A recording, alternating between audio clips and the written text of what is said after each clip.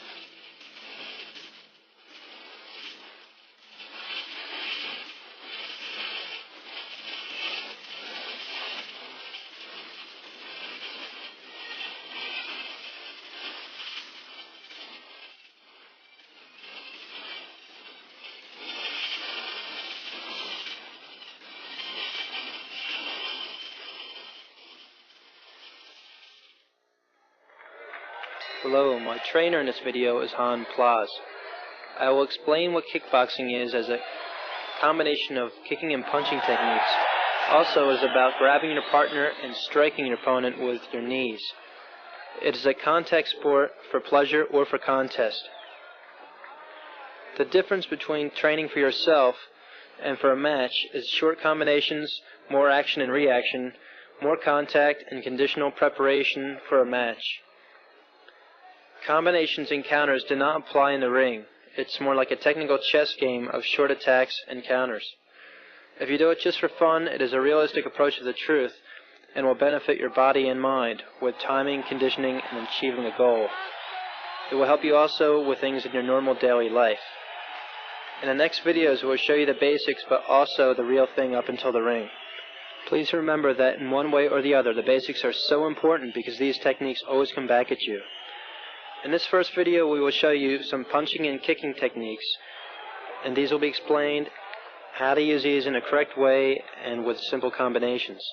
Our special attention goes to the techniques, balance and footwork, and basic stances. These will be trained on the heavy bag for distance and coordination. Every training we start with a warming up, jump rope, shadow boxing, running, and flexibility exercises.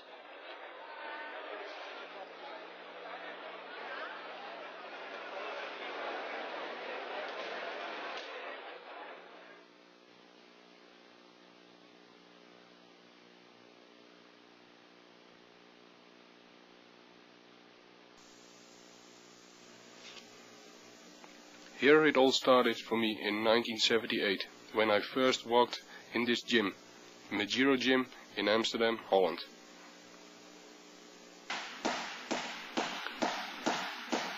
Like with all sports, we start with a warming up.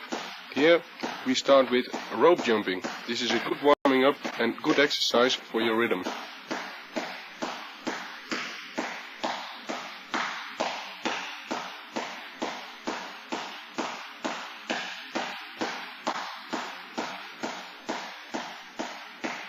Rope jumping can be practiced for 10 to 15 minutes or even 20 to start off your exercises.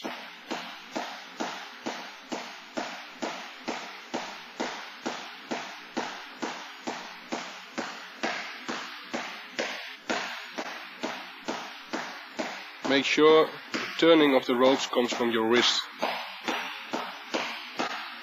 So keep your arms beside your body.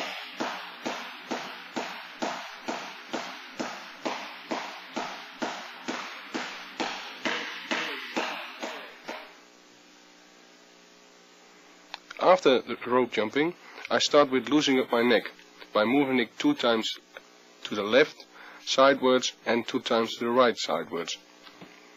After that 2 times forward and backward. Then we make a big circle movement to the left and to the right, so the neck is free to move every direction.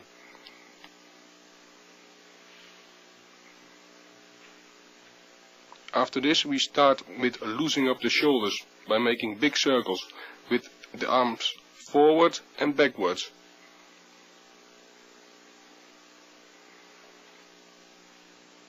The hips for the kick and knee. I rotate the lower body with stiff leg to the left and right.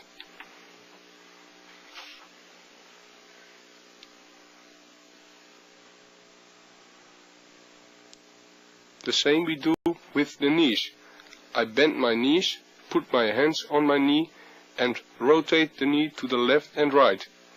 Keep your butt down.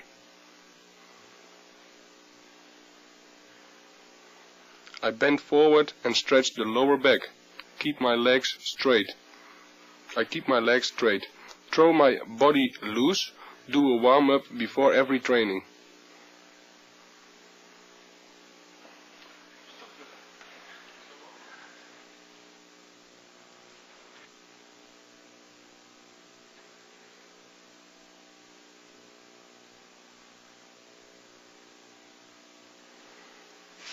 I have one basic fighting stance, with my left foot in front and my body weight is in the center, at all times. My hands are next to my body, and my other hand is next to my chin, and my left shoulder is forwards. From the side you can see that my legs are slightly bent, to have a good balance, and my weight is in the center, so I'll be able to step forward and backwards, to the side, and still keep my balance and the weight in the center.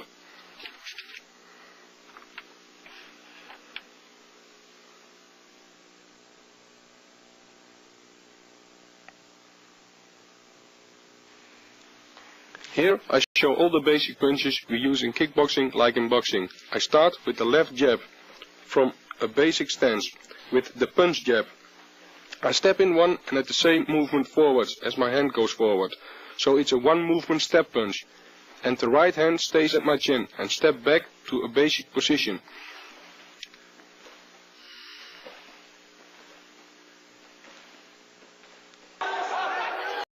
Here you can see the left jab in a fight.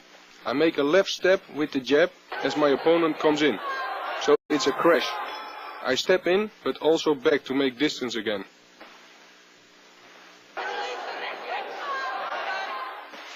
Right straight punch. Here you see I turn my upper body in the punch and turn my arm, keep my chin behind my shoulder and keep my balance in the middle.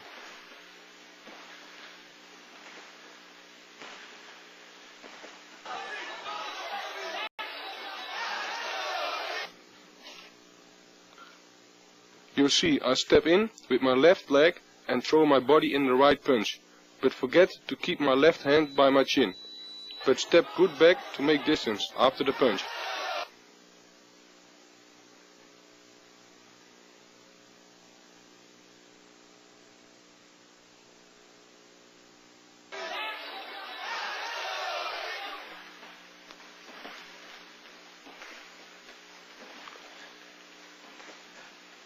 Left-right straight punches. Now I do the left and right in combination. So with the left jab I step in with left and the punch. As my left arm goes back to my chin, my right punch comes in and put my hips and shoulder in the punch and turn on the ball of my feet and step back to a basic position.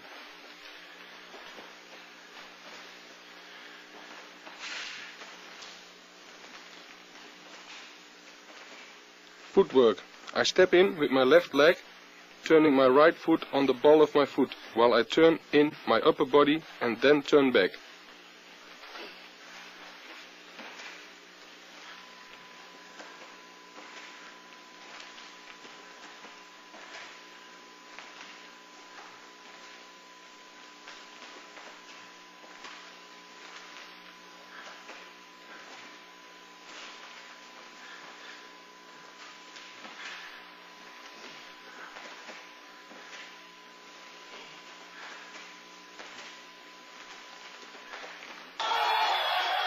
Here you see making a not so perfect left hook, while I'll step back.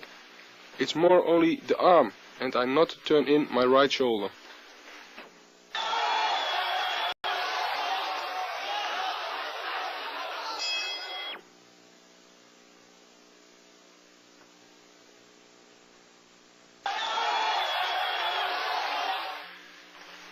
Right hook. With the right hook, I also step in with my left leg, and at the same time turn in my body, and make the right hook. My arm is go bent and left hand next to my chin, and step back to a basic position. Keep your chin behind the right shoulder in the hook.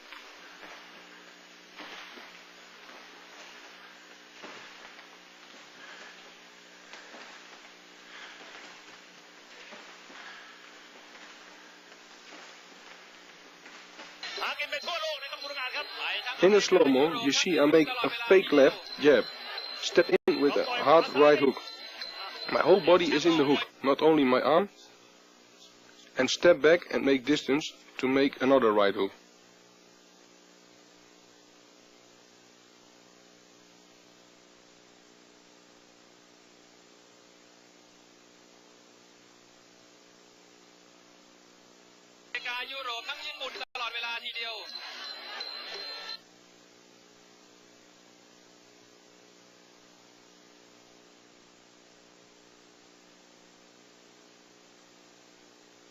So you can see the whole body is in the punch.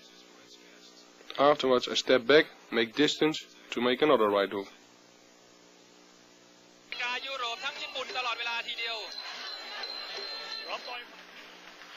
Left uppercut. I stand in with my left leg, turn my right shoulder in and turn back with a left uppercut.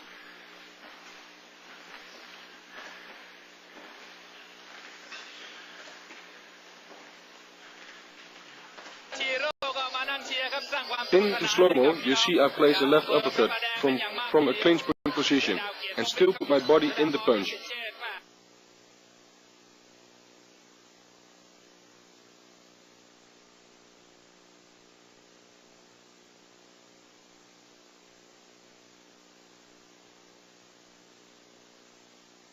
So you can see the shoulders and the body is behind this left uppercut.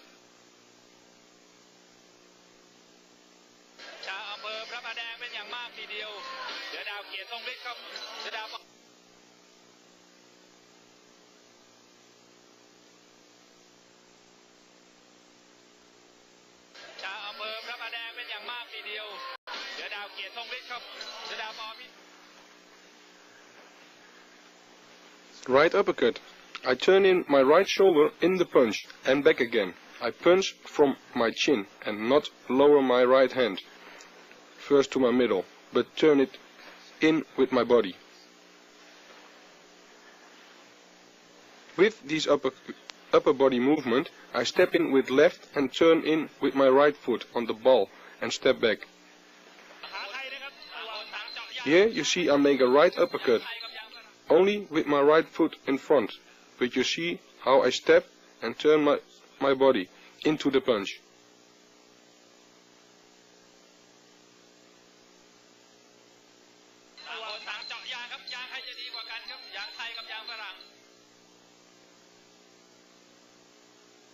So I step, turn in the body,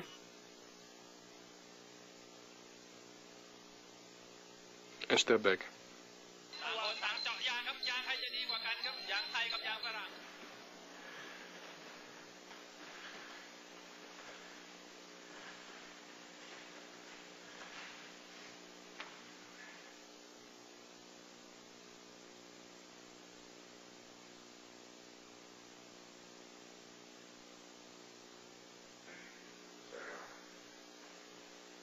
Here I show how to step with every punch. That's very important if you want to make more punches in a combination. Then you have to step with every punch to keep balance and distance.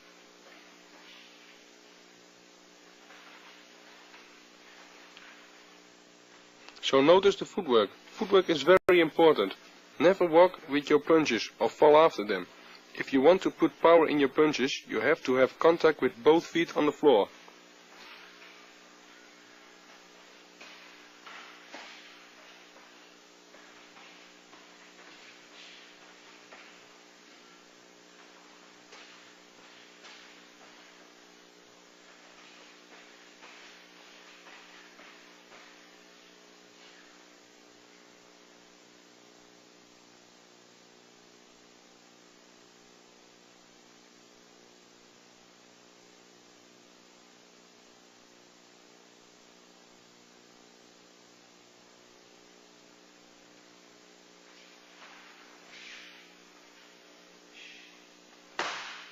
Here I show all the punches, but now on the back.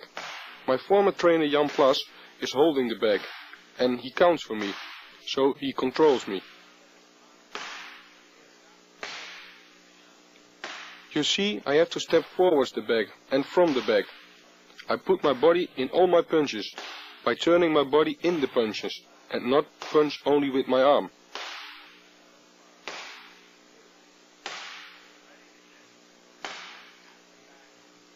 I keep balance by centering my body weight, and bend my legs to keep balance. Always pull your hands back to your chin.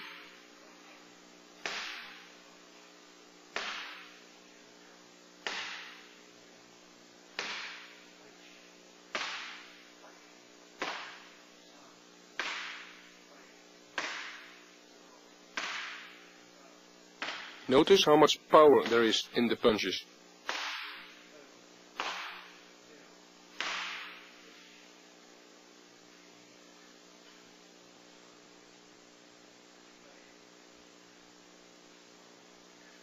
With the uppercut we practice this before the sensei.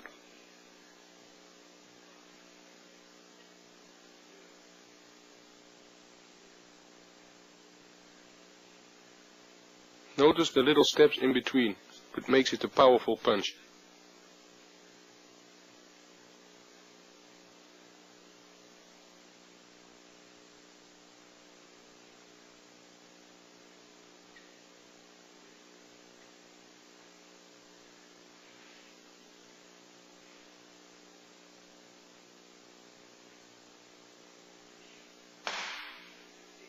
Especially with the body punch, I turn my body in the punch to get my body in the punch. So step forward the back and turn my right shoulder to the back. Bend my upper body a little bit and put my weight on my left leg. I turn back and stay with my body low.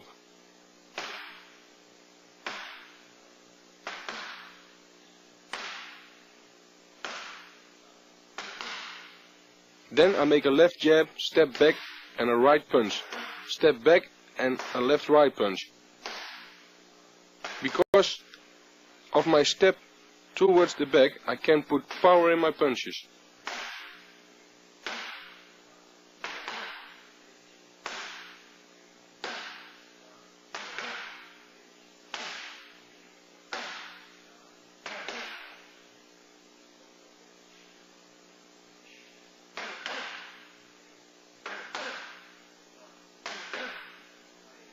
Now I am making a left jab and a right hook, and later a right punch and a left hook. In both combinations I step and turn my body in the punches.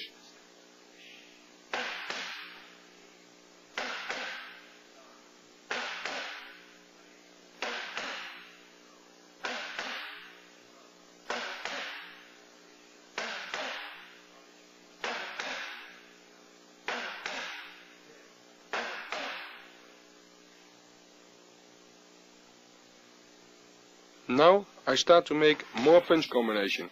Every counter is coming, one punch more is added at the combination. I started with a left-right straight punch, followed up by a left hook to the liver, and then a left hook to the head, finishing with a right hand.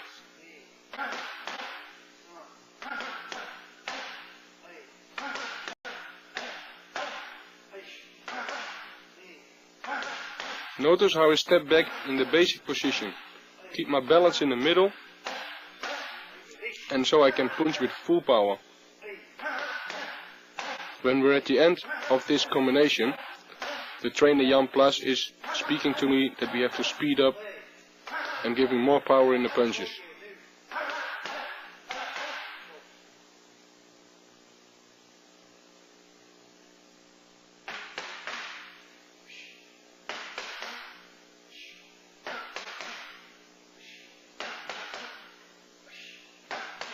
Turn your body in every punch and take time for every punch, and later turn up the speed and the power.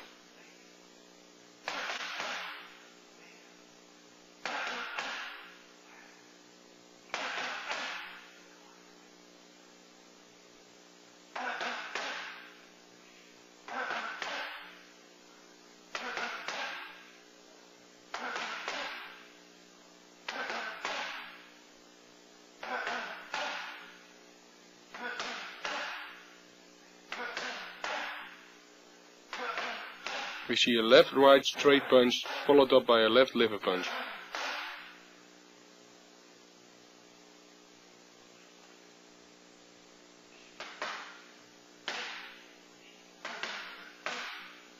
Now I'm starting with a left-right straight forward punch followed by an uppercut, finishing with a right straight punch.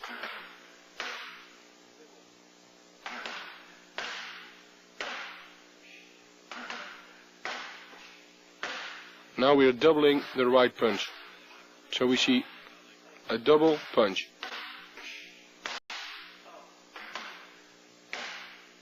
This is surprising your opponent. Now I make 10 right punches with full power.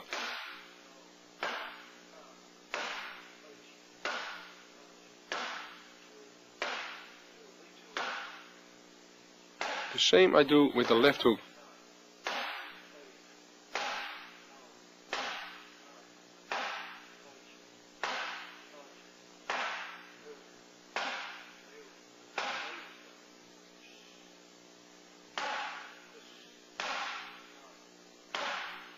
And 10 more, but now a liver punch.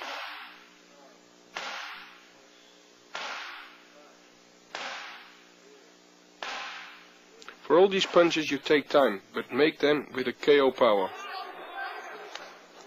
Here you see some punches with KO power.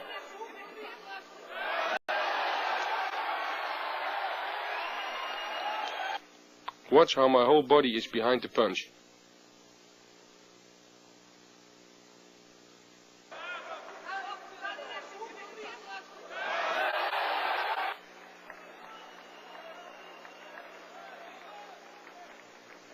You can see I'm with both feet on the ground while giving the straight right punch.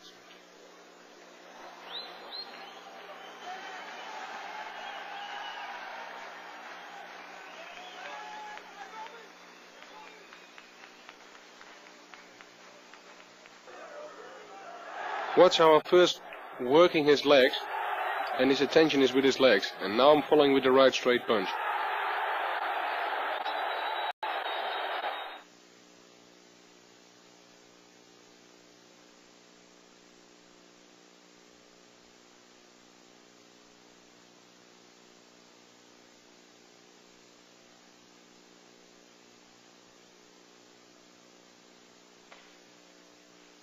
Knee techniques.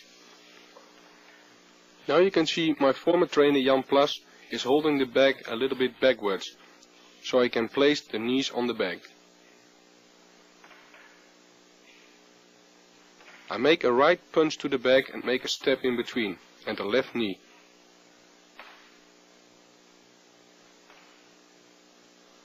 Then I make a left jab and a right knee.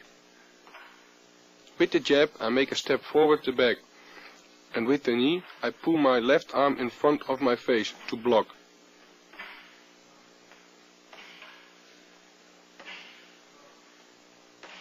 Then I make a left and right knee after each other in a rhythm. Make the punches in between with the steps to keep distance.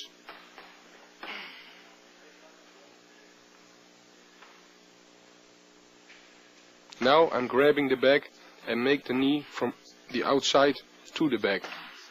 I step with my left foot over my right foot and swing my right leg up and turn the bag with my right knee on the bag.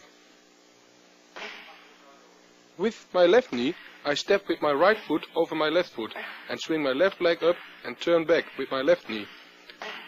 Now I do this in a rhythm after each other and turn my body in the knees.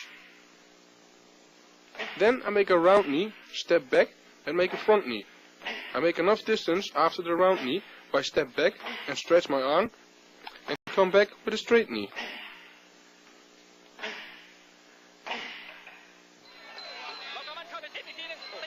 Here you see some knee in a real fight.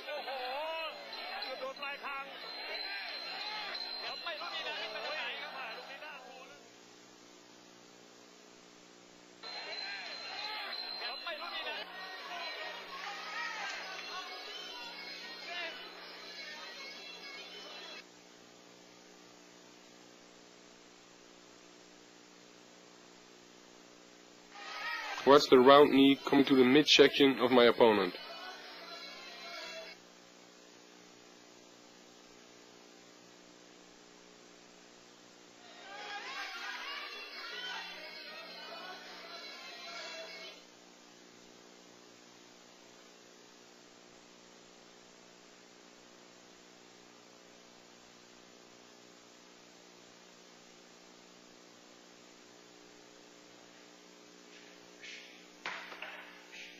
We use in kickboxing not only the normal front kick, but most of the time a push kick. My trainer holds the bag backwards and let it go. On that moment I lift up my knee to my chest and push the bag away. This kick is to keep your opponent away from you. I do this left and right. Later on I do this in a rhythm after each other. In the beginning this is difficult to stay in balance, because you have to put your weight in your kick.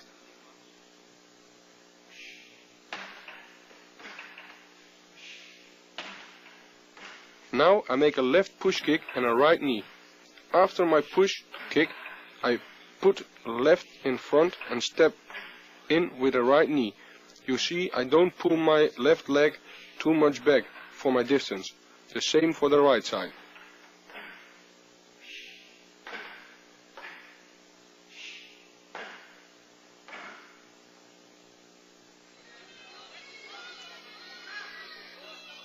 Here we can see some push kicks to the body and face.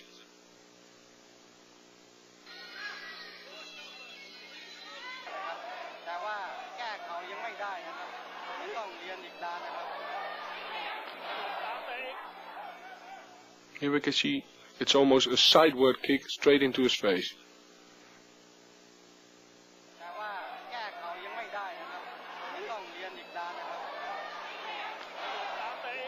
Again, after my kick, I try to step backwards in a basic position, to move back from him and get the ideal position to counter.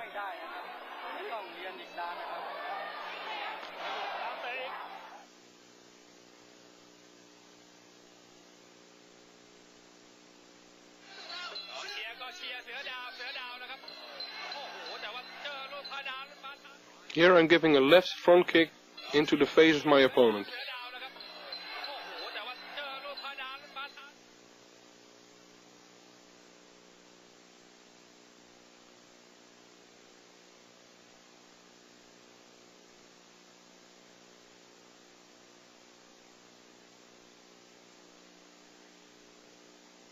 For the roundhouse kick, we take the banana bag. This is a longer bag than a normal boxing bag. I make a left jab, step sidewards and forwards to the bag with my left leg, not straight towards to the bag. I kick with my right shin on the bag and pull my left arm for my face to block. For the left kick, I make a right punch and step in between, not straight towards the bag, but now to the right, to put your body in the kick, and kick with my left shin on the bag. Now I pull my right arm for my left face to block. Then I make left and right kicks in the rhythm after each other, with the steps in between.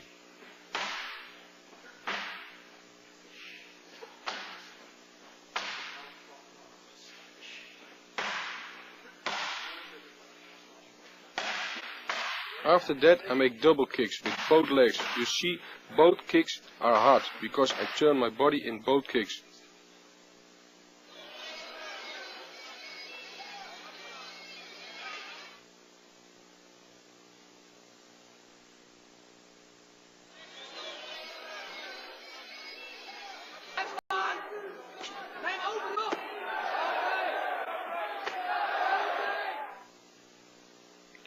After the front kick, I'm countering with a right punch to the head, which makes his defense go up, and I'm countering with a body kick.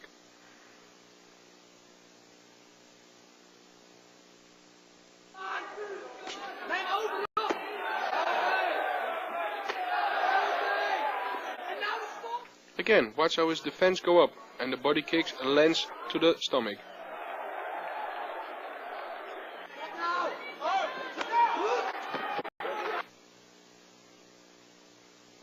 Of course, the body kick can also be used to stop your opponent from coming forward.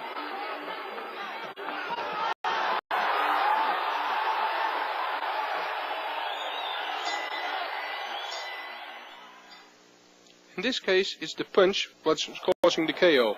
The body kick after the punch brings him off balance.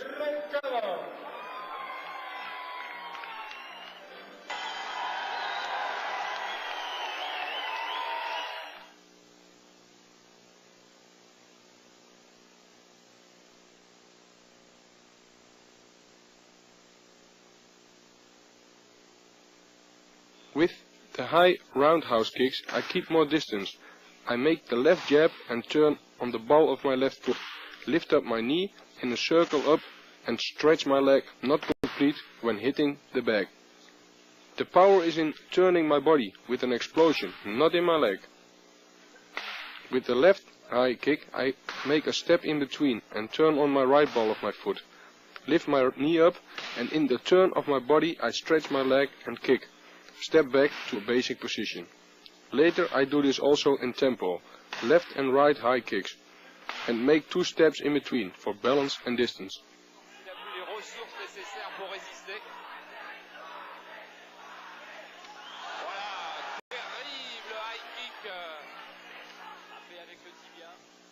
Watch how my shin is hitting my opponent.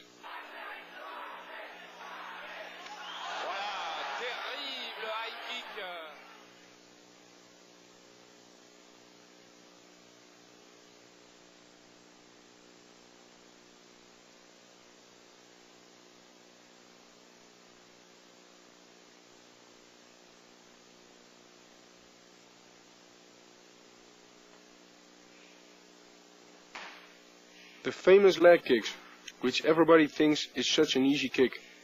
But to do it right, and at the right moment, it's not easy at all.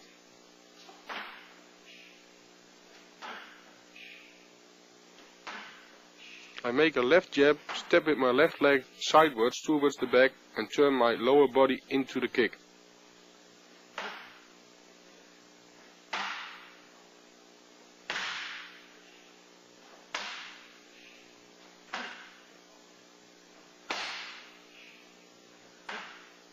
After giving the low kick, I giving a middle kick and then finishing with a right kick. Middle and high.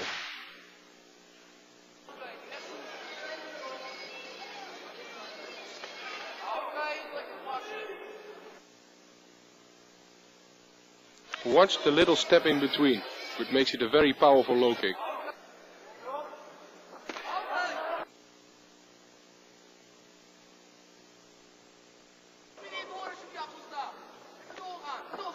You can see a low kick doesn't always have to come from a front leg.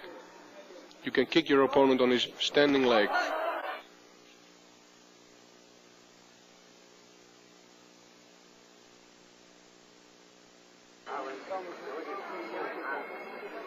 In this case it is given on the front leg.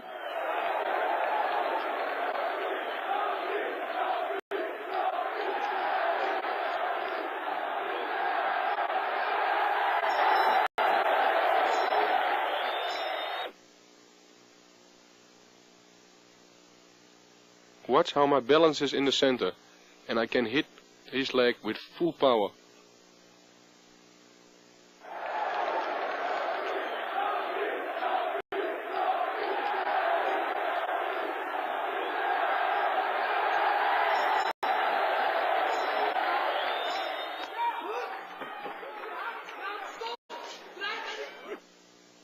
In this case I'm stopping off my opponent by giving him a right kick to the body.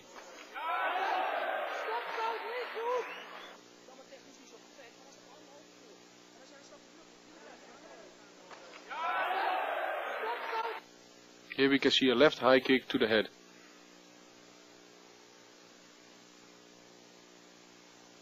Qui recule donc.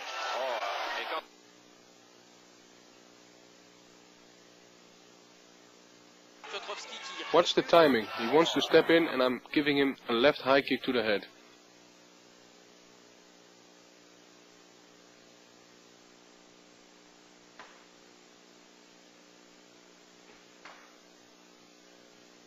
Here I show why you have to step sideways, forward to the back or your opponent, and not straight towards the back or opponent.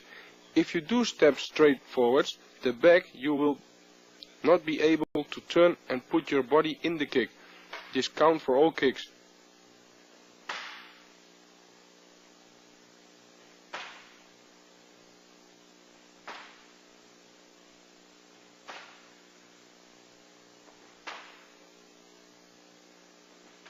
When I step to the side towards, I can put my body in the kick and have a better impact on my target. So first I show how I do it wrong and then how to do it right.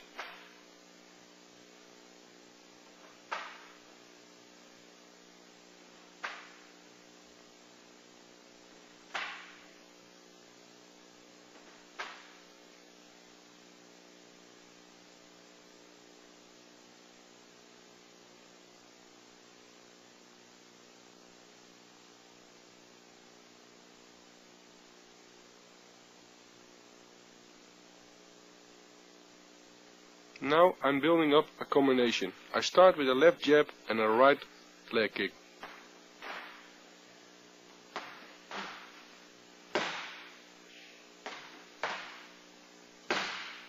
After this I follow up with a straight right punch.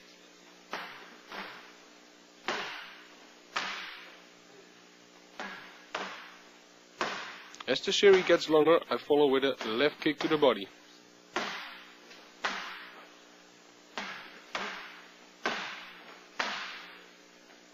Try to do everything with full power. Keep your balance in the middle and throw your body behind all the punches and kicks. I am making a left jab, step in with my left leg, make a right kick. Turn my body and leg back and take a step in between and make a left body kick.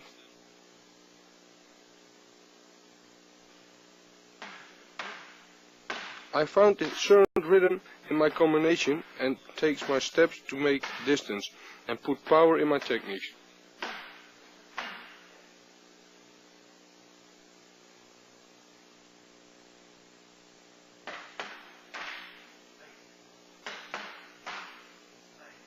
Here we can see a right left, right high kick combination.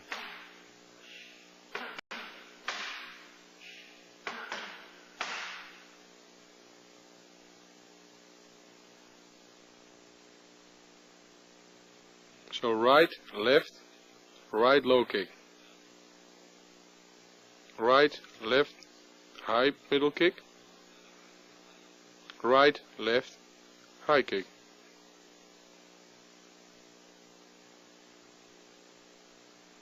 Left, right, left kick.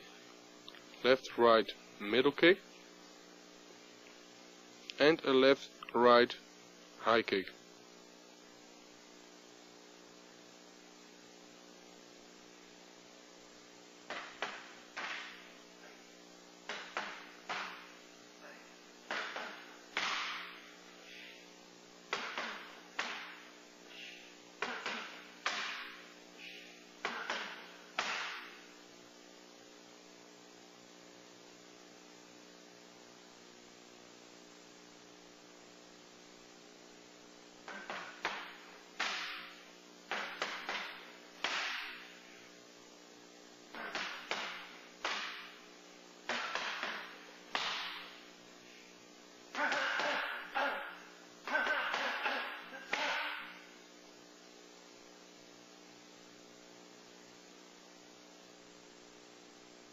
I start off with a left, right, left liver punch and a right low kick. Then follow up with a left, light, left punch and a left high kick. So again, left, right, left liver punch, right low kick, right, left, right with a left high kick.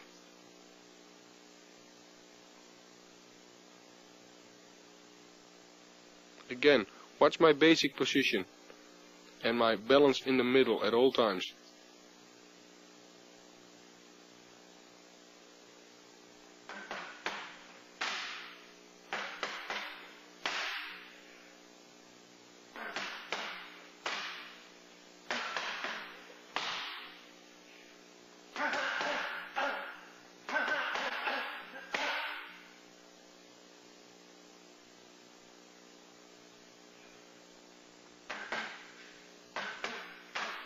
I make a left-right straightforward punch and my trainer makes a left hook.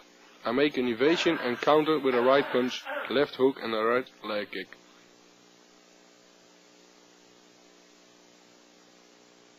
Watch, my trainer makes a real left hook, so I really have to make the evasion for the punch by bend through my knee and go under the left hook through.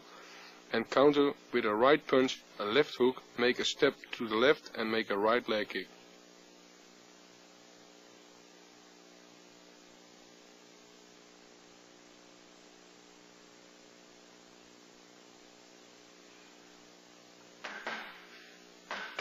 Try to find a rhythm for these combinations and keep balance when you're making the evasion.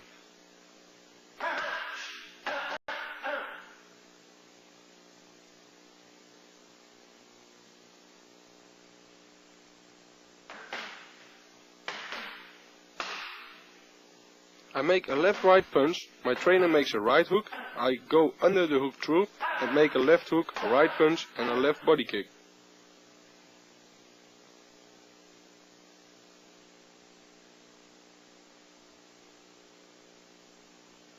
When I make the evasion, I turn underneath in a circle to avoid his punch, so I can counter the back with a left hook and then the right punch.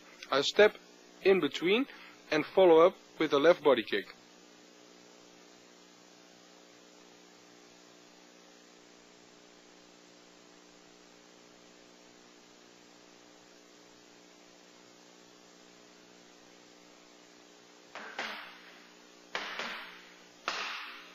You see, I keep balance when I make the evasion, and the power in the hooks comes from my leg.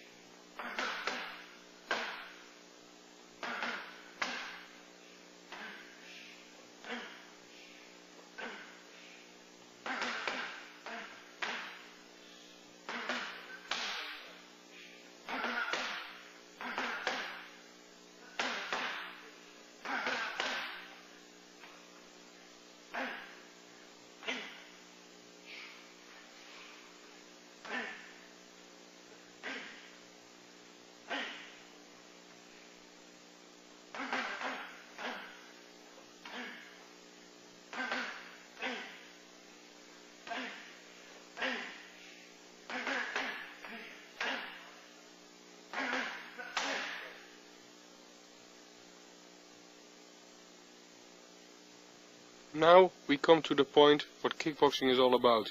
To make combinations between arms and legs and knees.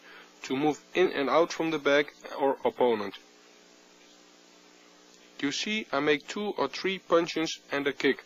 Then I make distance and start all over again. I never stay too close to the back or opponent and can see what my opponent is doing. Sometimes I grab the back and make some knees.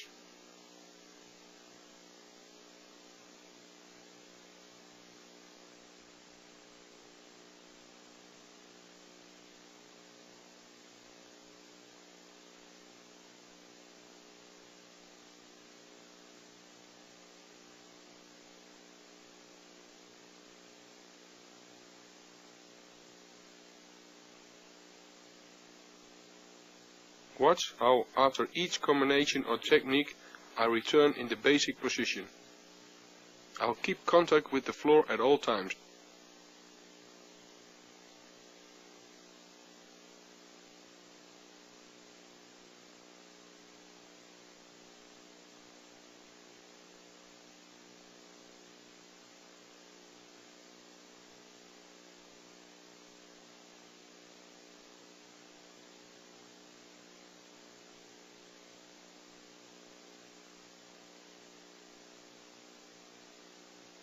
By this way I'm using the back as my opponent.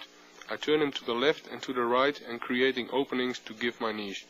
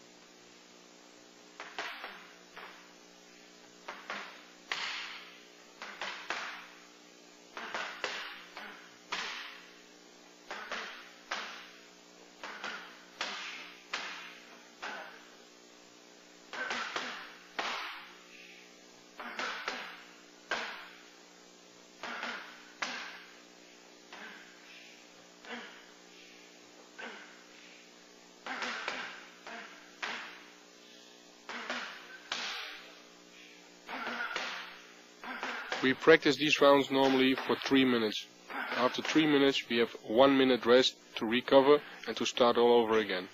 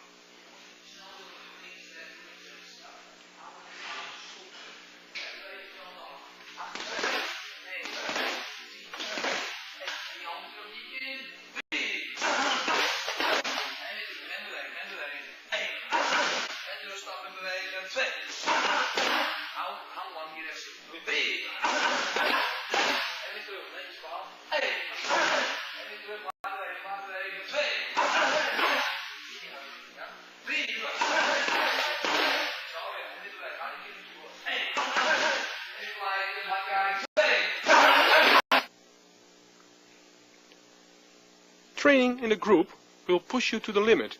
It is the atmosphere and the rhythm which keeps you going in a group training.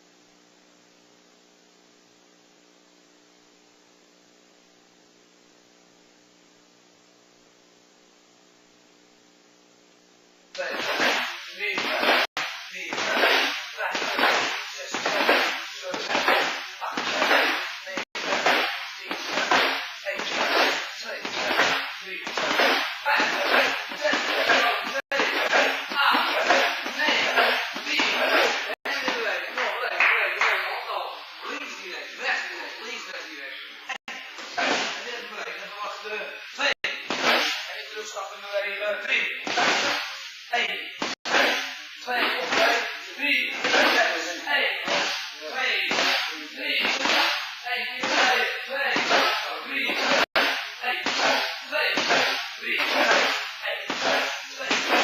Andre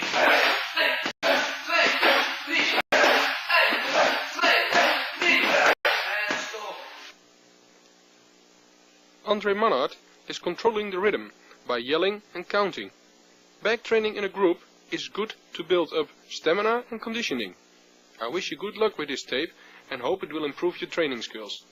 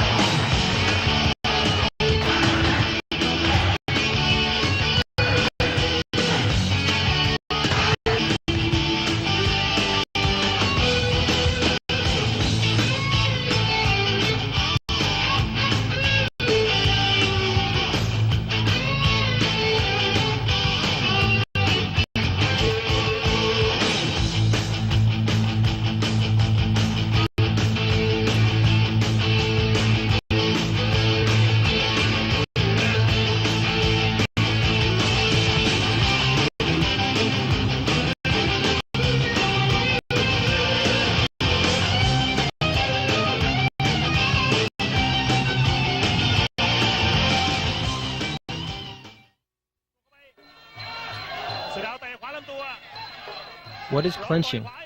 Clinching is when you're grabbing your opponent around his neck and he's also grabbing you. The purpose of clinching is to try to move your opponent into the right position and place a knee technique. The more you pull your opponent off balance or onto his wrong leg, the easier it is to set up a knee technique. Clinching is often used in slowing your opponent down or interrupting his rhythm. It's not only about power, but also about the combination of timing and power and other skills. It also involves very heavy conditioning. It's therefore very important that you use the power of your opponent as well. You can also use the knee techniques without the clinching as an attack or as a counter.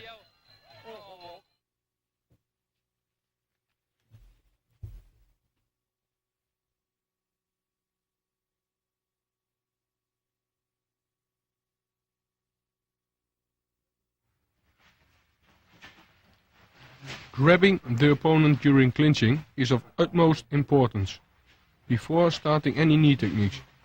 In order to do this correctly, we are tugging our partner around his neck and your partner takes you by holding his arms around you.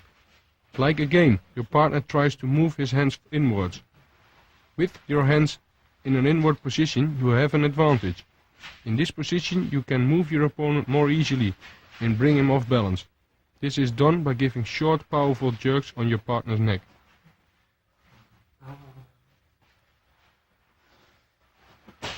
What's the short, powerful jerks?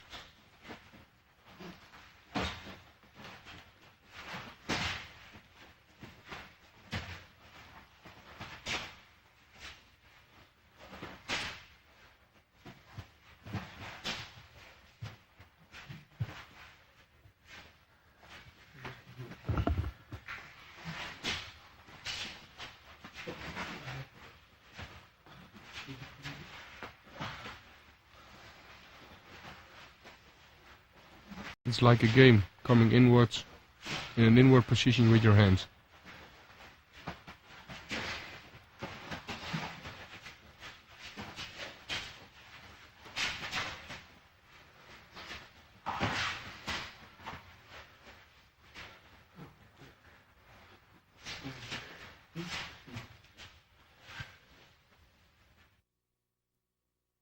Make sure that during clinching you stand up as straight as possible, so don't let yourself be pulled down. By practicing this you will enforce your back and neck muscles. Again, start slowly. Also, the footwork is important in order to remain always in balance. In order to avoid off balance, make only short steps and stand as close as possible to your opponent, so you will give him no space for a knee technique.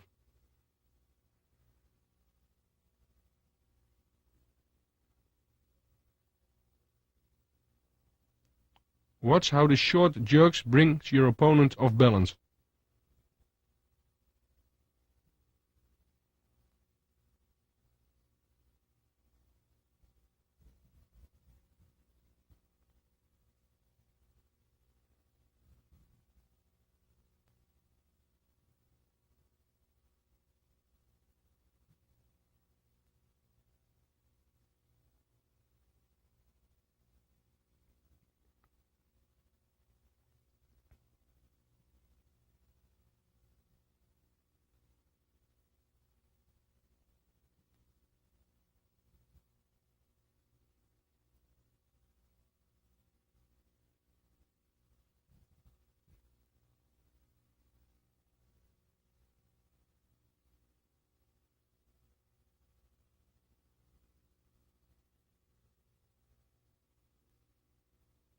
Watch my position. I stand up straight, move inwards with both arms and then grab his neck.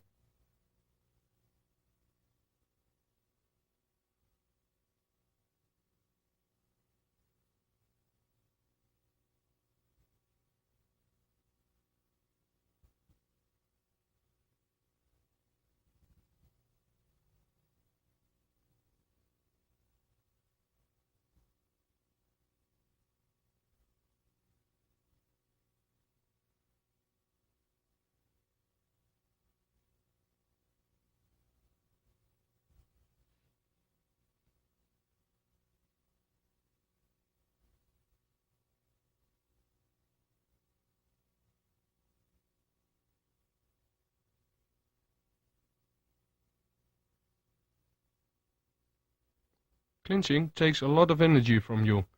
As in regular boxing they rest, here we're just starting.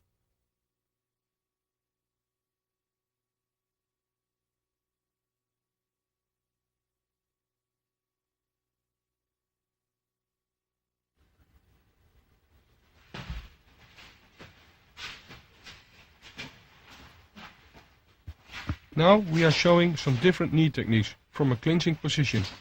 For example, the so-called left and right round knee.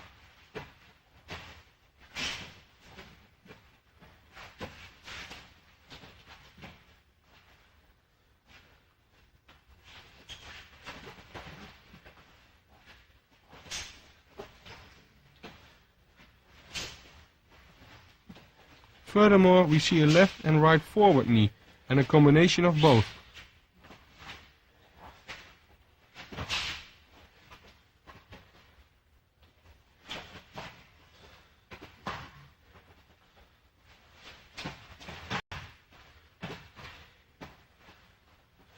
Now we can see a right round knee followed up by a front knee.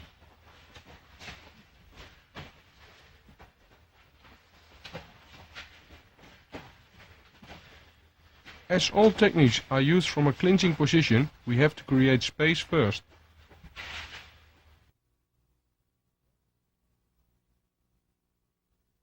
Grab your partner with your hands in an inward position around his neck and step with your left leg over his right foot. Swing your right knee upwards and turn backwards with a knee.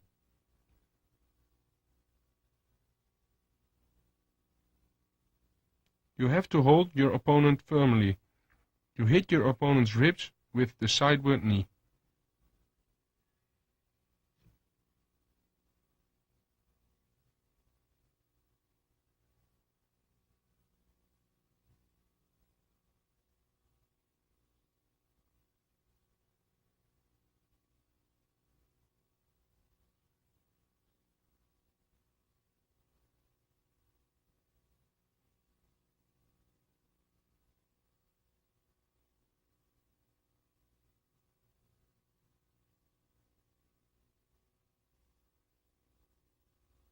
You can see I'm creating space for while following up with the knee.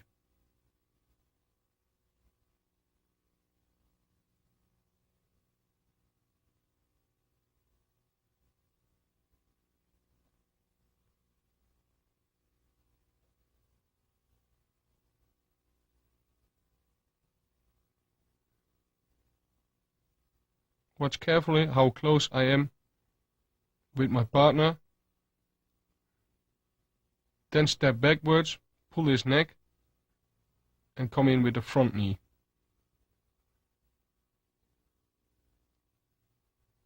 Watch how I stretch my back.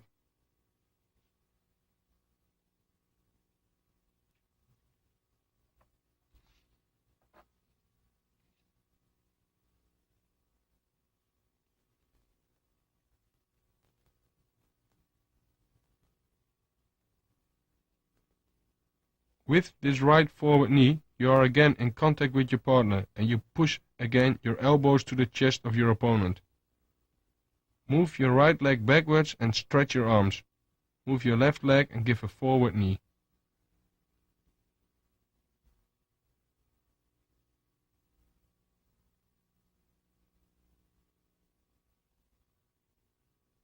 With a double knee, place in a round movement and forward.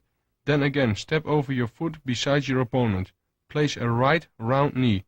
Join and make a step with your right leg and finish with a right forward knee.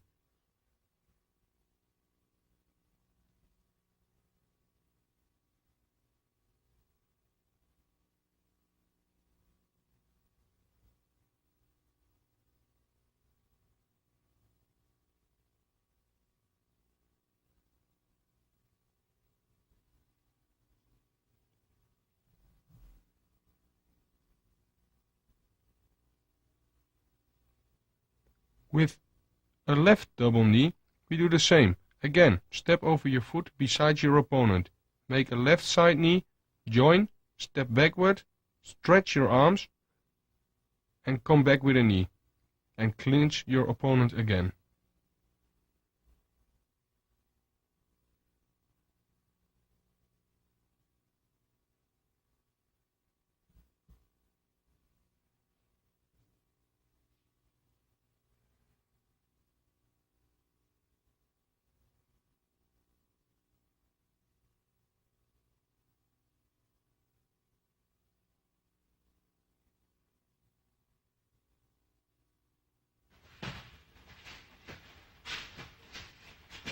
Make sure that always your opponent is grabbed around his neck from the inside and that enough space is ensured for every knee attack.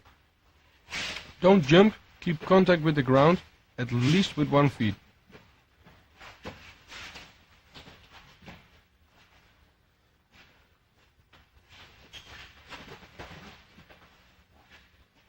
Watch how I bow my back when I give the forward knee.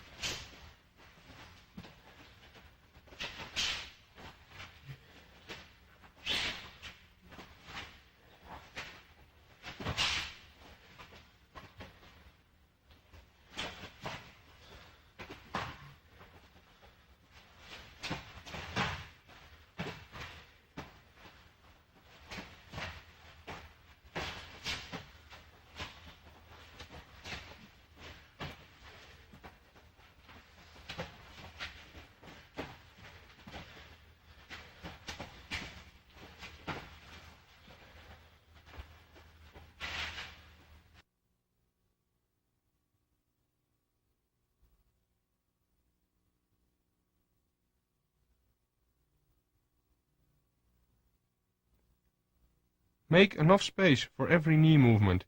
Again, step forwards and this holds especially for a forward knee.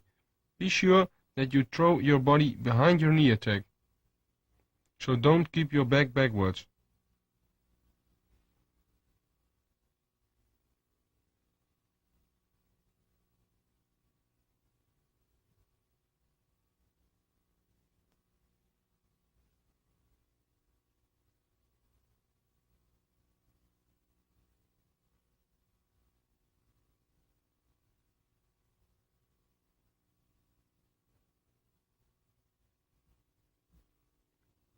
Watch how I am creating the space to place my knee.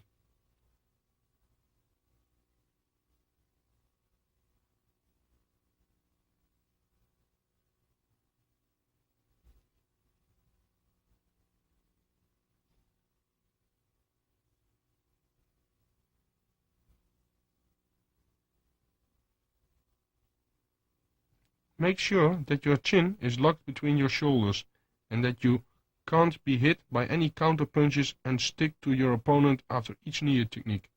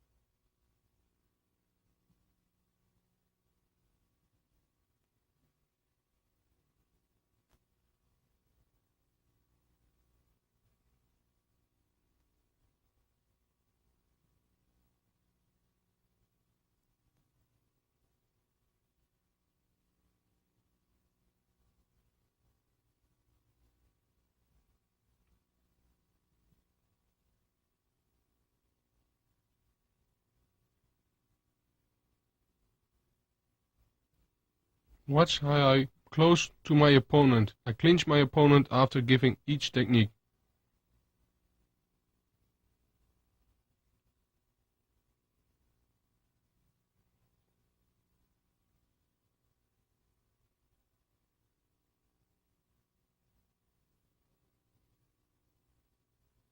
With a double circular knee forwards with your left leg, your foot will not touch the ground after the knee, but it moves without hesitation backwards. You're stretching your arms, keep your back round and hit backwards in an explosive way.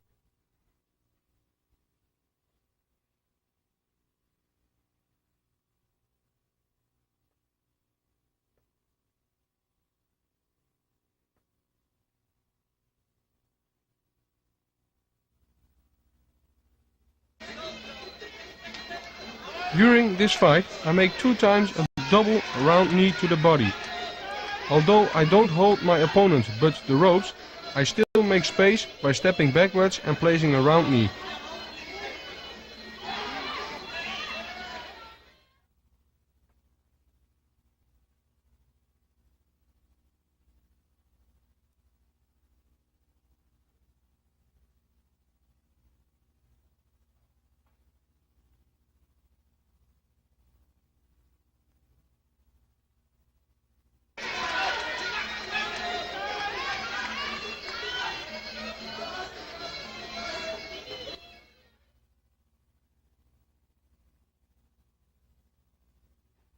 I hold my opponent tightly. I make space and place a knee around his defense.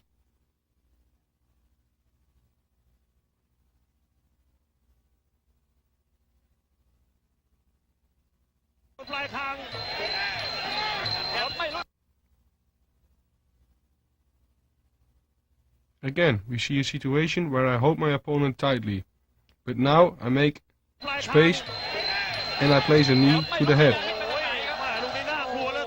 This technique is only possible if you are creating enough space.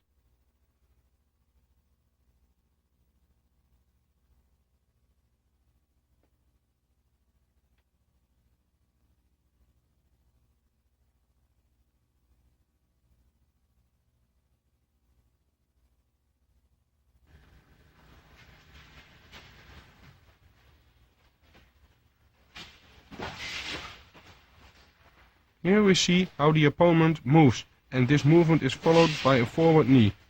This is a complicated movement, a combination of stepping, pushing and pulling, and therefore we will treat this technique step by step.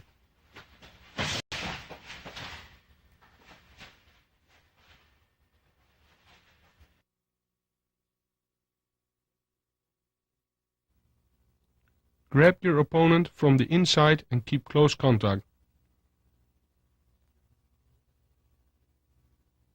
Step with your right leg around the left leg of your opponent and follow this movement with your left leg. At the same time you pull with your left arm and push your opponent with your right arm and elbow beside you. Do this till your arms are stretched and then make a forward knee and afterwards have again close contact.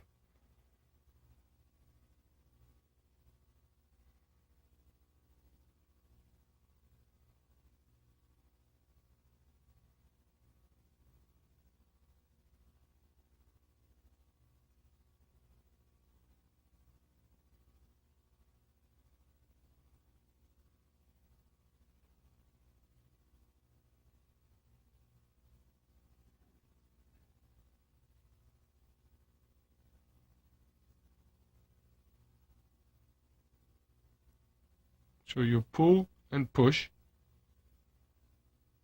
and follow up with the right forward knee.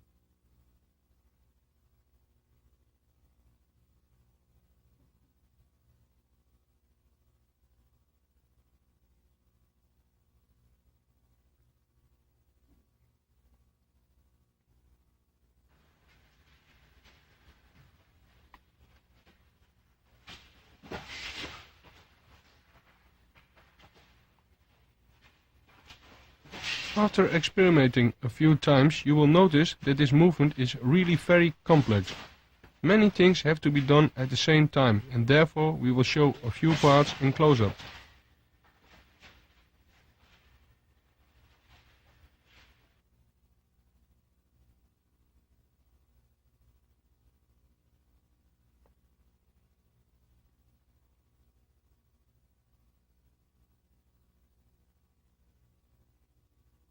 Be sure that you are in close contact with your opponent with your hands inside. Step with your right leg around his left leg, following by your left leg. Again, pull with your left arm and push with your right one, your opponent beside you. You have to do this in one single movement. With a strong short jerk, you have to move your opponent in such a way that you create the ideal position to place your right knee in his solar plexus.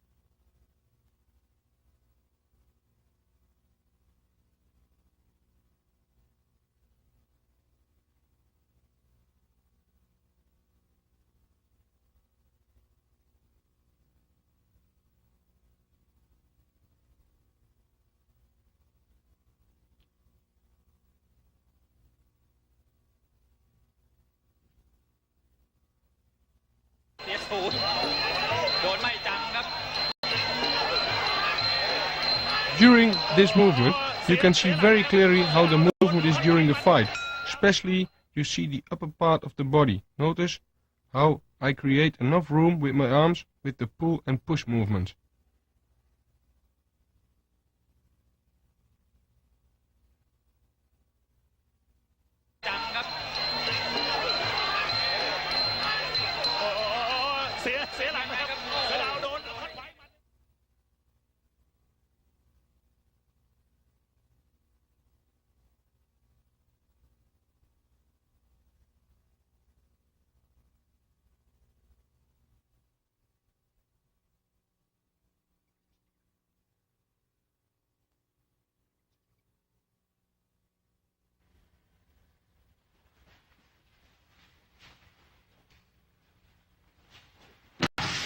Here you see a close-up of the footwork. Notice the steps that are being made and how the opponent moves.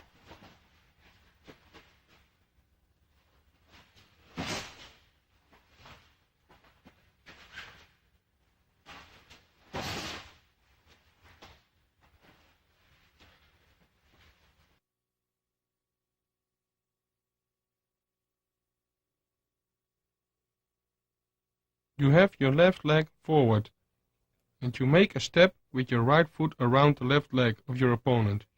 Join your left leg and turn at the same time your whole body around. Examine this carefully a few times. The movement of the feet is one of the important points of this technique.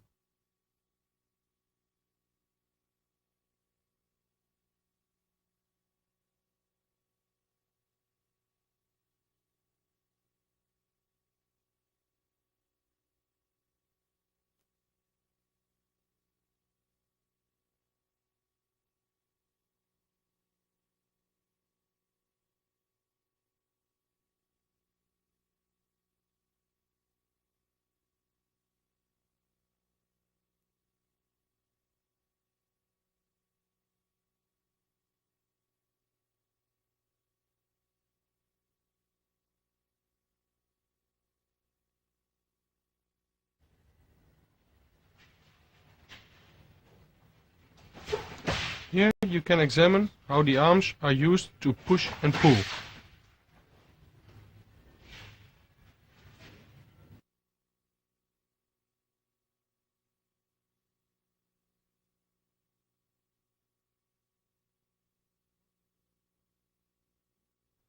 Watch the left arm. It pulls while the right arm pushes. In this way you move the upper body of the opponent.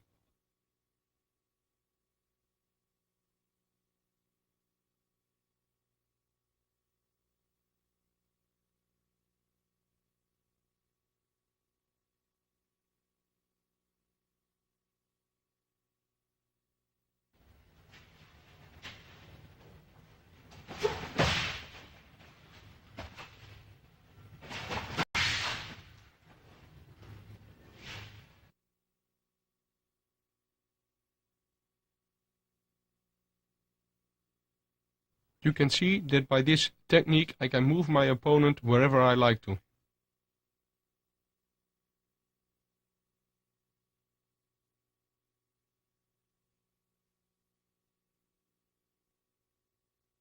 As well to the left as to the right side.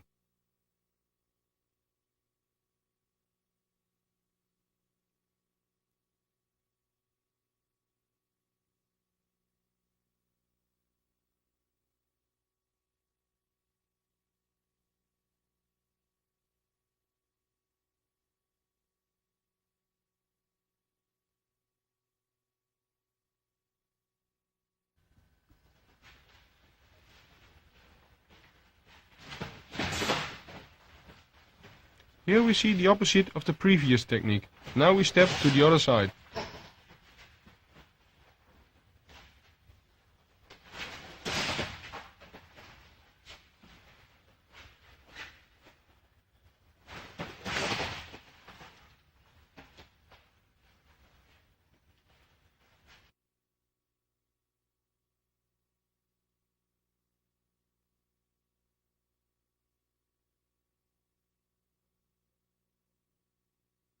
Now I step with my left leg around his right leg. I pull and push and notice how my right leg in a single movement follows. I stretch with my arms and follow with the left knee.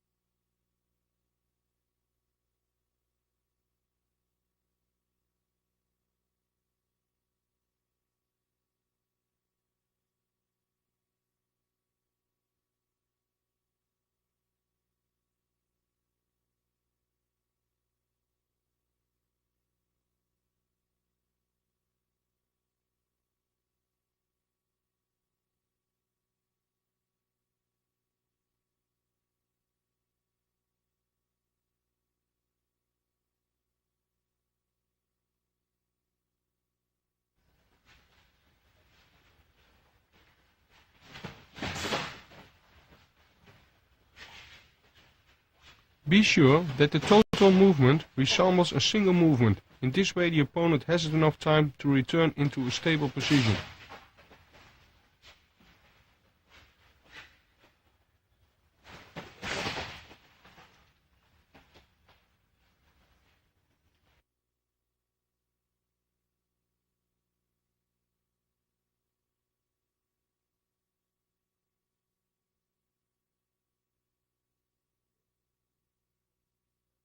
Be sure that you move your opponent beside you and not only step around him, otherwise you're off balance.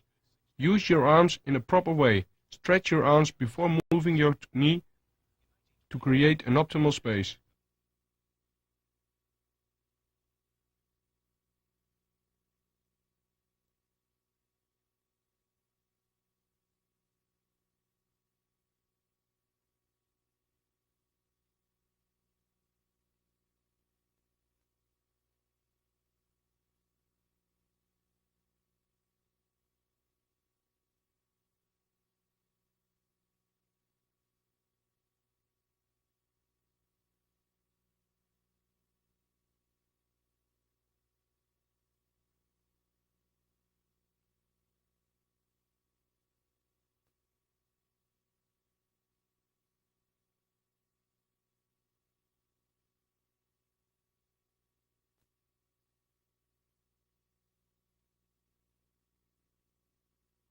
Again, after the technique, you clinch your opponent. You're as close as possible.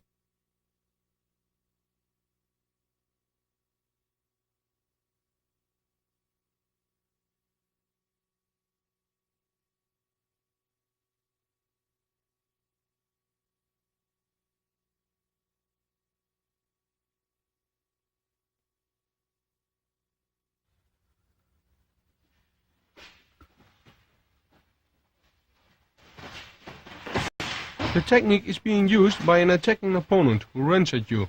Now notice how the opponent is turned and moved.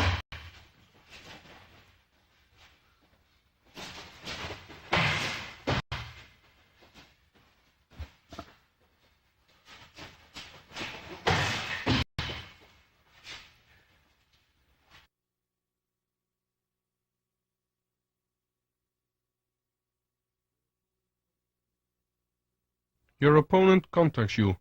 Take him with your arms and step with your right leg around him. Move your opponent into the ropes, following with the right knee.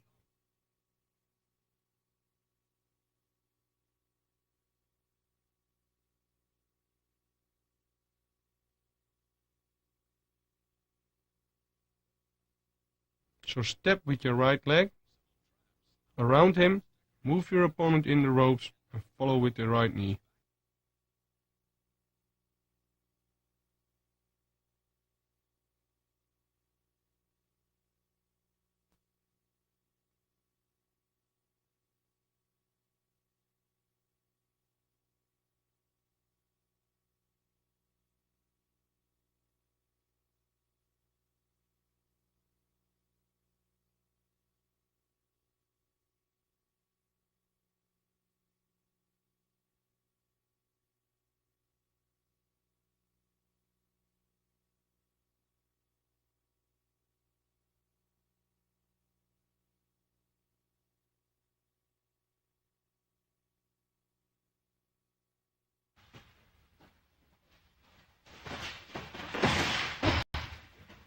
You are using the weight and speed of your opponent. How faster he comes at you, as the more quickly he becomes beside you.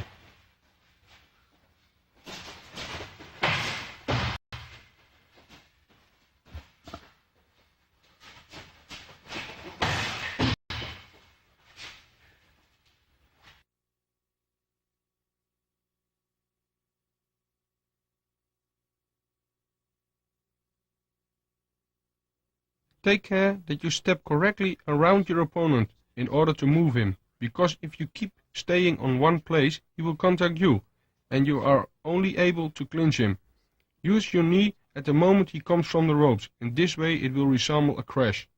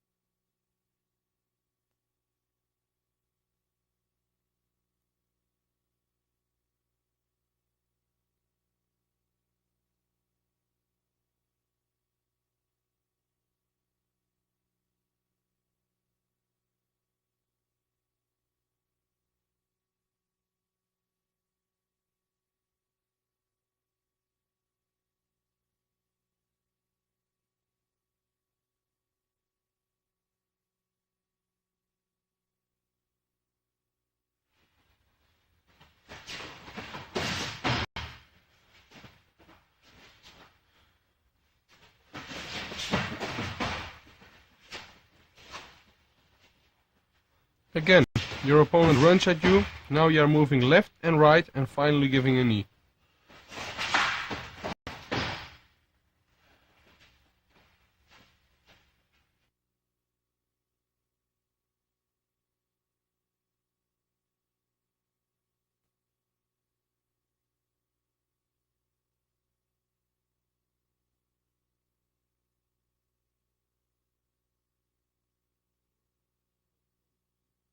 Start this exercise slowly and increase the speed if you are controlling this technique.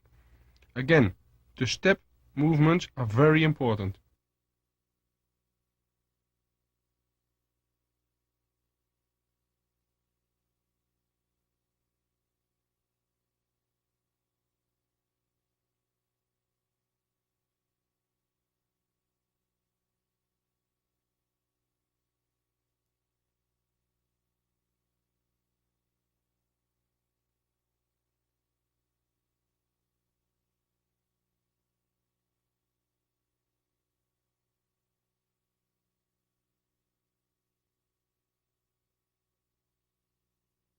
Watch the step movements.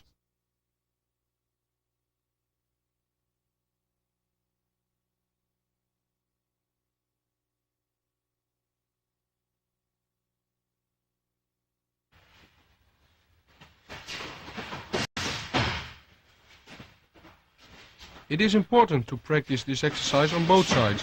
The reason is that your opponent always has a weak side, where he is off balance.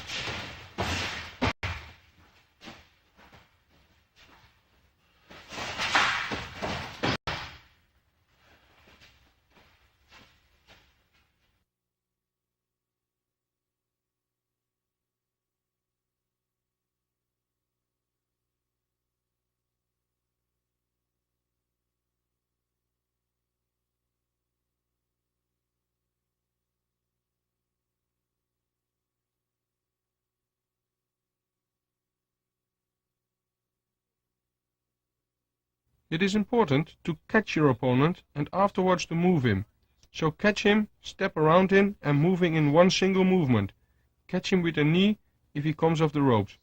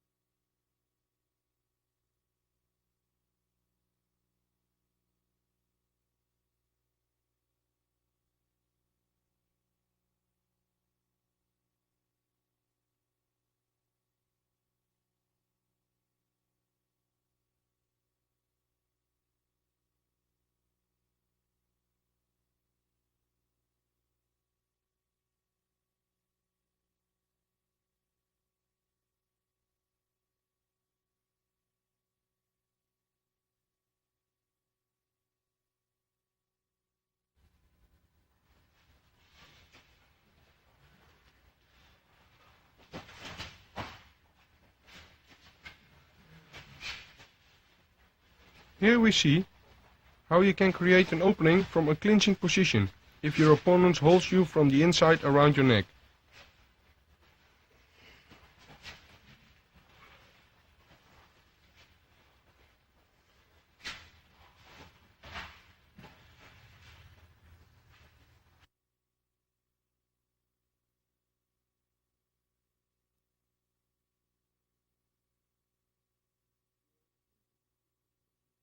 You are in a clinching position and your opponents hold you from an inside position around your neck.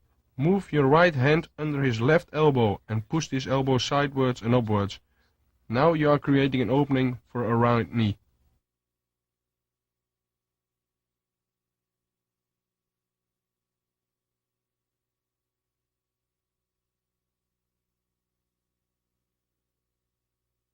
So move your hand under his left elbow and push this elbow sidewards and upwards.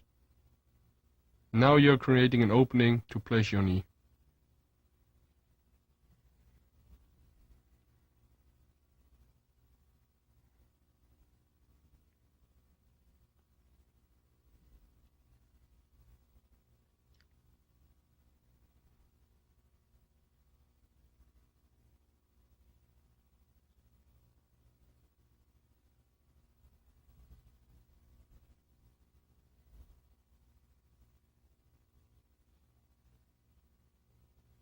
we practice this both sides.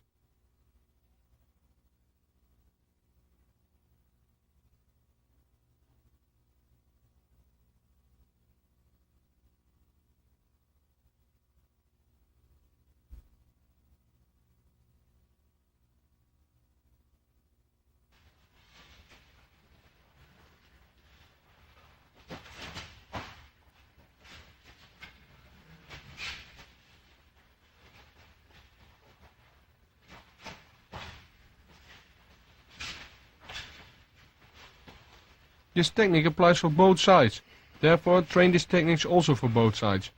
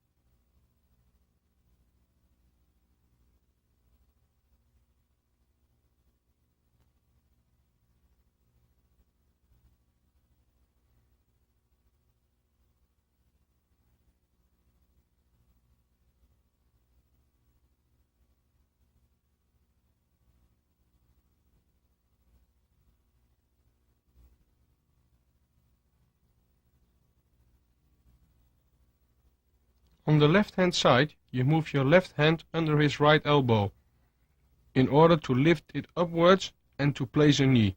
In order to move under his elbow, you have to bend a little bit while keeping your other arm around his neck.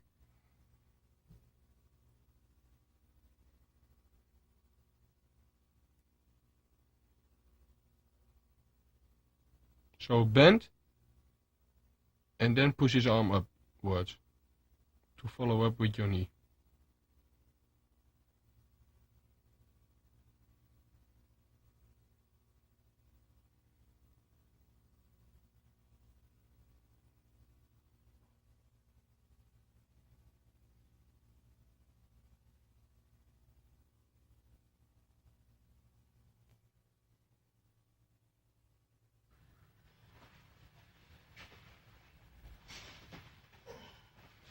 Now I will show you how we can block different kinds of knee attacks.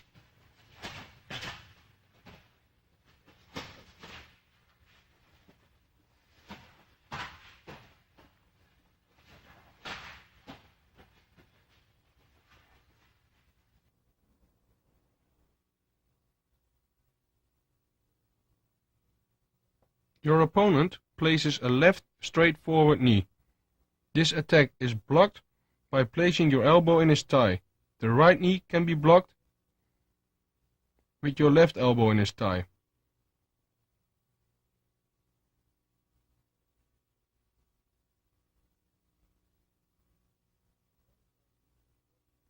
A round right knee is blocked by pulling upwards your right knee before the knee of your opponent hits the target.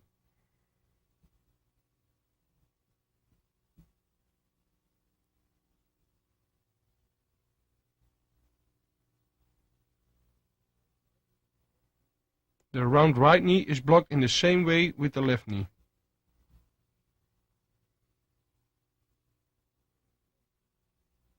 It can be blocked with a left knee and a right knee.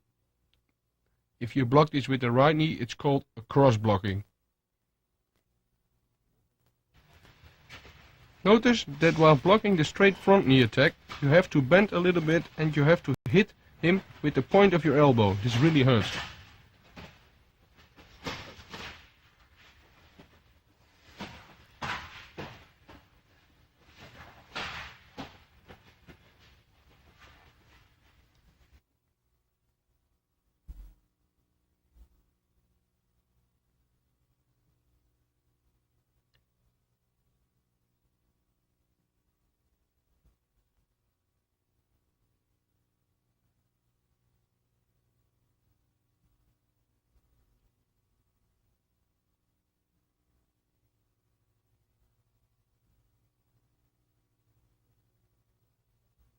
Just when your opponent attacks you with a round knee, you lift your knee upwards. Notice that this happens just in time to retain balance. Notice that this can be done with both legs.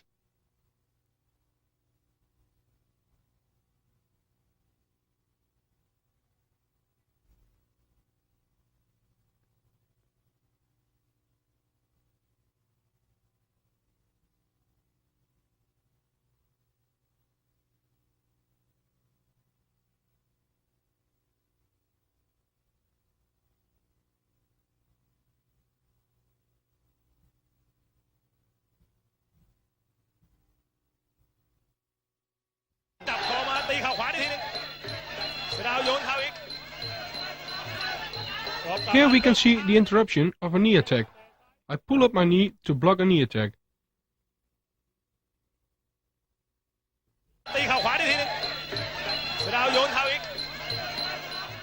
The more power my opponent will use in his attack, the more he will get hurt.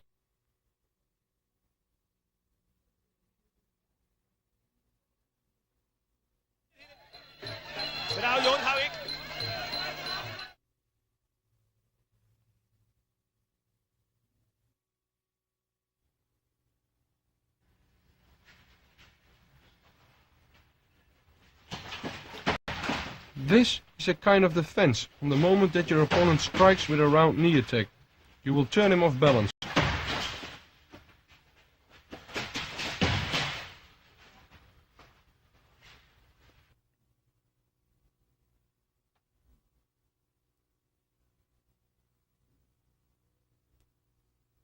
You are in a clinching position and your opponent wants to strike with a right round knee.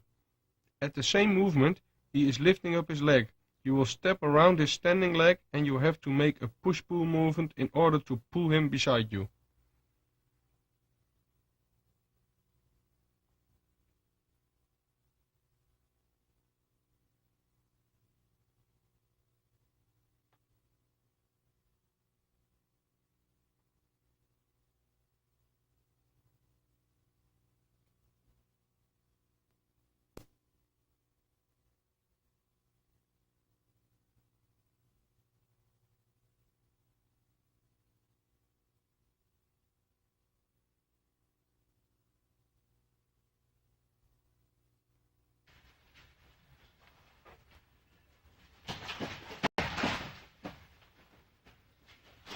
When your opponent is striking with the other knee, you will strike him with the other side, and you will pull him at the same side where he is giving the knee, so pull him off balance in order to counter.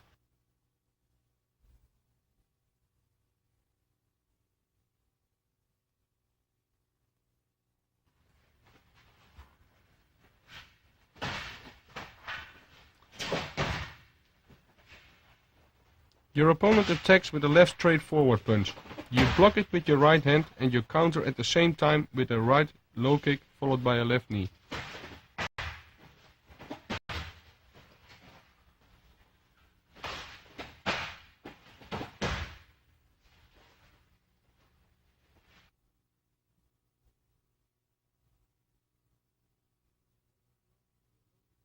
Make sure that your low kick counter is done very quickly, so your opponent has no time to step backwards.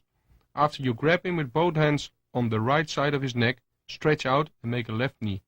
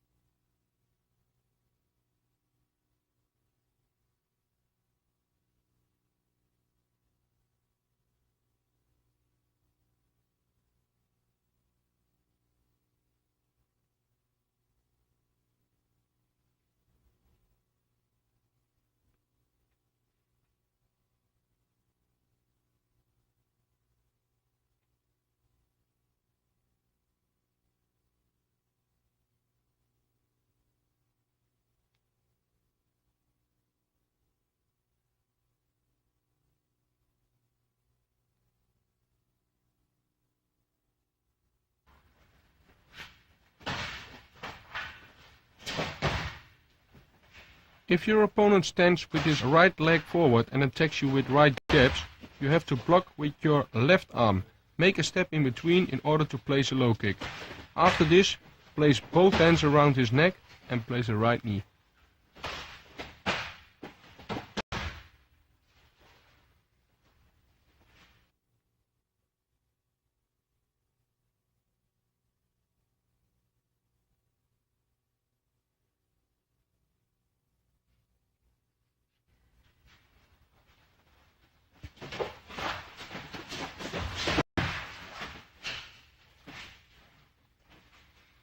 This technique is used mostly by the Thais, grabbing the kick leg and push you in the ropes, and attack with knee techniques.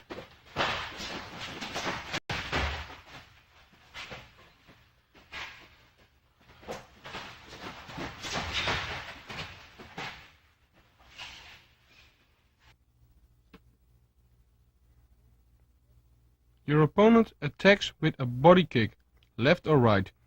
You grab the leg on the moment it makes contact with the other hand. You push your opponent back to the ropes, and at the moment he bounces back, you attack with the knee.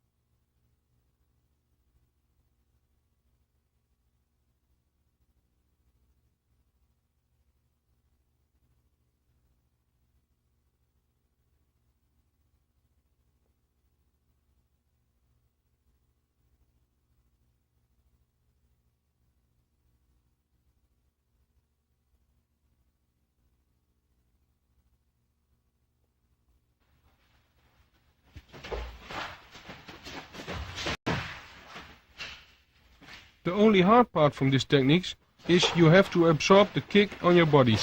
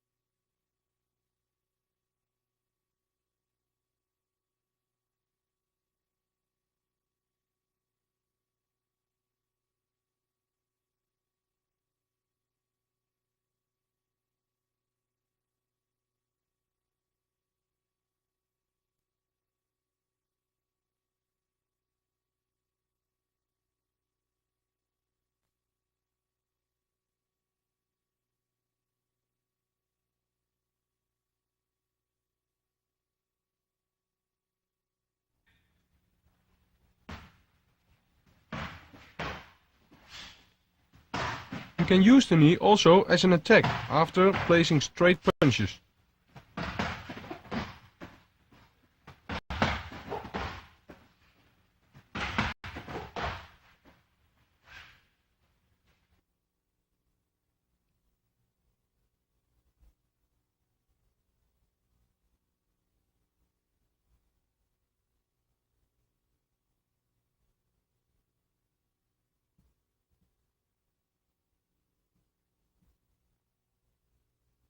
Make a left long jab to the face and follow with a right knee. Make a good step forwards after the jab to make a good knee.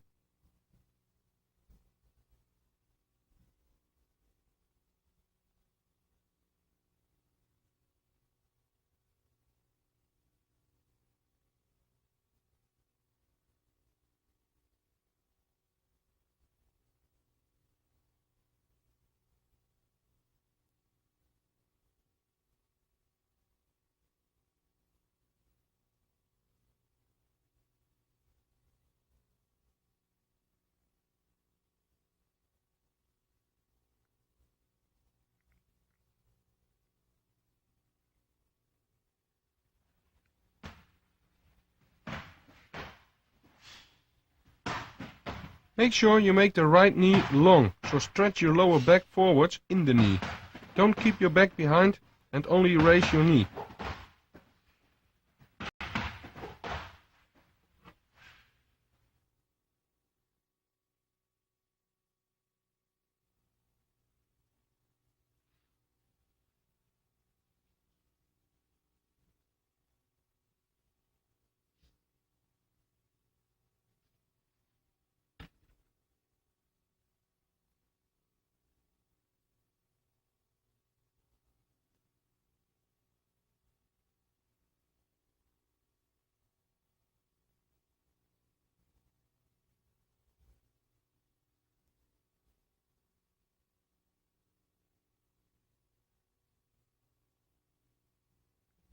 For a left knee, you make first a left and right punch to the face.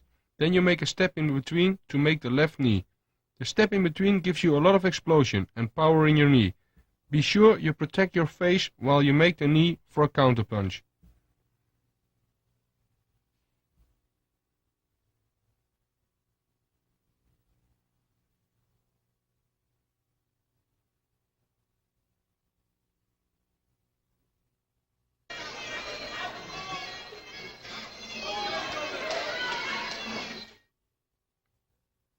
Here you can see how I block the punch and grab with the other hand my opponent's neck and place the knee technique.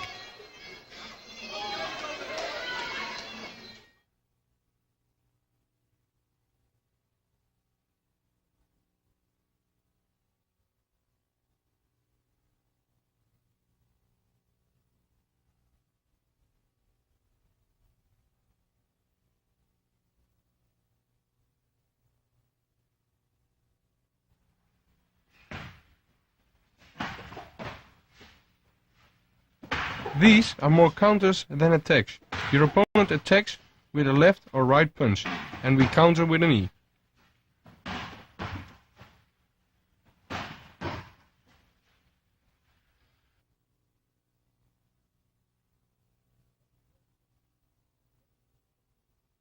The left jab comes, I block with the right hand, take a step in between and make a left knee. Keep your face protected while you make a knee.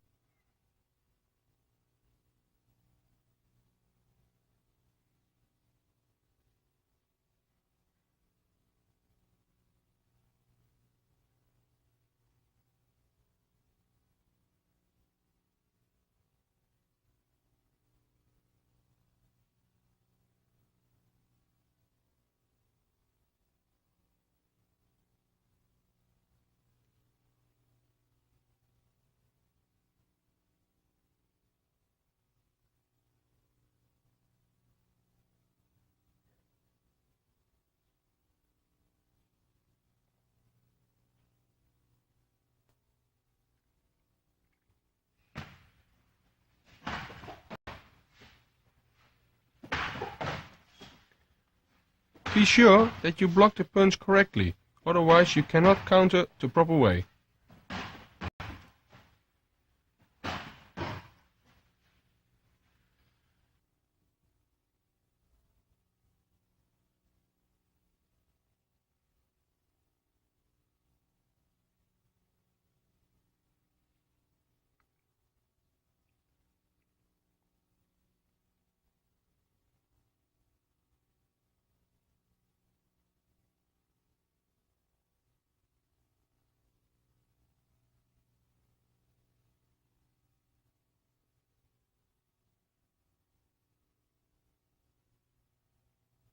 With the right punch, you block it with your left arm, and while your opponent is leaning in the right punch, you make your knee.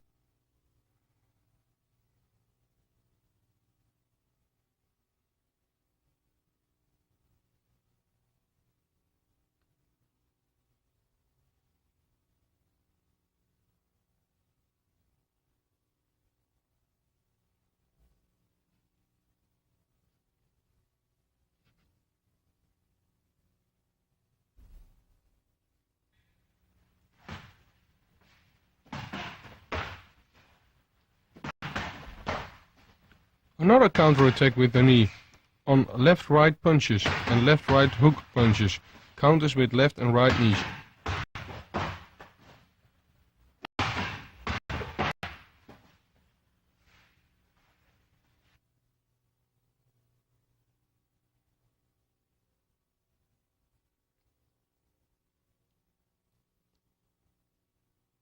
The opponent attacks with a left and right punch. I'll block and counter with a right knee.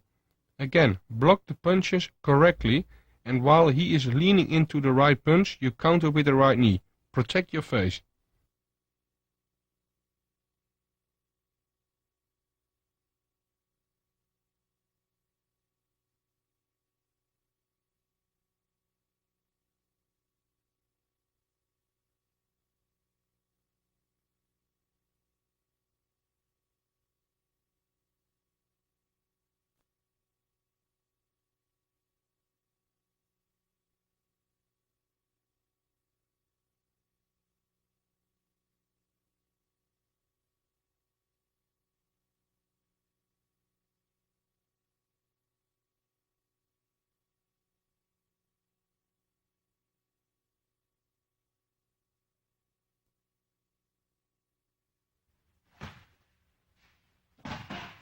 Here we have an attack with a left-right straightforward punch plus a left hook. We block the left hook on the gloves, and at the same time we make the step in between and grab with your left arm around the opponent's neck and make a left knee.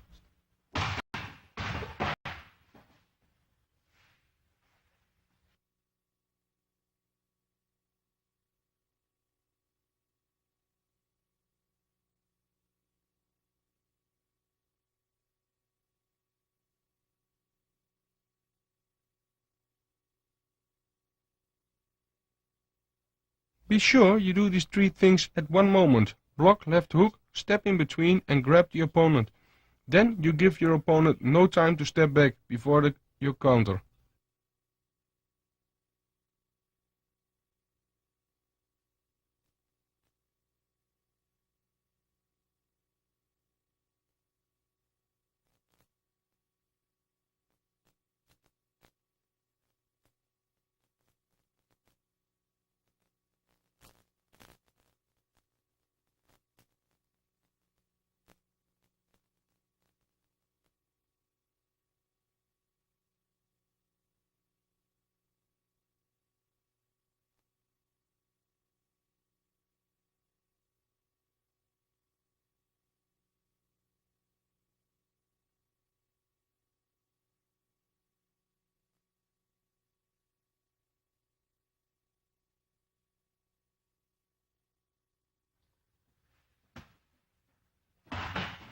Besides the left hook, we also have a right hook, and there's not much different for your opponent in movement in between a left-right straight punch or a left straight punch and a right hook, so be aware.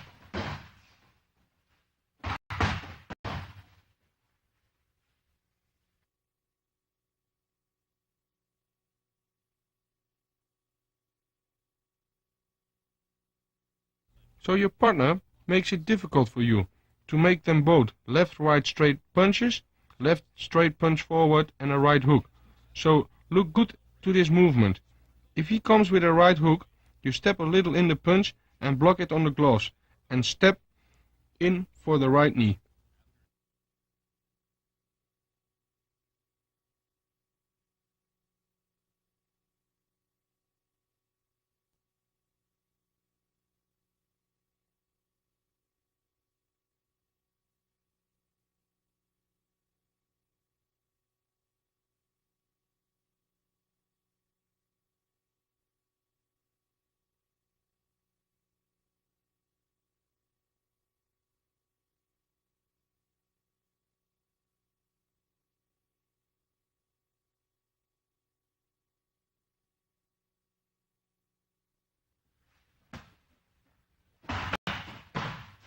The left-right straight punch combination stays the same like before, so block the punches correctly and step good towards your opponent with your knee attack.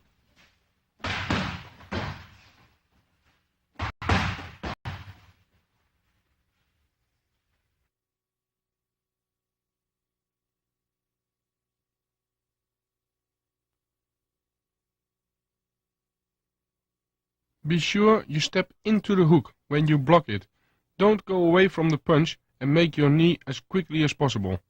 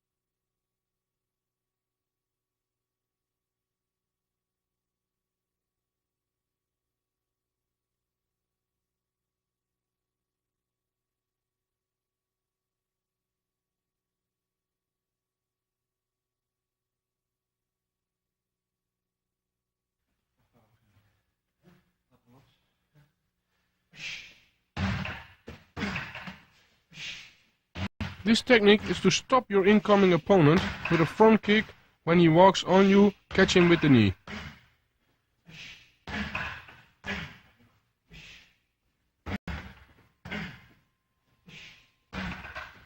Do this both sides.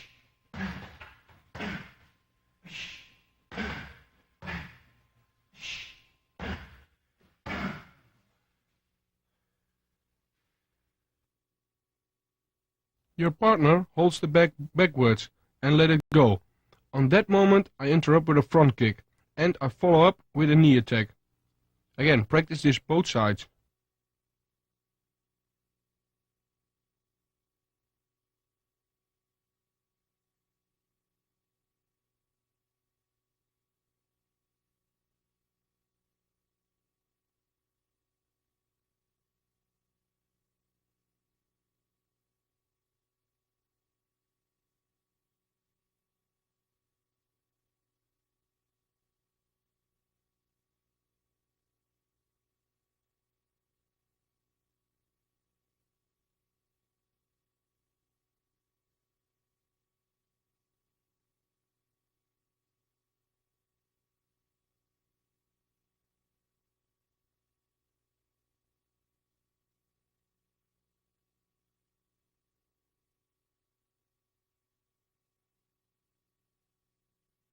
Notice how I return in a basic position. And I keep my balance in the middle.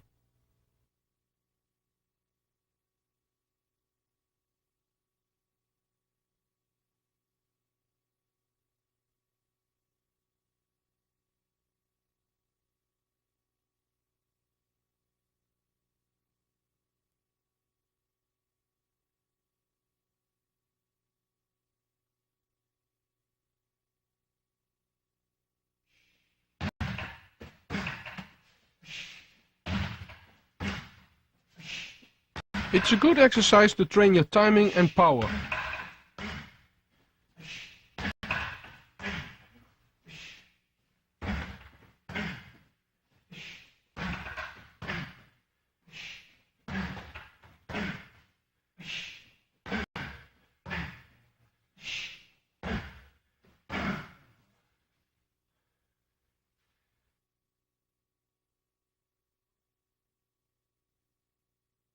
Try to push the back away with the push front kick, and when the back comes back again, you give the knee.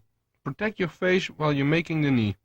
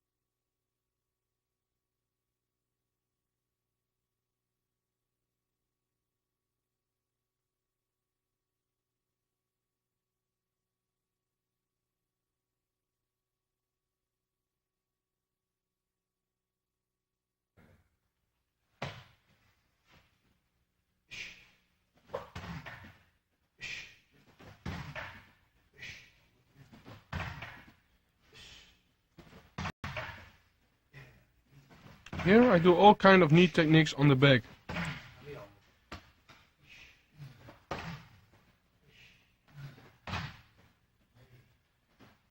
I make punches before I'm giving the knee.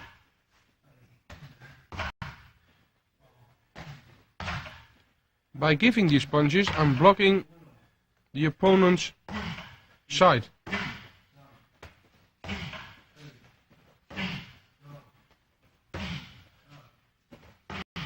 Protect your face while you're kneeing.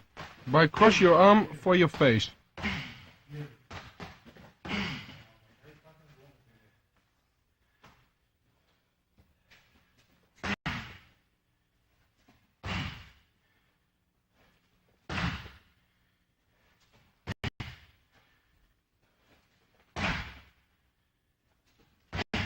Now I'm kneeling from a clinching position.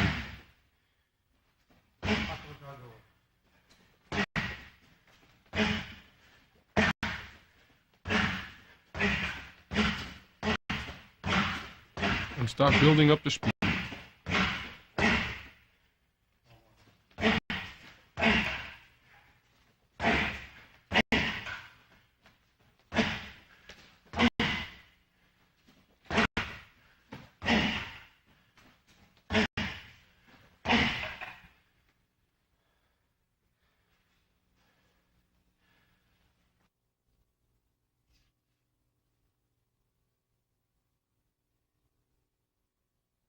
Be sure to minimize the distance to the back by stepping forward after your punches.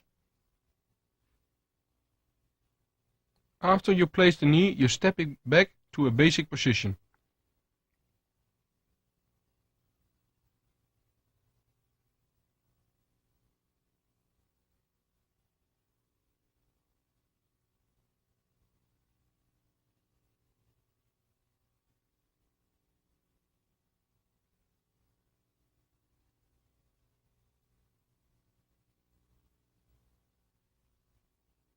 After you turn in the basic position, you attack again.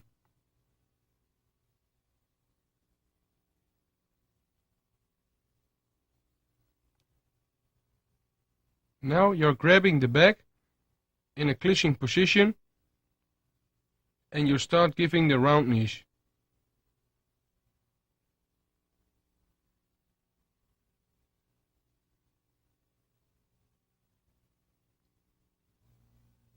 Make sure you place the knees on the right level. It's a good training for power.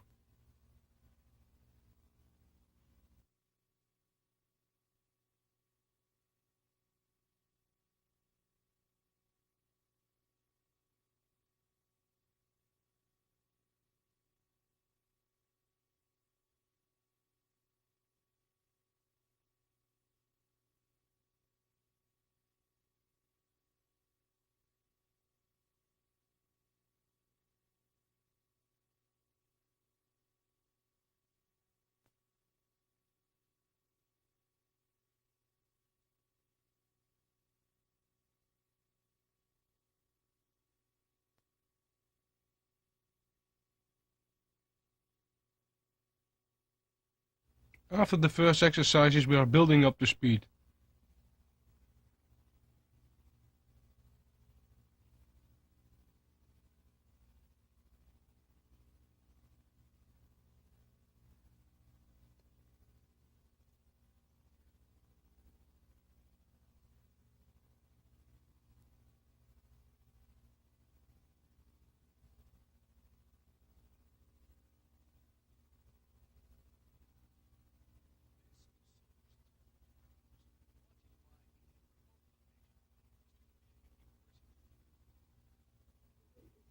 Notice the little steps in between.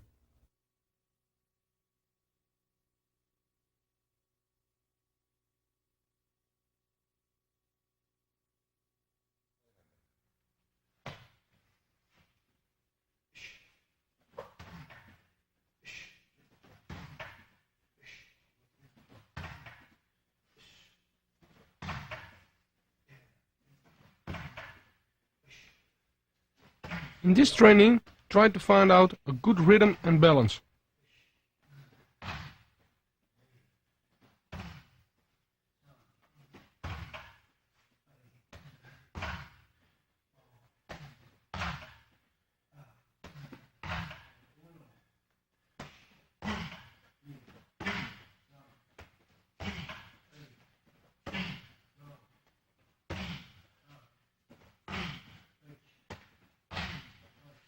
The trainer will tell you by counting how many times you have to do these techniques.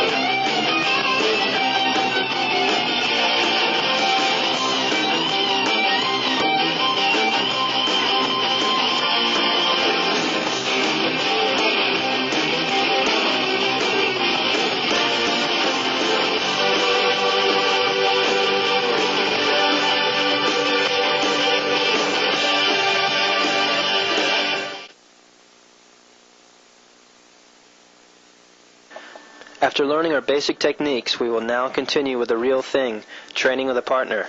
The basic equipment for this kind of training are 14 or 16 ounce gloves, mouthpiece, Thai boxing shorts, groin guard, shin protection, and safety kicks. The most important difference between bag training and training with a partner is that now there is a moving object and it also hits back.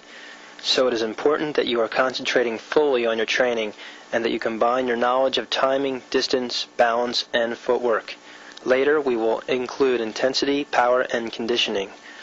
As we progress in kickboxing, the basic techniques will be repeated again, and it is important to remember 2 points. Never walk after your punches, and never start thinking you've got it easy after you've just pulled off a technique successfully. After making a counter or blocking technique, it is important to be aware of your distance to your opponent. Understand the situation and try to stay out of reach. It is important to return to the basic position. We will start this tape with the basic blocking and counter techniques.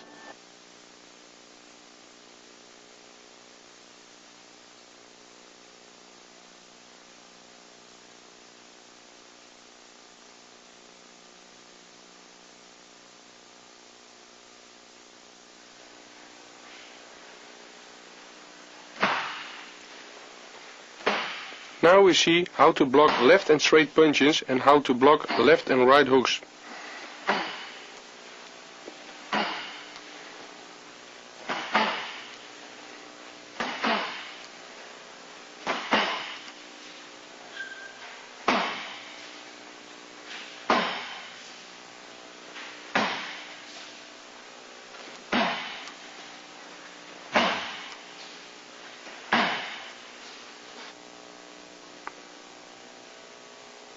See how my partner attacks with a left straight punch to the face. This punch is blocked by ticking it from the direction of punching with your right hand.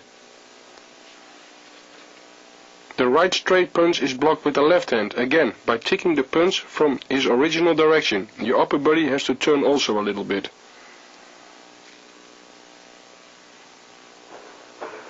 Now you see left and right punches after each other again. Again, you will tick the left straight punch with your right hand and the left straight punch with your left hand. Left hook. This punch is blocked by pulling up your right hand beside your face, so the punch will hit the gloves.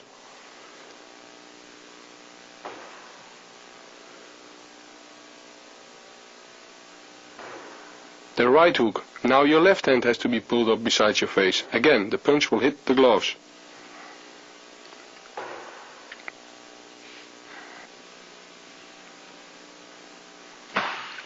Here you see that the opponent is moving too and steps in to minimize the distance in order to get a good basic position after he has placed a punch.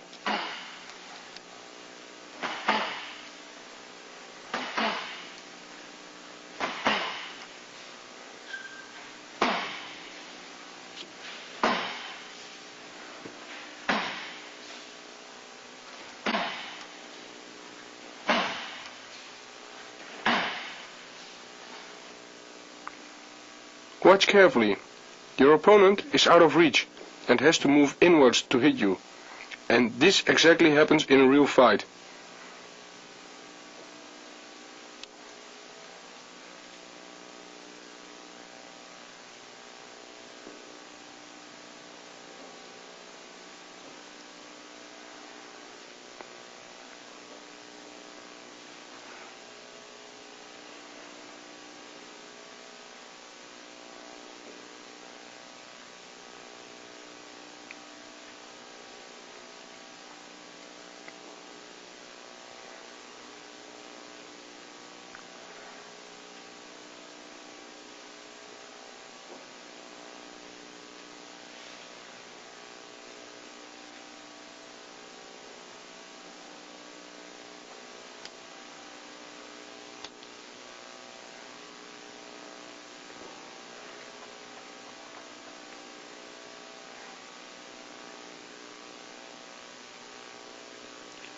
Now a hook is given, but I don't move away from this punch, but I move a little bit forward to intercept, block this punch. Don't forget to stay in balance while intercepting this punch.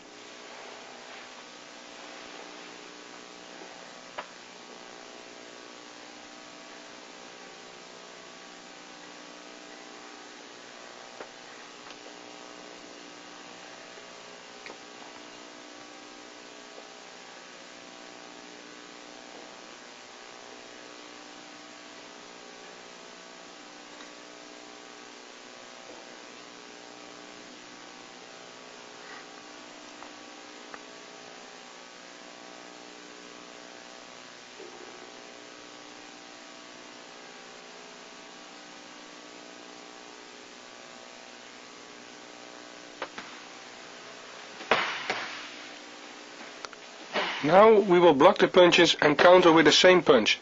Direct straight punches will be countered with direct straight punches, and hooks will be countered with hooks.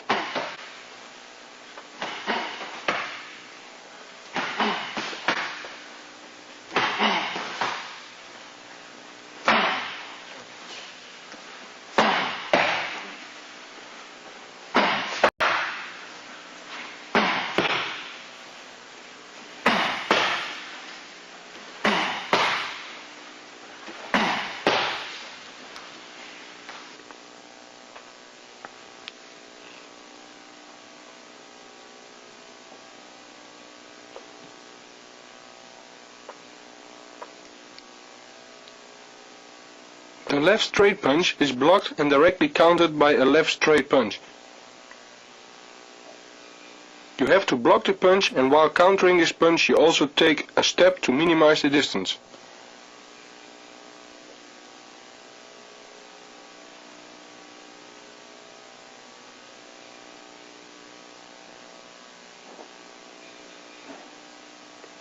It's the same situation with right and left straight punches.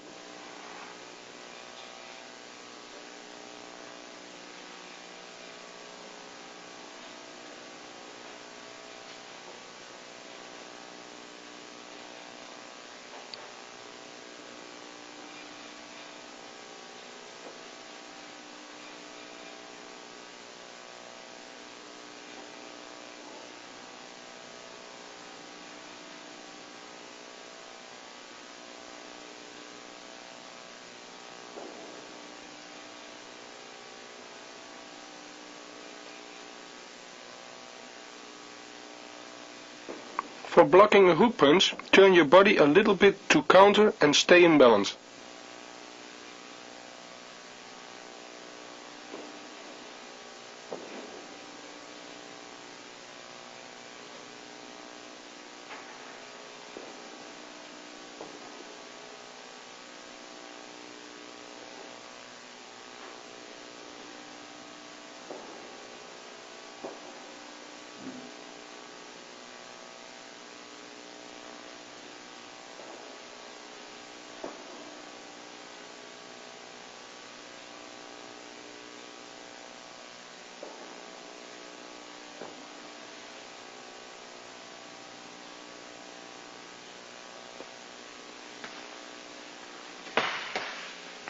These techniques is like playing a game.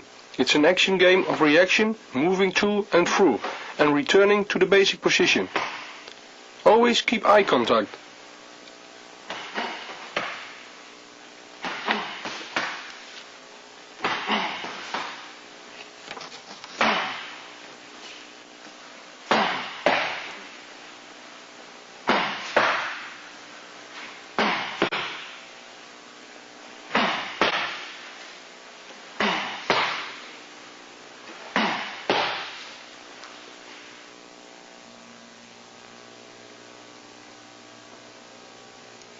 Now we see how important it is to have a good balance.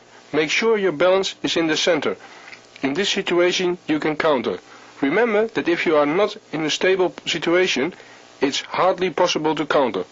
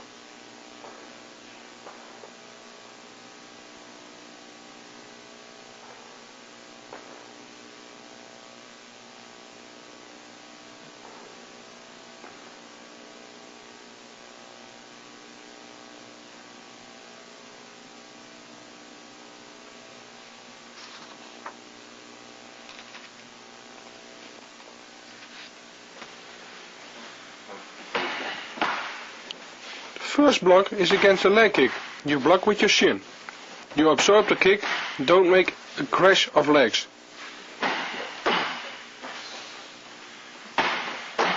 The second block is a body kick.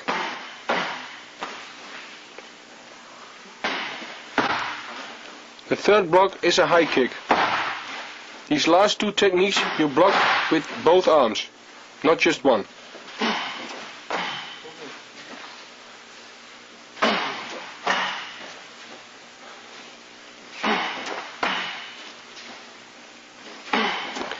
Again, we practice both sides.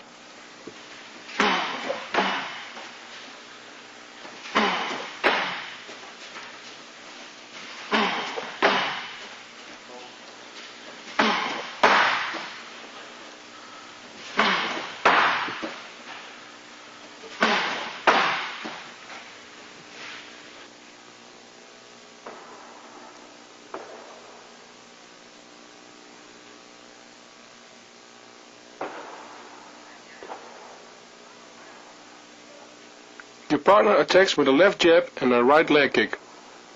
We block this by way of lifting up our left knee.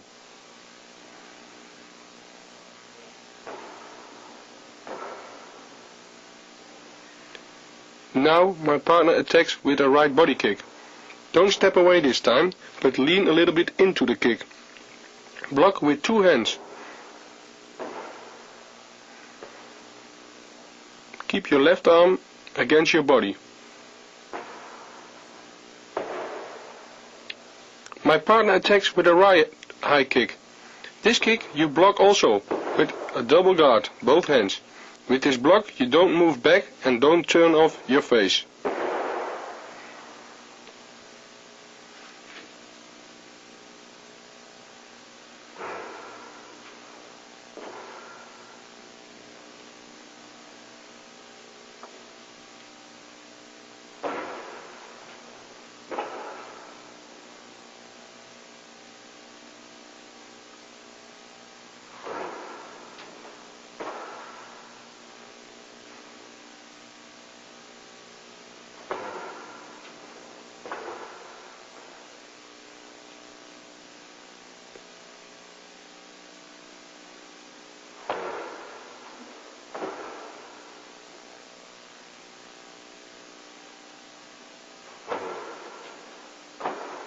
Again, practice this both sides.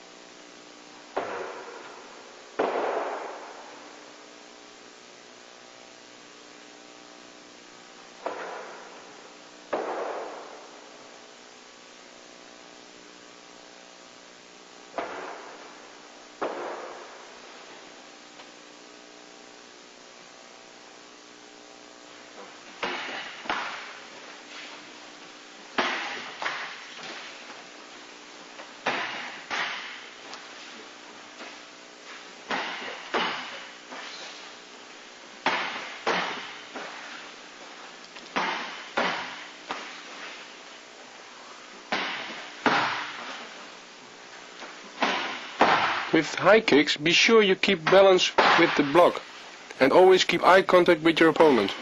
Don't look down to the legs.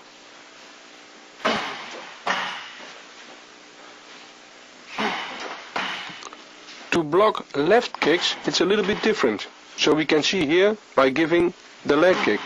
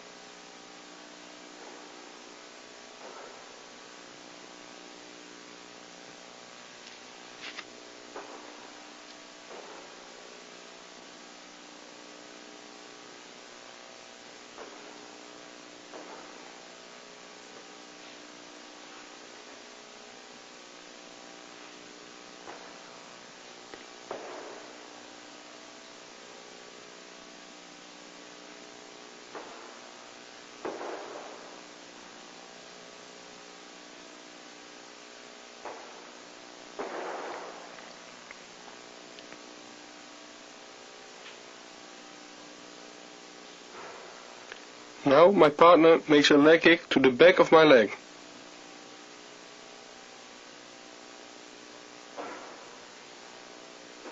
You block the punch and lift up the right knee and absorb the leg kick with your shin, and keep your left hand in your opponent's face to control distance and push him away on his chest.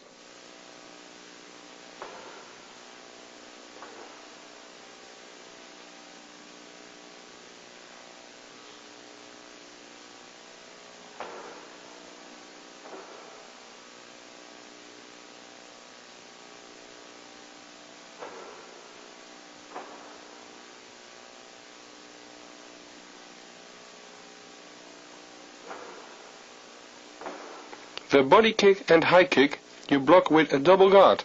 Stay in a good balance.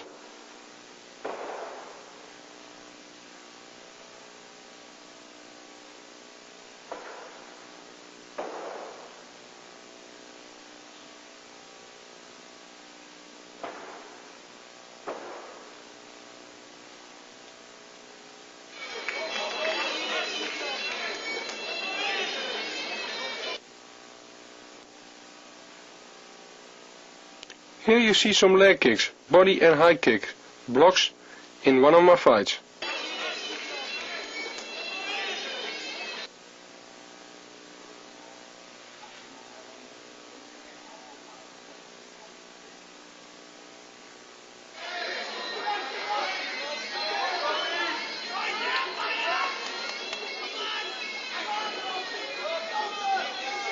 Notice the double guard.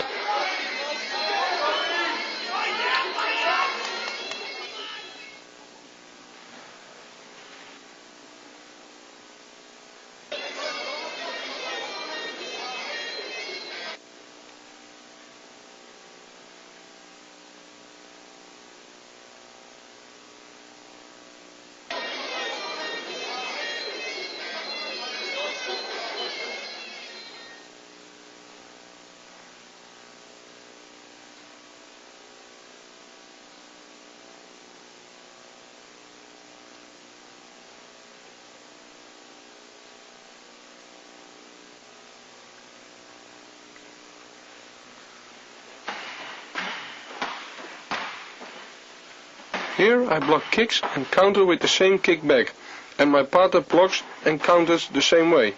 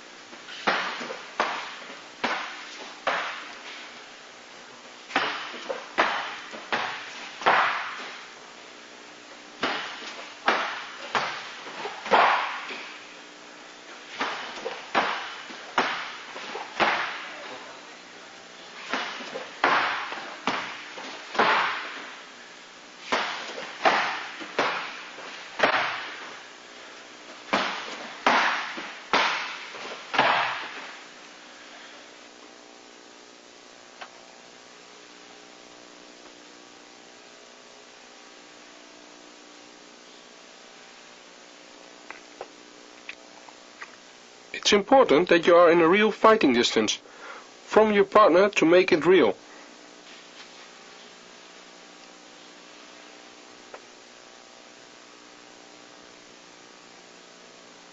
Now you have to step in and back to reach your opponent. Always go back to a basic position.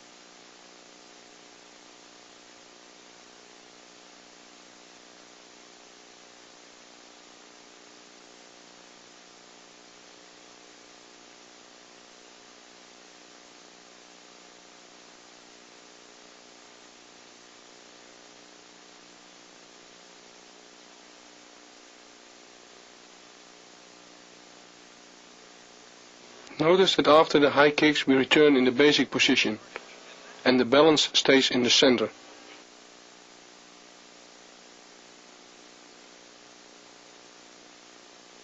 And we will keep the eye contact.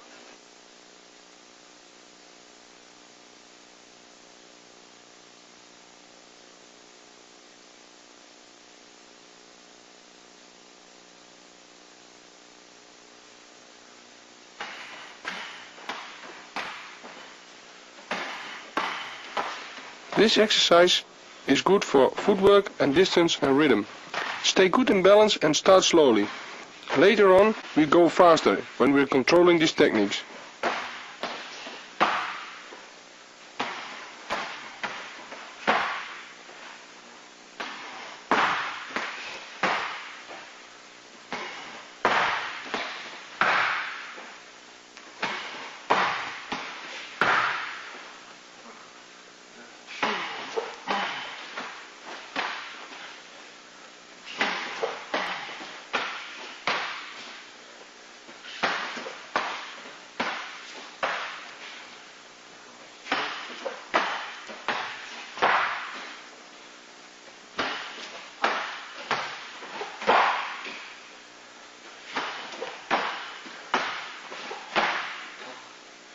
Also for stamina and conditioning it's a very good exercise.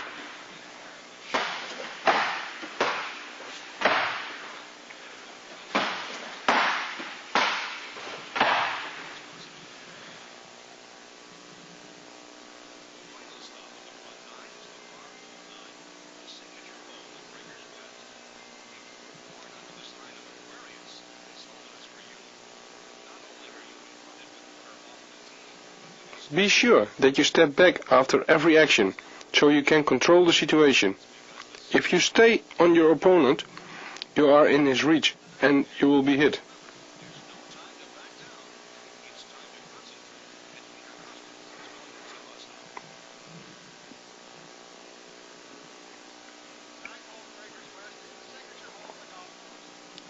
If you step back, he has to step in to hit you, so you have the time to block.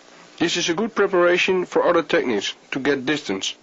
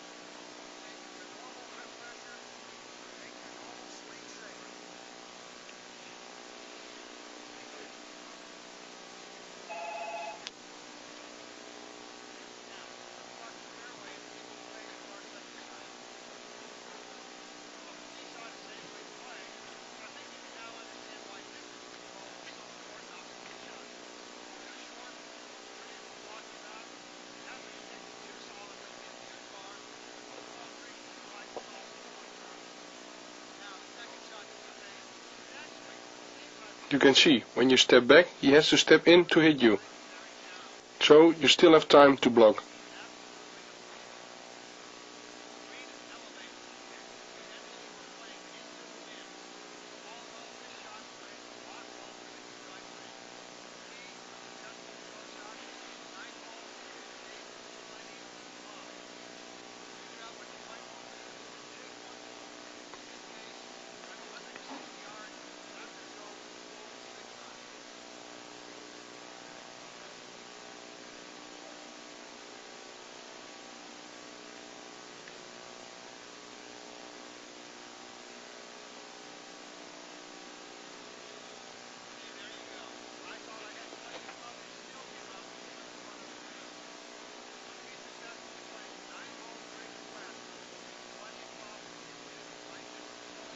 We block the high kick by holding both our arms for the kick.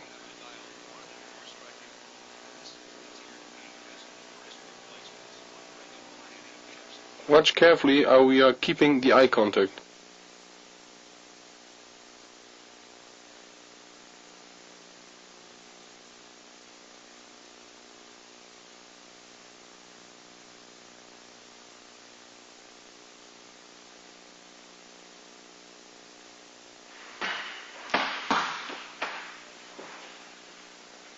Here we start to make counter techniques with arms and legs. This is what kickboxing is all about. The complete fighting art.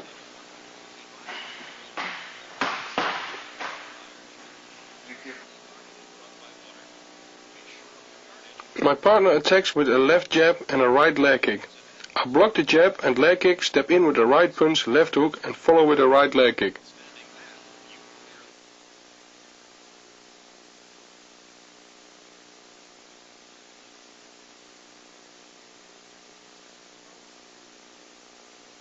Make a powerful left hook to put the weight of your opponent on the leg which you want to kick.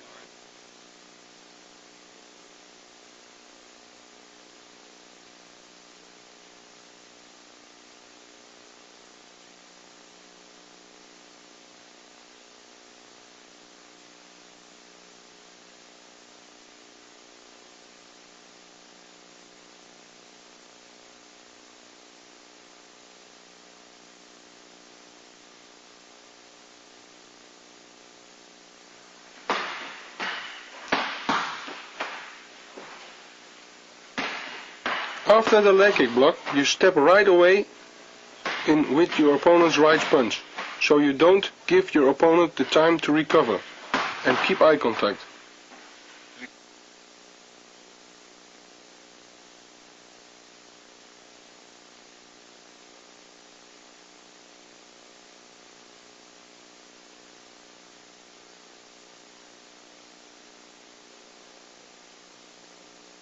Make sure you make a proper block, because if the block isn't right, you cannot counter properly.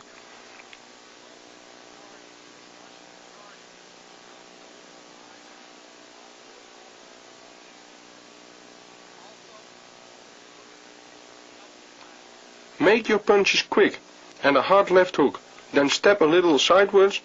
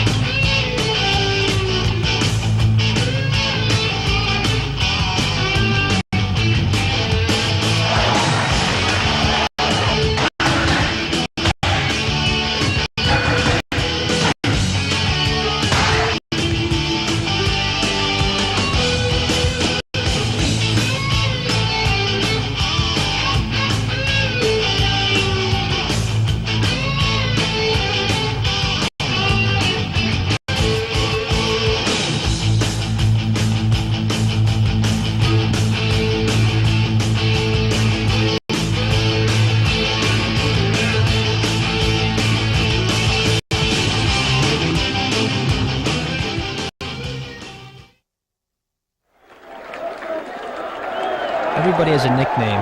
One of mine is Hammer Kick Kamen, King of the Low Kick. They say I make the hardest low kick in kickboxing. I disagree because I don't think I have the hardest kick, but just a successful technique that involves a combination of different factors that, along with a lot of preparation, turns into a very effective low kick.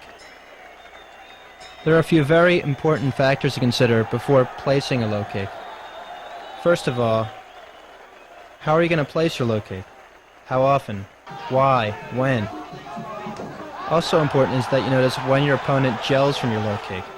When is your low kick effective on your opponent? Most people would say that it doesn't take technique to place a low kick. That is absolutely not the fact. Most fighters make a kind of football or soccer kick in the hopes that they'll hit something. The low kick is one of the most difficult kicks to place correctly. In this video, we'll look closer after taking step-by-step, point-for-point instruction about what's important and how to place a perfect low kick.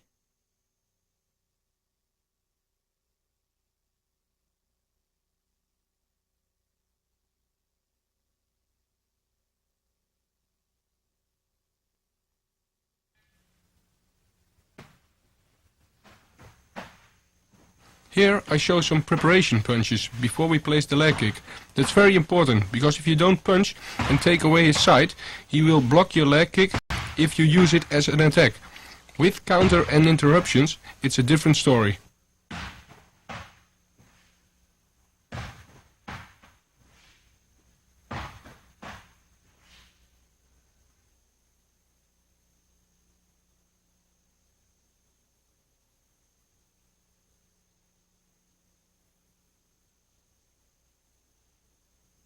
We're both on a fighting distance. I place a left jab. With the jab I step in to get in the right distance and take away his side. This counts for every punch you make before you place a leg kick.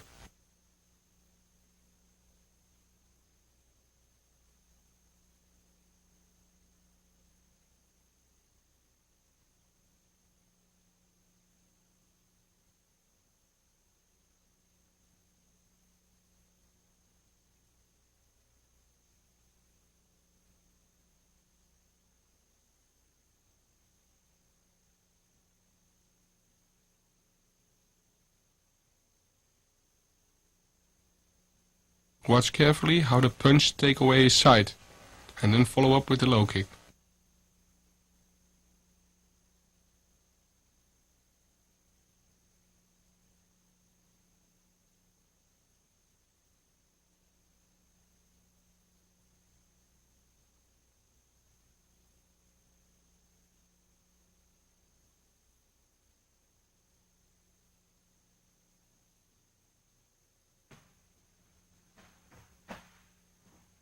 Be sure you put your body in the punches to make them look realistic, especially with an uppercut and a hook punch. With the punch you keep your opponent busy and take away his side.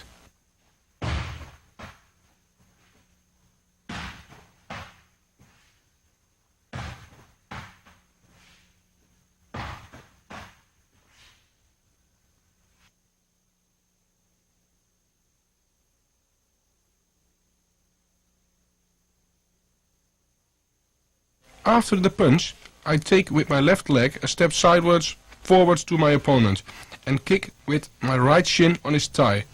You see, I make my kick a little downwards to get a good impact. Protect your face while you're kicking.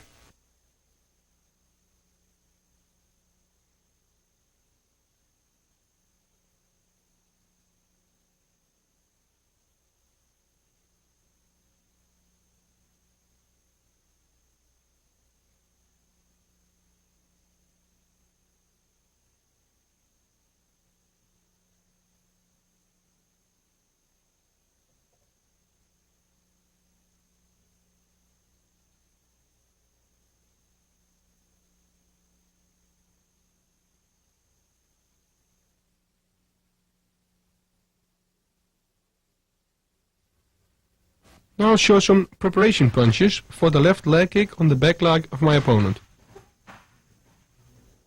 We start with a left and right straight punch to the head. We're following up with a left straight punch and the right hook.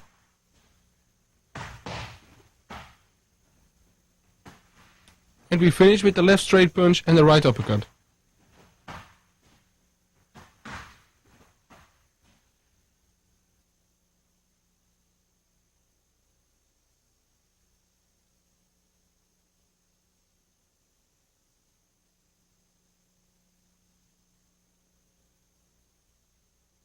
I make a left-right straightforward punch and make a step in between and make the leg kick on the back of the opponent's leg.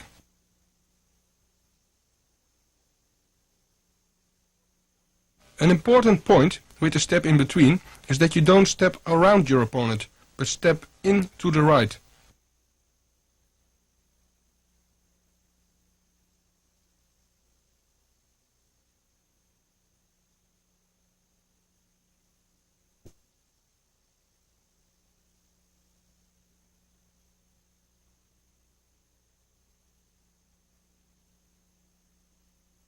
Again, notice the little steps in between. It makes your low kick very powerful.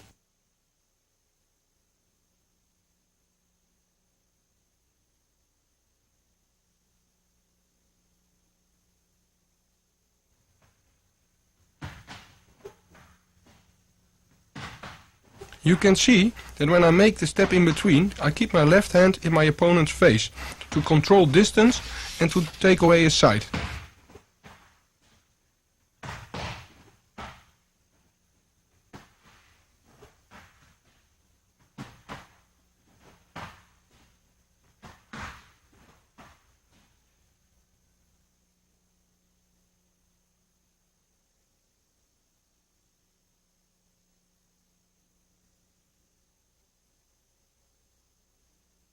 Make the punch relaxed but powerful, so he has to block it. When the leg kick, you kick a little downwards to get a good impact. After the combination, you step back to the basic position.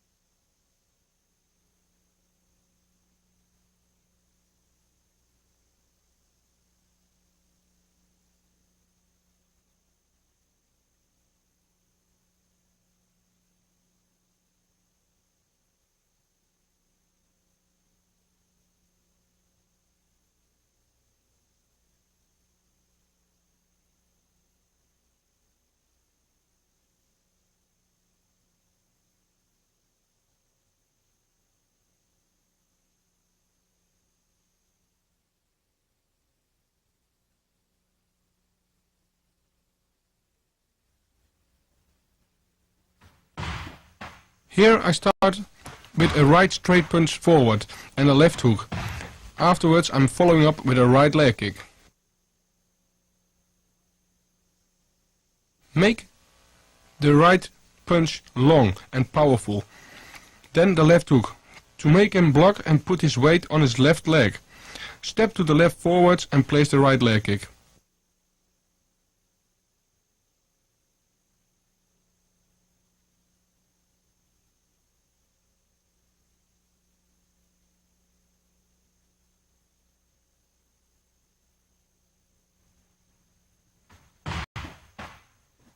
Make the punches follow up quickly, with the accent on the left hook.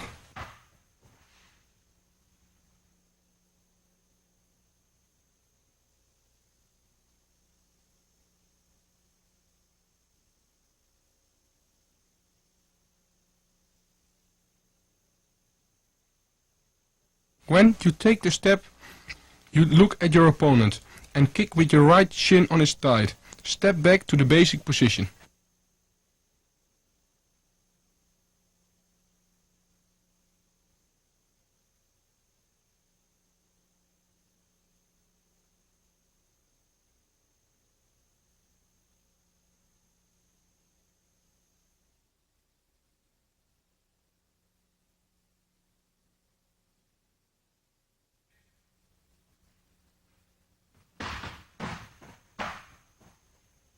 I start to make a left-right straight punch and follow up with a left uppercut to finish with a right leg kick.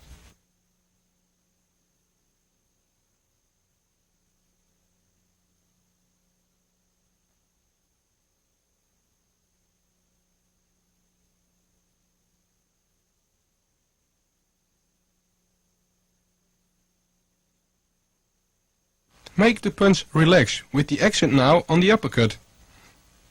And then, after this, you take a good step forwards.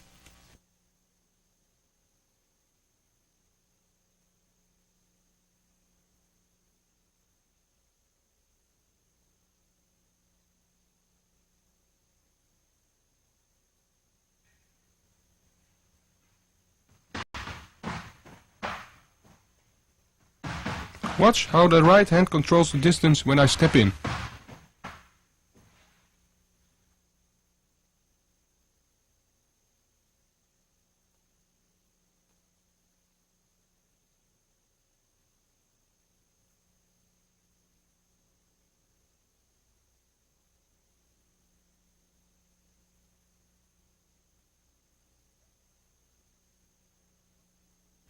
When you step for the leg kick, you keep eye contact and put your hips in the leg kick.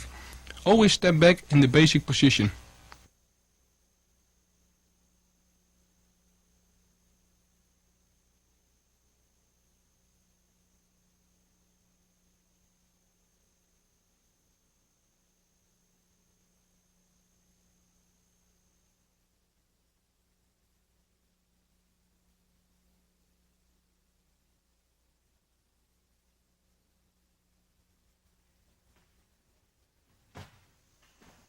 I am making a left jab and fake a right leg kick to follow up with a left leg kick on the back leg of my opponent.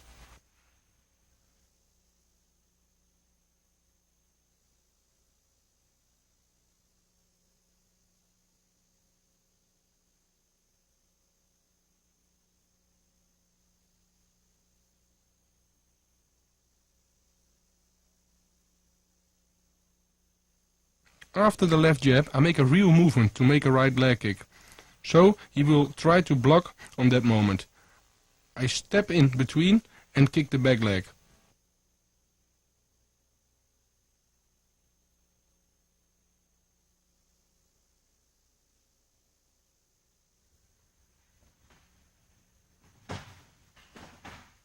With this movement, I put him on the wrong leg, so he's not able to block my attack.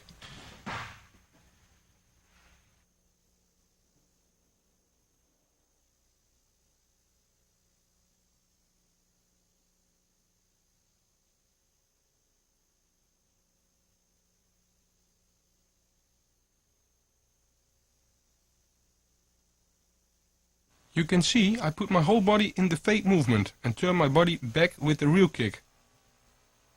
Take it easy with this exercise, because your opponent is leaning on the wrong leg.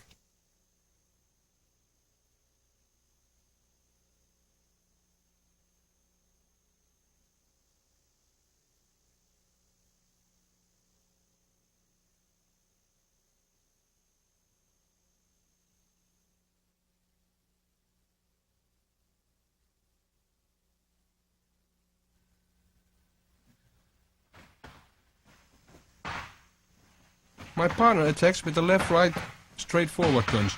I block and counter with a left jab and a right leg kick.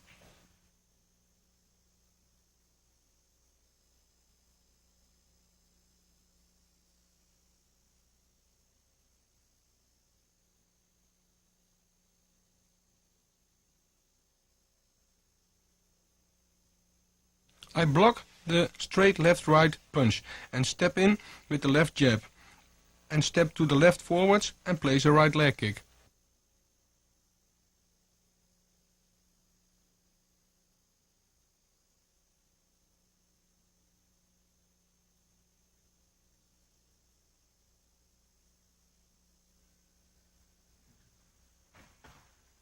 The jab has to follow up quickly after the block and take a good step to the left forwards.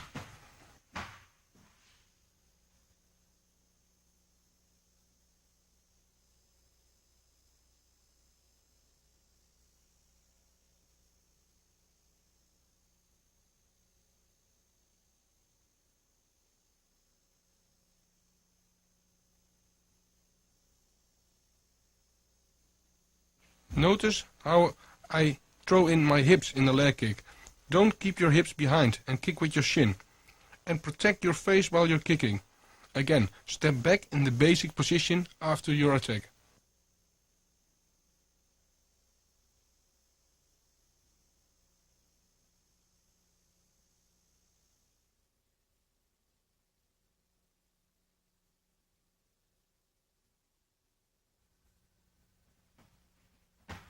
My partner attacks with a straight left-right forwards.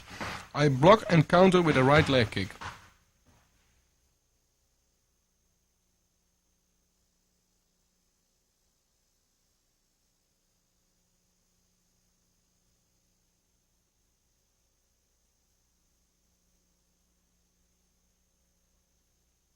I block the straight left-right punch and step with my left leg sideways towards my partner and place a right leg kick.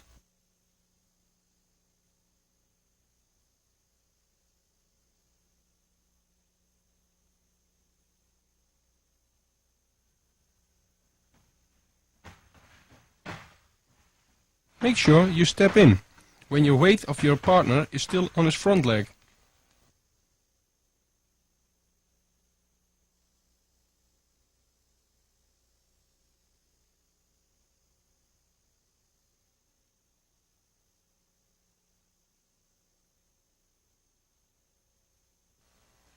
Remember good that you have to block the punches before you step in.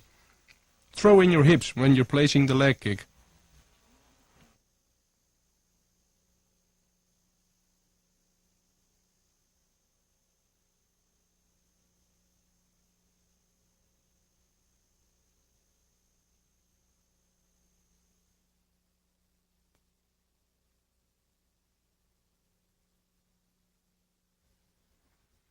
The attack is the same.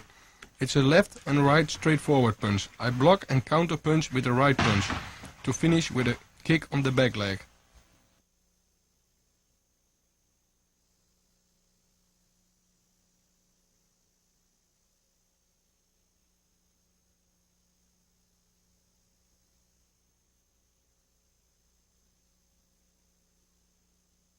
I block the punches correctly and step in with a straight right punch.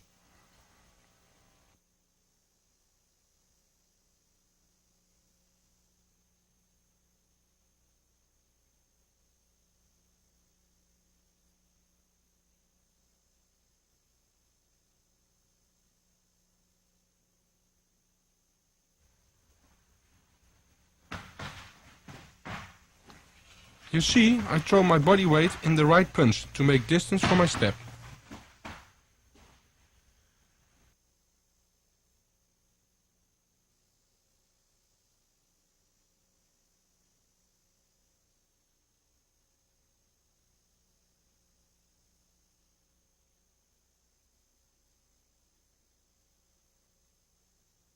After the punch, I step with my right leg sidewards towards my partner and kick the back leg with my shin.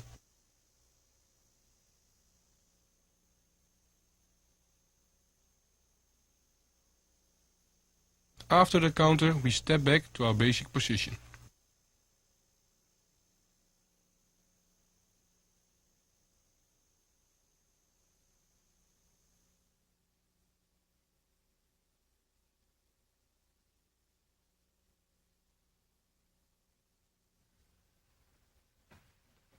I make an inside leg kick when my partner attacks me with a straight left-right punch combination.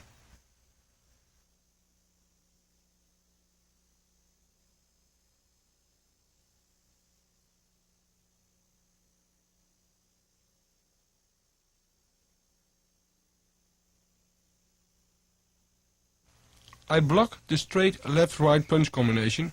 On the same movement I take a step in between and make an inside leg kick with my left leg.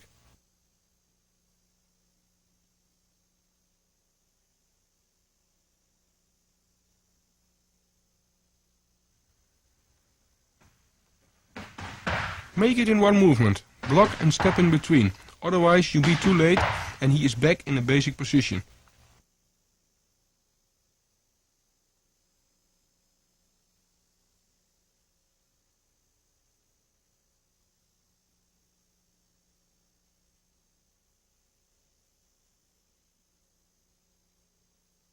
You can see that I kick him when his weight is on his front leg, so he cannot block, and I'll kick him off balance.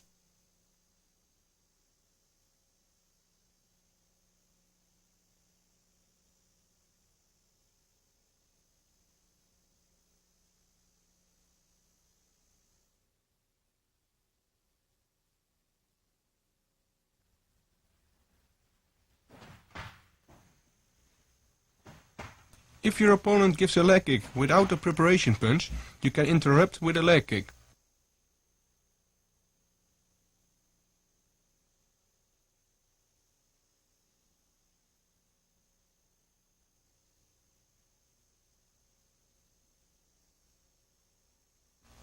This is all about timing. When you see the attack coming of your opponent, you can interrupt him with the same leg kick.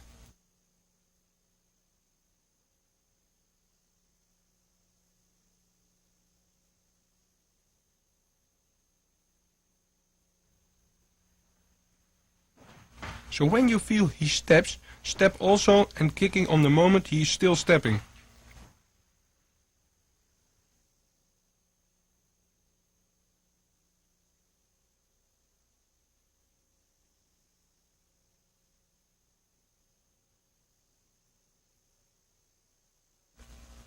Most of the time you can do this when your opponent is tired or has a bad leg kick. It's all about timing and protecting your face while you're kicking.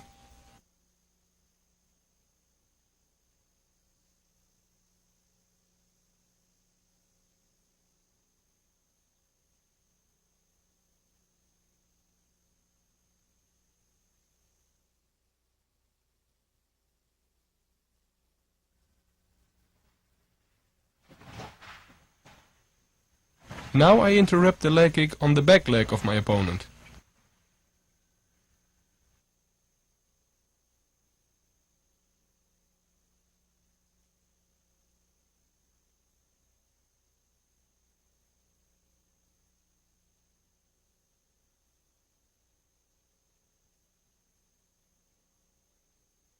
Your partner tries to make a leg kick on the back leg and you are quicker. Step in between and kick on his back leg.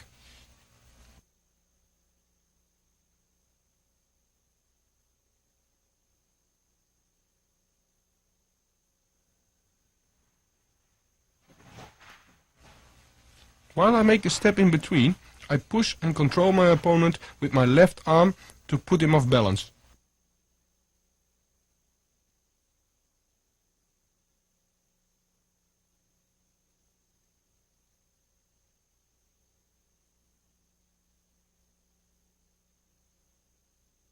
Don't step straight towards your opponent. Step a little to the right and kick with your shin.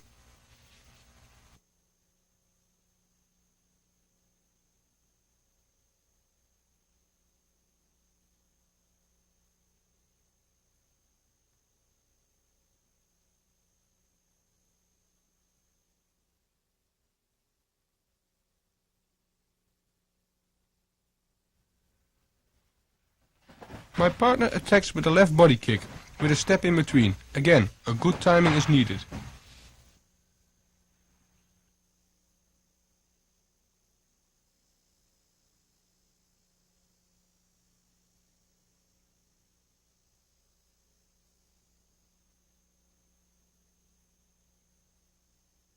On the moment he makes the step in between, I take on the same moment a left step sideways forwards and kick the inside leg.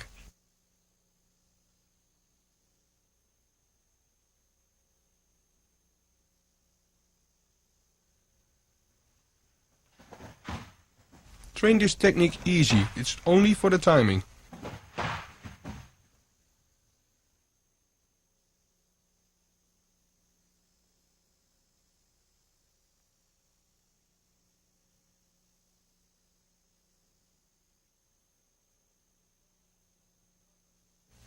Keep your guard up while you're kicking and put your hips in the kick. Kick the inside of the thigh with your shin and keep eye contact.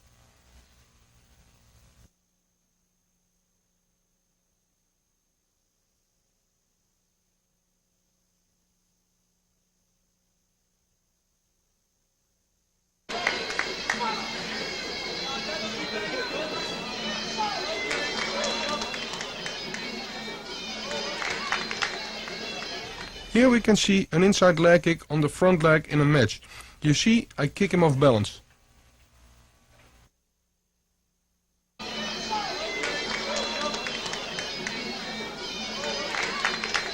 Notice that after the kick I'm returning back in the basic position.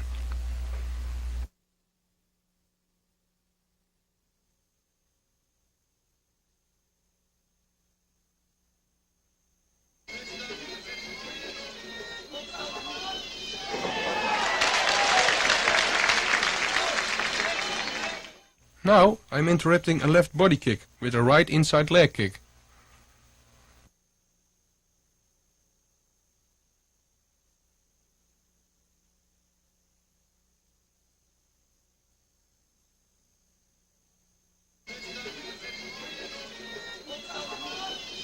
Again, after the counter, take a step back and review the situation. We can see the result. This kick really hurts your opponent because his other leg is stretched while he kicks.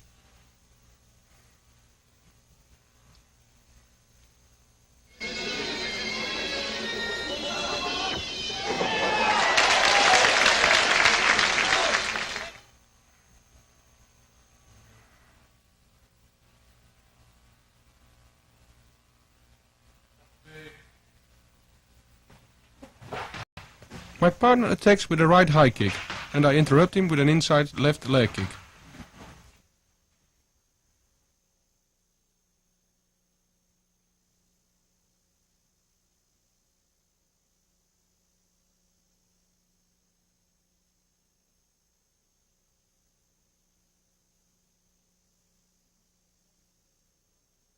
On the movement, my partner's leg is on the way to my head. I step in between, and when his leg is on the highest point, I kick him on the inside thigh.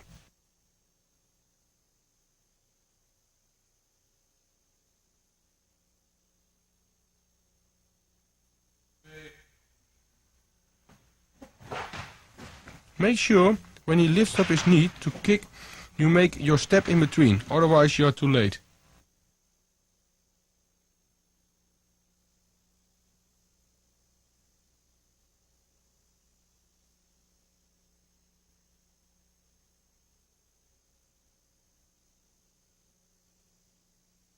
Always keep your left hand next to your head for security, even you know you can go under the kick, and step to the right front with your right leg.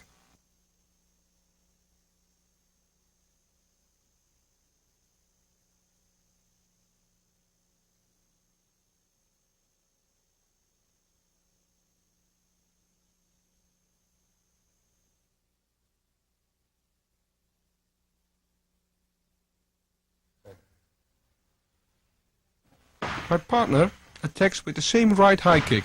I block and interrupt on his back leg with a right leg kick.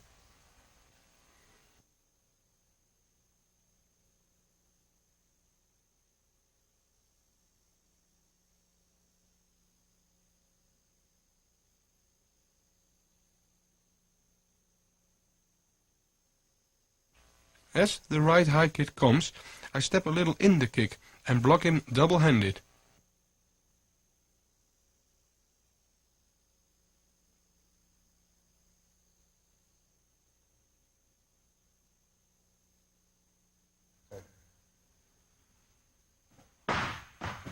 Put your body weight in the block, because you have to stay in balance.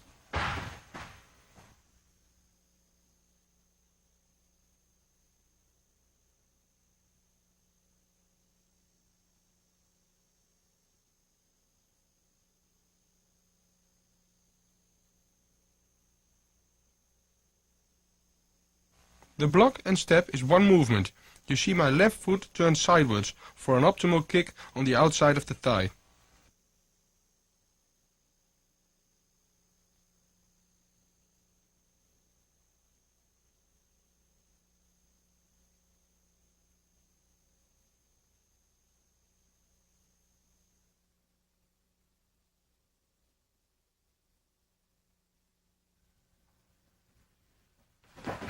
This technique looks the same like the left body kick interruption, but there are some differences.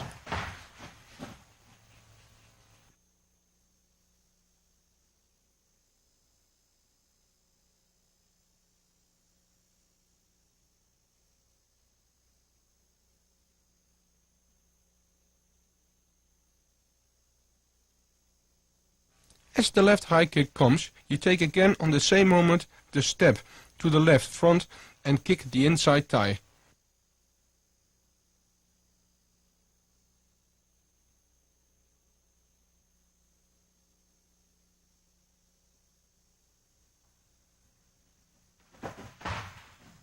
The difference is that only now we step a little deeper to avoid the kick and bend your upper body a little.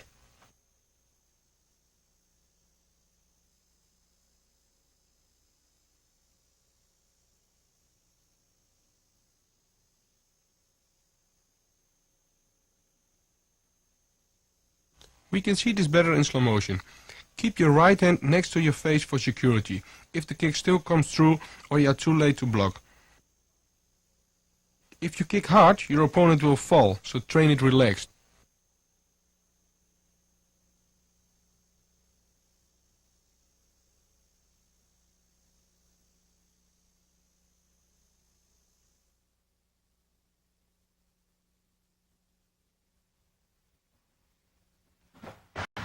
The attack is a left high kick. I block and make a leg kick on the back leg.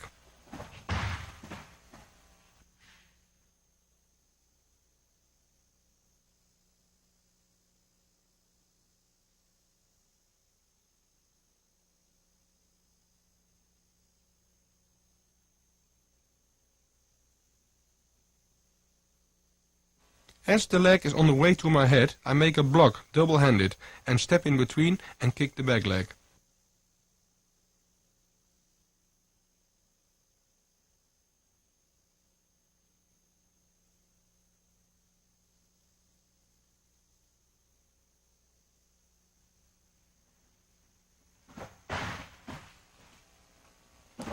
All these movements happens in one movement, as you can see.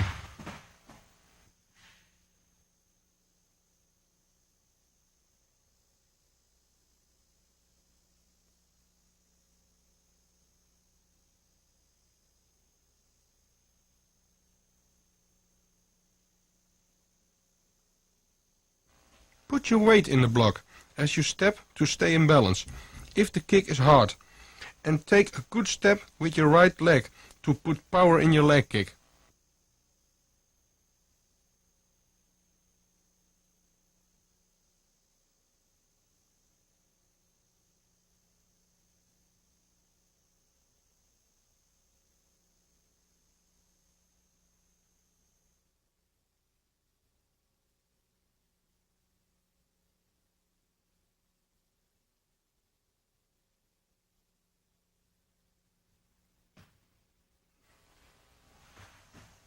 This is a perfect technique if somebody is hurt on his leg and he wants to force a knockout.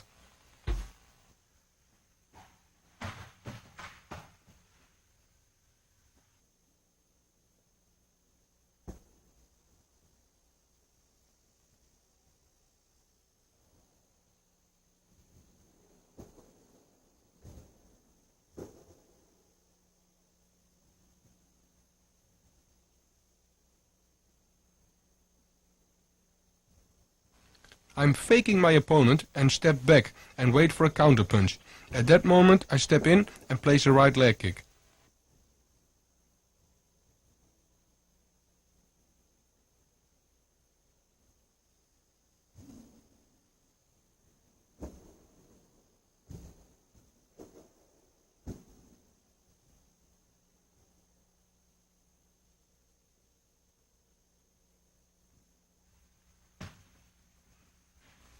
Make the fake look like a real action and step back and wait for the counter.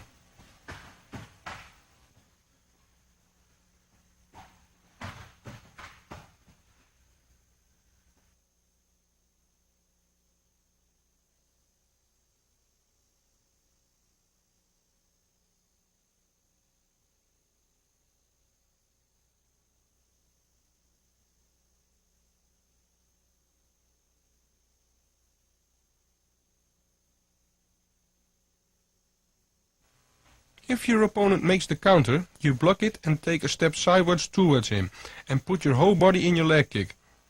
It might be a KO.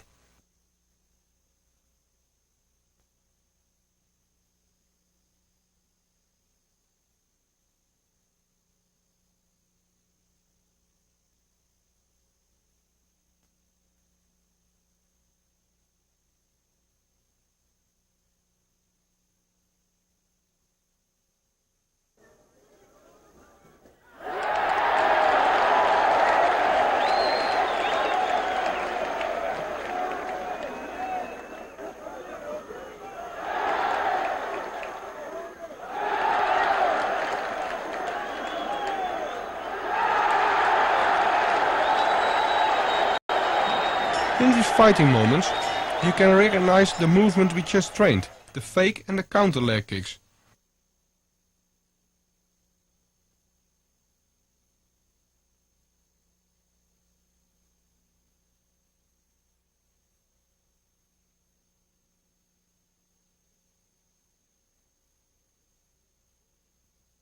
It also creates opening for a punch, as we can see.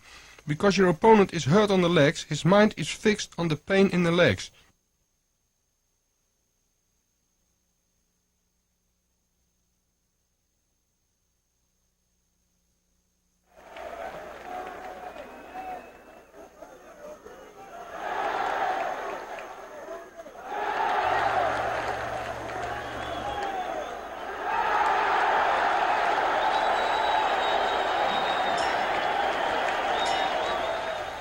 Look how my opponent is off balance. And how I place here the right low kick. He wants to force a KO. By staying in your basic position and kicking him on the legs, his mind is in the pain in his legs. Now we create the opening for the final KO punch.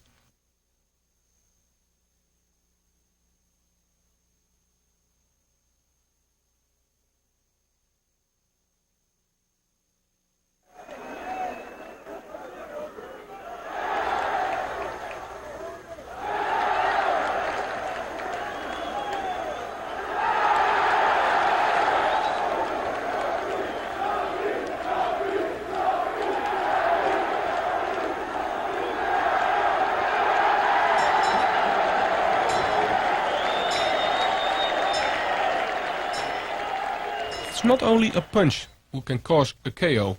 As we can see here, my second low kick holds so much power that he goes KO on the legs.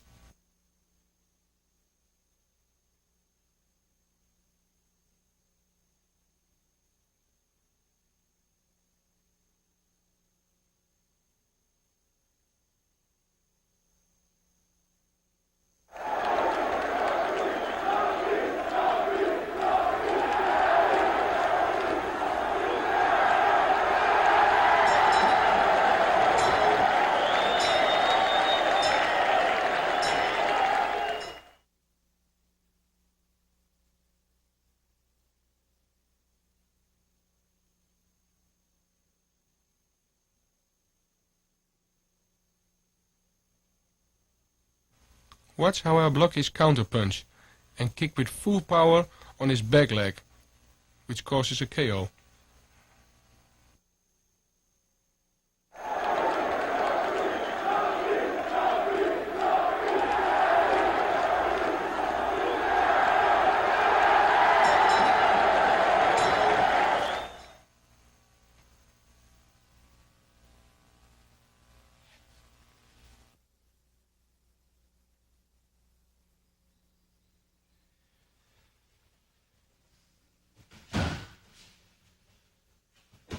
Here I'm training the leg kick on full power on the big pad, on the front leg and on the back leg. This is a perfect training for your timing.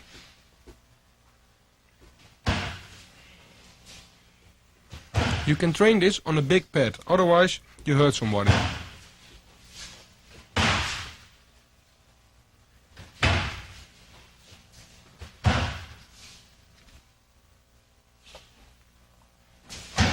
Notice the little steps in between, which makes my low kick very powerful.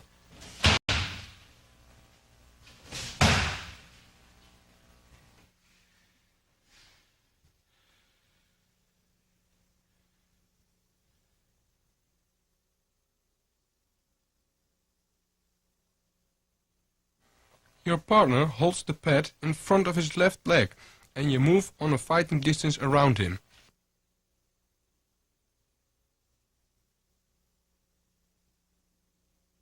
When he steps a step to you to attack you, counter by make also a step sideways towards him and put your whole body in your leg kick.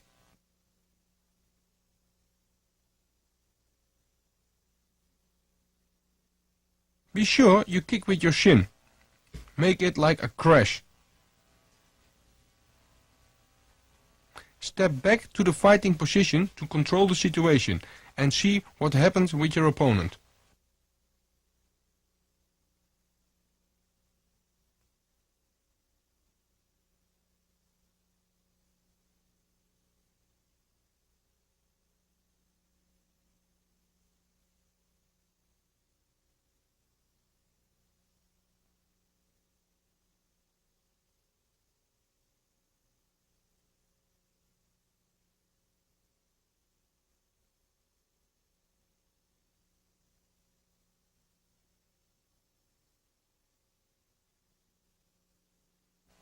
Notice the little step in between, and the whole hips is thrown in the leg kick.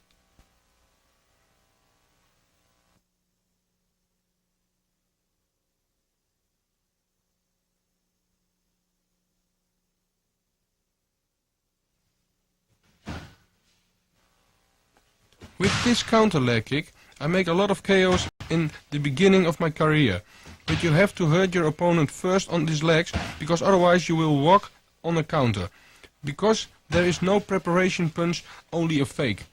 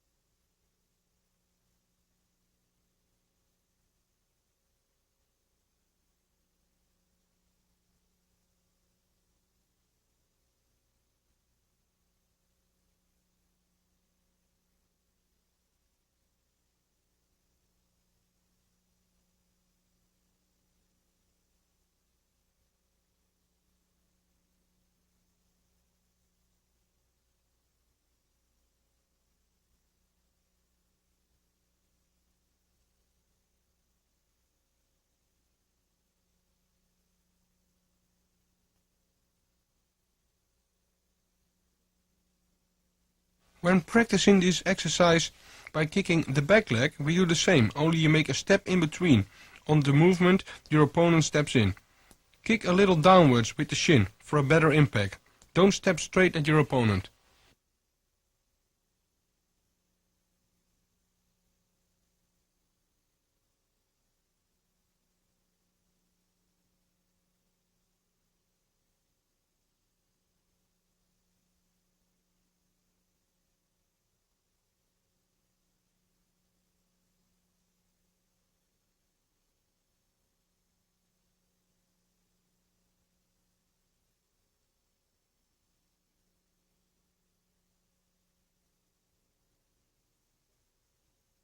So make a step in between on the movement your opponent steps in.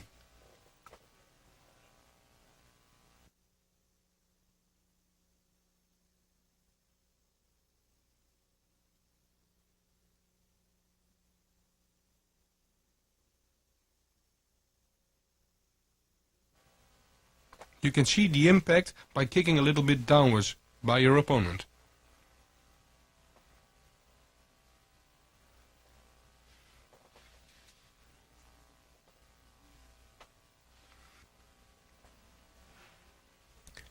The attack now is a left front kick, and I redirect the kick.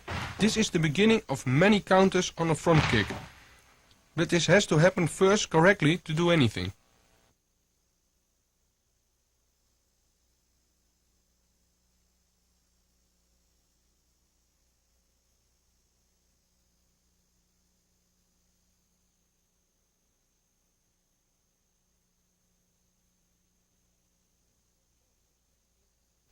My partner places a left push kick and I step a little back, and with my left arm I redirect the kick to any place on the ground where I want.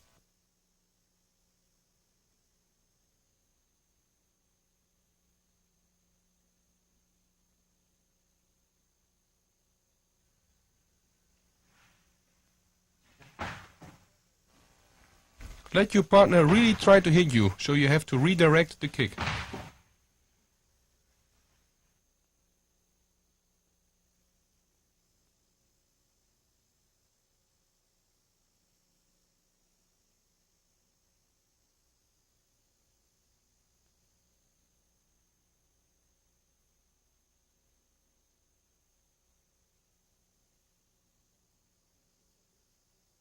The point of this technique is that your opponent is off balance for a moment, so he can place a counter.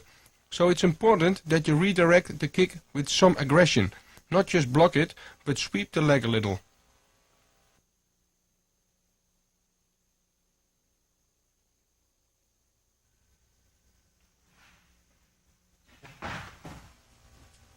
So again, you can place it wherever you want it.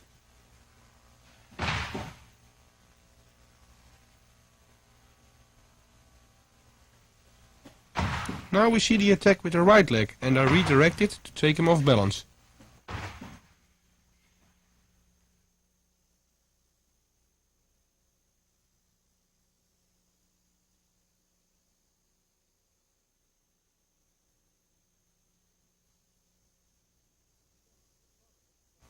Again, your partner tries to kick you really with a right front kick, and I redirect the kick with my right arm.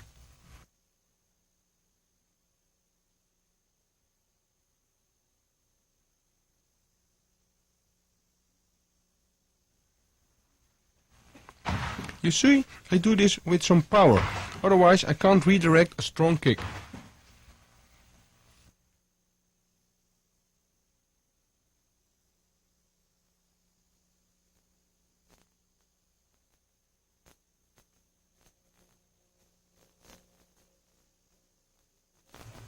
When I redirect his front kick, I step a little back, and you see my partner is a little out of balance.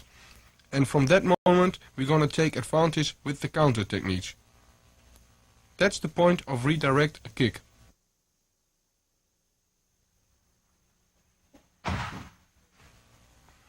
Of course, this also can be practiced to the other side.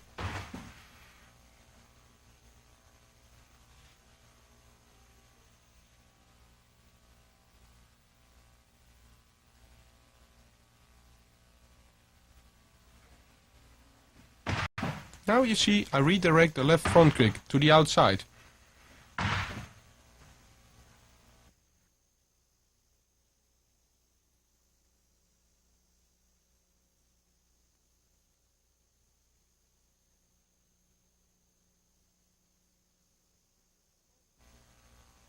My partner attacks with the left front kick, and now I redirect it with my right arm to the outside.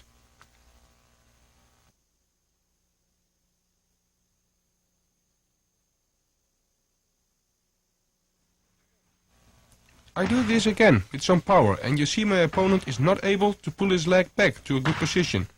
Not right away.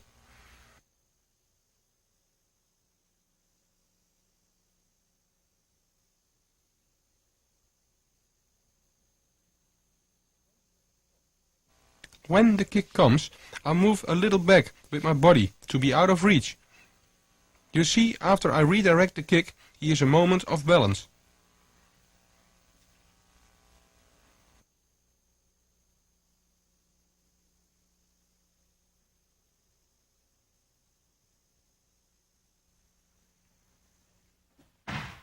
Now the attack is with the right front kick, and I redirect it again.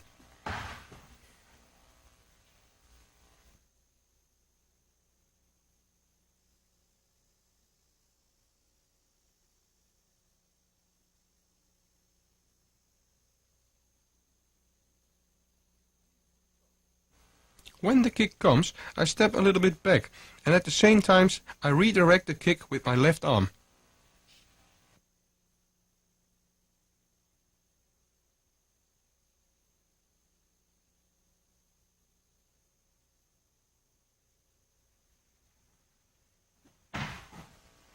I redirect again with some aggression, especially when it's a strong kicker.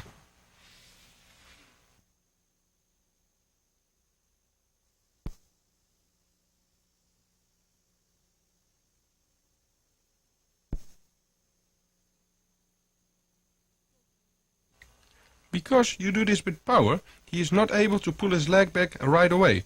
He is a moment off balance. And that's what we want.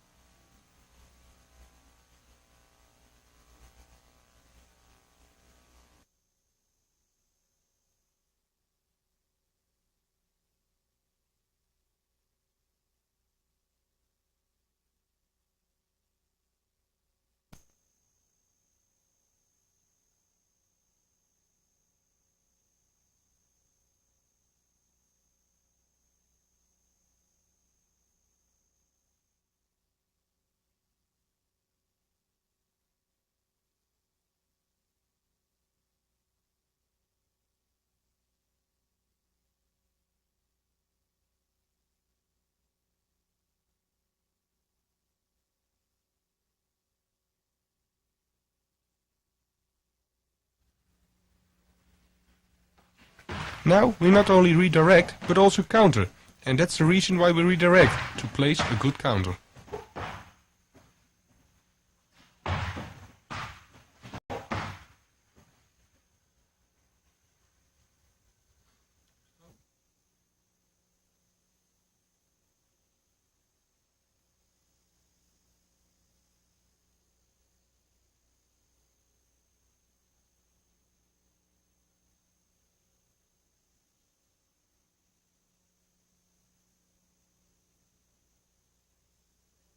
The attack is again a left front kick, which I redirect with my left arm. Step to the left, not straight onto my opponent, but to the left, and place a right leg kick.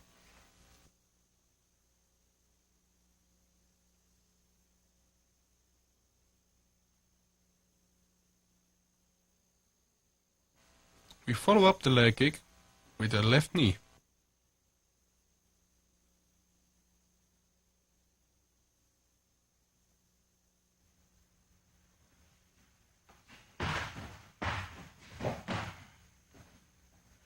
You can see it's impossible to block for my opponent because he's off balance.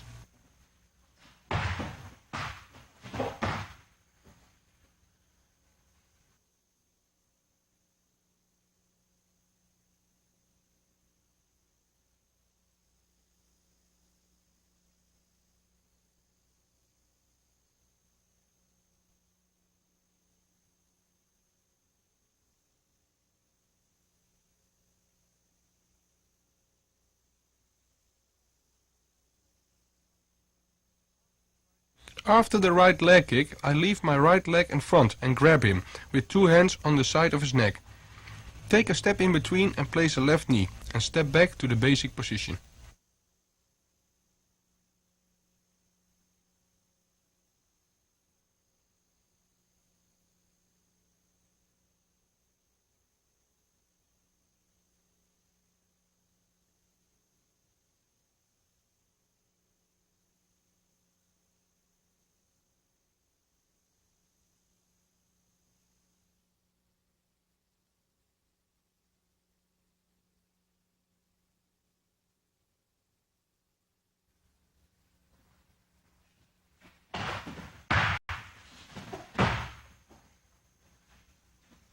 My partner attacks again with the left front kick.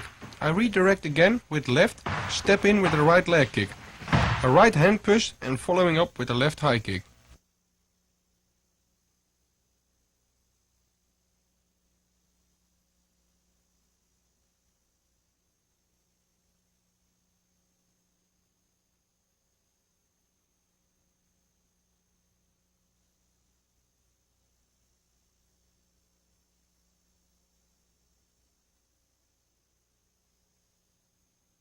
After I placed my right leg kick, I don't pull my right leg back, but put it in front, and I push my opponent backwards and make a left high kick.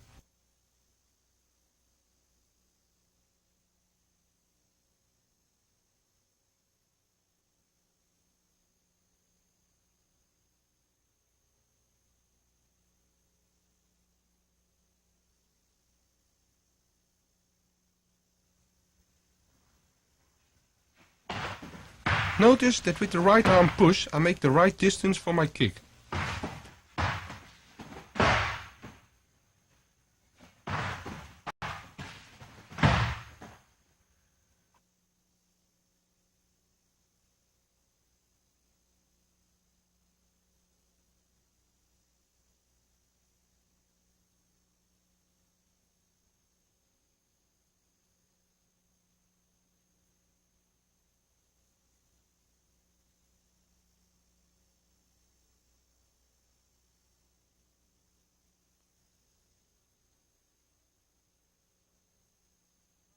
So with the right hand push I make the right distance, then I step in between to put power and explosion in my left high kick. After the kick I step back to the basic position.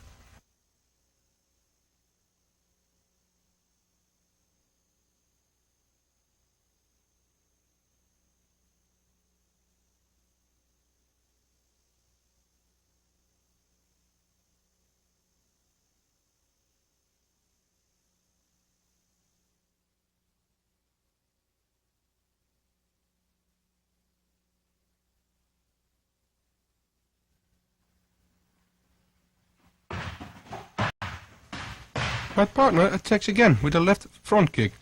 Redirect with left and kick left to the body. Follow up with a right punch and a left hook and finish with a right leg kick.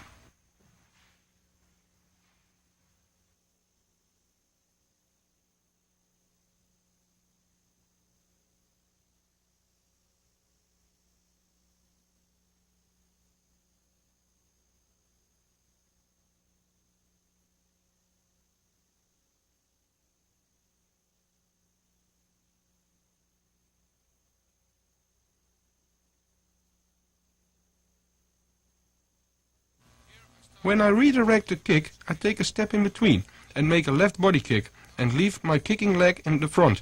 So I'm in the right position to make a right punch and a left hook to finish with the right leg kick.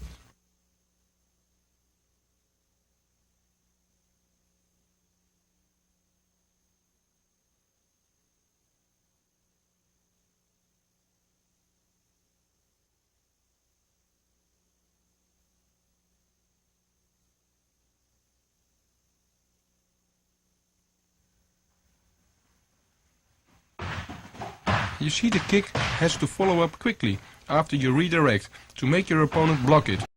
So he stands still to follow up with the rest of the combination.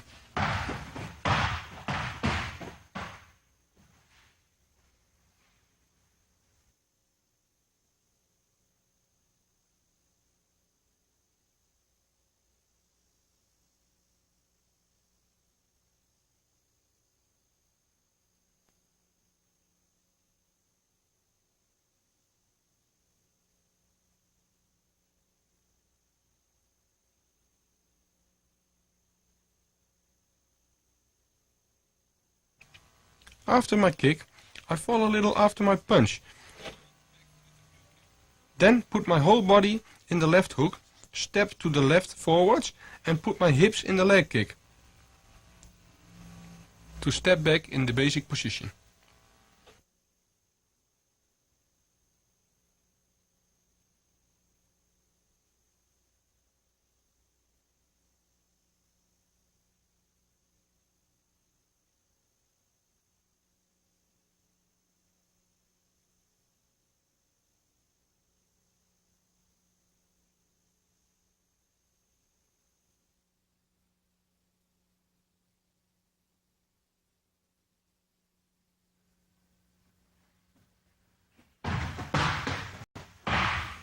Don't get tired. Again, the attack is with the left front kick. I redirect it again and counter with a left hook, a right punch to finish with a left body kick.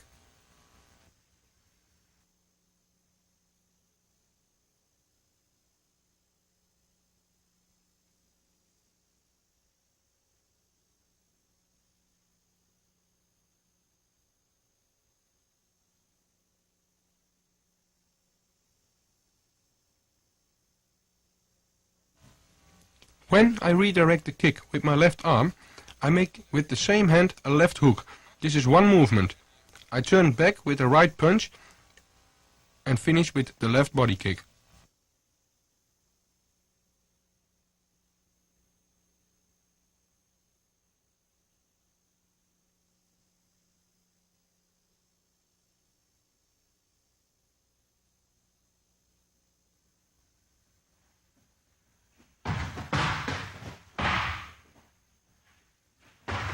Here you can see that the redirection and the left hook is one movement.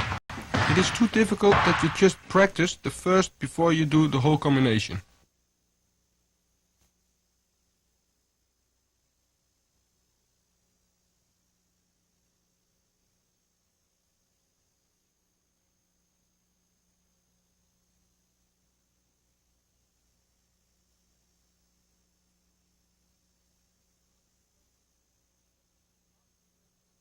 After the left hook, I turn back with a right straight punch, just to keep him busy upstairs, and make a step in between, and make the left body kick with my shin, and step back to the basic position.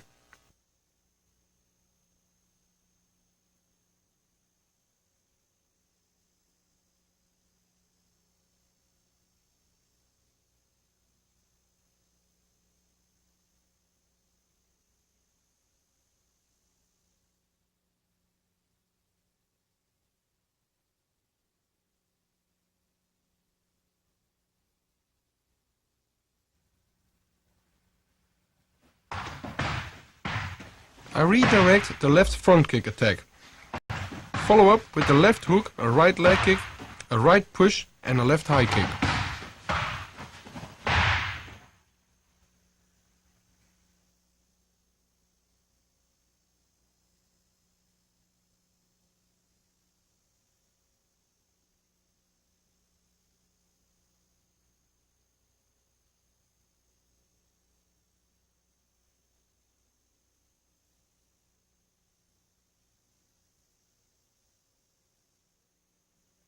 When I redirect with left, I make the left hook again, in one movement, but now step after the hook, to the left forward and place a right leg kick, a right push and finish with the left high kick.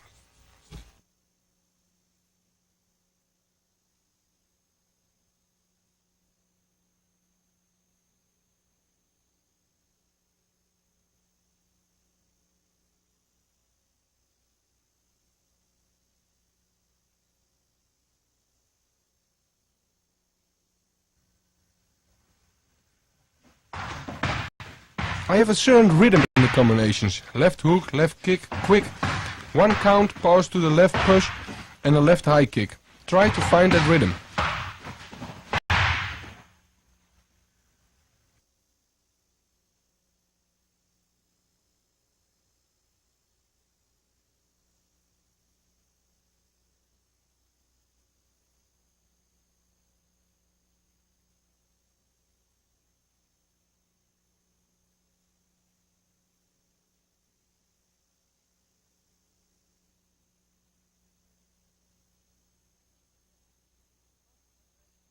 After the left kick, I will leave my right leg in front, make a push with my right arm to make distance for my left kick, and I make a step in between to make speed and power.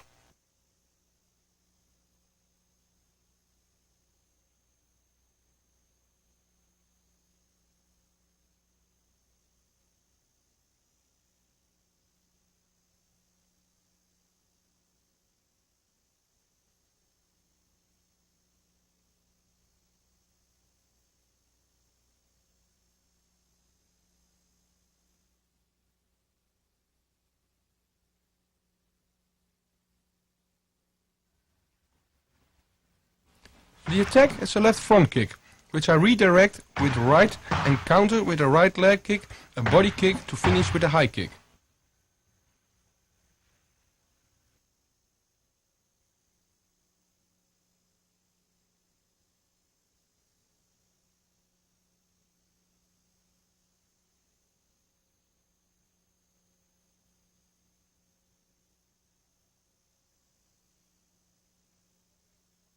I redirect the front kick now with my right arm and sweep the leg outside.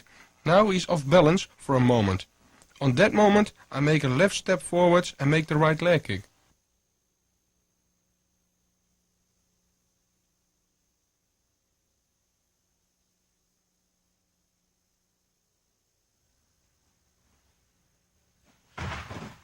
You can see I don't give him time to recover and step back to the fighting position.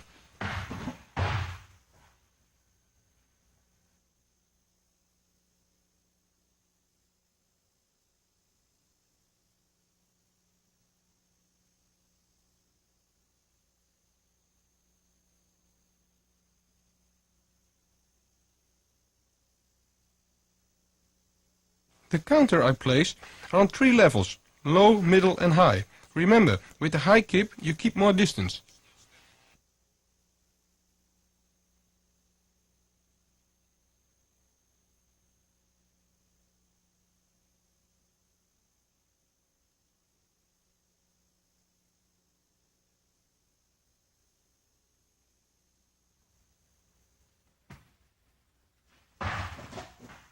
Now I counter every kick with my left leg, but I redirect the same way like the one before.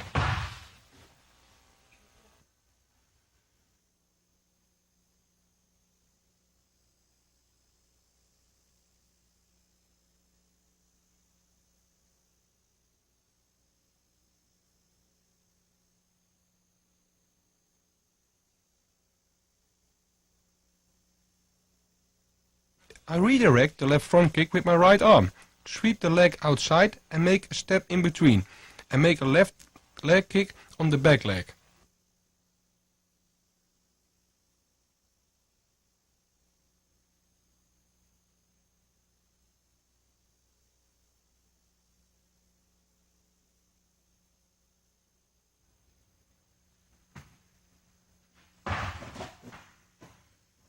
When I redirect, I pull myself a little in this direction and make my step in between.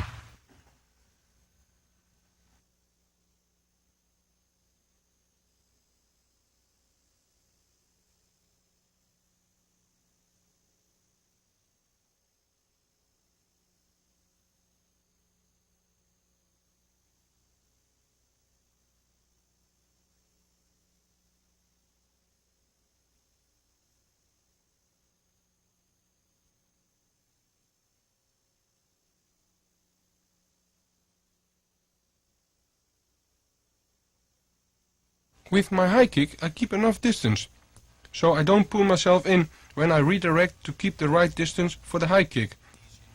After the kick you keep control with your left arm.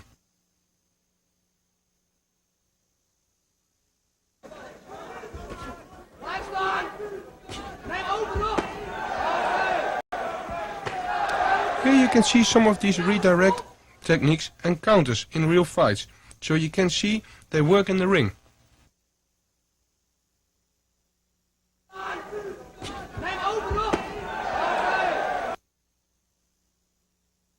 So his attention is on the head by the right hook, and we follow up with the left body kick.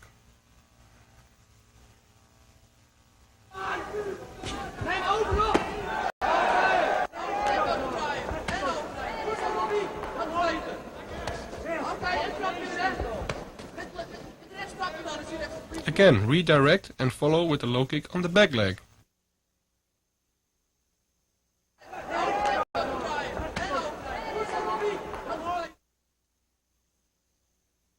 You not only can hear, but you can see the impact and power in my leg kick.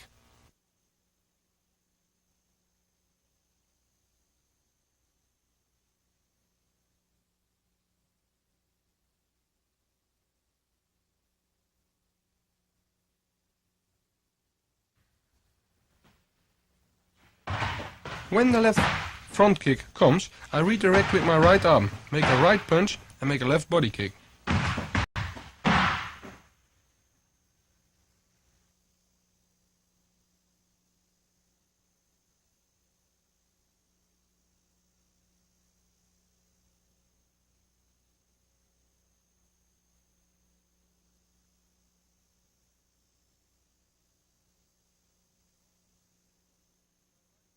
With my right hand I redirect the front kick to the outside, and with the same hand I make in one movement the right punch and a left kick to the body.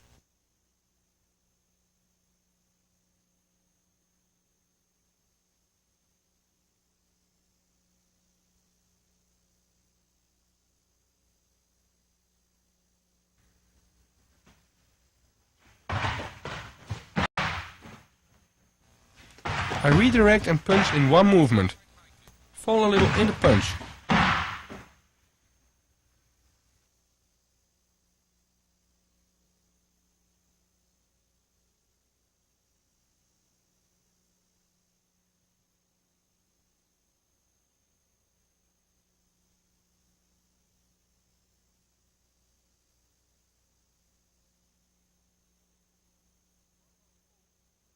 While I fall in the right punch, I take a step with my right leg forwards, sidewards, and make the left body kick with my shin. And we step back to the basic position.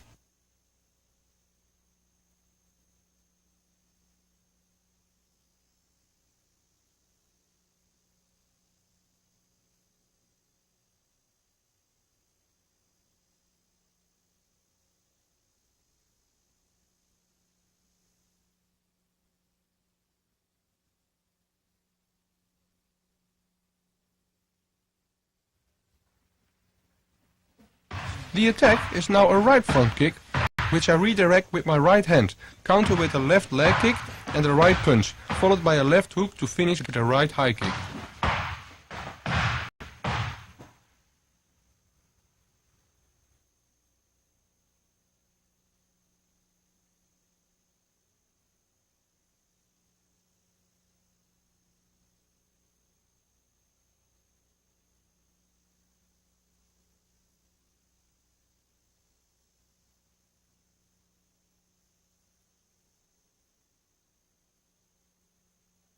I redirect the right front kick with my right arm to my right side. I make a step in between, make a left leg kick, keep my left leg in front, follow with 2 punches and a high kick.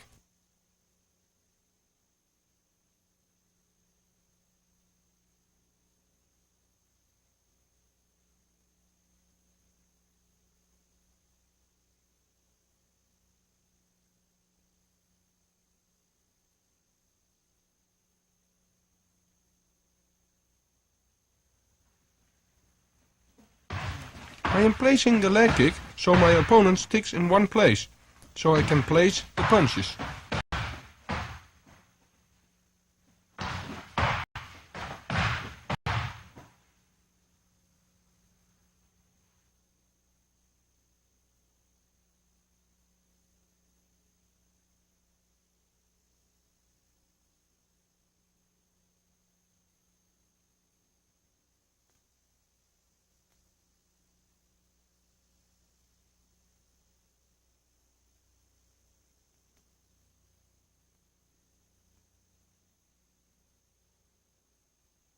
My left leg is in front after the leg kick is given, so I am in the right position to make a right straightforward punch, a left hook and a turn back with a right high kick.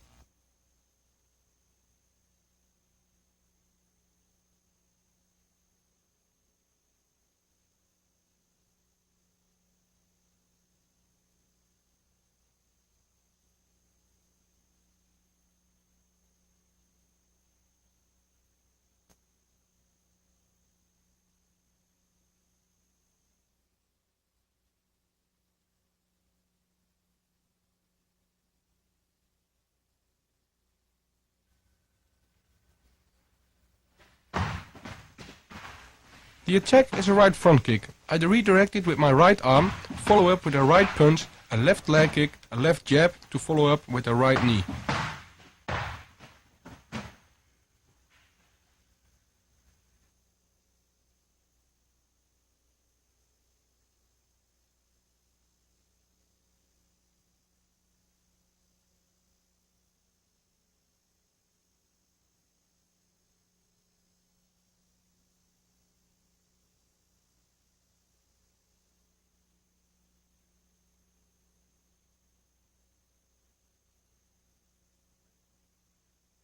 When I redirect the kick with my right arm, I make with the same arm a straight punch to the face. Take a step with my right leg forwards and make a left leg kick, a left jab to finish with the right knee.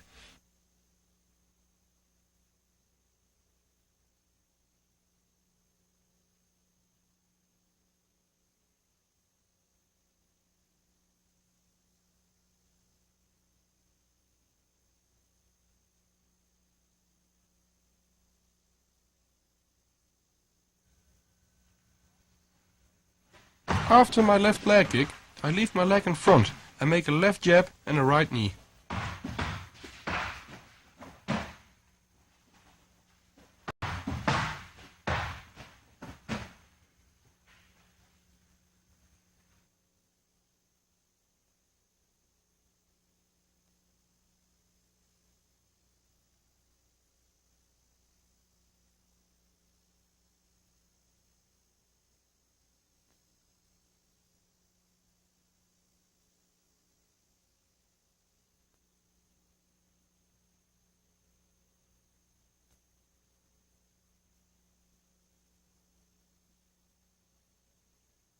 With the left jab, I take away his side and grab him with my right hand behind his neck and pull him towards in my right knee.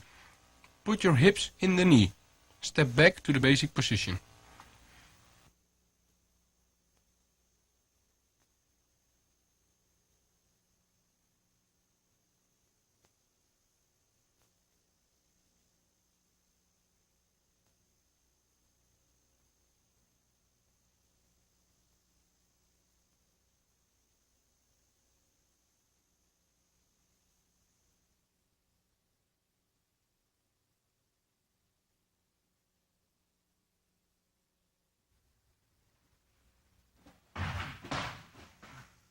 My partner attacks again with a right front kick. I redirect with my left arm and counter with a right punch and a left leg kick.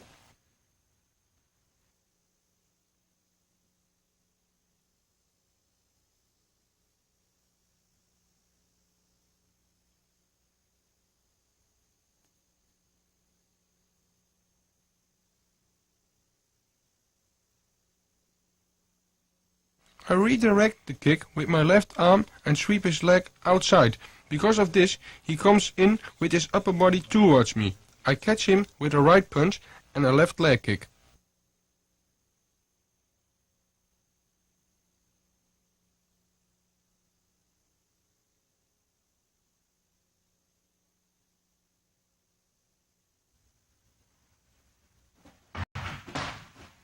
Notice how I step a little bit back when the kick comes.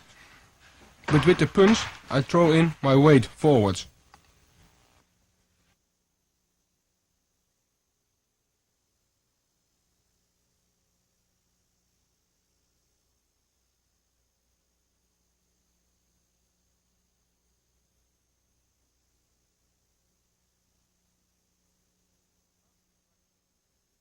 After the right punch, I take with my right leg a step to the right forward to put my whole body in the leg kick. Kick a little downwards with the shin on the thigh and keep with your left arm control of your opponent.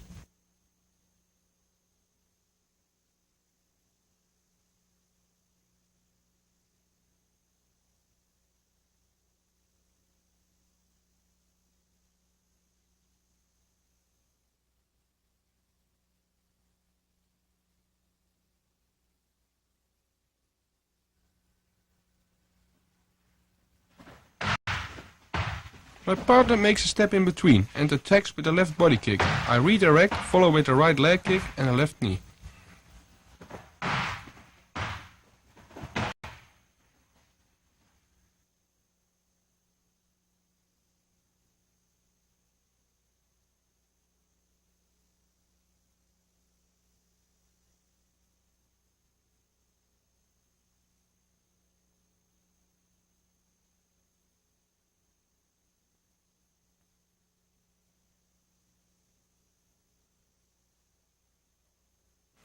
As the kick comes, I step a little back, block the kick with a double guard, and with my left arm I push the leg down at the moment it makes contact. Do this with a bit of power, so he can't lift up his leg to block the leg kick.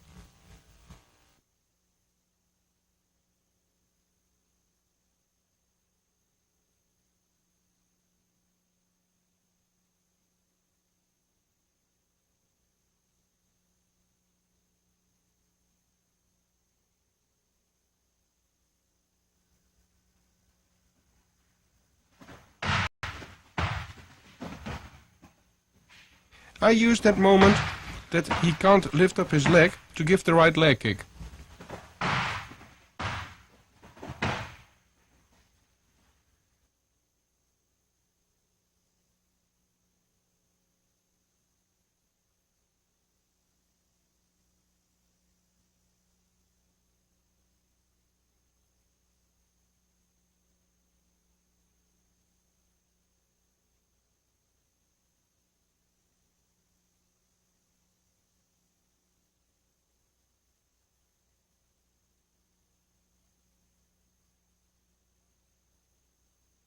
After the leg kick, I make a step in between and grab with my left hand my opponent behind his neck and pull him in my left knee. Put your hips in the knee and step back to the basic position.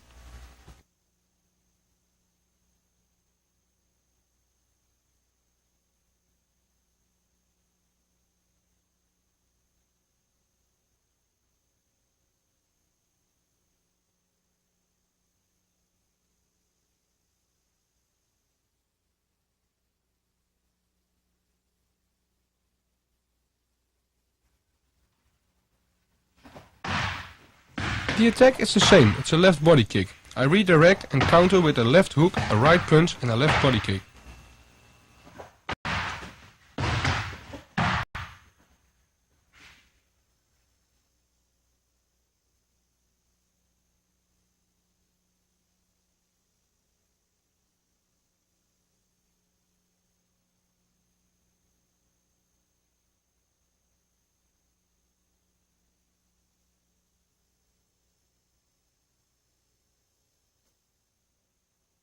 I redirect again with my left arm, and with the same arm I make a left hook and a right punch to follow up with a left body kick.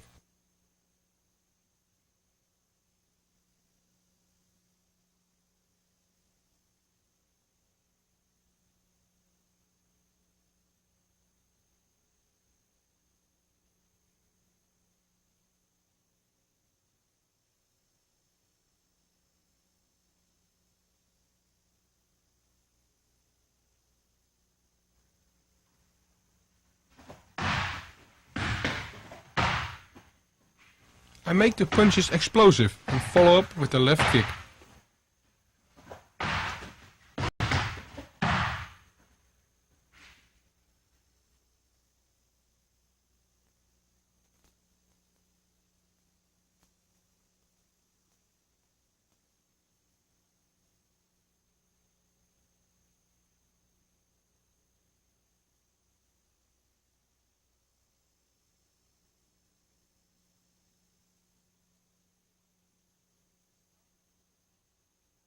After the punches, I make a step in between to make a powerful left body kick. After the body kick, we step back to the basic position.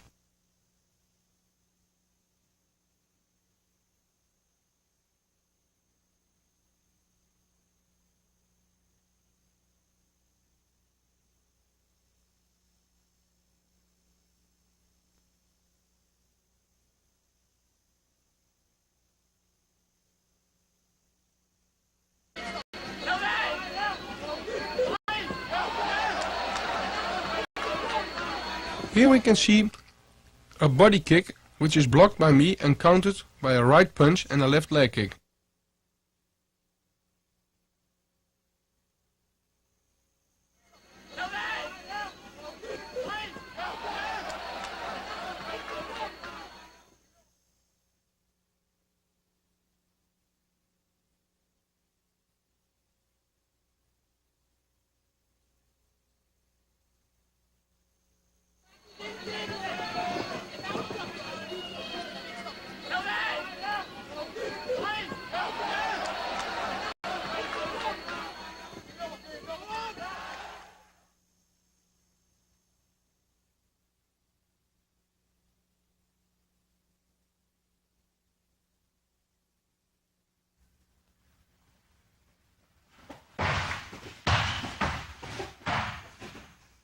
The attack is a right body kick. I redirect and counter with a left leg kick, a right punch to finish with a left leg kick.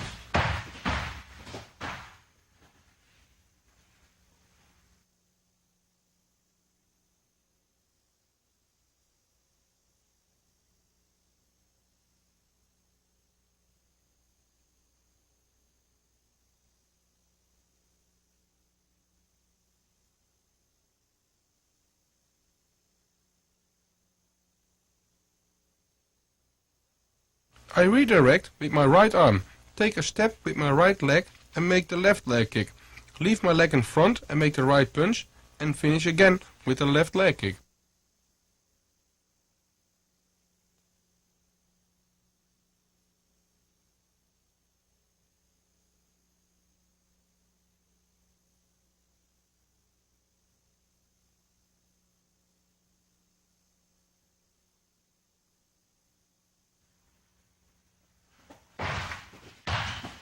After I redirect the leg, I make quick the leg kick, so he cannot step away from the punch.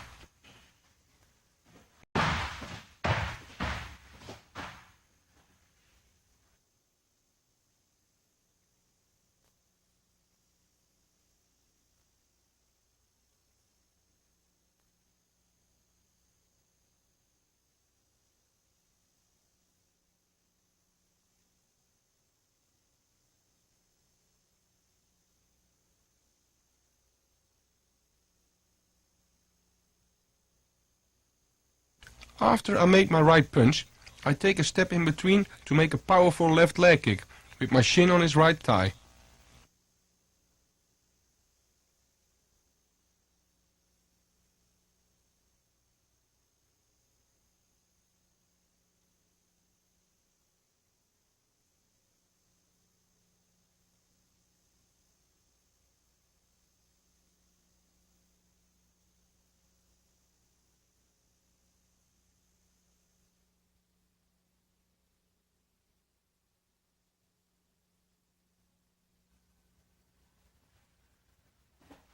My partner attacks with a right body kick, and I redirect it and counter with a right punch, a left push and a right body kick.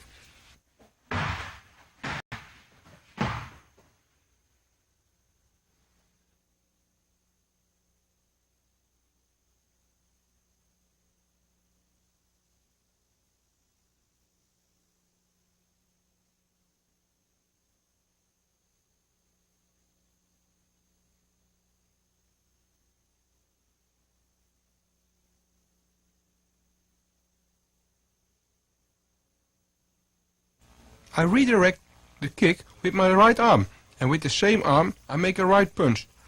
Turn my body back with a left hook or push to finish with a right body kick.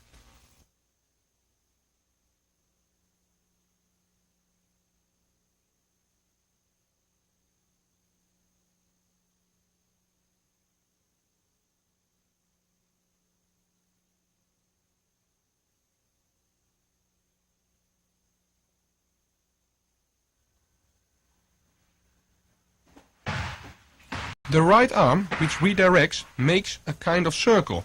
Block, redirect and punch.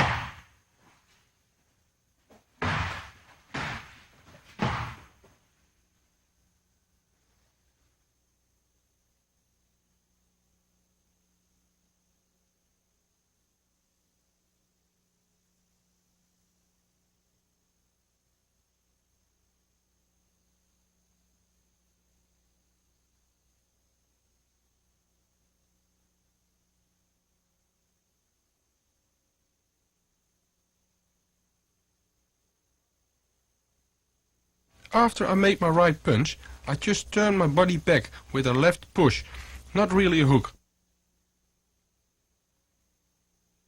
To get in the right position to make my right kick, I make a step left forwards with my kick.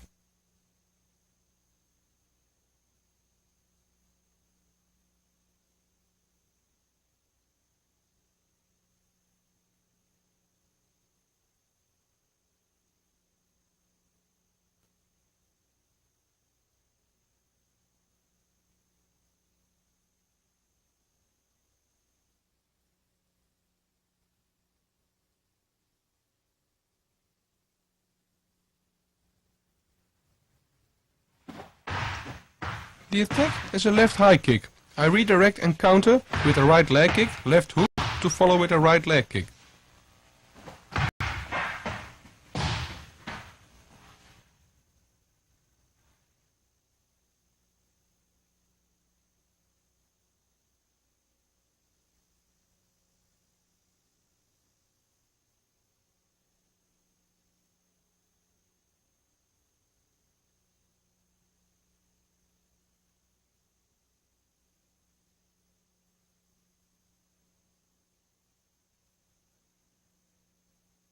I redirect the left kick with my left arm and push the leg down so he can't pull the leg backwards.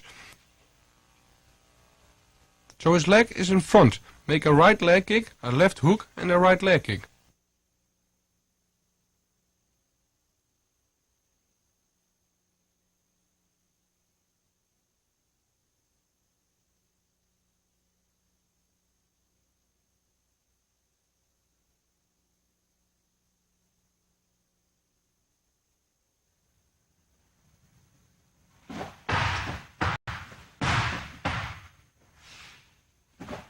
I make sure I follow quick with the right leg kick after I redirect the leg.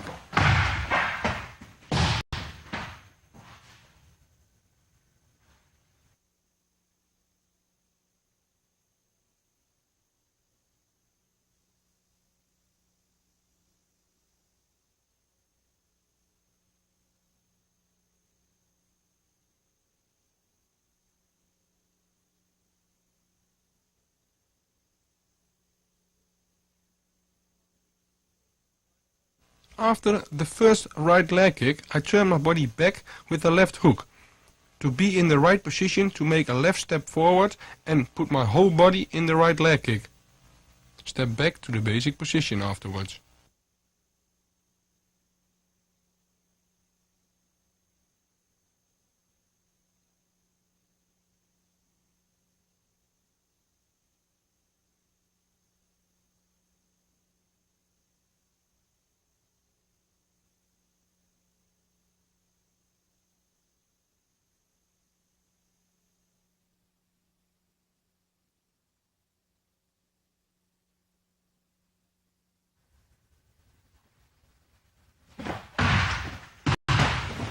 Now the attack is a left high kick, which I block and redirect. Counter with a left hook and a right punch.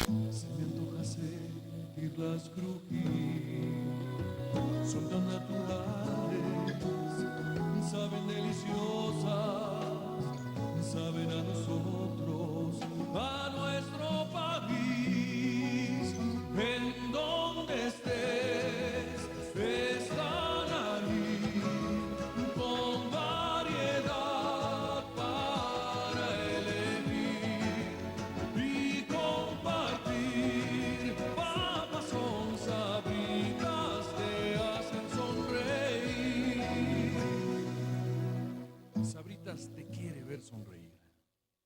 Preparar el desayuno nunca había sido tan fácil. Nuevo empaque de Gran Día. Pártelo fácil, mézclalo fácil y disfrútalo.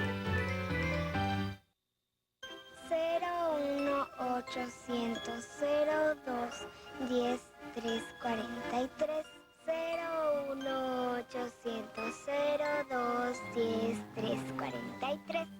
Los niños de México merecen que recuerdes este número. Tú puedes combatir los delitos de la prostitución y la pornografía infantil. Denúncialo. Abre los ojos, pero no cierres la boca. Contigo es posible. La onda de calor azota suavemente la ciudad. El termómetro llegó hasta los 38 grados centígrados. Te recomendamos salir con tu traje de baño. ¿Buscas un golpe de frescura súper intenso? Maxer te da la máxima explosión de frescura que no se acaba. Maxer, explosión refrescante. Yo también, yo también, yo también. Yo también estudio bachillerato y puedo trabajar porque me especializo en computación. Yo puedo estudiar una licenciatura porque terminé el bachillerato. ¿Ya pensaste hasta dónde quieres llegar? Grupo Cultural Isel, tu mejor futuro. Alguien llegó a romper el orden de sus vidas, pero en realidad será el principio de su equilibrio. Usted debe ser el ex esposo de Christine. Usted debe ser... No olvides llamar a Melanie Parker. Un día muy especial, este martes 9 de la noche en Galavisión Espectacular.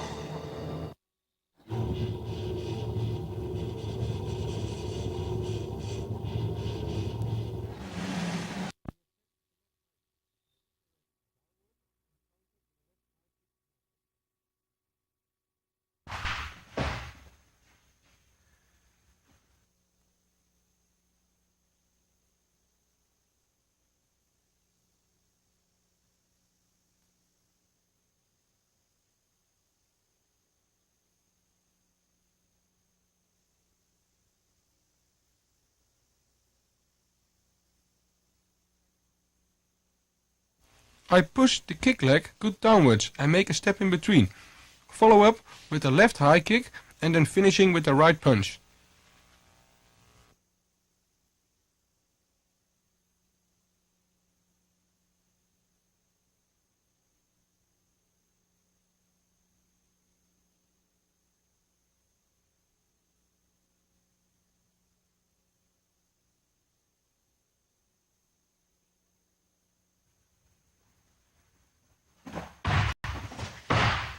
I push the leg with power downwards, so there's a moment where he's off balance. I have to counter quickly with the left kick.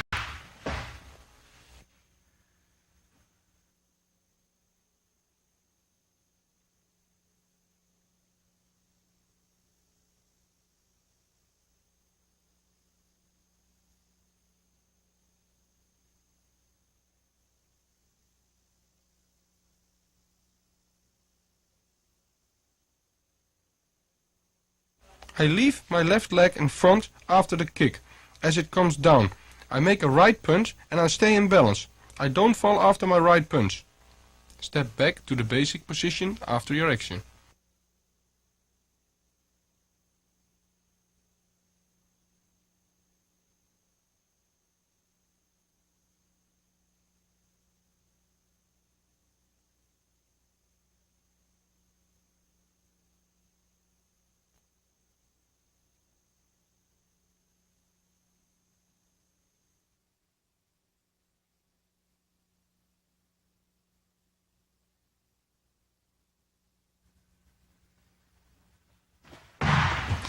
The attack is a right high kick. I counter with a left leg kick and a right punch and a left body kick.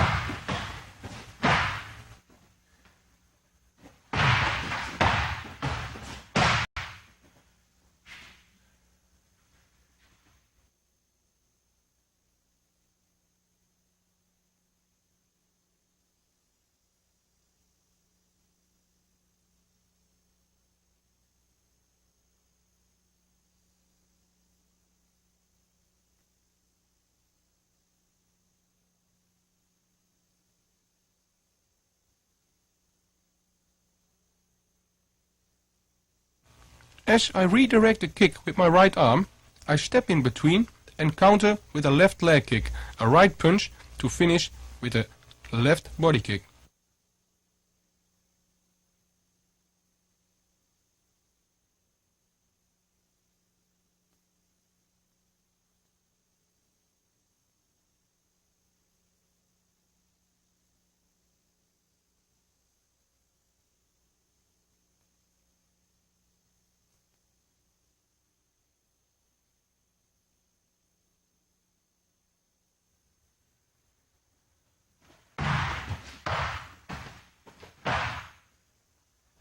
I leave my left leg in front after my leg kick to make the right punch.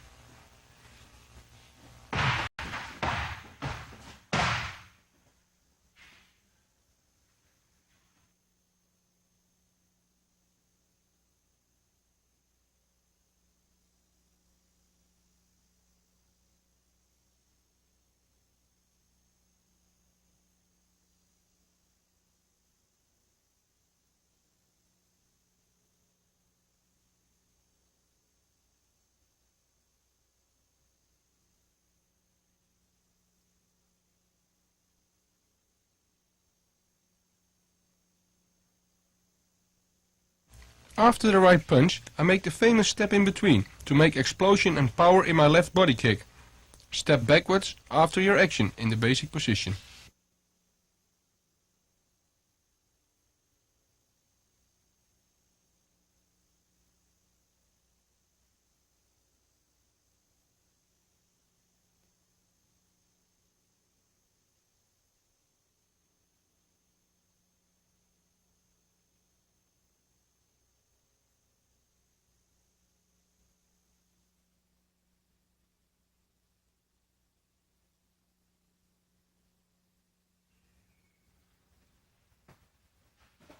Here I redirect a right high kick and counter with the same right kick.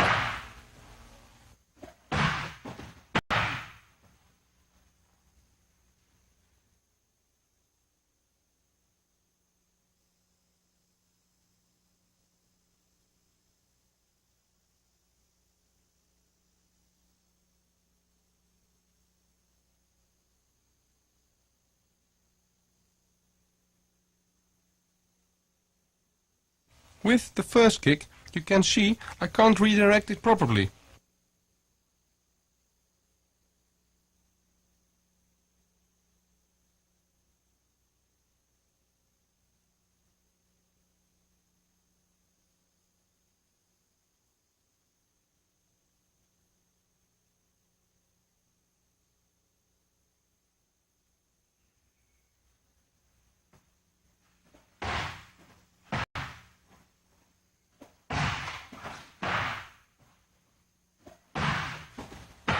You see I block it and I'll sweep it through in one moment.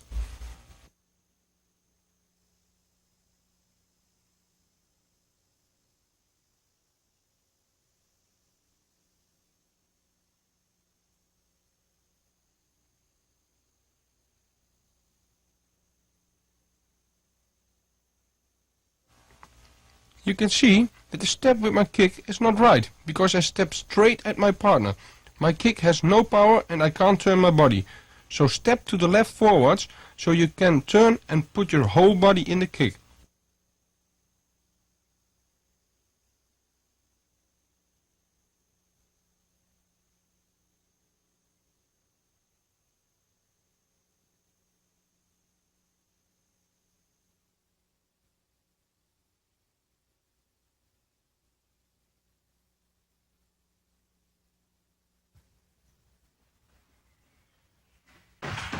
The importance of takeovers or redirection is that you're the boss, in control of the situation.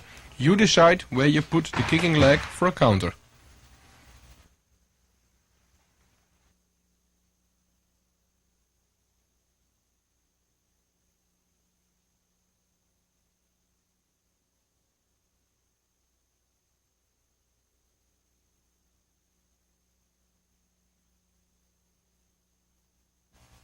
The first takeover I do with the front kick. I can put it in the front by pushing it down and put it to the side by sweeping it through.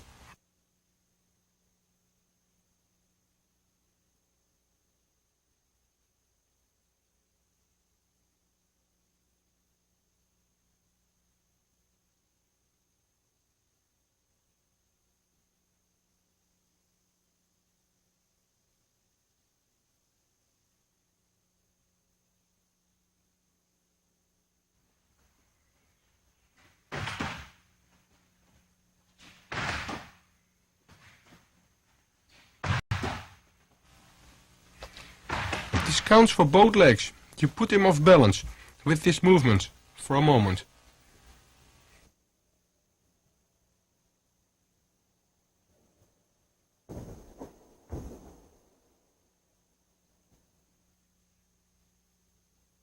You can see I have to use a little force to put the leg where I want, because I don't want to pull his leg back to a good position, because I want to counter.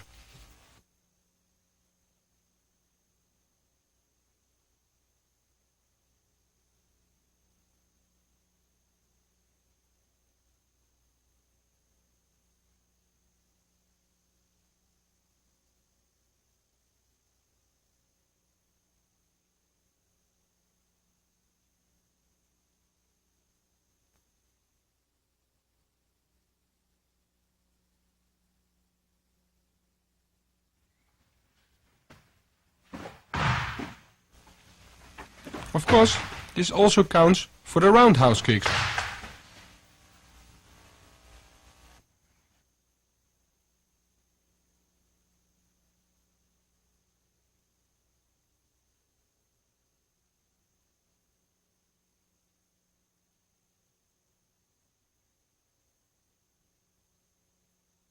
First of all, I block always with a double guard.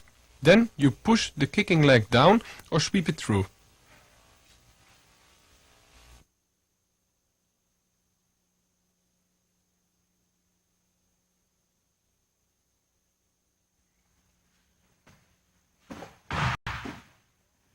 The left kick is redirected with my right arm and the right kick with my left arm.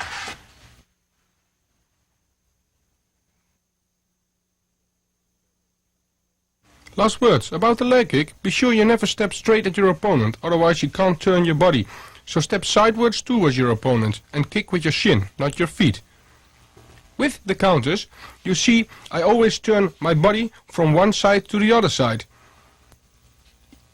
Even only with a push or a punch to get distance and to be able to put good power in the kick or punch. To step in between is one of the most important movements before a kick, to put explosion and speed and power in your kick. Also with this movement you don't step straight at your opponent. With the takeover or redirections from kicks, you are the boss. You decide what's gonna happen, so you place the kicking leg wherever you want to counter. Have fun.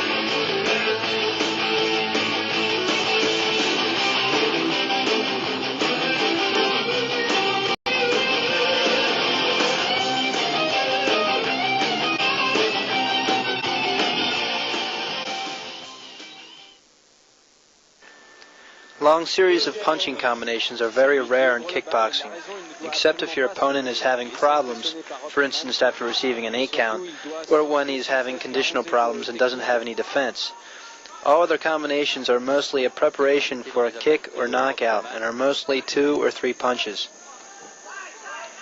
When exchanging longer punch combinations, it's important to always keep your balance in the center or middle of your body.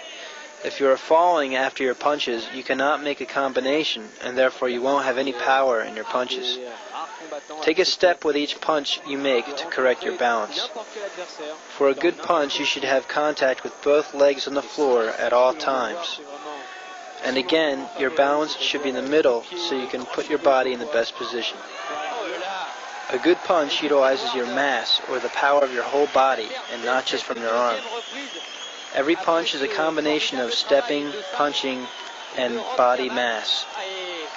And again, make sure after hitting your opponent with a successful technique, you may be thinking, yes, great, I'm already there, but take some distance and back up and review the situation, and then make a step to finish the fight. Cette classe dont parlait juste avant le combat Justin Ward.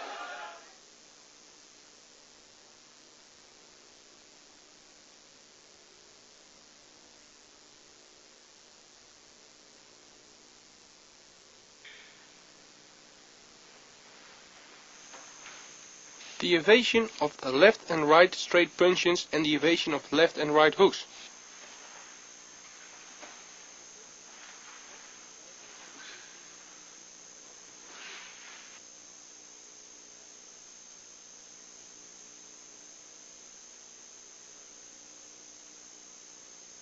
The opponent strikes with a left straight punch to the face. This punch will be evaded by moving your upper body to the right. Strikes with a right straight punch to the face. This time we move our upper body to the left, so the punch will pass your face. Our opponent gives a left hook to the face. The punch can be evaded by bending quickly, so to speak, by diving under this punch, and to turn into the opposite direction of this punch. You can make yourself smaller by bending your knees to move under this punch. The same story goes for the right hook, but now only you turn into the opposite direction. You will turn to the other side under the punch of your opponent.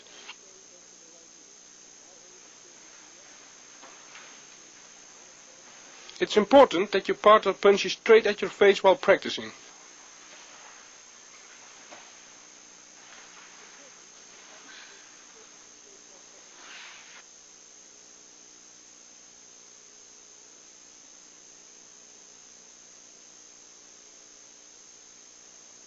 Make sure you have a good balance for moving your upper body sideways, in this case to the right side. It's from utmost importance to have always eye contact with your opponent.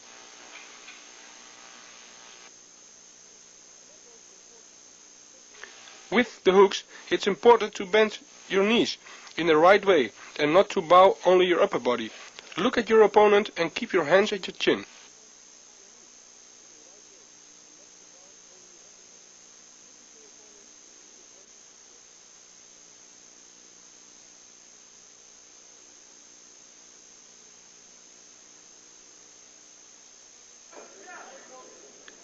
Now we are observing a real fight. Watch that this moment shows the evasion of a right straight punch. In fact, it's slightly different than the way we just practiced.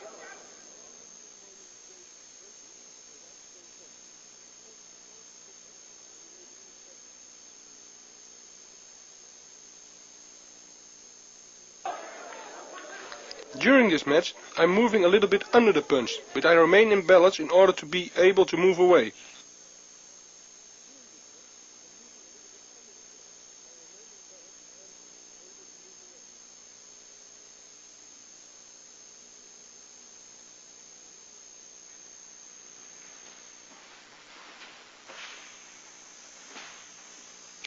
Let's look at the evasion technique from behind.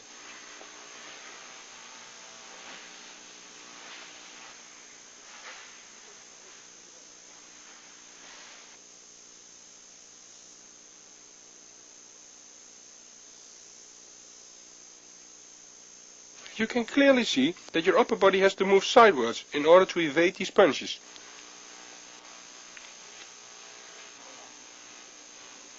Direct straight punches can be evaded by moving your body to both sides.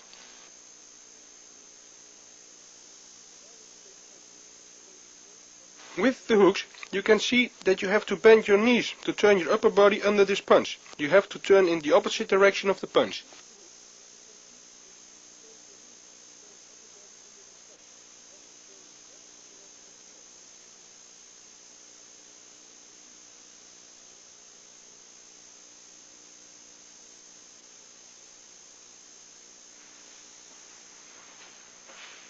You can see you have to stay in balance at all times in order to evade the punches and to return in the basic stand.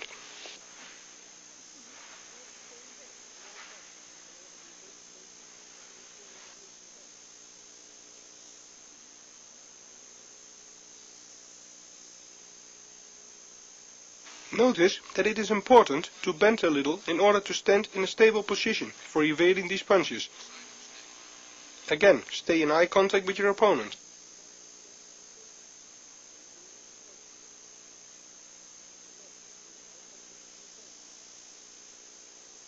With the hook punches, your whole body has to move in order to evade these punches.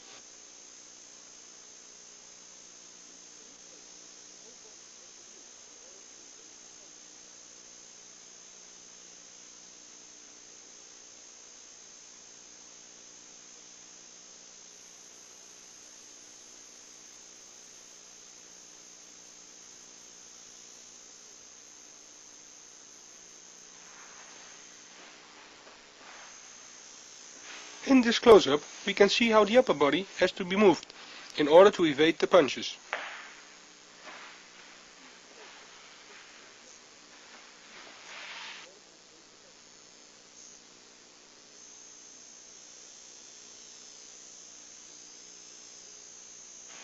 In this slow motion, you can see how far you have to bend to evade the punches.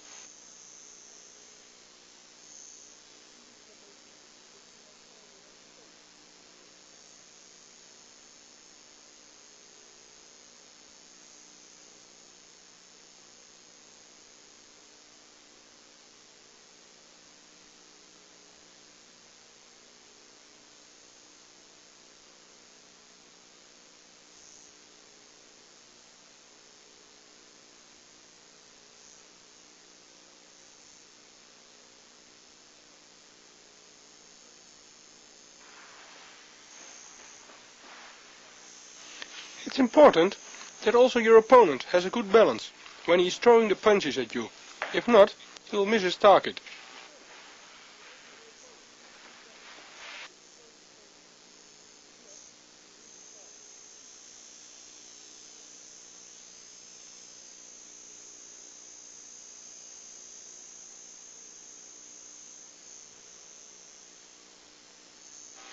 If your partner has no balance, he will fall after punching, because he's missing his target.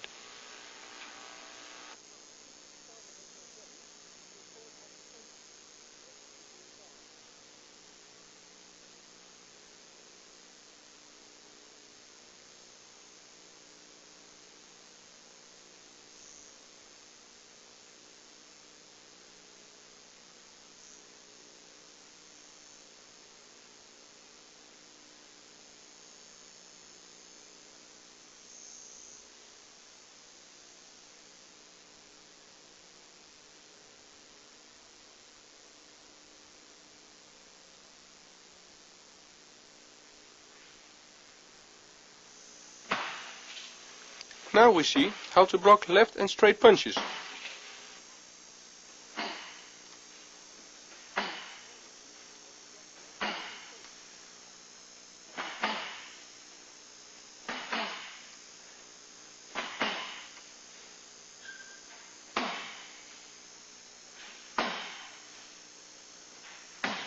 And also how to block a left and a right hook punches.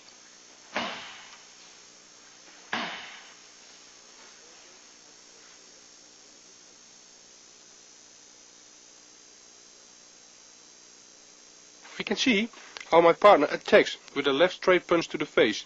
This punch is blocked by taking it from the direction of punching with your right hand.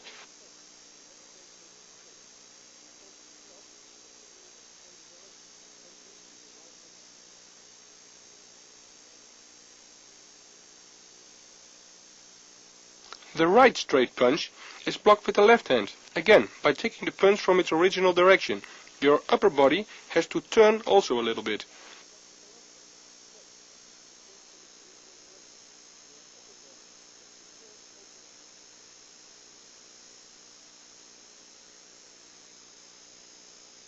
Now you see left and right punches after each other again. Again, you will take the left straight punch with your right hand and the left straight punch with your left hand.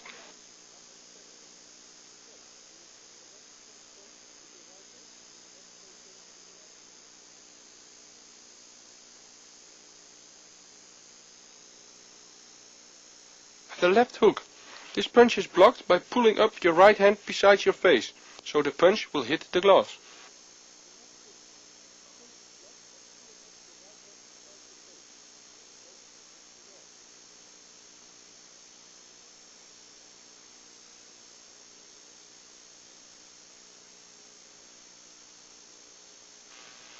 The right hook.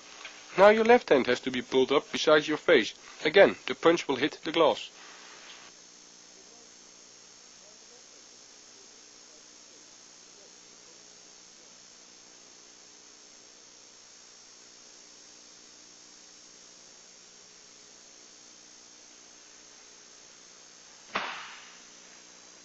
Here you can see that the opponent is moving too, and steps in order to minimize the distance, in order to get a good basic position after he has placed the punch.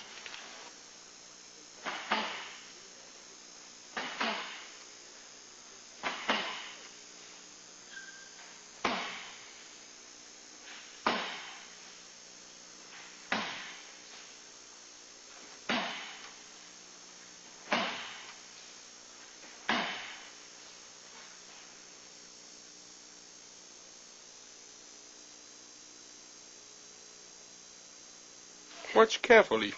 Your opponent is out of reach and has to move inwards to hit you. This is exactly what happens in a real fight.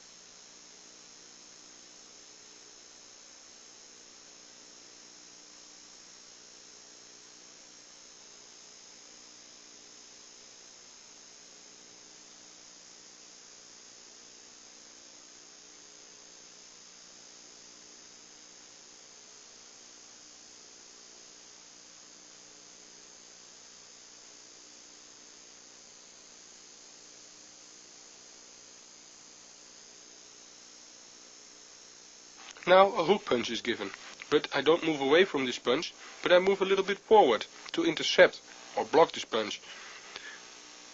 Don't forget to stay in balance while intercepting this punch.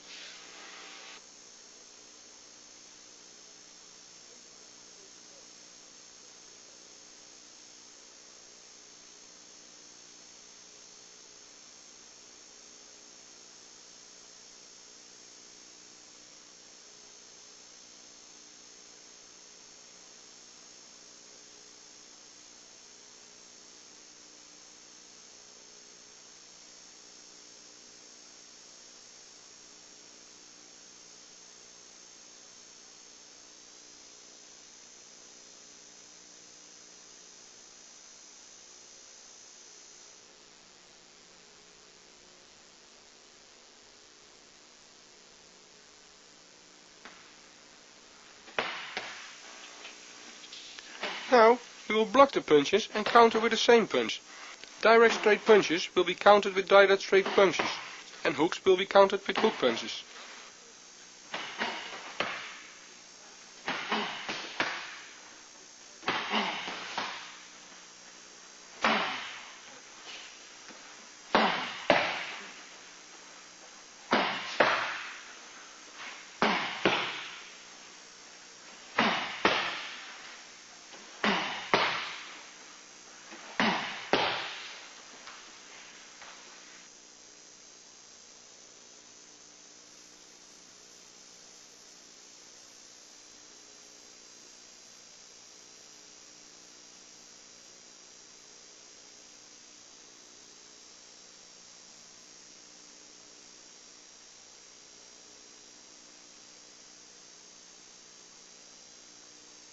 The left straight punch is blocked and directly countered by a left straight punch. You have to block the punch, and while countering this punch you also take a step to minimize the distance. The same situation applies with the right and left-right straight punches.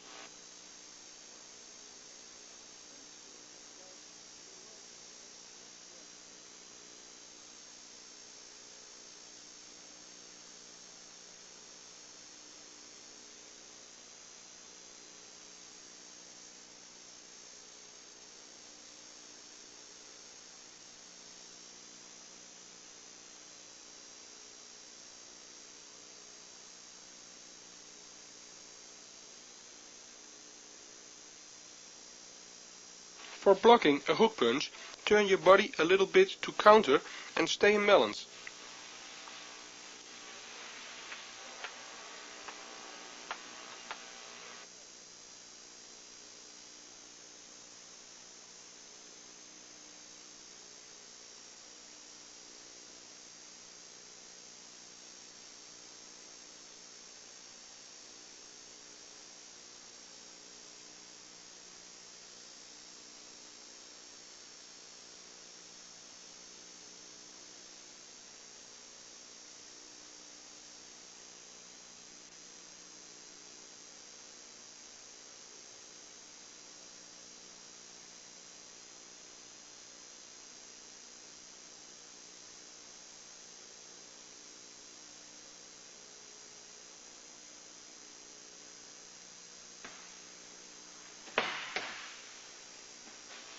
These techniques is like playing a game. It's an action game of reaction, moving to and through, and returning to the basic position, and always keeping eye contact.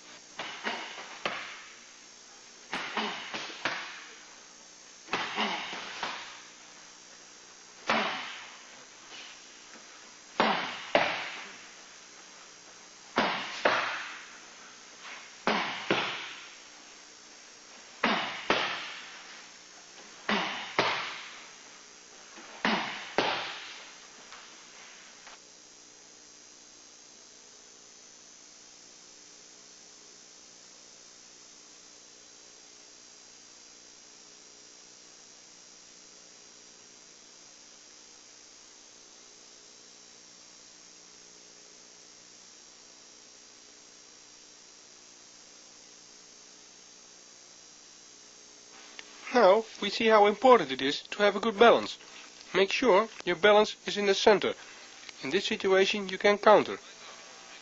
Remember that if you are not in a stable situation, it's hardly possible to counter.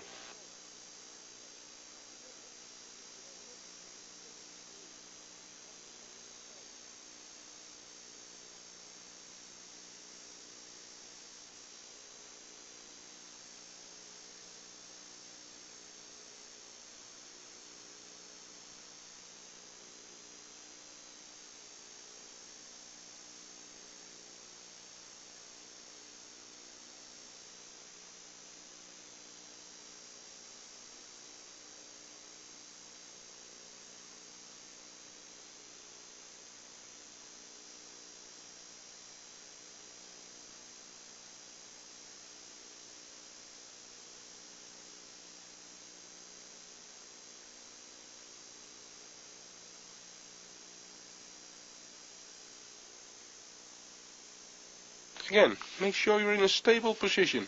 From this position on, it's very easy to place a good and powerful counter.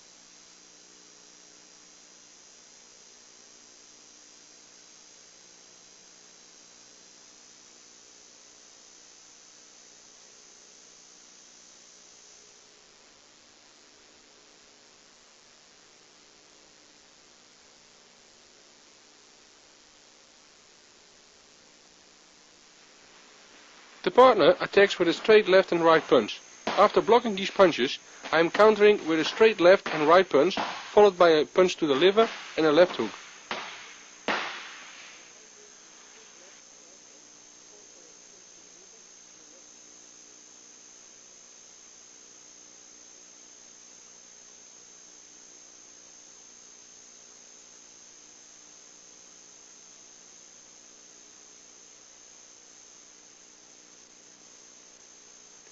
Left and right punches are blocked and are being countered with a left and right punch.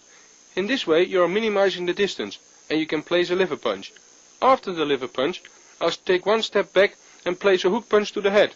Now I return after this combination in the basic position.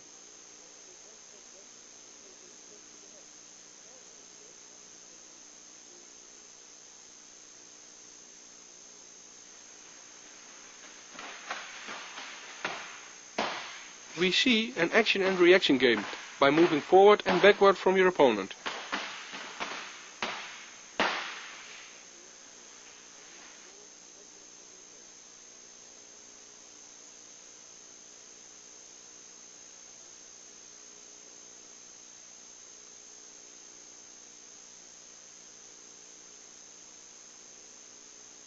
By placing the counter with the left and right straight punches, your opponent will have difficulties with his side. He pays attention to the defense and by punching to his head, his guard will go up. Now we are creating an opening for a liver punch and a hook. Remain in a good balance in order to make the combination.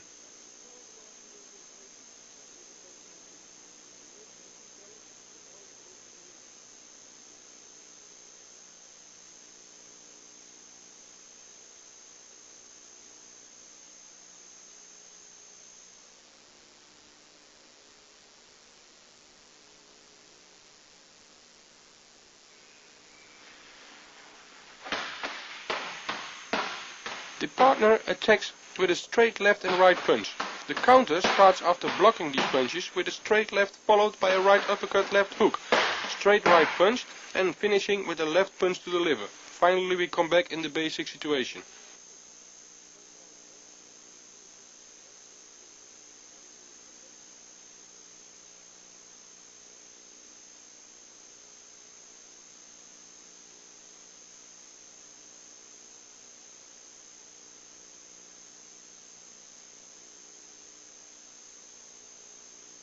After blocking the left and right straight punch, you step forward with your left foot in order to minimize the distance, and at the same time you place the left straight punch followed by a right uppercut and a left hook. Right straight punch ending with the liver punch. Finally we have to return in the basic position.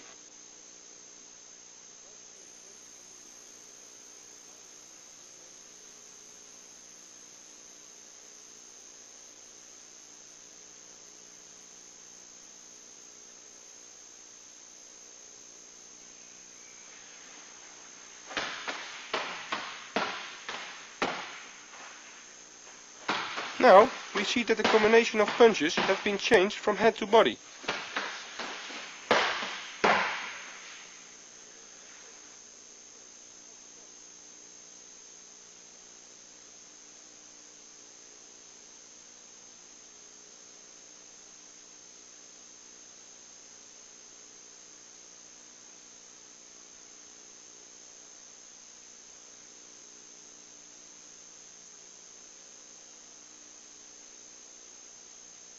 It is very important that immediately after blocking the punches of your opponent, you place the counter with a left punch, so it's difficult for your opponent to see anything. By making a combination, throw in your body in your punches, but always remain in balance and finally step back to the basic position.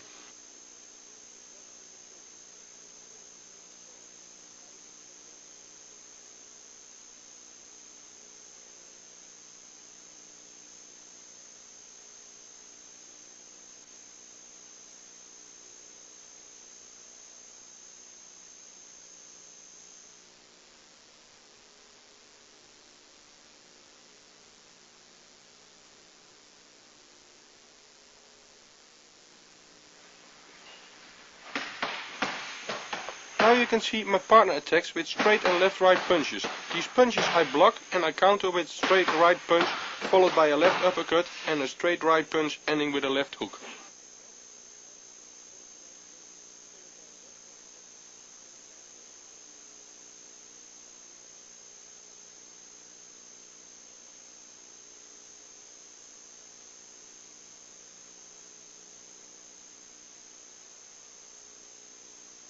After blocking, you minimize the distance by countering with a straight right punch.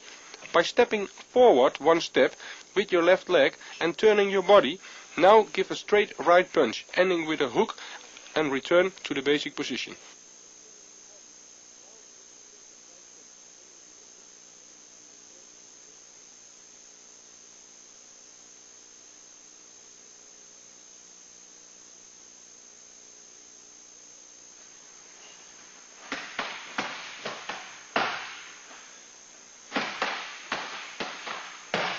Watch the rhythm of the punches.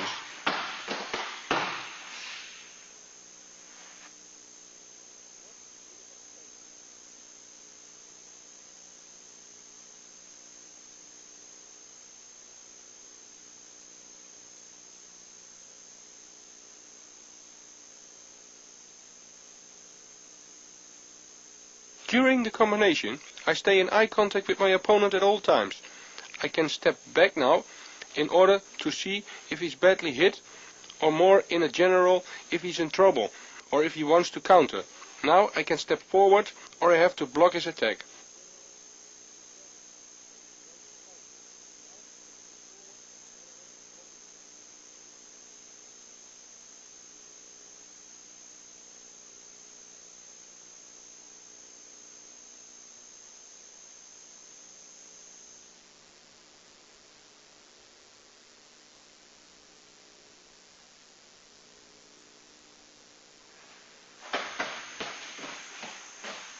The partner attacks with a straight left and right punch. I block and counter with 2 times a straight left punch, straight right punch to the body, ending with a right hook.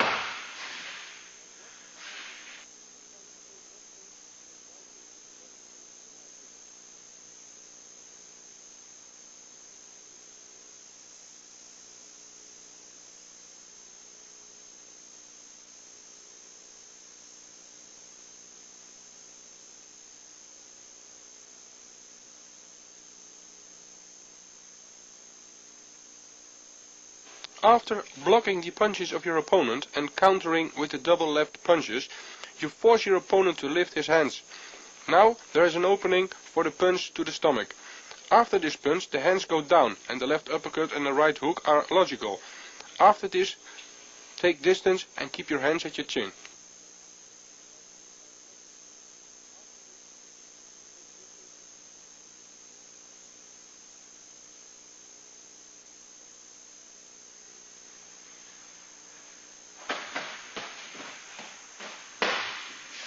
Make sure that the double left punches are straight to his face.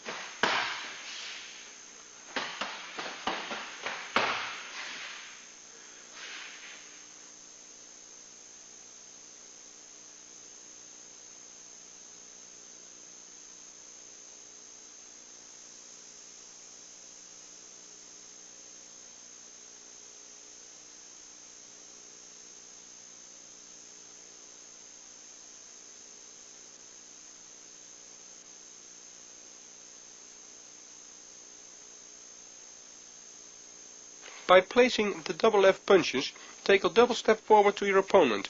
Bend a little bit your legs by directing the right punch to the stomach in order to get as many massa as possible behind the punch. After this, the power has to be in the final right hook.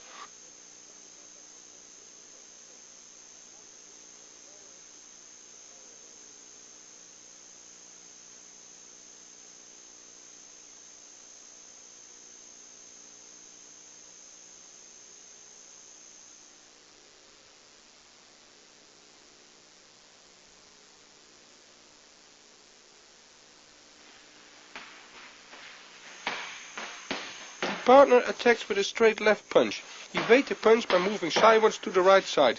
Counter with a straight right punch, followed by a left uppercut, a straight punch, ending with the left punch to the liver.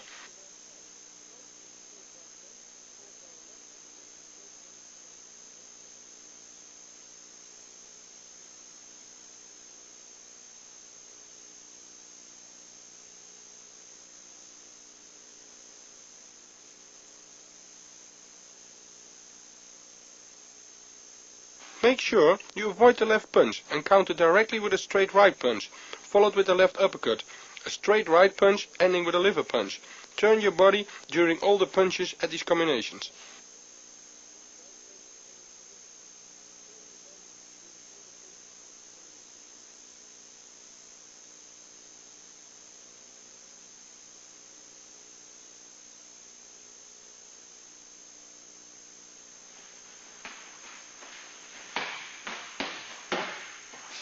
Pay attention. When countering, it will make a big difference in placing the punches high and low.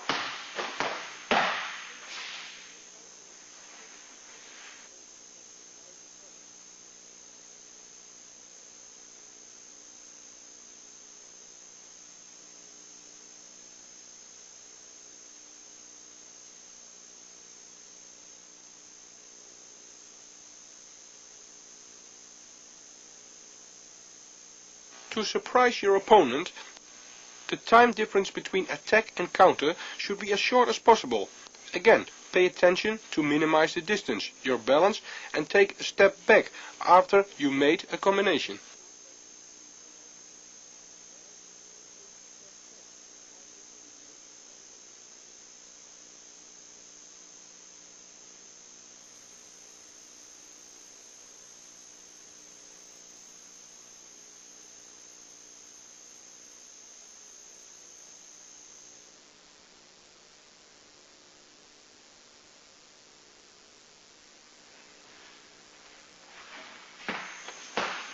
The partner attacks with a straight right punch. Evade the punch and counter with a liver punch, followed with a left hook, a straight right punch and a left uppercut, finishing with a right hook.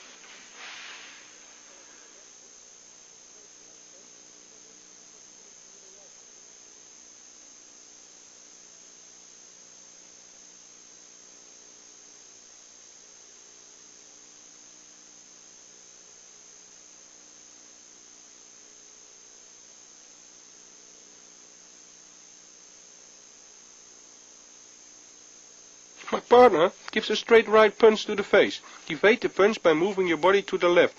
The punch will pass your face, and during this I place a liver punch and a left hook. Move your body backward while giving a straight punch followed with a left uppercut ending with a right hook.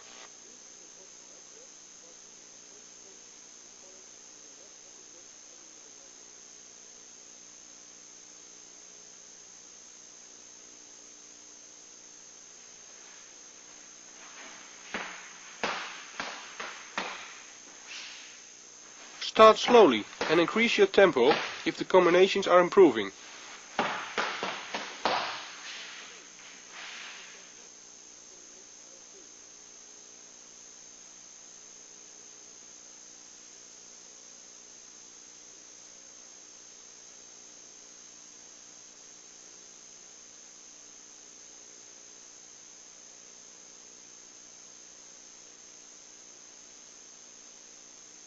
Be on time by evading the straight right punch and place the liver punch at the moment when his punch is still not finished.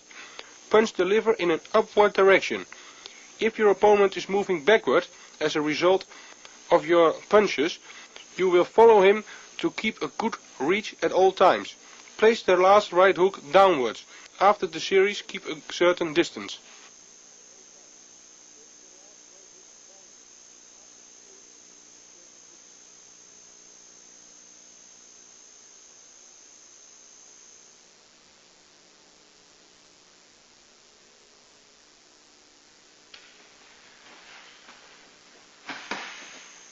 Your opponent attacks with a straight left, right punch followed by a left hook.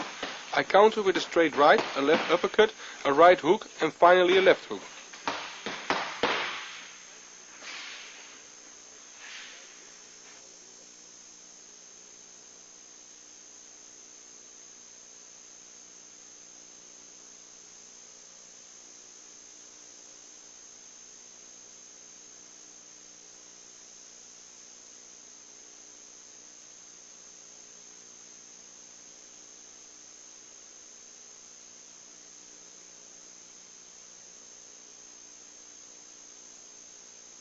Your partner attacks with a straight left and right punch followed by a left hook. I evade the left hook and counter with a straight right punch followed with a left uppercut, a right hook to finish with a left hook. Evade his attack as quick as possible and counter immediately.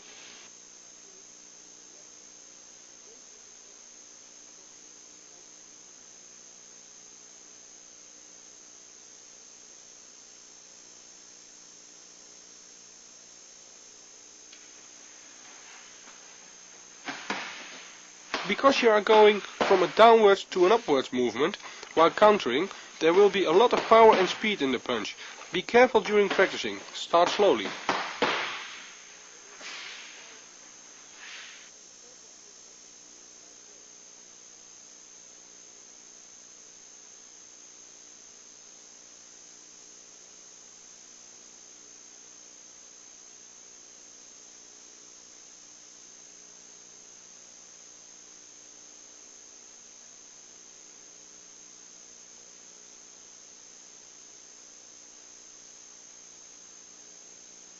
Please notice, while avoiding the hook punch, that you keep your balance at all time.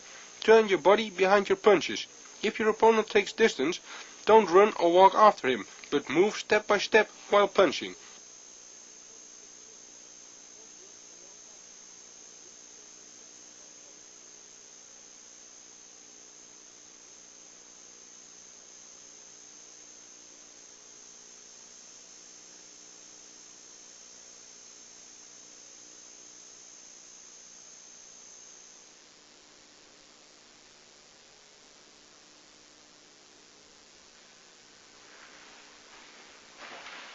The partner attacks with a straight left punch and a right hook. I duck, and by this way I am evading the hook. I directly counter with a right punch to the body, followed by a left punch to the liver, ending with a straight right punch, a left hook and a straight right punch.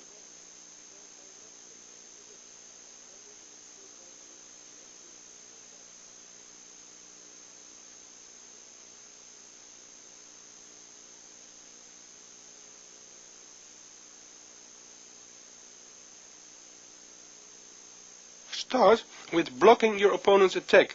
His left straight punch, duck the right hook, and at the same time you have to counter with a straight right body punch followed by a liver punch.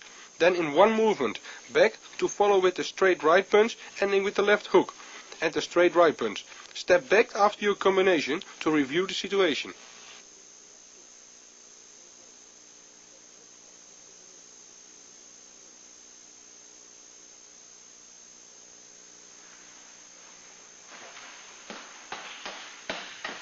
Bend your knees for evading the right hook in order to use the counter technique.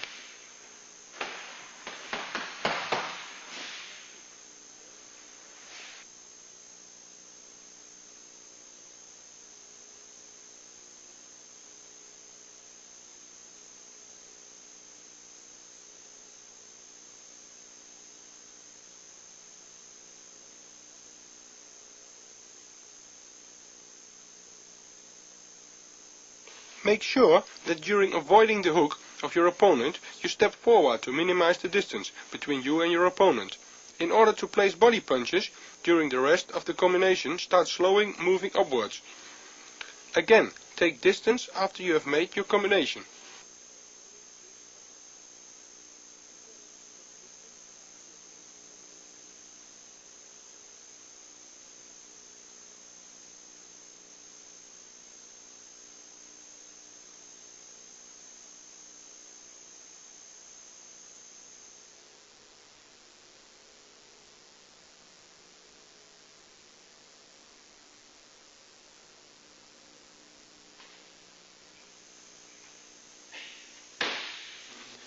This is a game of jabs and straight punches on the pads with a partner who is holding the pads. This is for punching with power and that your partner can correct you while exercising. Your partner will be placed a counter now, and then in order to assure that your defense is okay, you also have to examine the movements on your feet. Your partner who holds the pads will stay outside of your punching reach. So every time that you are punching, you have to step forward in order to hit the pad, and to go back in order not to get hit yourself.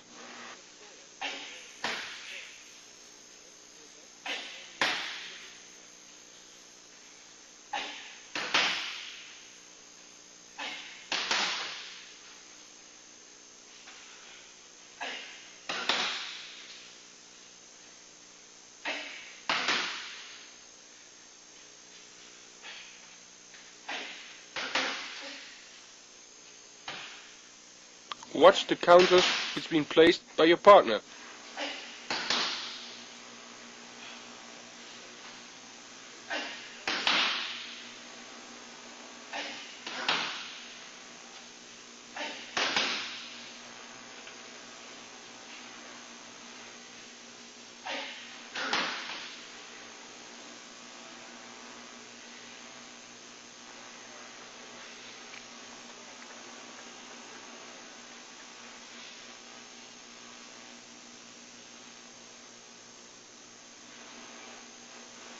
Make sure that your punches are explosive, and during punching, lock your chin behind your shoulders, especially while training the straight punches and the jabs.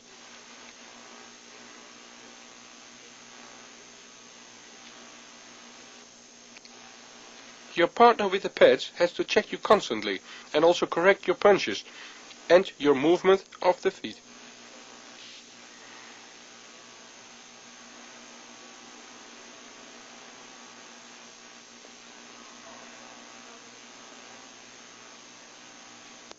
Don't stick on one place after punching, but move all the time. Your balance should be in the center. From this position it's easy to move back and forwards or to step aside.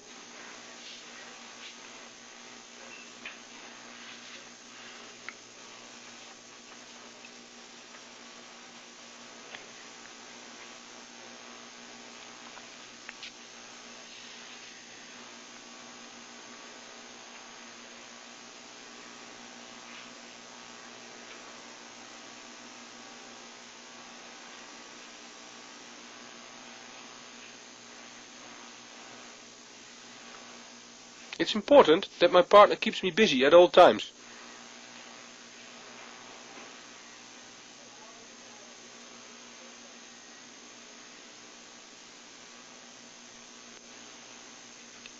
By this way, I have to be alert.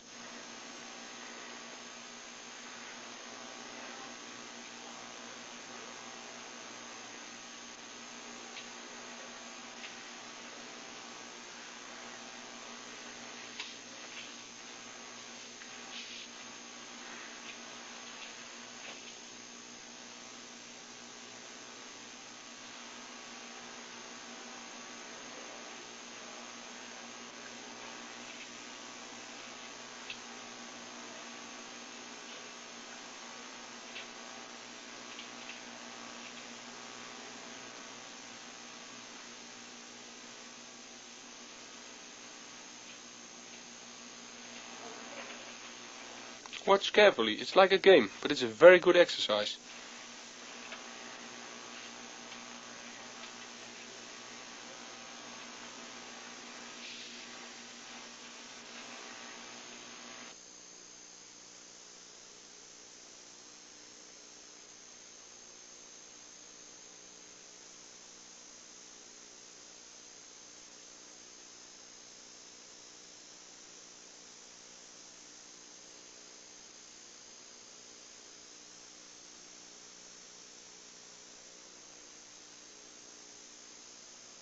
You can see by even this training it's very important to step back in the basic position, take distance and review the situation.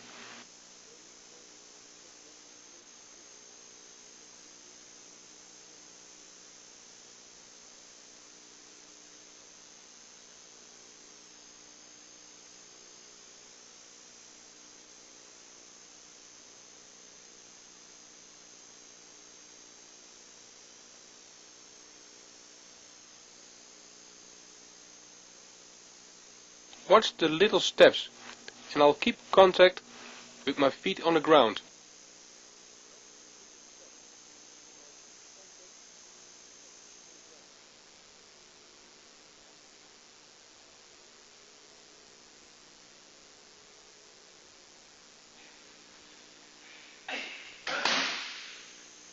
Now you're moving around your partner and at his command you start with a straight left and right punch. Keep always in good balance during this exercise. Your weight should also be in the center, not over your left foot, because then you will fall or walk after your punching.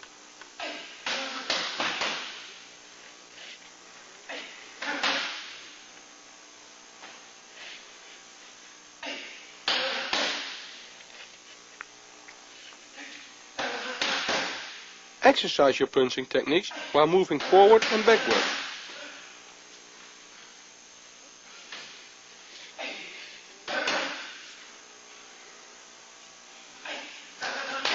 If your balance is okay, it is possible to turn your body away, to the left and the right side, and by stepping you will always have the advantage of having stronger punches and a better defense.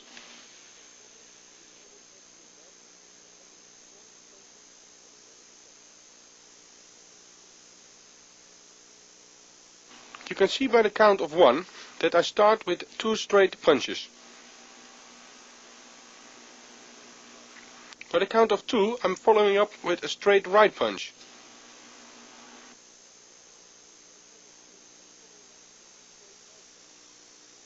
By the count of 3 I also give the left hook.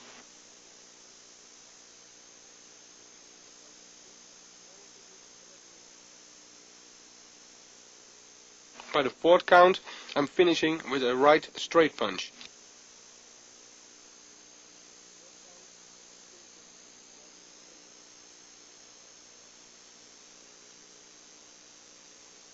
It's important that during a series of punches to move in and out, don't stand in one place.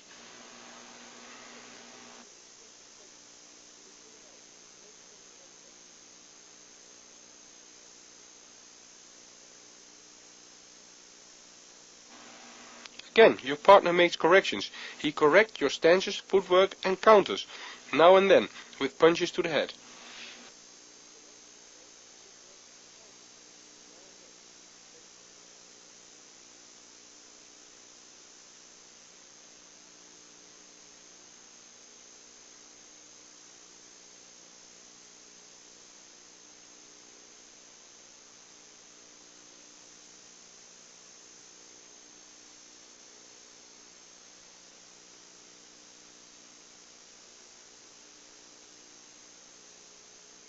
This training has to be exercised hard and explosive. If you have any problems by practicing this, start slowly.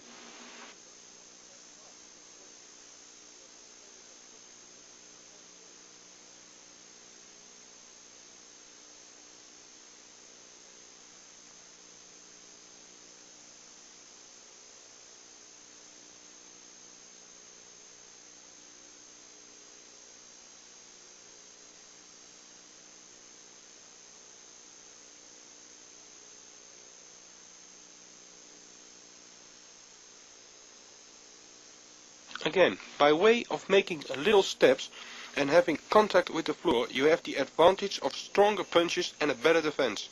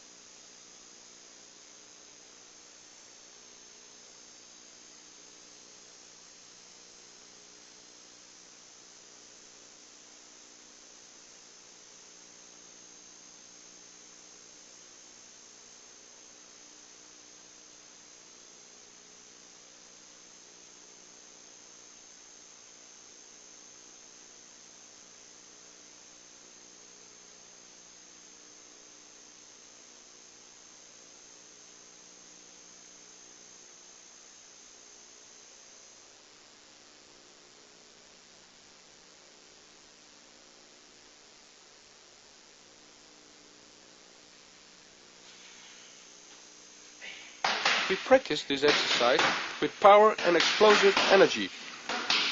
With every punch we have to take a step to keep the right range between you and your opponent. Also your partner is training in the same techniques while holding the pads. By taking step by step and moving back and forwards, holding the pads up high. After each series of punches you take distance again to make room for a new series of punches. This especially is important while moving backwards against an attacking fighter. By the count of 1 you start with a left and straight forward punch. The count of 2 you're finishing with a left hook.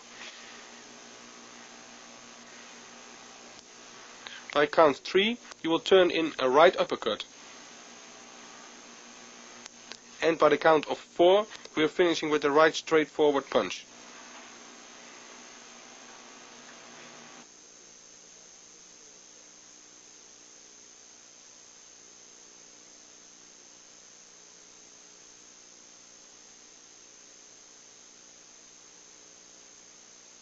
Keep the balance in the center.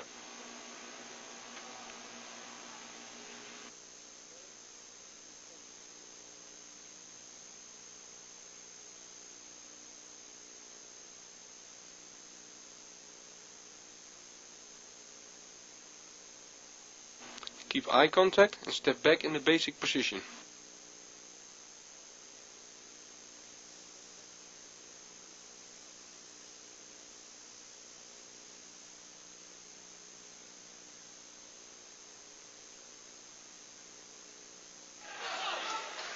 Changement de tactique chez le Hollandais qui se sert maintenant de sa jambe arrière gauche.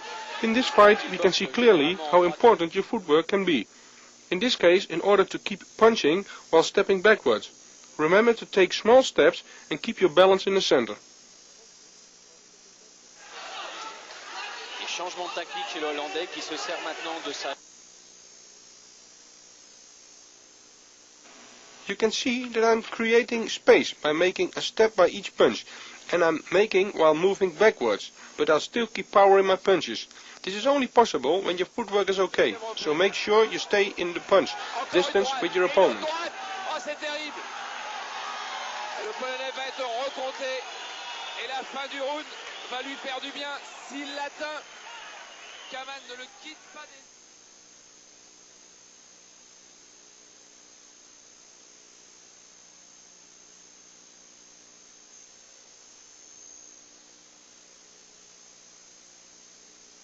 Deuxième reprise.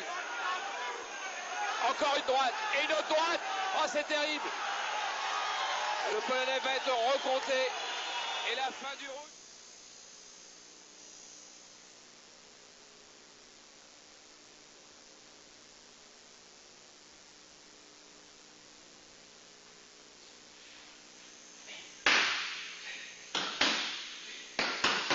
Make sure that you step every time when you're punching. Stay in balance and throw your body in the punch. This way you get the best power and massa in your punches.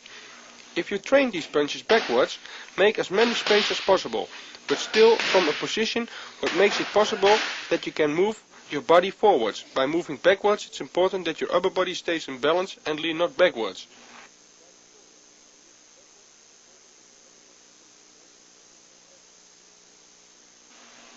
By the first count of your partner, you'll start with a straight left punch. By the second count, you start with the left punch followed with the right uppercut. The third count, we see the left punch, the right uppercut followed by a left hook. The fourth count, we see the left punch, the right uppercut followed by a left hook and ending with a right straight punch.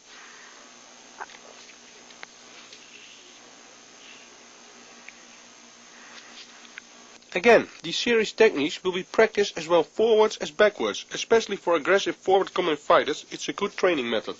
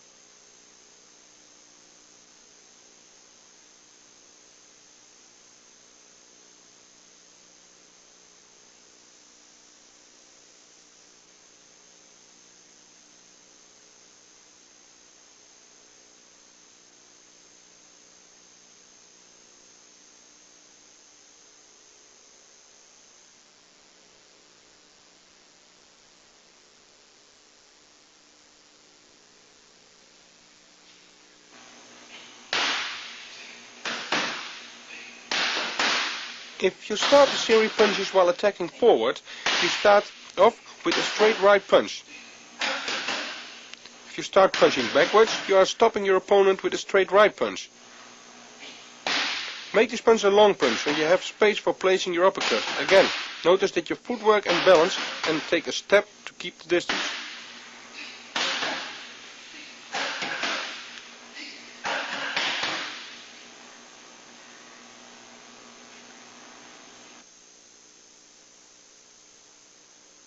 For the first count, we see the straight right punch.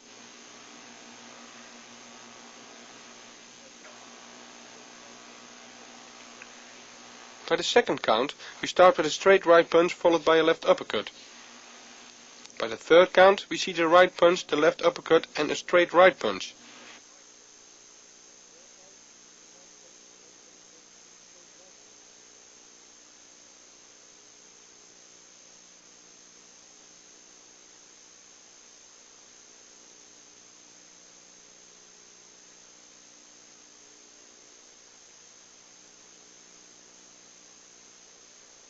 By the fourth count we see now the straight right punch and finishing with the left hook.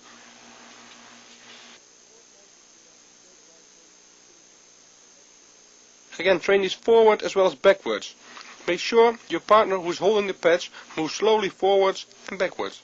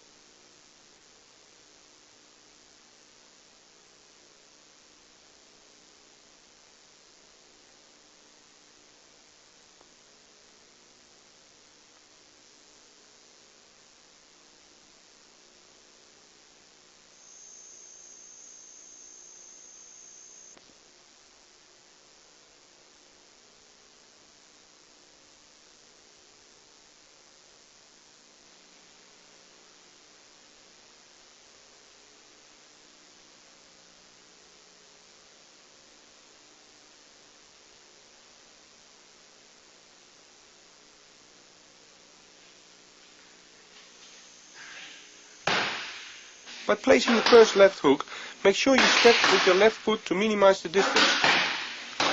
By the following series, throw in your whole body to create a maximum explosion of power with your punches. Notice that it is important that by every punch you make a step to obtain your balance. By the last series you make space by taking one step back. Now you're creating an idea by your opponent that he can start an attack. Then you catch him with a straight right counterpunch.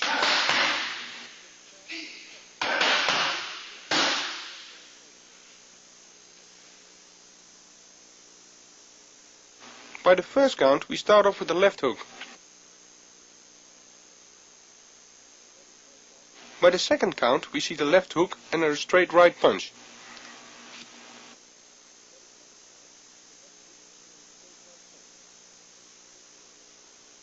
The final count, the fourth, we see the left hook, the right punch, followed by a left hook.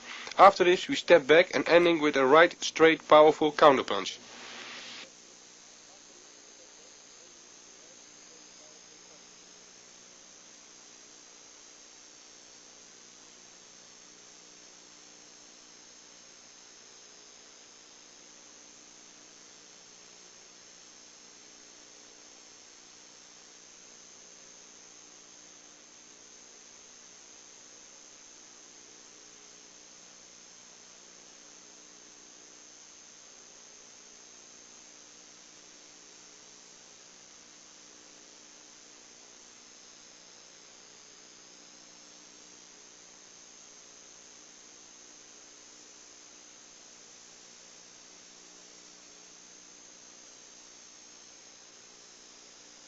Again in reverse, start the exercise with the left hook. After the left hook, we followed with the right straight forward punch. By the third count, we're finishing with one more left hook. By the last count, we see the right punch followed up by a left hook. After this, we step back and ending with a straight right powerful counterpunch.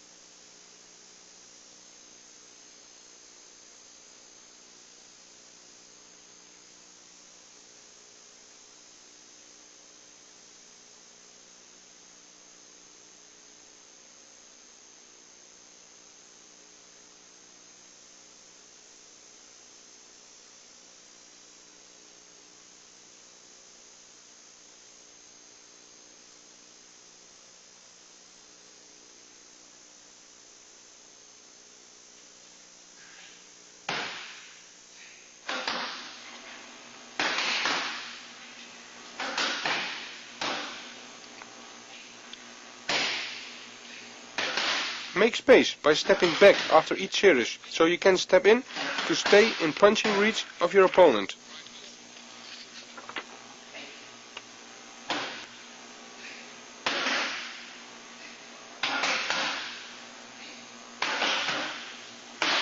Make enough space for your last 2 counters.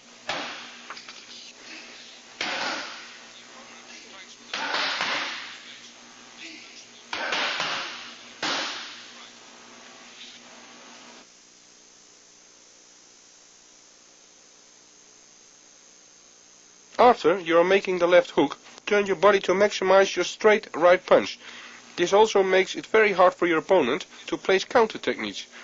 This will happen if you will stay in your old position and not turn your body.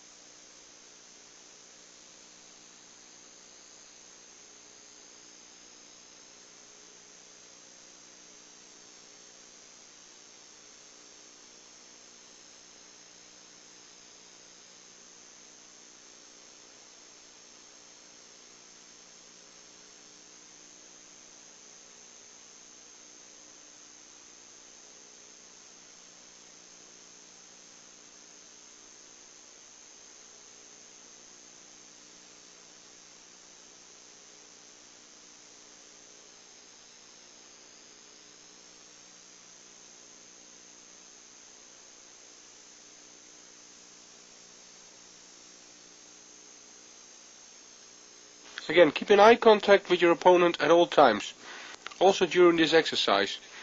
Keep contact with the floor with both feet, and make enough space for your last 2 counters.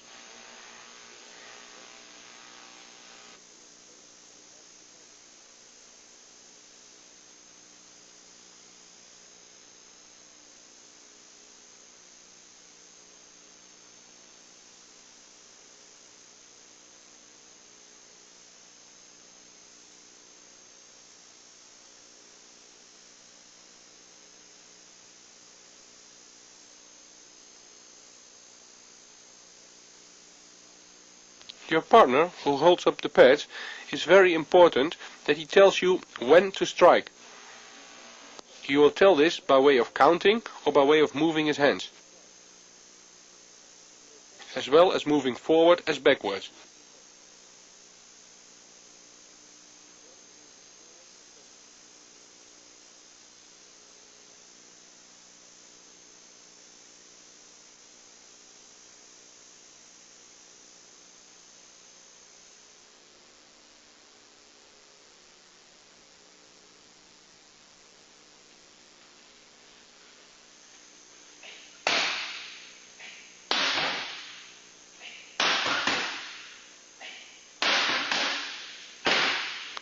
Make your direct straight punches long, as a start for the series punching coming after the first punch. Train this exercise relaxed but explosive.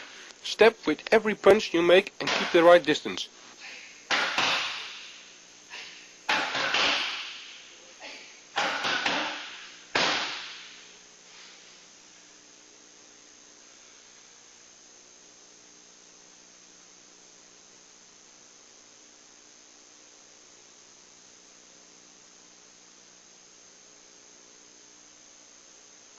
By the first count, we see a straight right punch.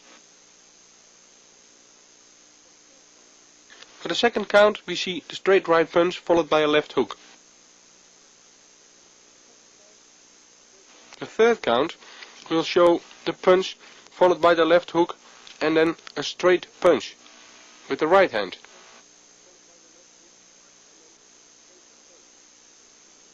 And the last count, we step backwards to finish with a powerful right straightforward punch.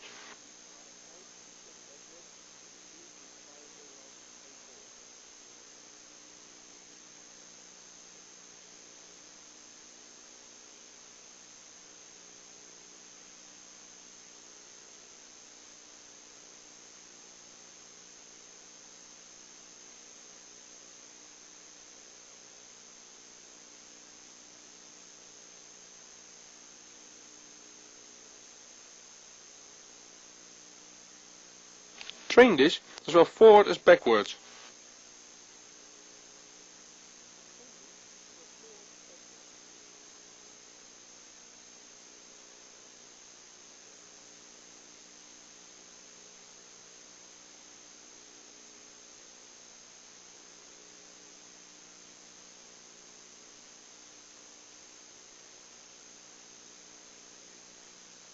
Watch the step back and then come in with the counter punch with the left hook.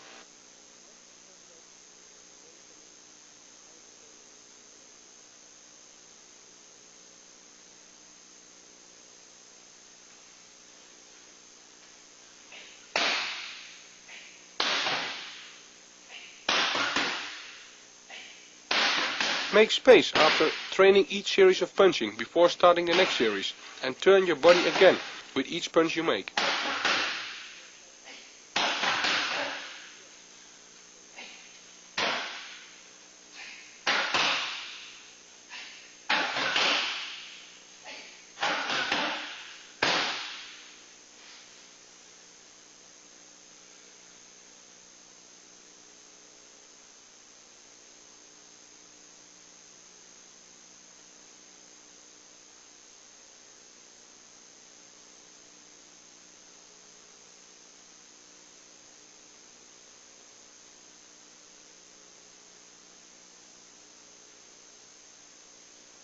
Your partner, who holds the gloves or the pads for you, is the real opponent, who slowly approaches you or steps away from you. Make sure that after the last series given, you create enough space by stepping back. Let your opponent come to catch him with a left hook.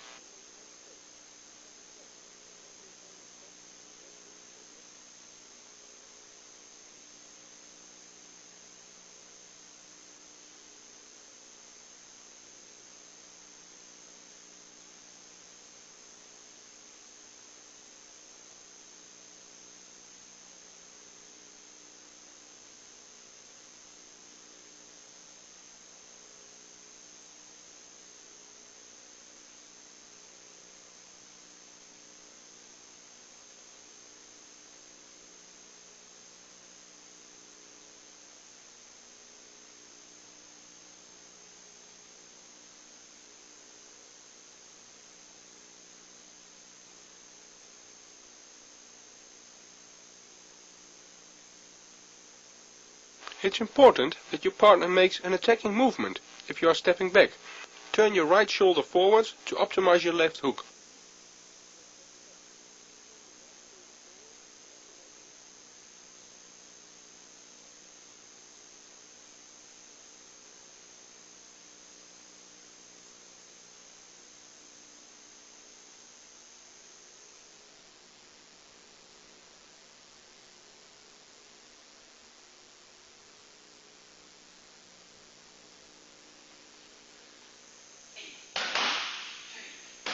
With every count we will add a punch, as we practiced before, only now we have a body punch after the left and right punch.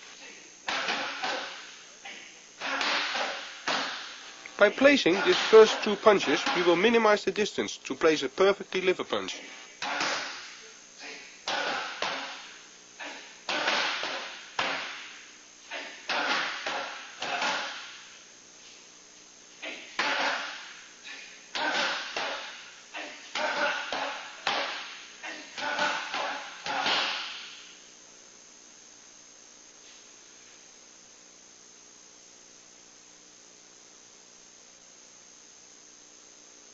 By the first count, we see the left and right punch. By the second count, the left and right punch followed by a left punch to the liver.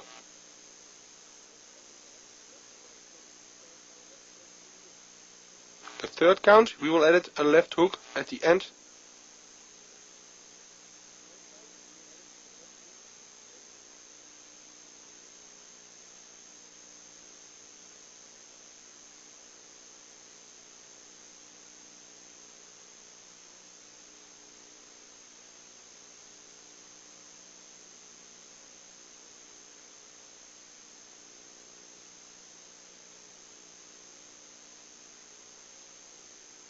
By the last count, you see the left and right punch, the liver punch followed by the left hook, and we're ending with a straight right powerful punch.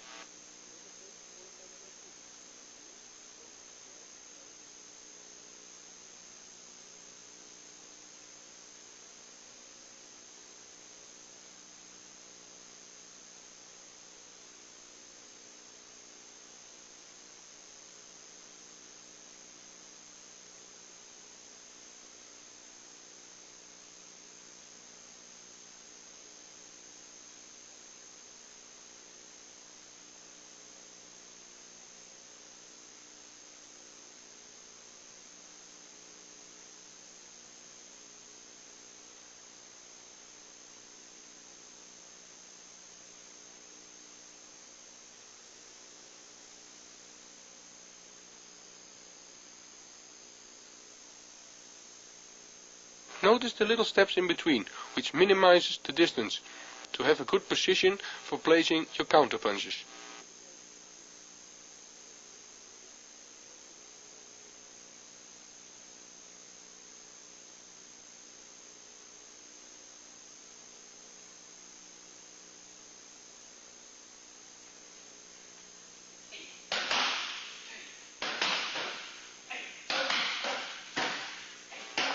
Step in while punching the first two punches to minimize the distance and bring his guard up.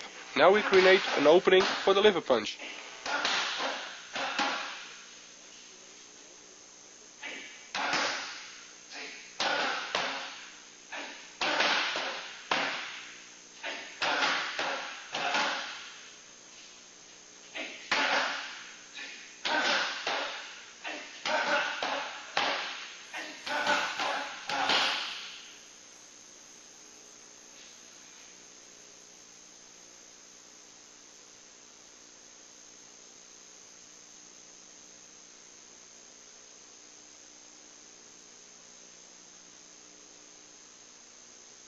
By the liver punch and the left hook, you have to turn your body maximum to place 2 times in a row a powerful punch.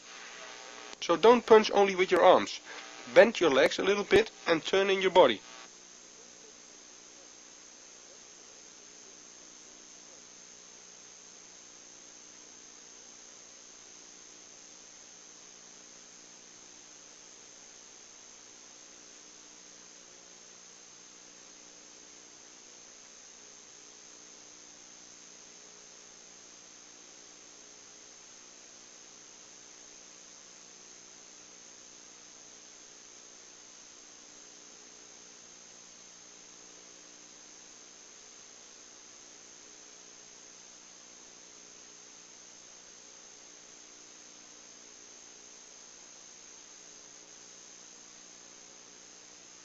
By the first punches, I bring his guard up, so you can see this creates the opening for the liver punch.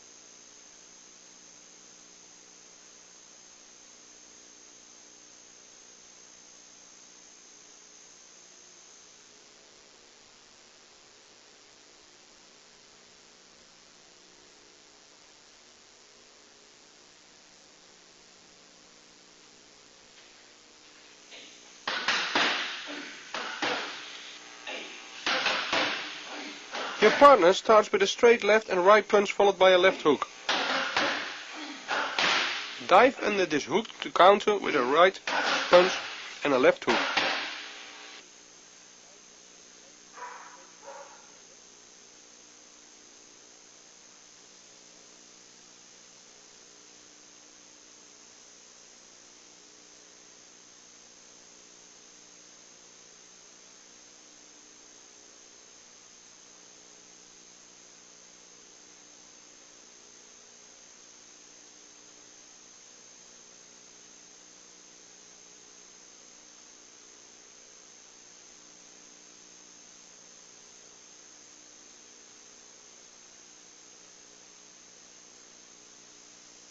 After your partner throws the left-right punch and the left hook, we dive under this last hook.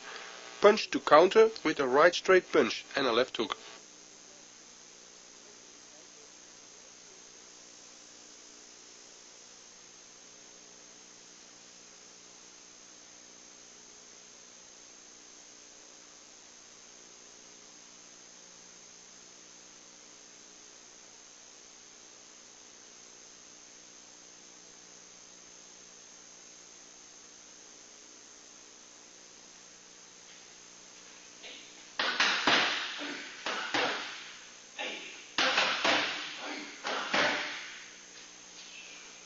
Be on time while avoiding the hook punch. The power from your counter comes from your legs.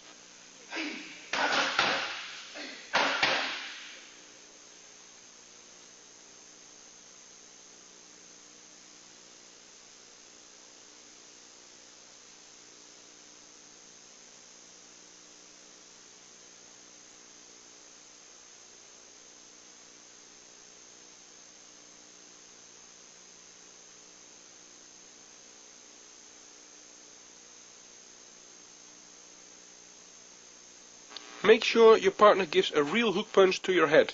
By this way you really have to avoid this punch by diving under the punch. Always turn in the opposite direction of your opponent's punch. By this way the punch goes over your head and your opponent will be off balance.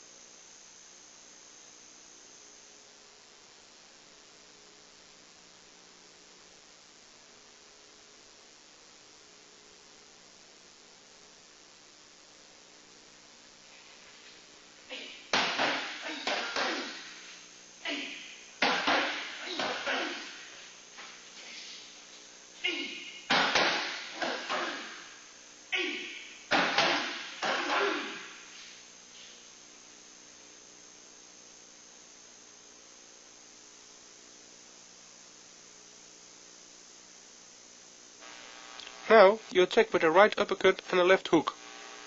Your partner counters with a right hook.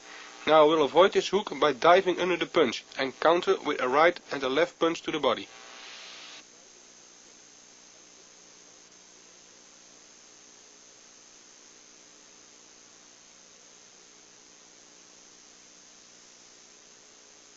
This is a nice combination when you're in a close combat situation. You start with the right uppercut and follow with the hook. By this moment your partner will counter with a right hook to your head. By diving under the punch and making at the same time the right body punch and ending with the liver punch.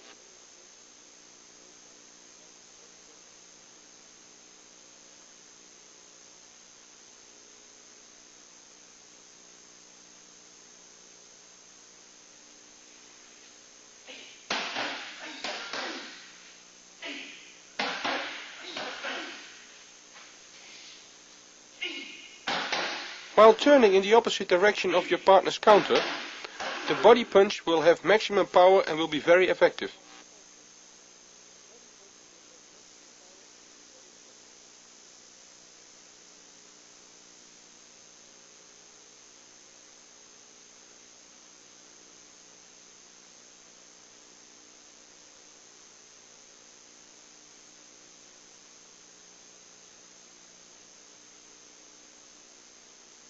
When you are diving and turn under your partner's hook, you bend to your knees, but you will keep the balance in the middle.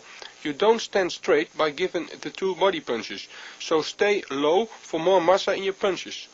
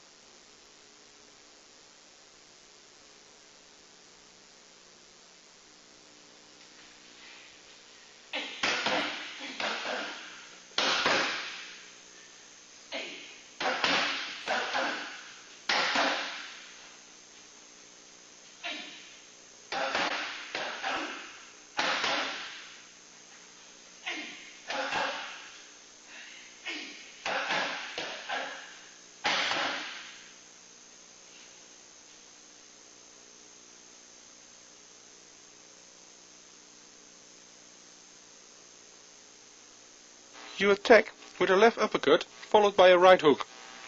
Now your partner counters with a left hook. Again, we avoid by diving under this punch, countering with 2 body punches after we take 1 step back and finishing with a straight right punch ending with a left hook.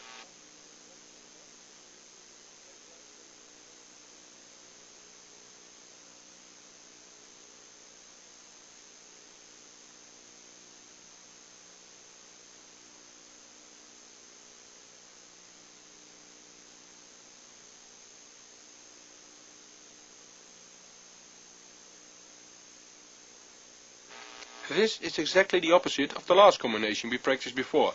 Again, these techniques only apply by a close combat situation. By countering his left hook by diving under his hook punch, we are in the ideal position to counter with the 2 body punches. Again, stay low while punching to the body.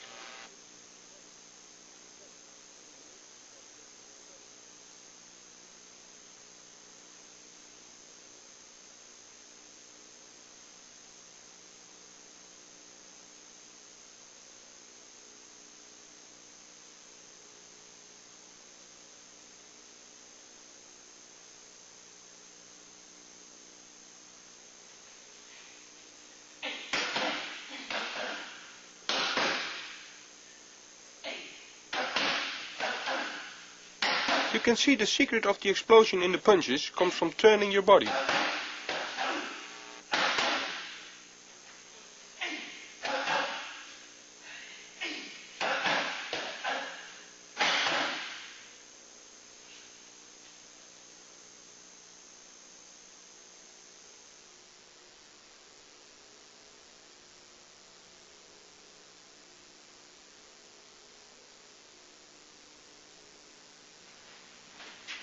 First elbow is like a circle movement from an upward position.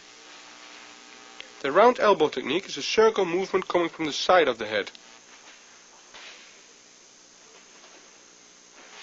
The upward elbow between the defense of your opponent. And the downwards elbow coming from above to the back of the head of your opponent.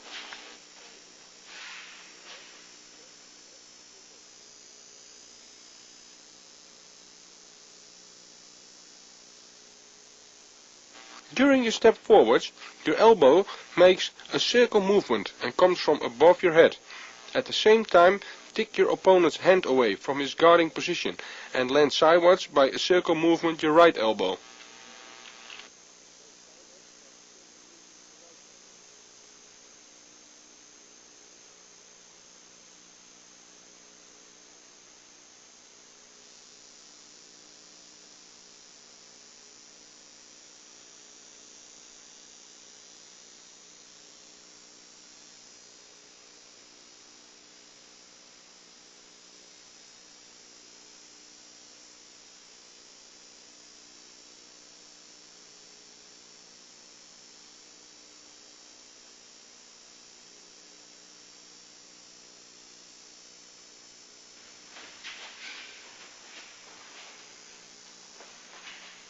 It's the same with the left elbow, only you step in with your left foot. The elbow techniques through the middle of the defense upwards through your opponent's defense. Left we do the same, but with the left elbow. Elbow from upwards position downwards. Grab your opponent behind his head, pull him down, and with your right elbow make a downwards movement.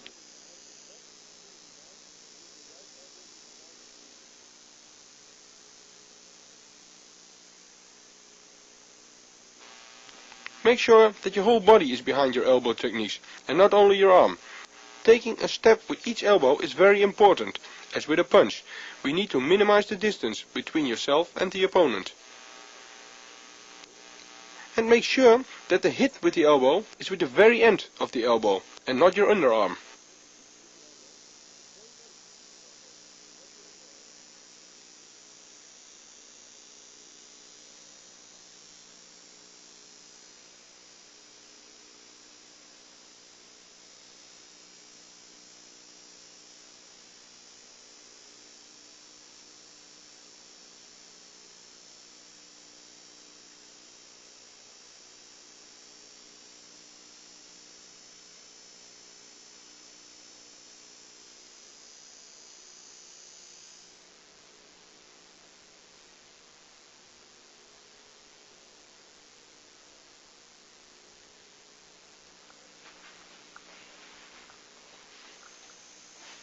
all elbow techniques we block with our underarm.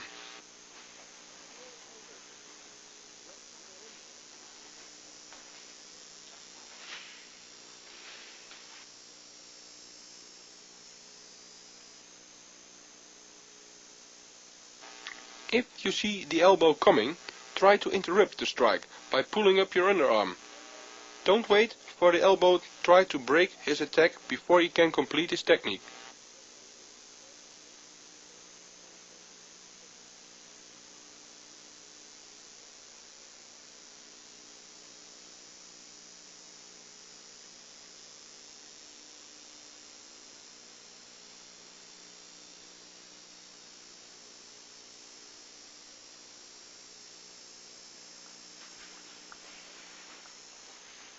Now we can see clearly how important it is to interrupt an attacking elbow strike of your opponent, because the power is out the strike.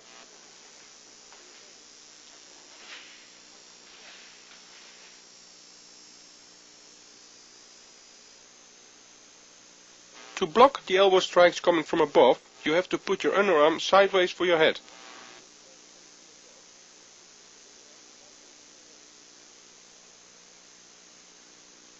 And while attacking with a sidewards elbow, we block to keep our underarm beside our head and turn a little bit our body in the strike. By the elbow striking coming from the front, we also turn our body a little bit, and again we put our arm for his strike.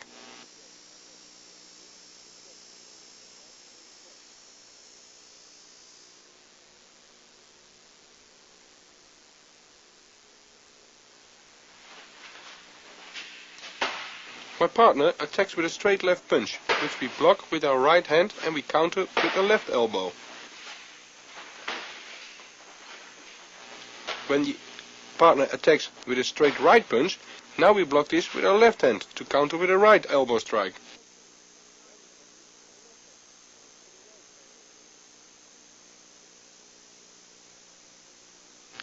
When blocking your partner's left punch, we immediately step in with our left leg forwards to your partner, and at the same time we start our counter.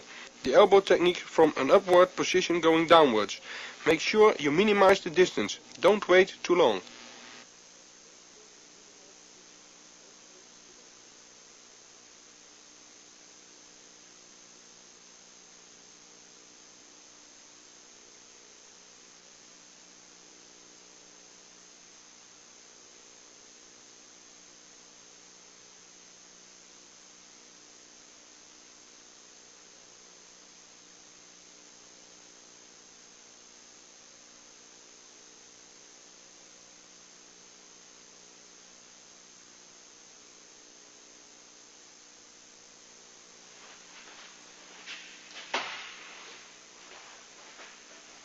We can see clearly that the technique is one movement. Take a step and direct the elbow technique.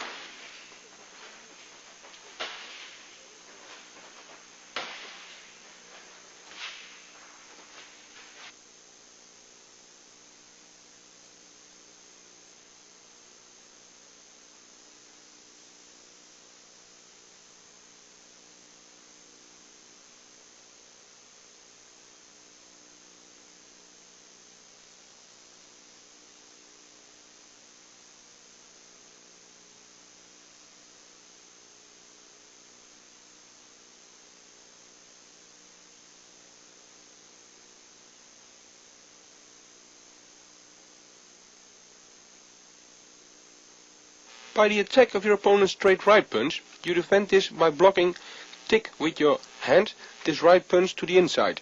Immediately step forward with your left leg. Now turn your body in this ideal position to give a perfect and powerful elbow.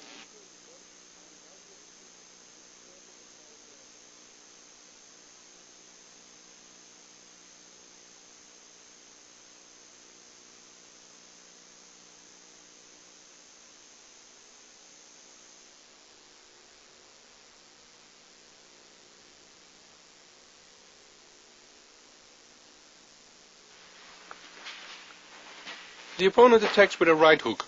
By blocking this punch, we immediately step into place a sideward elbow strike.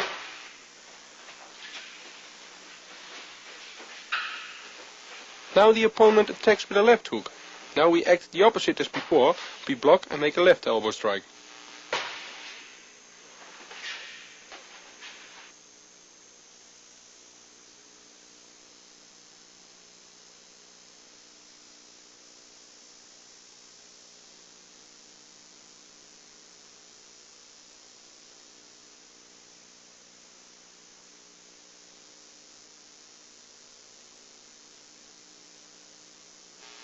In a close combat fight, your partner attacks you with a right hook punch. Block this punch on your gloves and stand in balance. Step in and strike the sideward elbow to the face.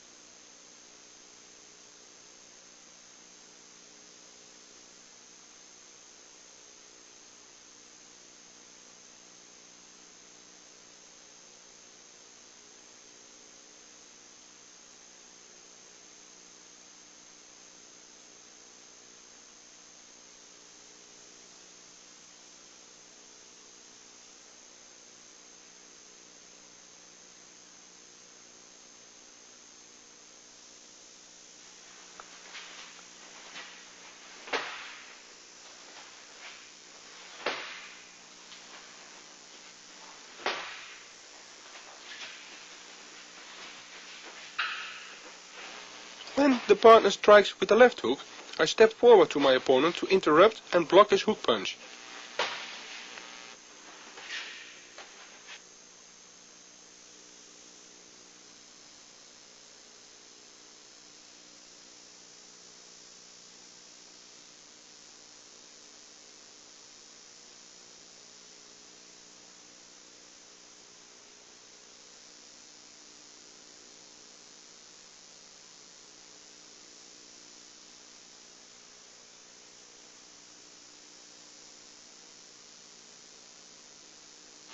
When you block your opponent's hook punch, you first turn your body to step after this to your opponent to place the elbow strike. So first block and then strike.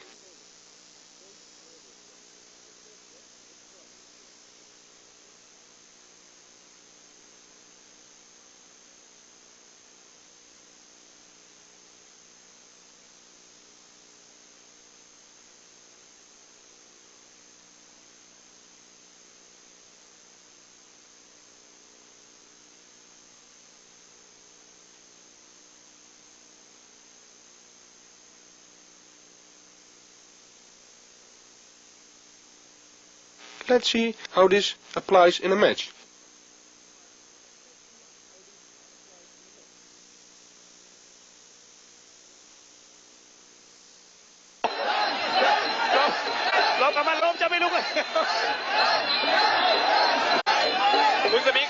In this situation, balance is the most important factor. Watch careful. I'm faking my opponent with a front elbow to step in and attack with a turning elbow.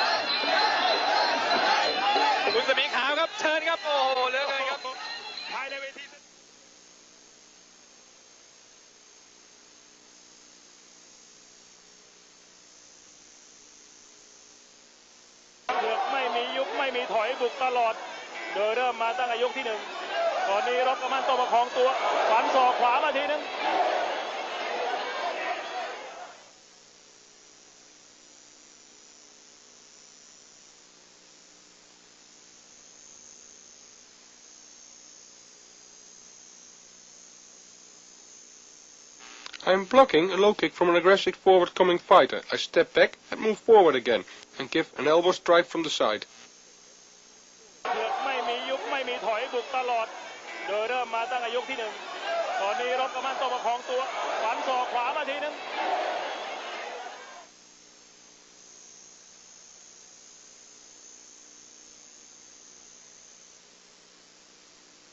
Watch again how the little step backwards, creating enough space to give a powerful elbow strike.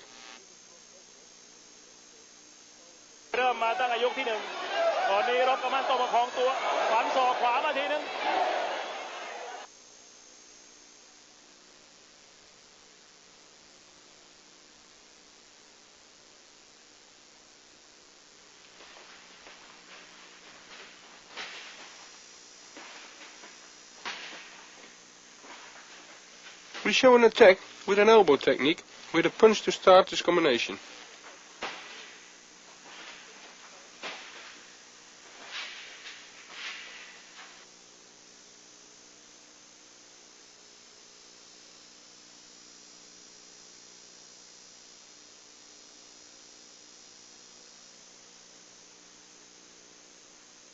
Attack with a left straight punch, so you disturb the side of your opponent and minimize the distance.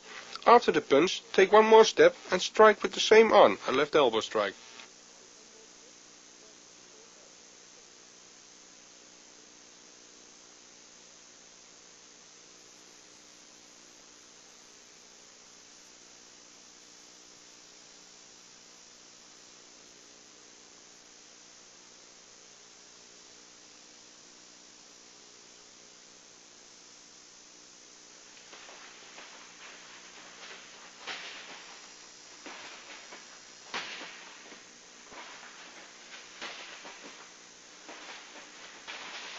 Placing the elbow after making two steps. One big step we take by placing the right elbow strike.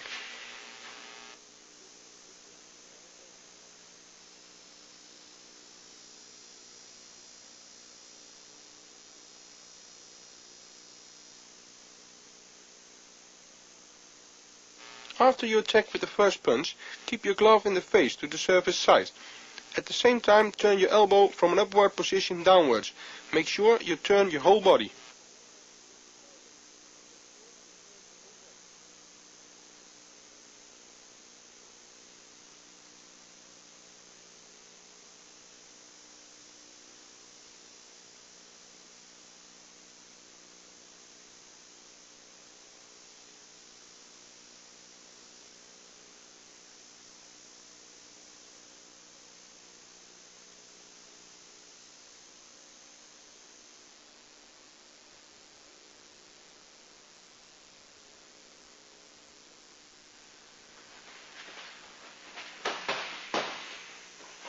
Attack with a straight left and right punch, follow with a left hook, ending with a right elbow. Attack with a straight left right and follow with a left elbow strike through the center.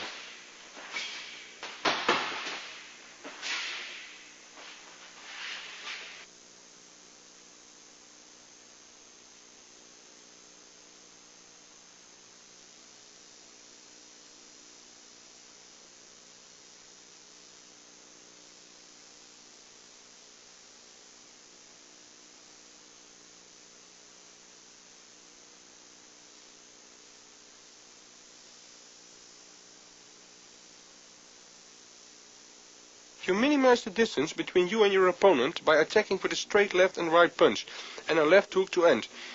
Follow with the right elbow coming from the side. Take notice, I take two steps while punching and place the elbow strike after the action, return to the basic distance.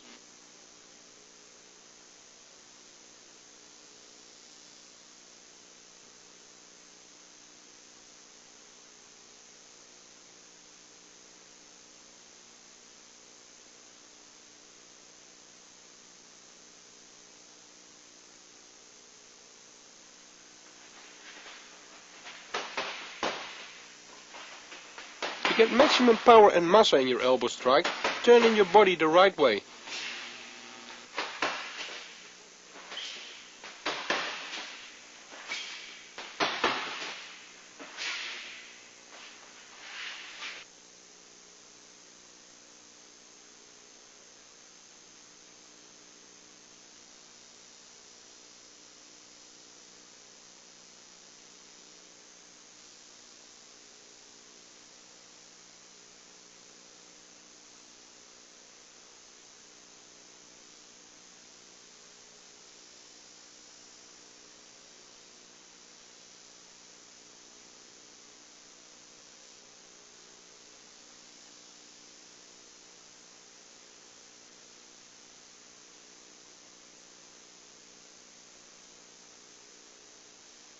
Before making the left elbow, I attack with a straight left and right punch. Take notice that I step by the front elbow, give upwards to the defense of my opponent. Make sure you bow your front leg to retain imbalance while attacking with the elbow strike.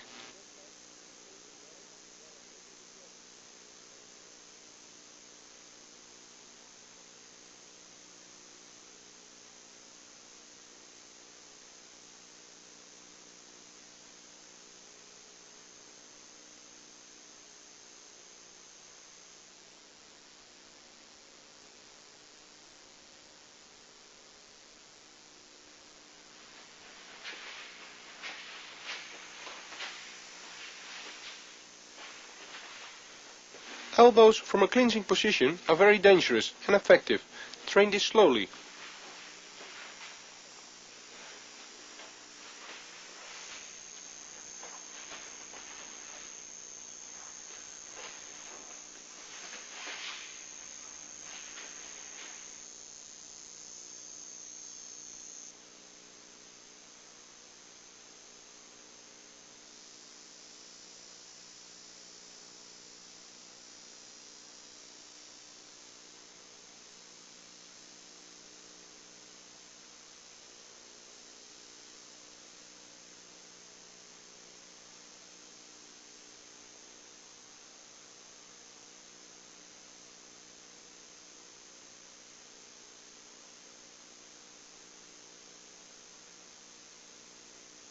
In a clinching position, make sure that your arms are inside, so your opponent cannot block and attack. Notice that by each elbow you have to create space. This space is created while making little steps backwards.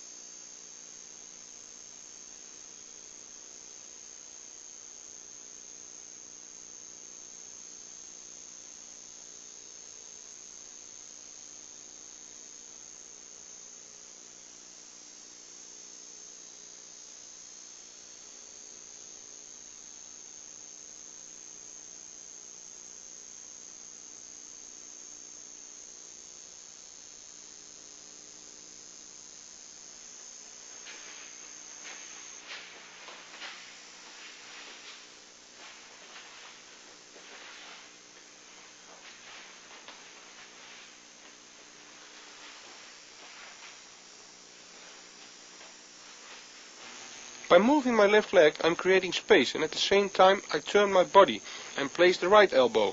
These techniques explained are similar to the elbow techniques from a clinching position.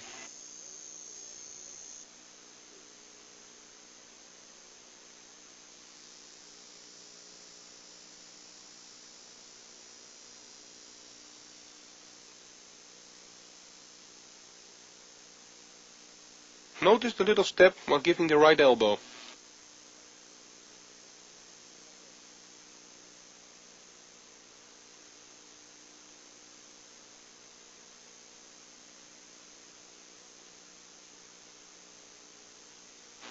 Again, make sure that you're in an inside position while clinching.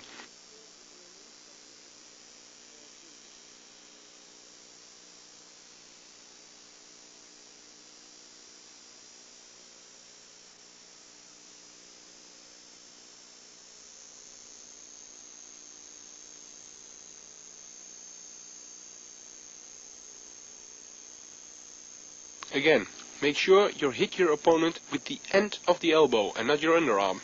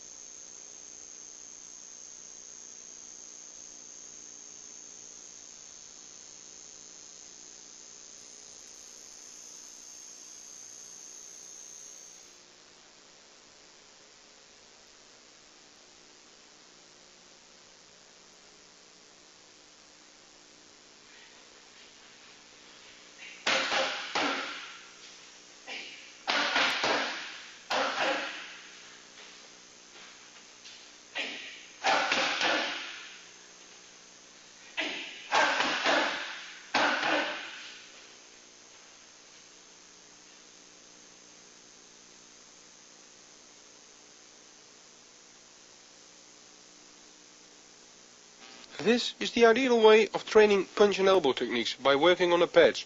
Also, you can train with full power without hurting your partner.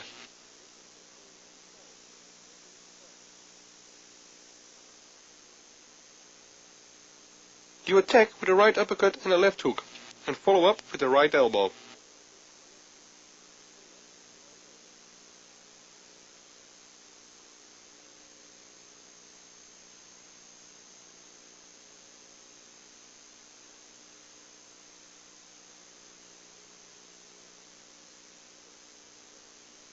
The second combination is step back after the elbow. Make a short right punch and follow with the left elbow.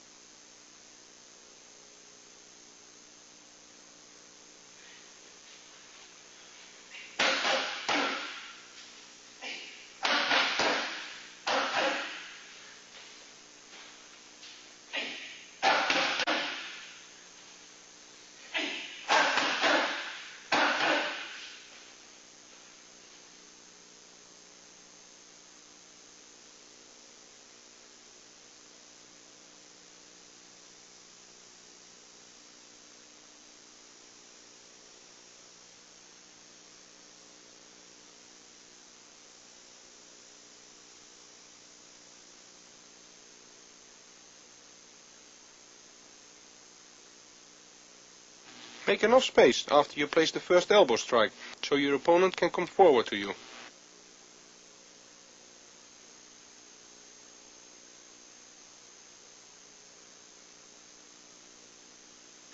Again, we see how important it is to step 2 times by the punch and elbow combination, to keep the distance correct and your balance.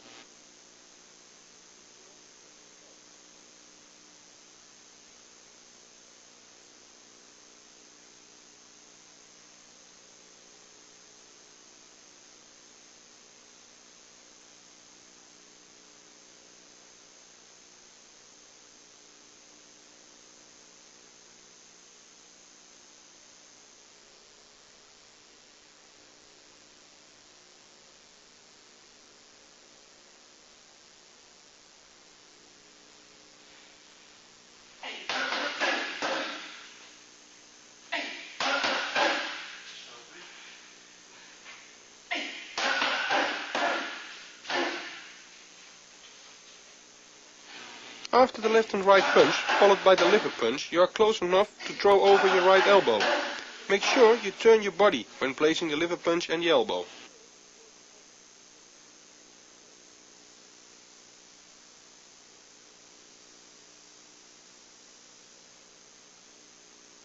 You attack with a straight left and right punch, followed by a liver punch and ending with the right elbow.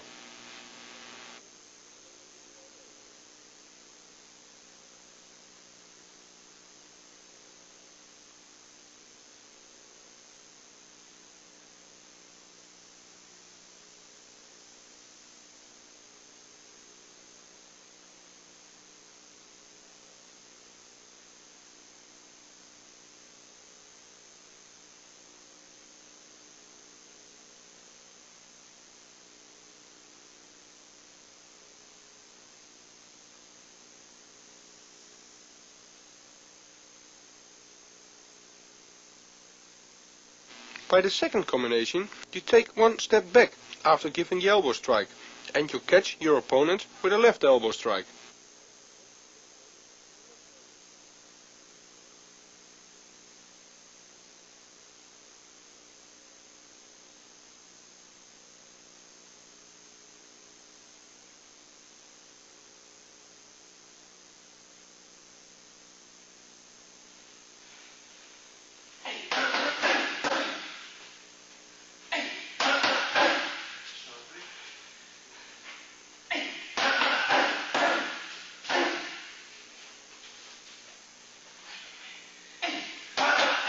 Make after the first elbow enough space so your opponent can move forwards to you.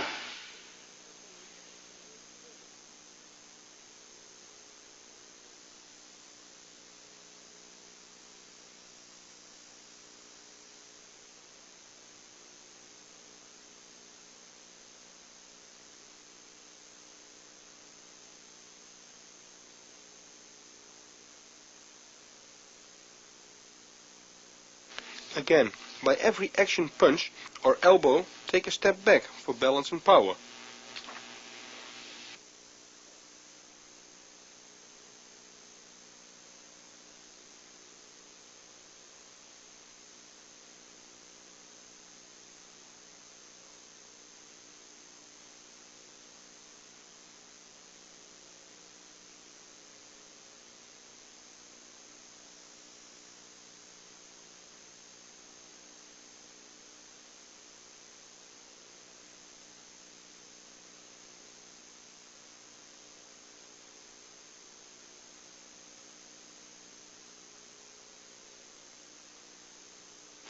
Don't stand still on one place after placing the elbow strike.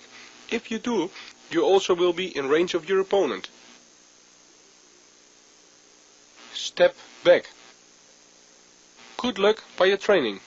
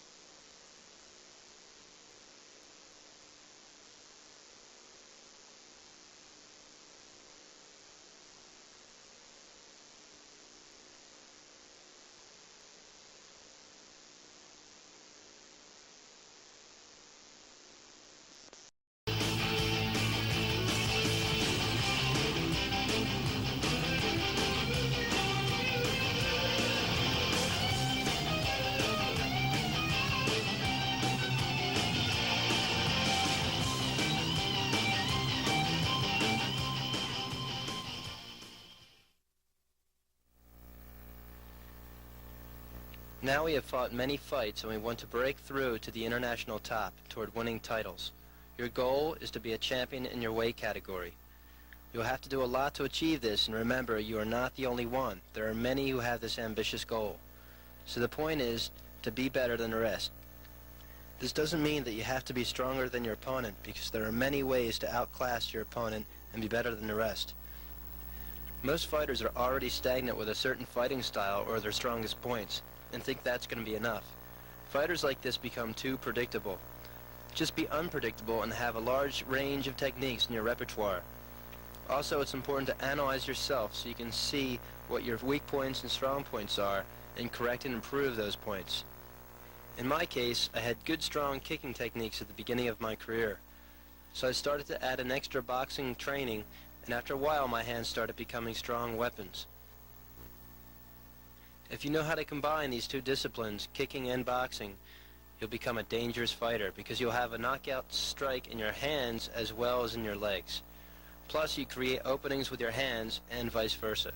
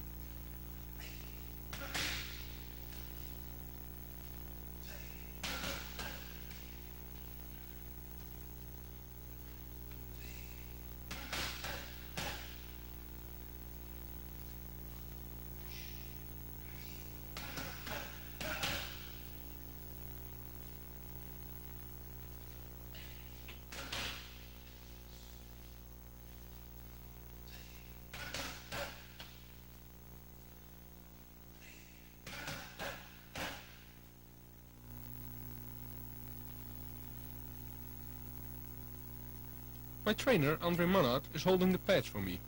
I start with 20 punches, 10 left straight forward and 10 backwards, for the distance and conditioning the arms.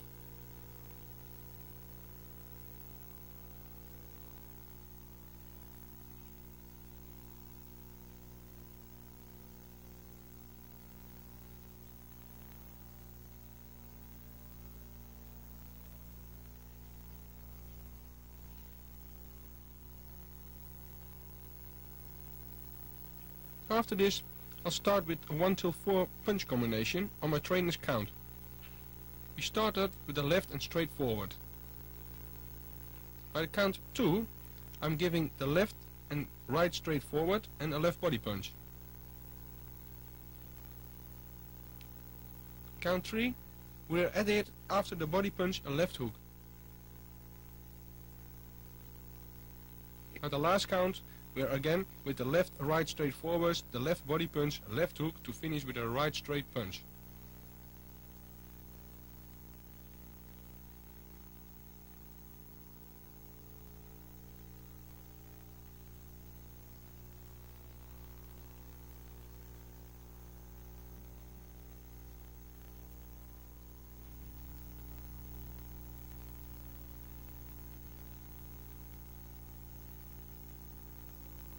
Watch how I turn in the body while giving the liver punch.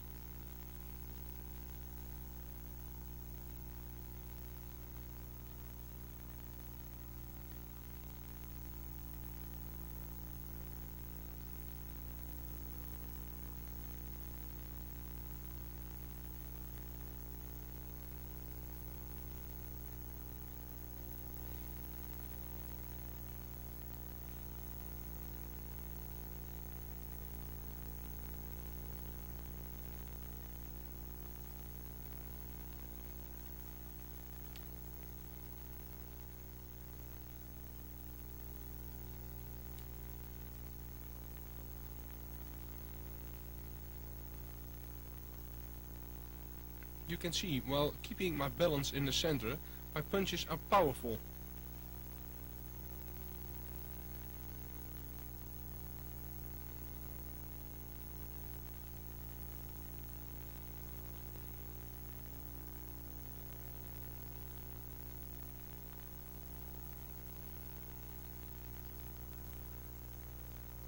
It's important that the trainer, during the punching, is also pushing the pads a little bit forwards. This gives a good impact while hitting the pads.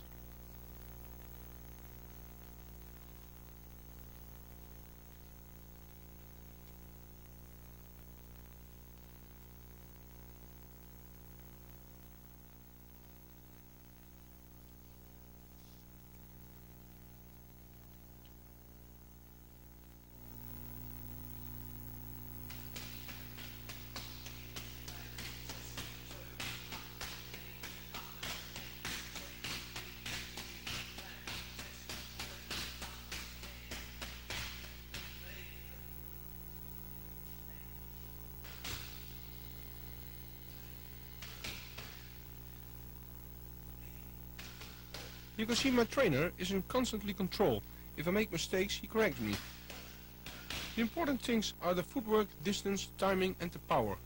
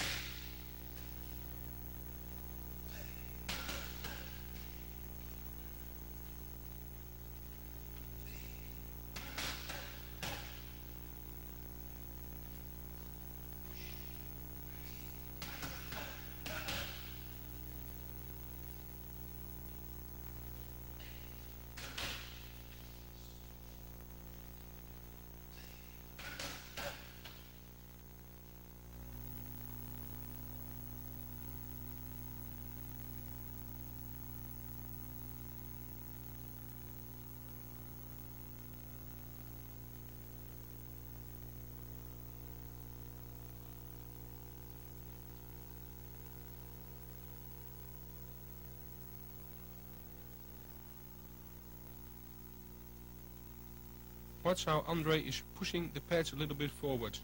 Again, this gives a good impact while punching.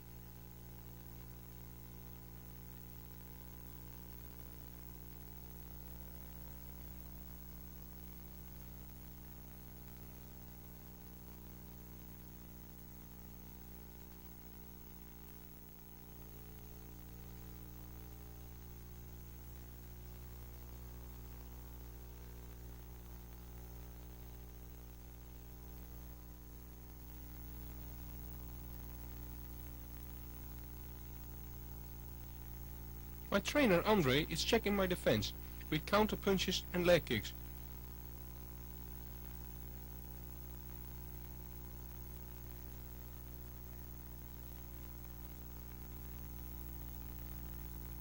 He also looks if I'm in balance for a block and counters.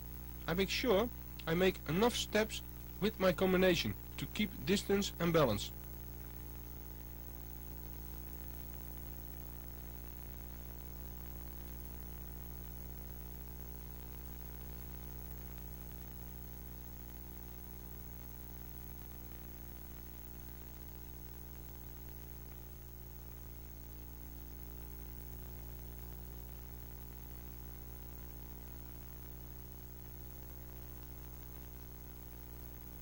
Again, with every count, there is a punch added to the combination.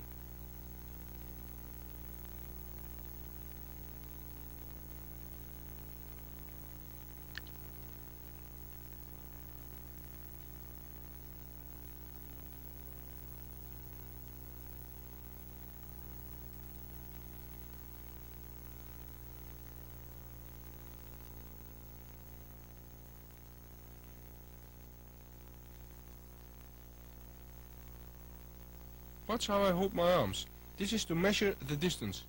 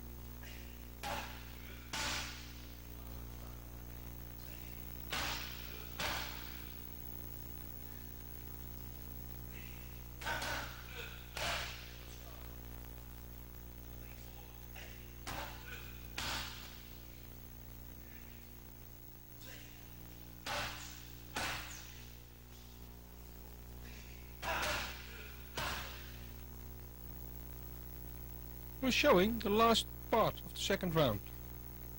We start again with the 20 left and right punches. Then I make a new combination in 4 steps.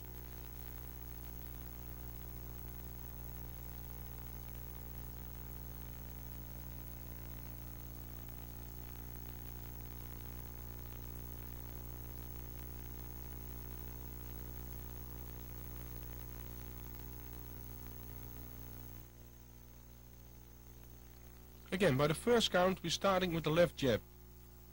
The second count we're editing an uppercut.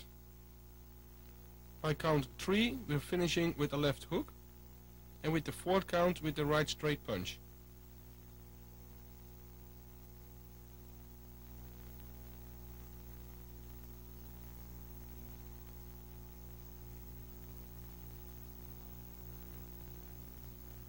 You can see that after every punch or combination I step back to the fighting distance. So I move in and out. This is important to measure the reach, as well for my trainer as for myself.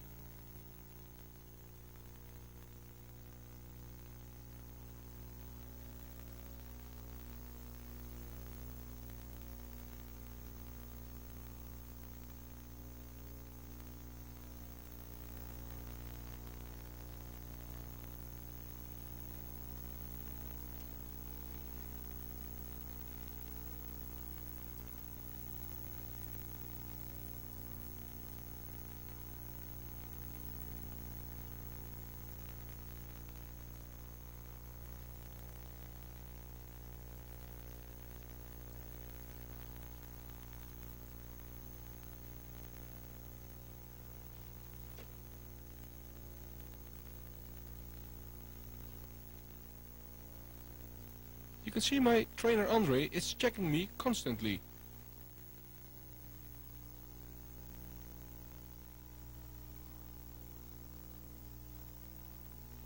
It's important that Andre is checking me to see if I stay alert at all times.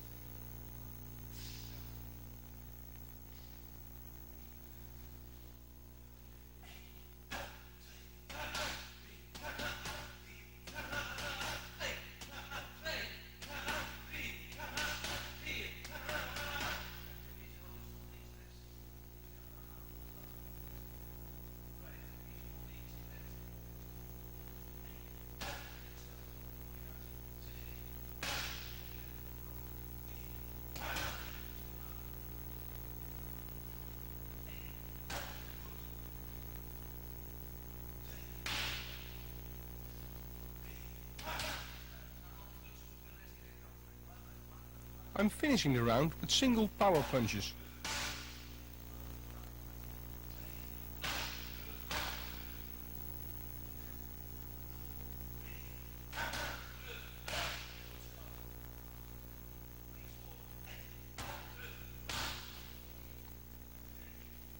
Again, I move backwards on a count. I step in with a left jab and a right punch. Now you can see I step backwards and finishing with the right punch.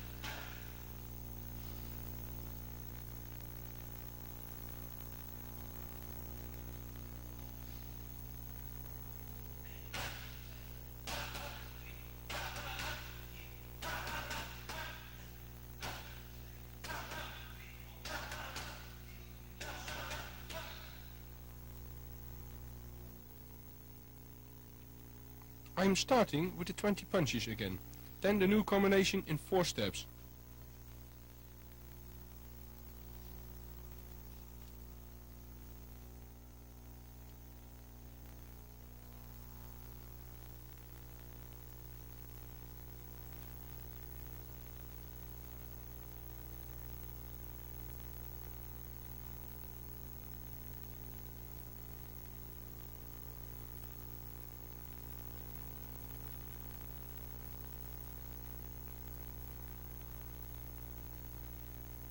The first count, we start with a right punch.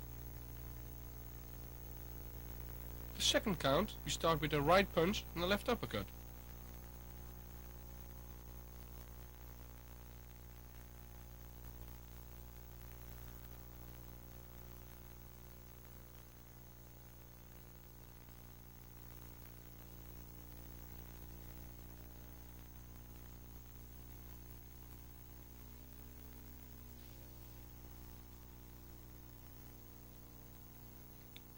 On the third count, we're adding a right straight punch to our combination.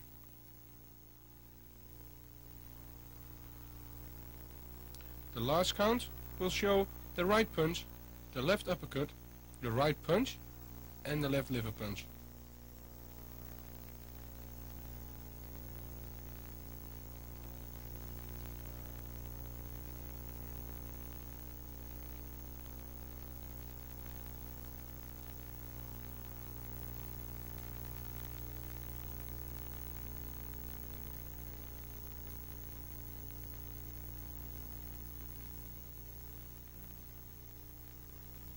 I have a certain rhythm in every combination. This is bang, bang, 1 second rest and bang, the body punch.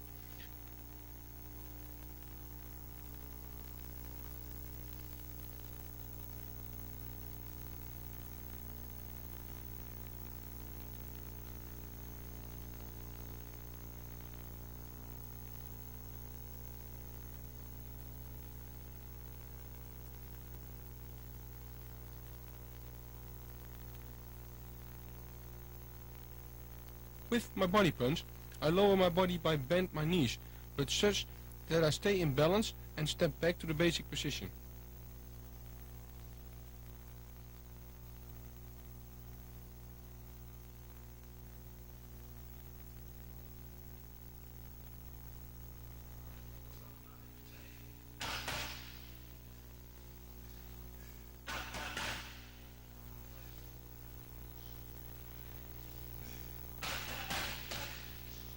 Here we can listen to the rhythm from the punches on the pads.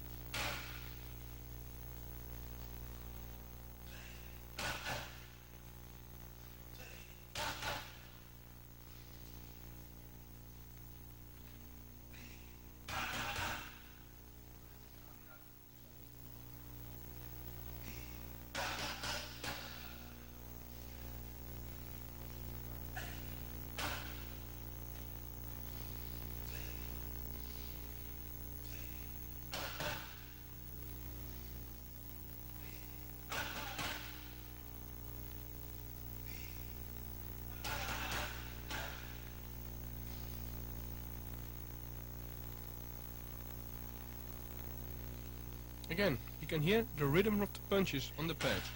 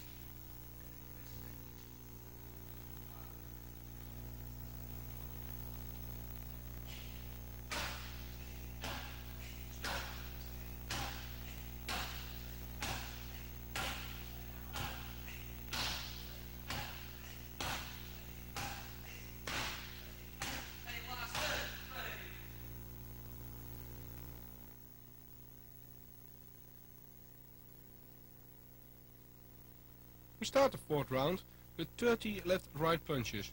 Now forwards and backwards, so 3 times 10.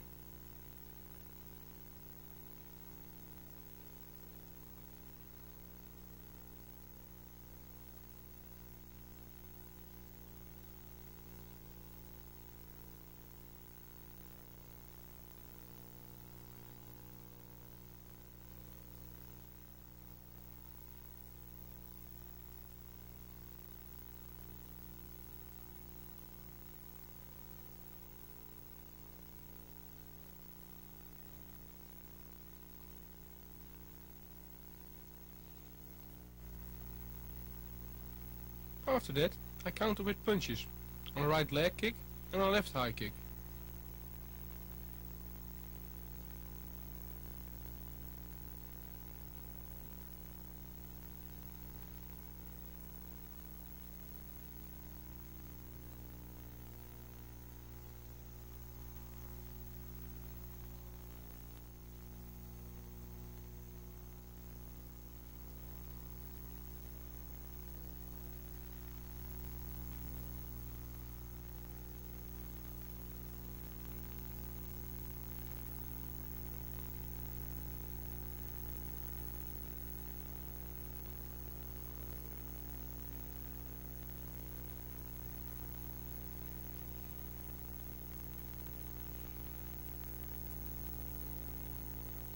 My trainer Andre is the one who makes me fight forwards or backwards, by going forward or backwards.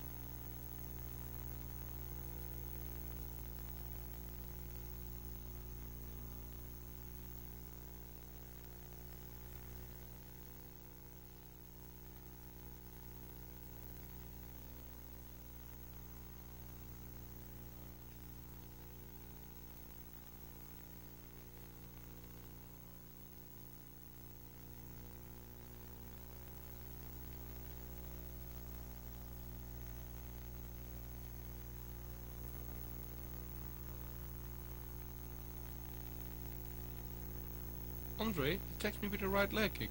I block and counter with a right punch.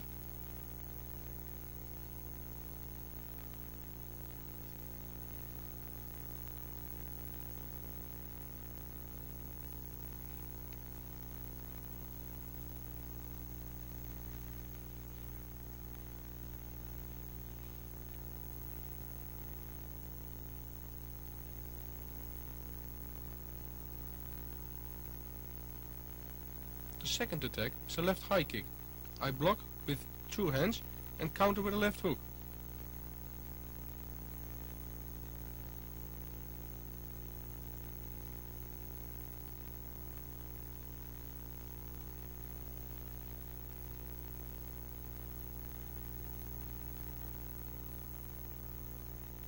After this, I counter with a double punch.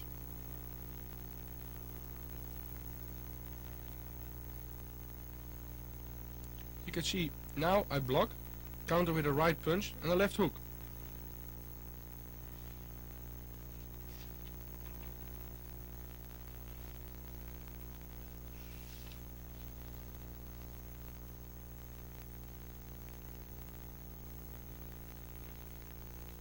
With the high kick, I make a left hook and a right punch.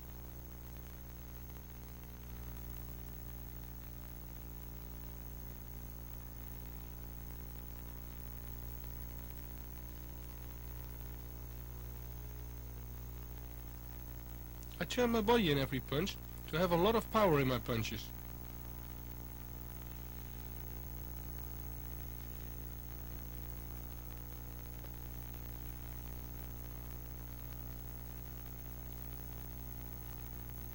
After this combination, I make an extra kick, so the punches stay the same, but I follow up with a right leg kick and a left body kick.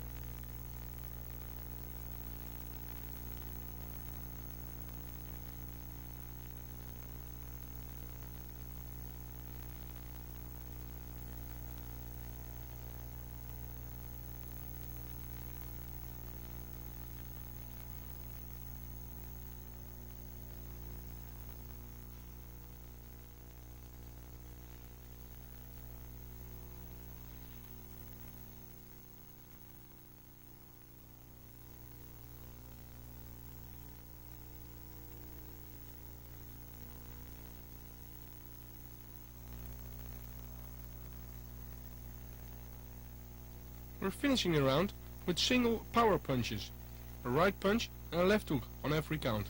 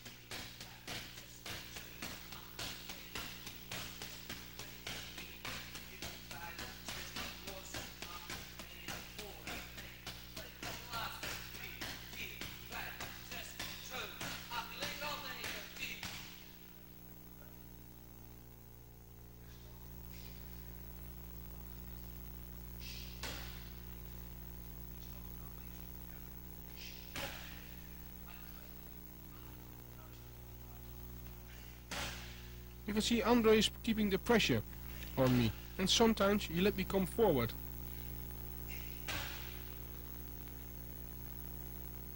It's like an opponent, sometimes he backs you up, and sometimes you go after him. But with single punches you stand in good balance and not move too much, but put power in your punches to finish.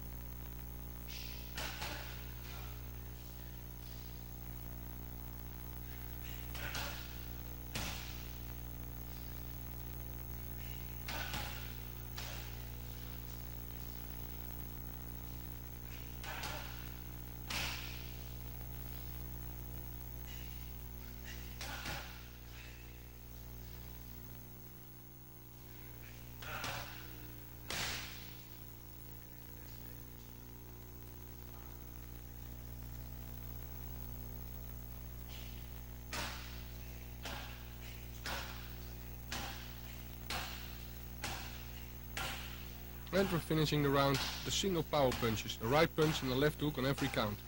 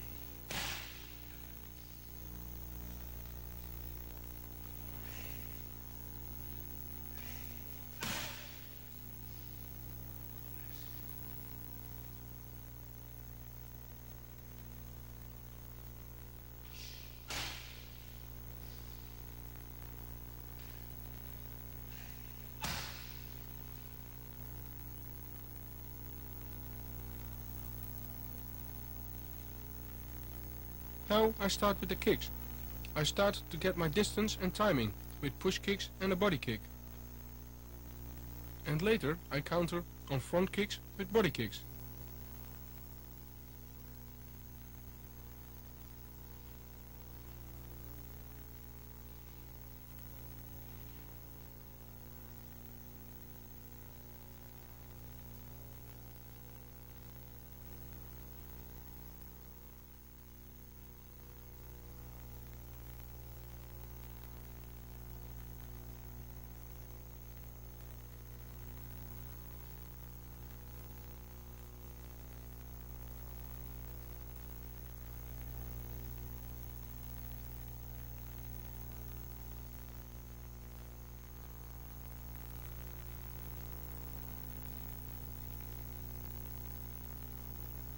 Notice my little step in between while I'm kicking the pads.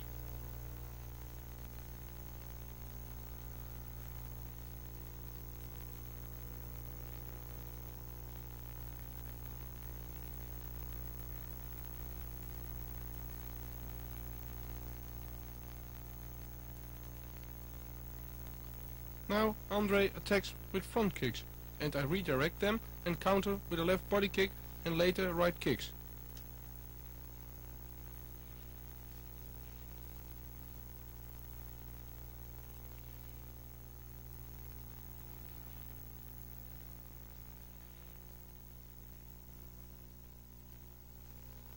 After I redirect, I make a step in between to get in the right position to give a powerful kick.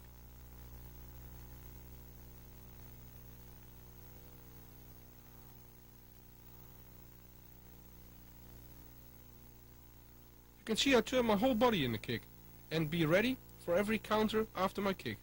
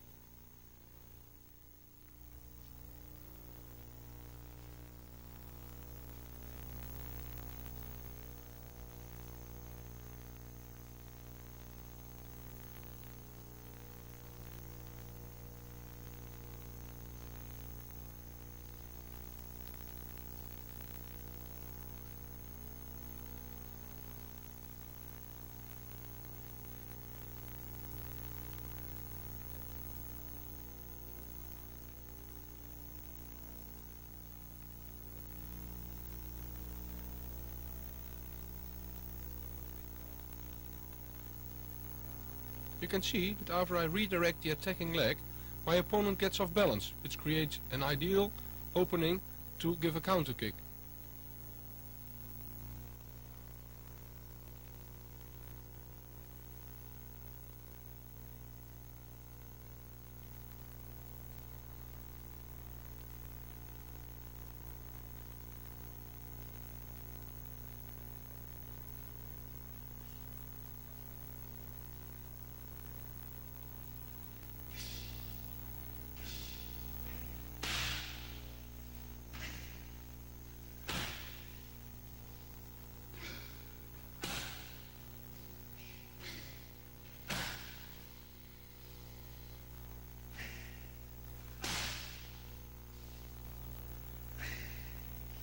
You can see that by moving your whole body behind the kick can be very powerful.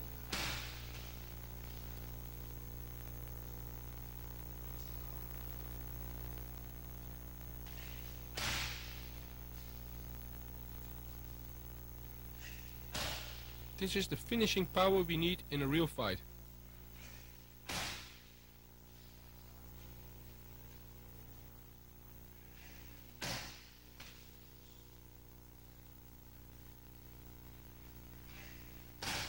Also with the kick counters I move in and out, and be sure that I redirect the kick good before I counter.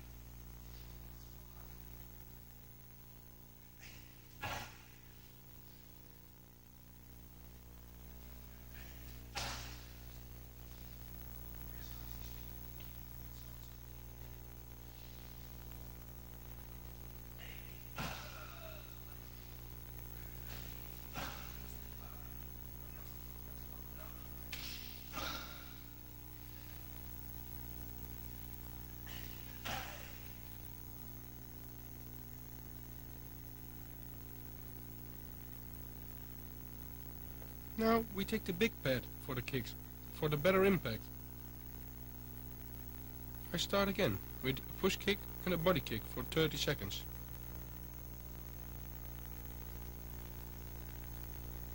After the first 30 seconds, we start with counter kicks on the leg kick and the high kicks.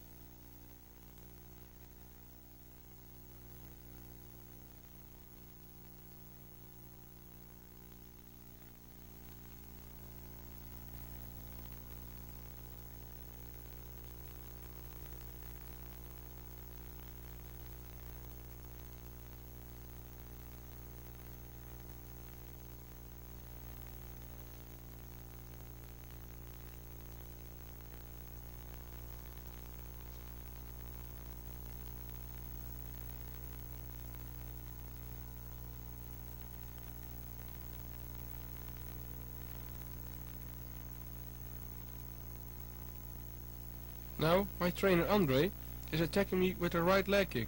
I block, make a step in between and counter with a left body kick.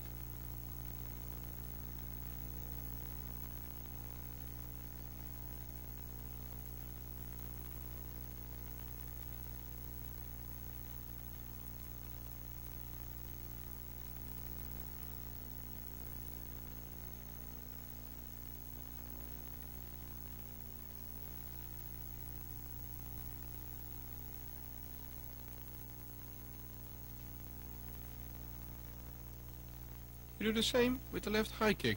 I block and counter with the left body kick.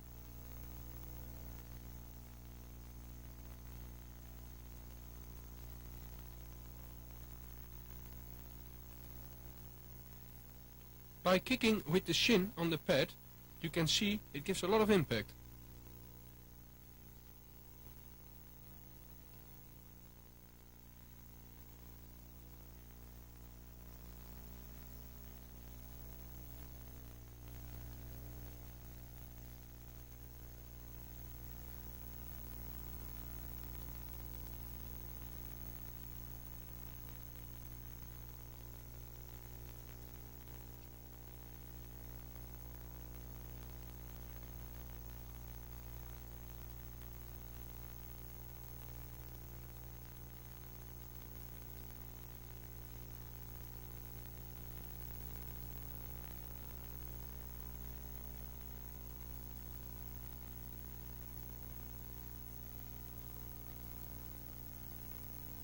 Notice the double-handed block as we learned. After this we counter with the right kick.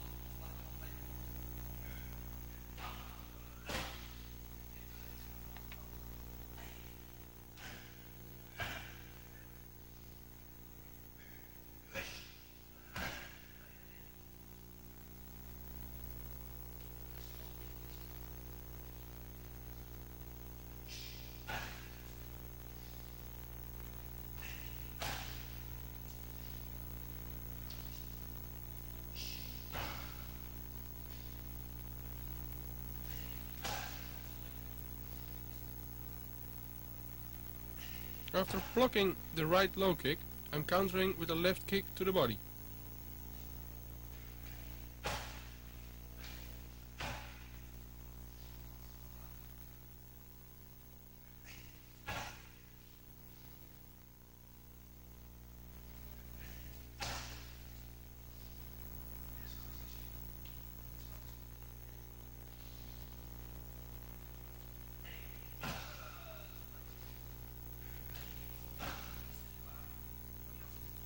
You can see, with my right kick, I take a good step with my left leg sidewards, forwards, to get the right distance. and power in my kick and step back to the basic position.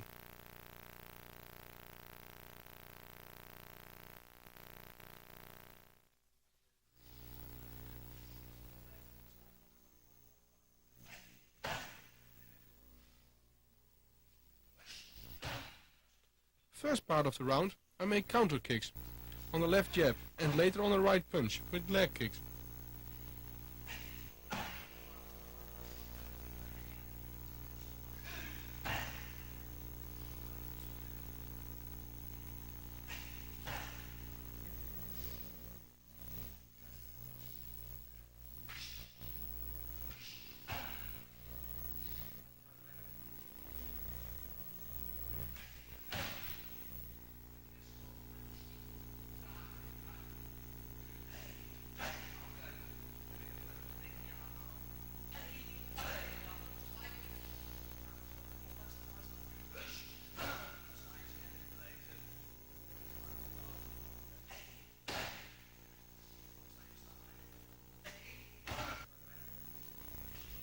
That's how the trainer is building up the speed.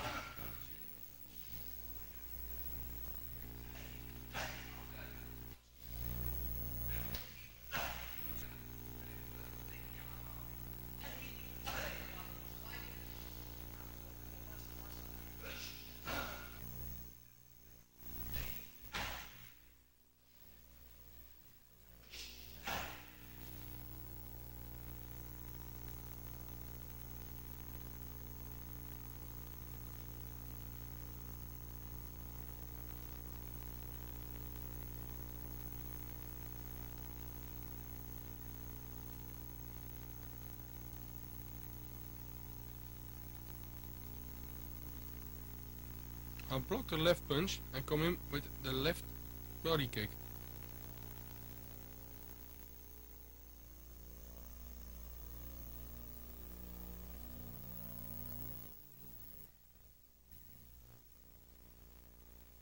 Again, you can see that I kick with my shin for a good impact.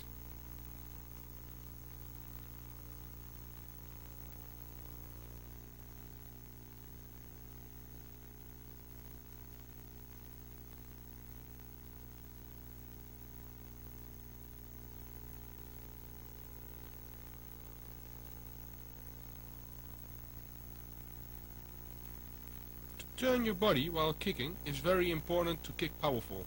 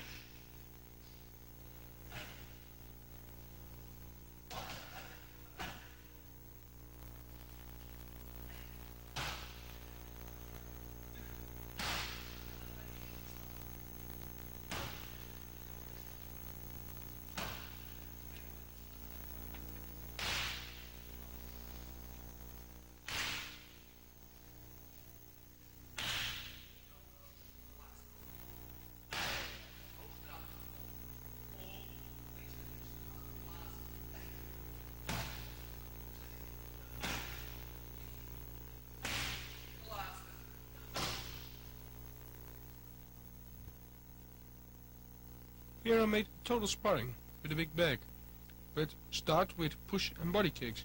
Then I spar for 1 minute with the pad. After this I make a right punch, left kick combination and follow with a left jab and a right leg kick.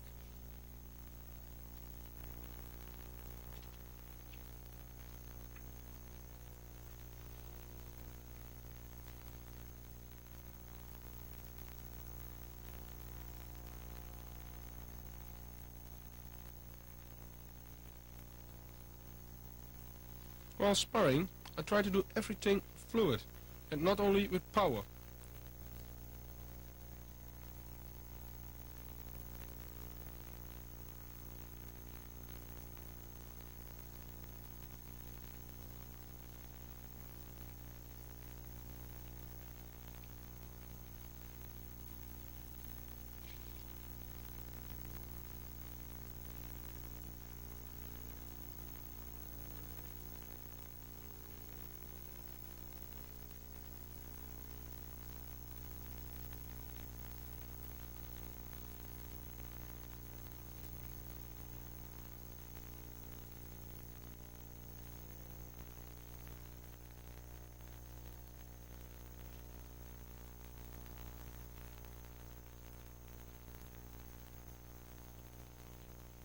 You can see how Andre has to push me to the last 3 minutes of this round.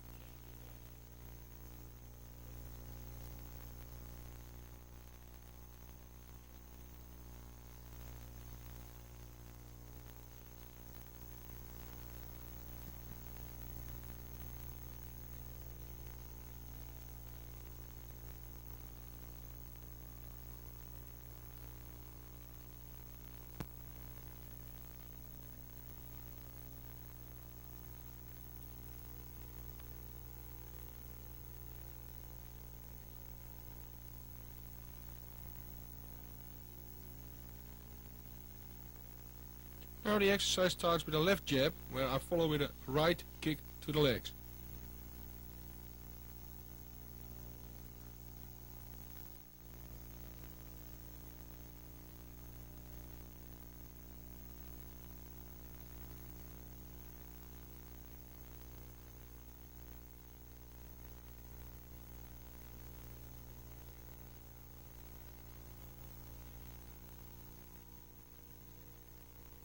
These shots you saw of the pad training are just parts of every round.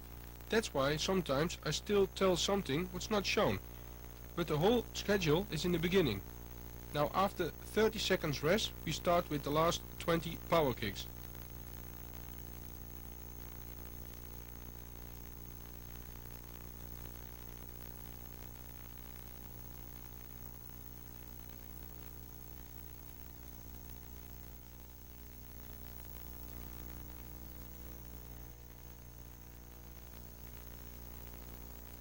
After the second 30 seconds of sparring, I make hard right punches, as Andre steps in and finish with some high kicks.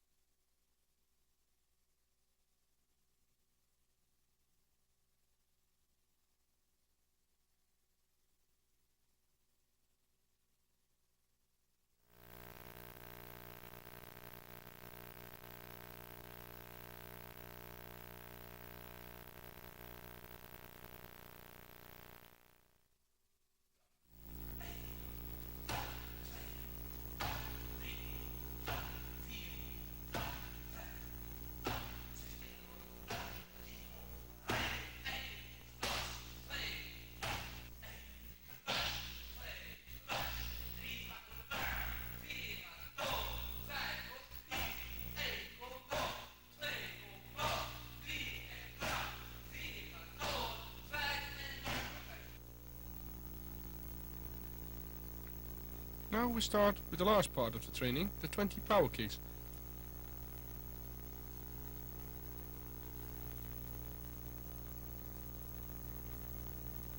We'll practice this 20 times left and 20 times right.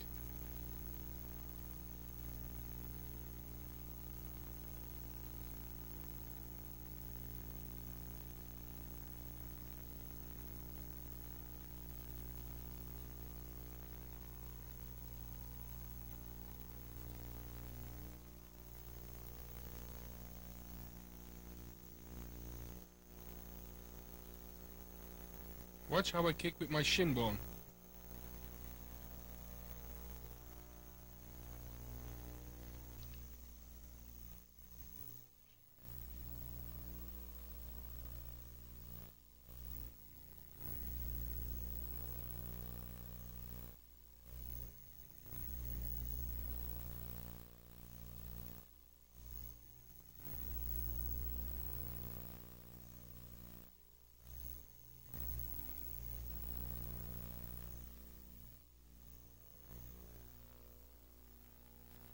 You see, I step in every kick I make and put my whole body in it. While I kick, I watch my defense.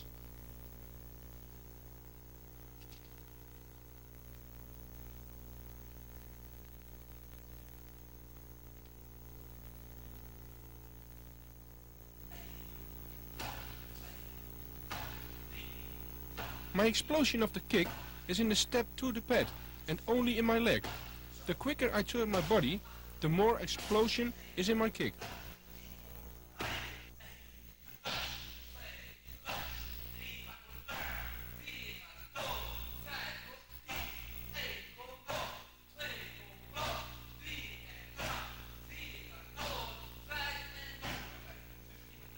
After the kicking, Andre clocks my heartbeat for 1 minute.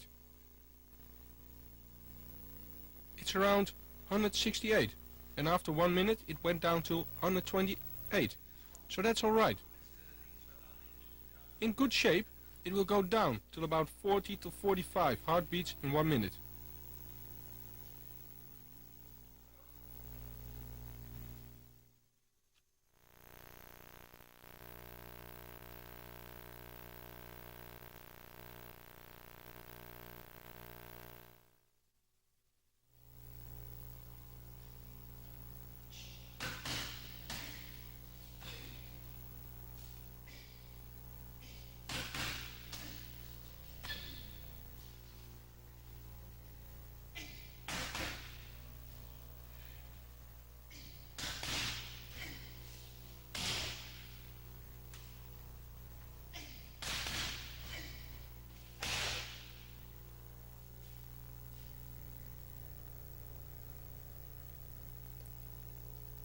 This is more a complete form of training on the pads for Muay Thai.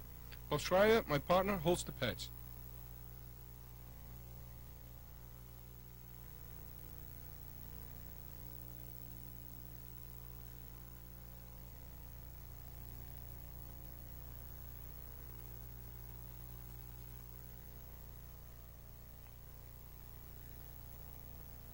Bob attacks with a right leg kick. I block and counter with a right punch, a left hook, plus a right leg kick.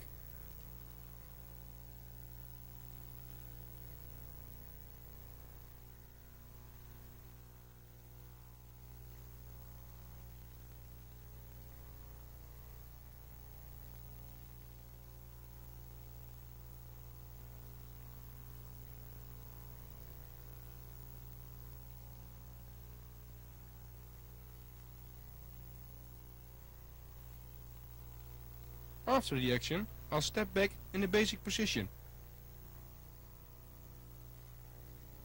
I'll stop Bob off while he wants to come forward with a left body kick.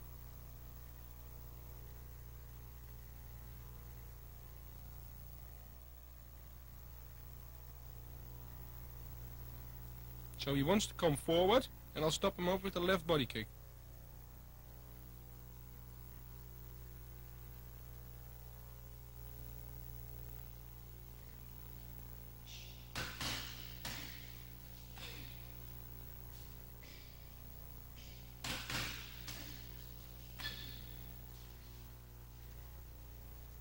After the left hook, I step sideways, in for the right leg kick. I don't step straight forwards.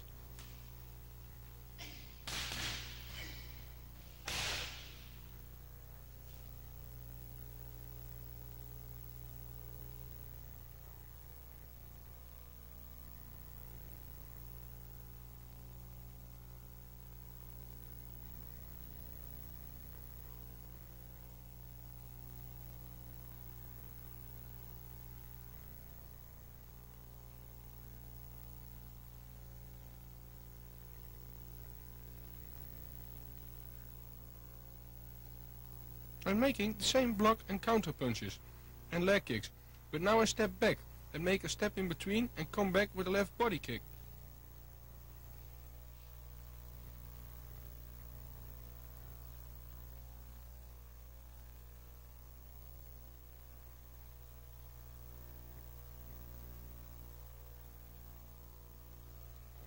After I step back, I step with the kick again forward to put my body in the kick.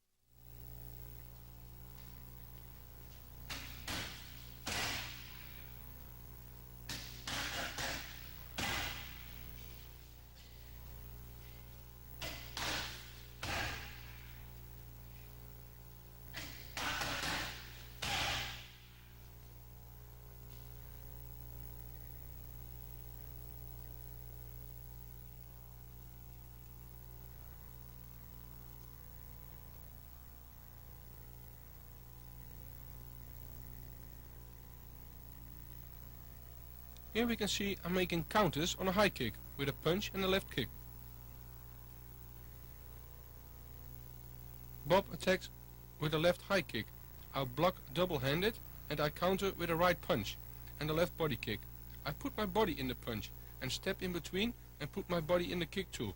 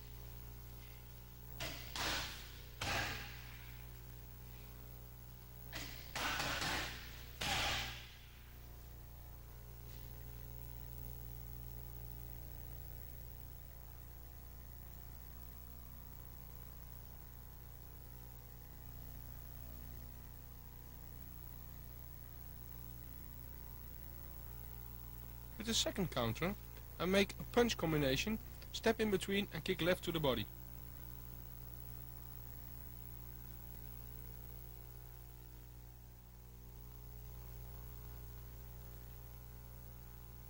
I block the high kick and counter with a right punch, left uppercut and a right punch. Then I make distance with the step in between for the left kick.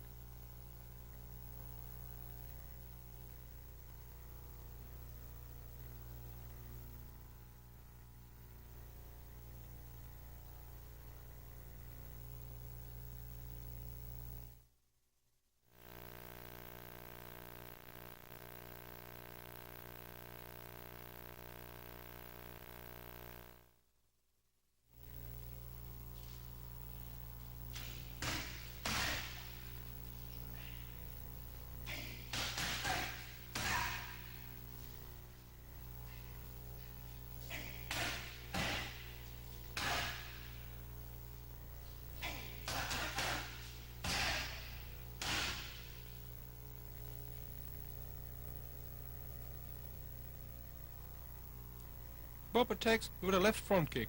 I redirect with left and making the same move with the left hook and step in with a right body kick.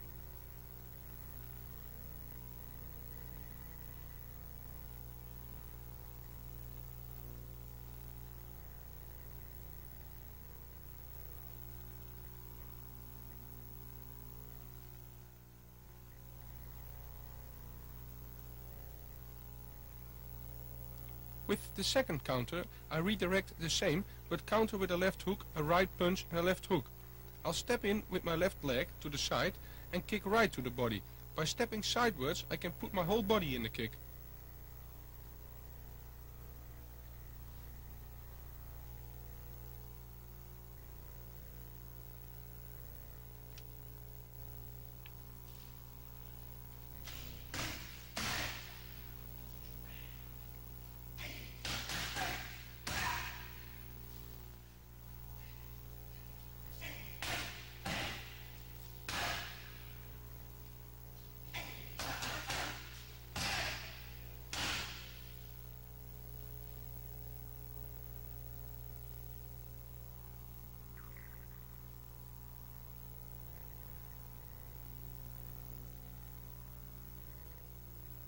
I make sure I redirect the front kick good before I counter, otherwise the counter is no good.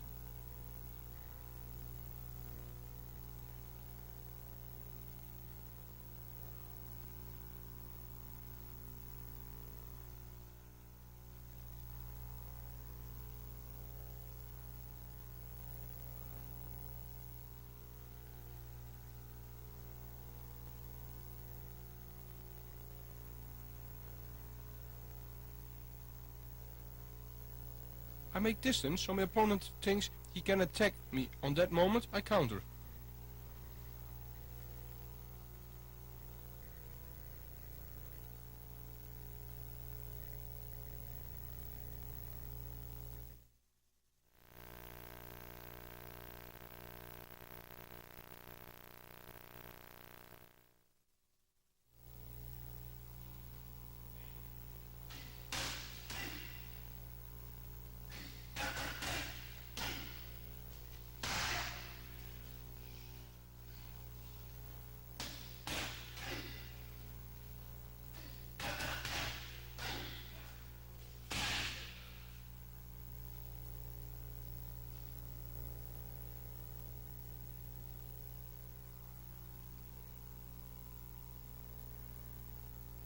Bob is attacking me now with a right high kick. I block double-handed and counter with a left hook. Step in with the right knee.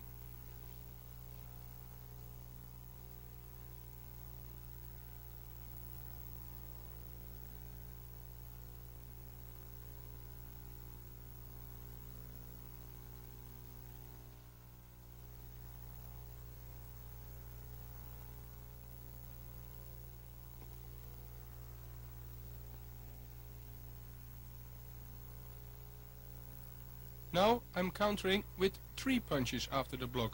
A left hook, a right punch and a left hook. I'll step in with the right knee. The punches are fast and powerful, and I'll put my body in the knee by pulling my hips in it.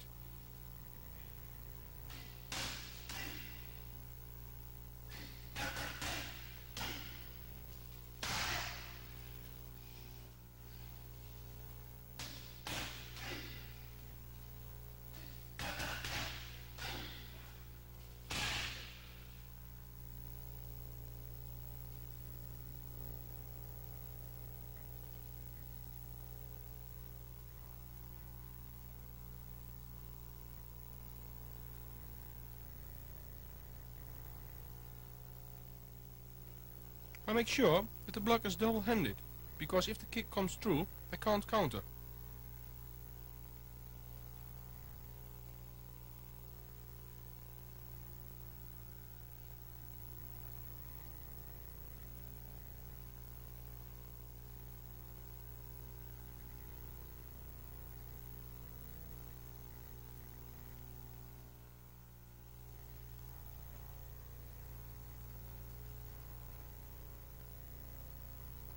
After every combination, I step back and make space to step in with a right body kick.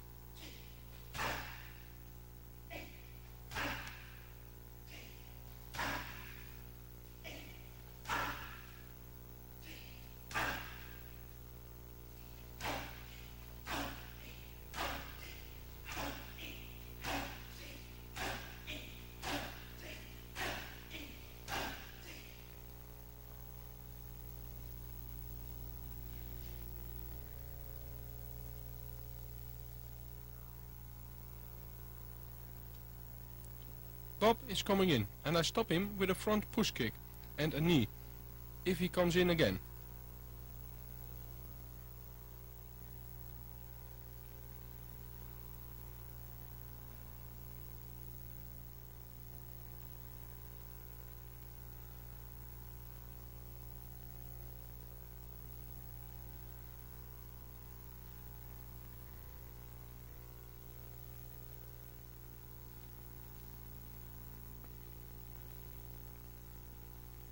Now I make the knees forward from a moving position.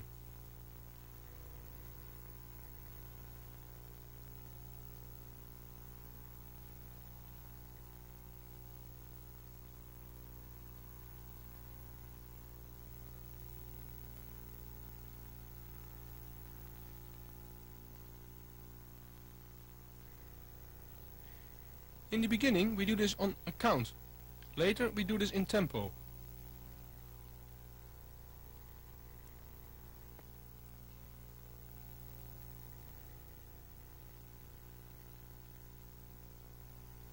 When I grab Bob around the neck, I stand close to him, and when I make the knee, I step back and make distance and fire back. The same thing happens in tempo.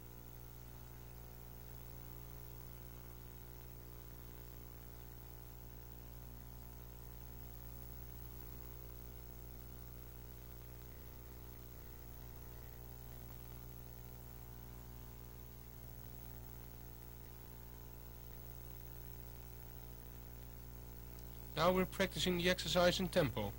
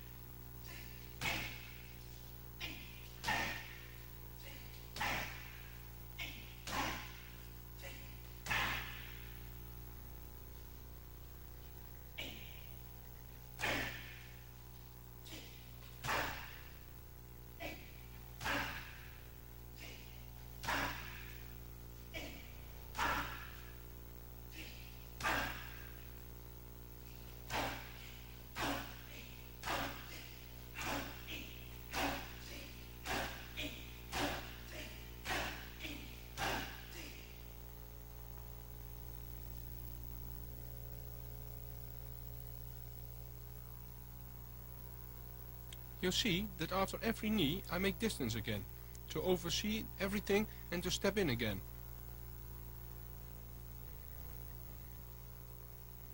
I'm keeping my defense while giving the knees.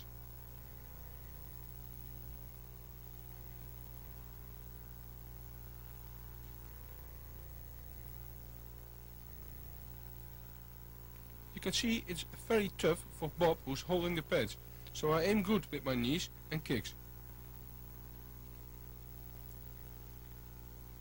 If you don't aim too good, he will get hurt.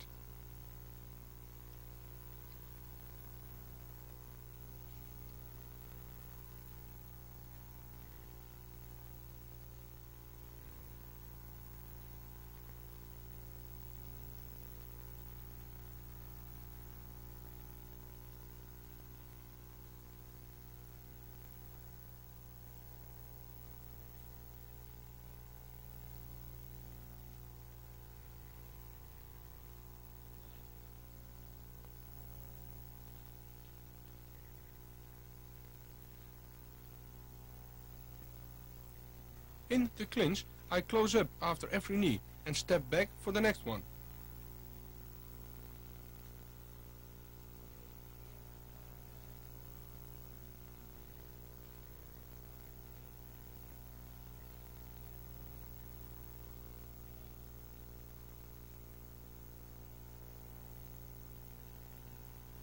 And again in tempo.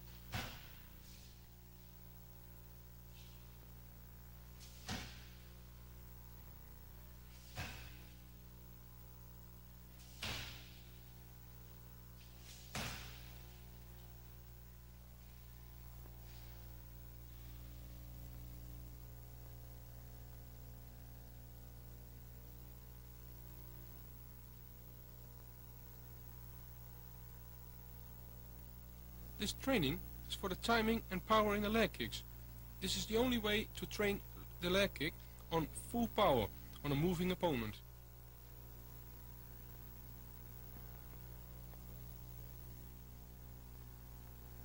Bob is holding the pads for his left leg and steps towards to me. On that moment I also step sideways forwards and make a right leg kick.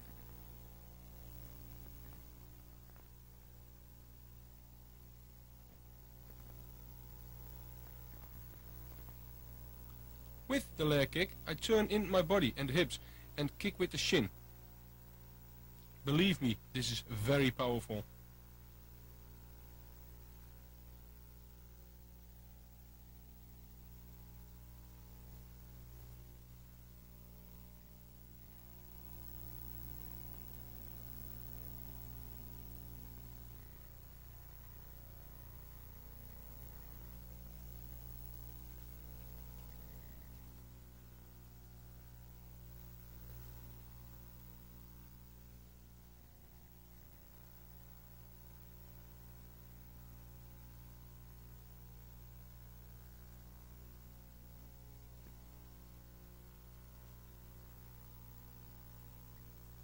Watch the impact when my shin is hitting the pad.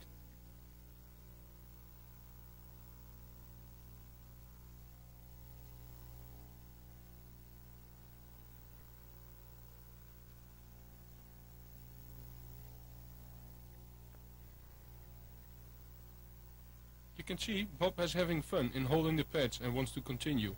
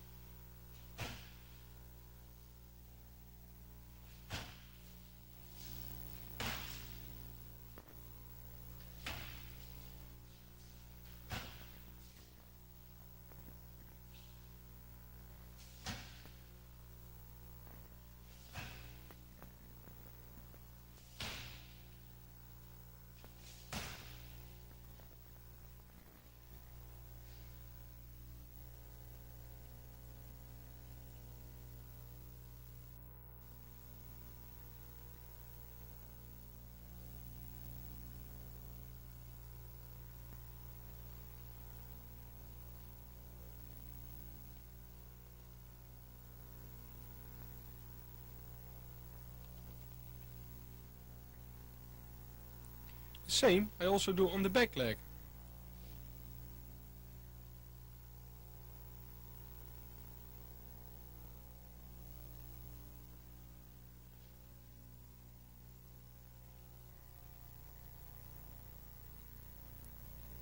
Bob holds the pad on his front leg, and when he steps in, I'll catch him with the low kick.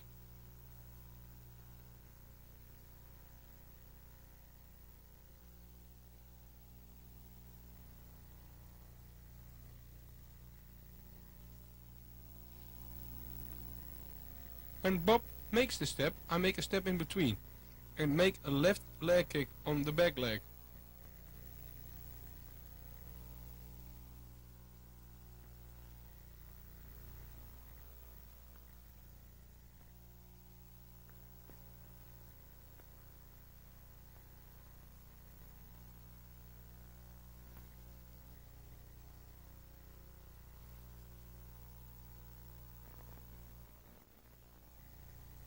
I kick a little downwards to have a good impact after every kick.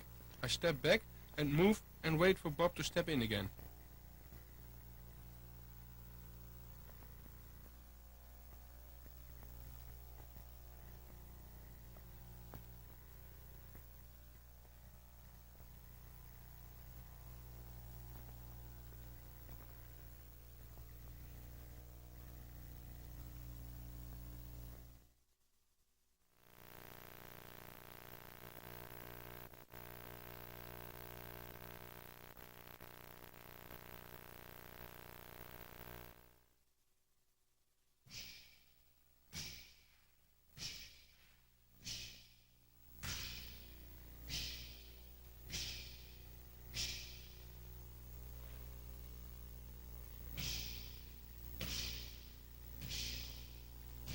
Hardening the shins is very important. You need an old truck tire which doesn't have any profile left. You put the tire against the wall. You can see Bob kicks with his shin to the side of the tire. Start slowly and do this 3 times a week. It will hurt in the beginning.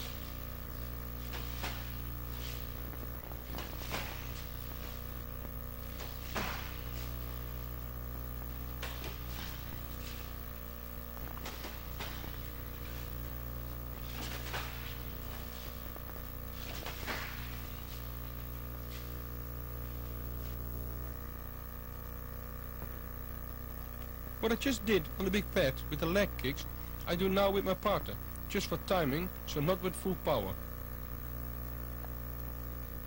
My partner attacks with a left jab.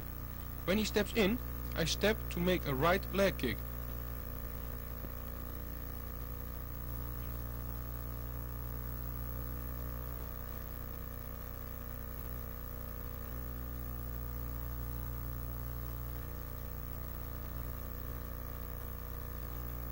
It's an important exercise for your timing.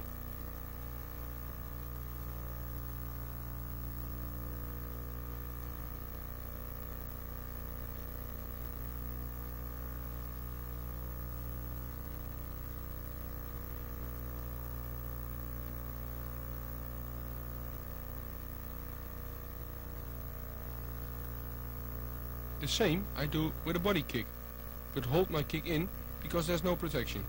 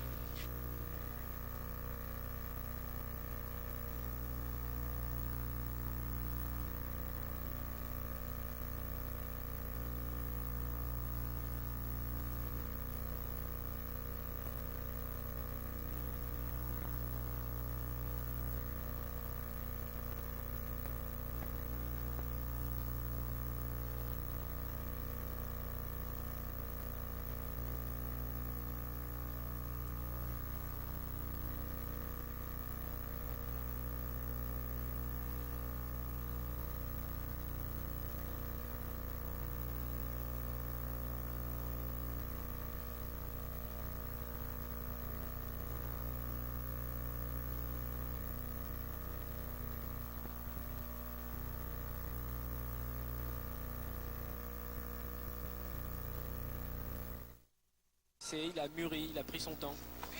Et c'est véritablement une consécration pour lui que de se retrouver face. Here you see some actions. I'm anticipating with kicks.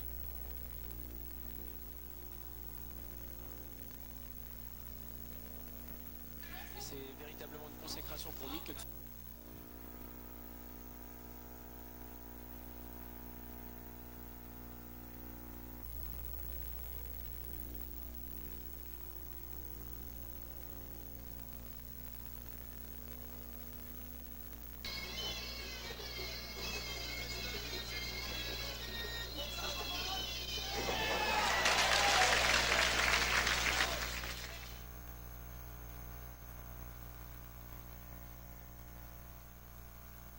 It's nice to see the timing, where I follow up with the inside leg kick.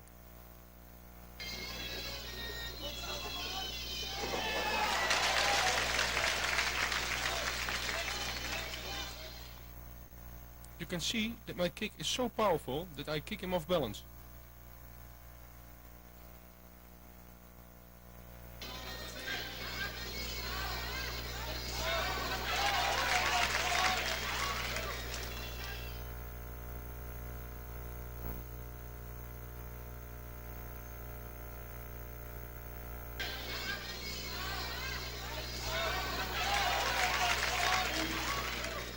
I take a little step backwards with an attacking fighter. As soon as he's throwing in a kick, I counter kick with a right inside leg kick.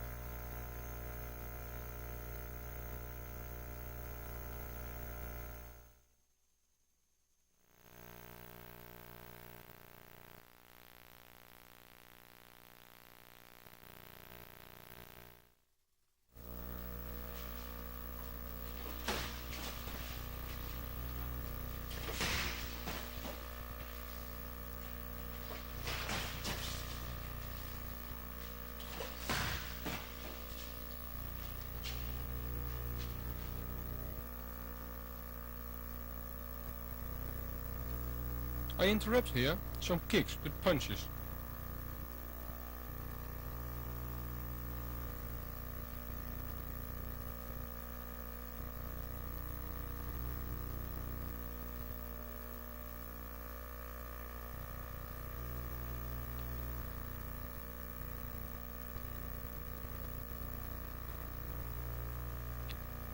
My partner attacks with a right high kick.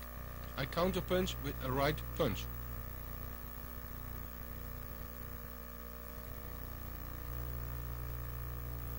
Now my partner attacking me with a left kick and I counter punch with the left hook.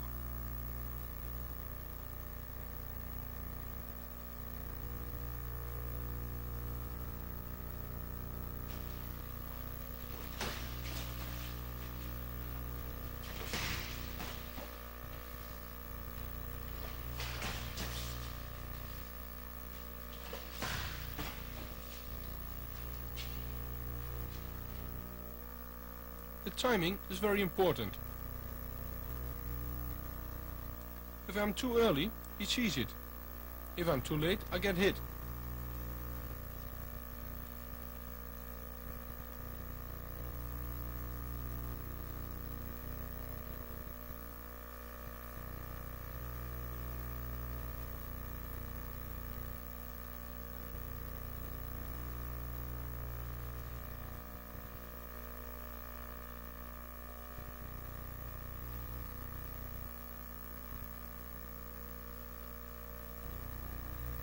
When giving the left hook, I keep my right arm high for security next to my head. So if I am too late, I still have one hand on the right place. Il suit les conseils qu'on lui a donnés. Ne pas rentrer dans la garde de Luc Ferreil, car c'est à mi-distance qu'il est dangereux. Encore un contre du gauche. Oh, il était terrible ce crochet du gauche. Vous avez vu l'effet à retardement. Here we can see some interruptions with a punch, and the attack is a kick. It's all about a good timing.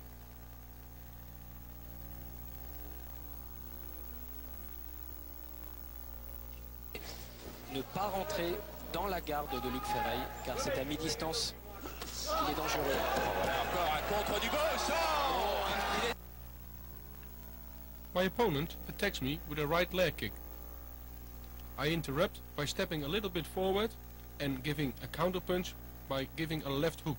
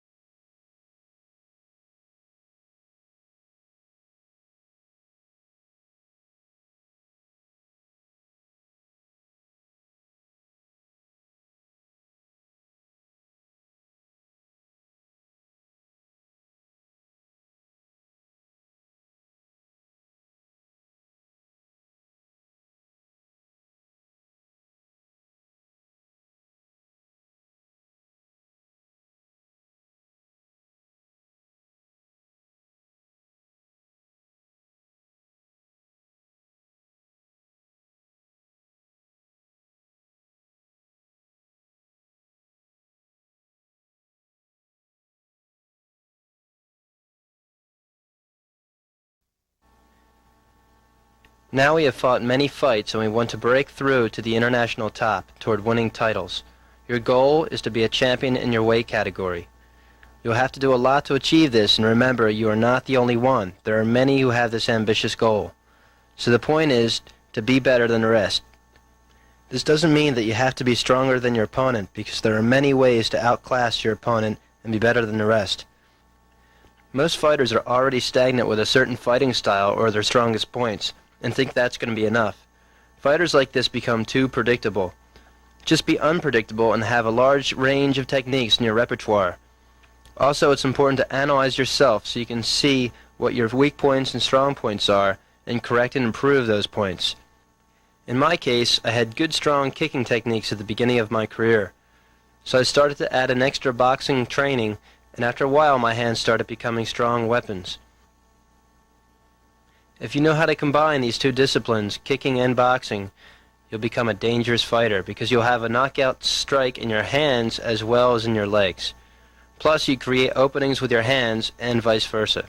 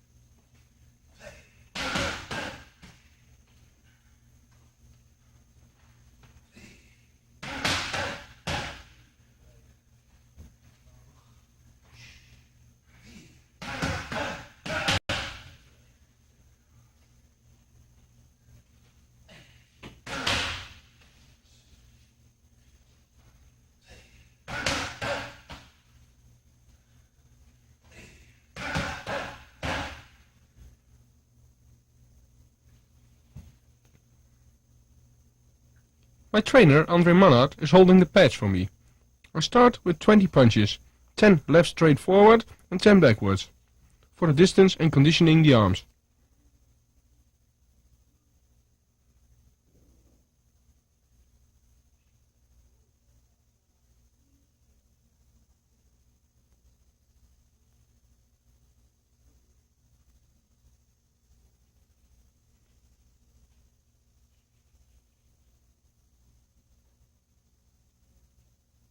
After this, I'll start with a 1 till 4 punch combination on my trainer's count. We started with the left and straight forward. By the count 2, I'm giving the left and right straight forward and a left body punch. Count 3, we're at it after the body punch a left hook. At the last count, we are again with the left right straight forwards, the left body punch, a left hook to finish with a right straight punch.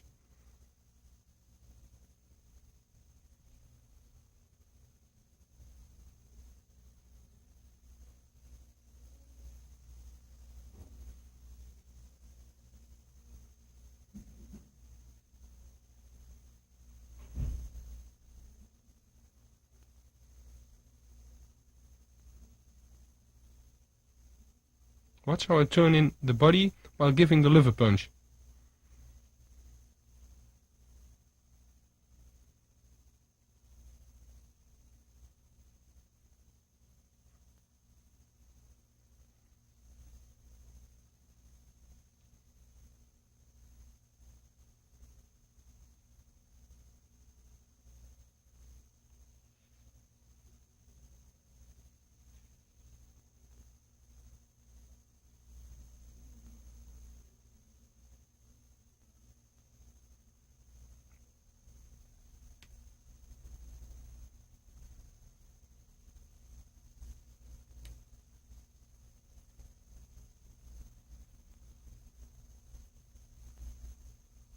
you can see, while keeping my balance in the center, my punches are powerful.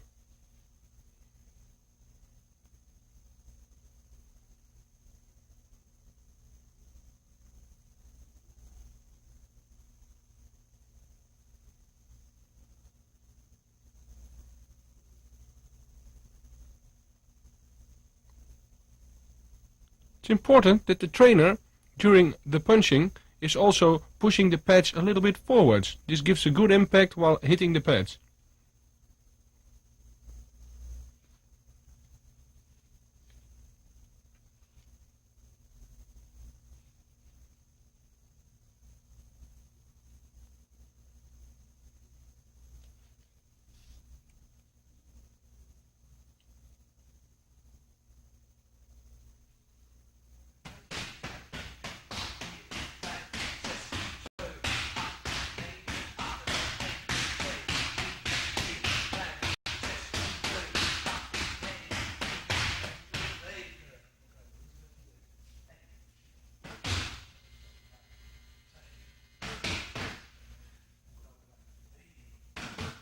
You can see my trainer is in constantly control. If I make mistakes, he corrects me. The important things are the footwork, distance, timing and the power.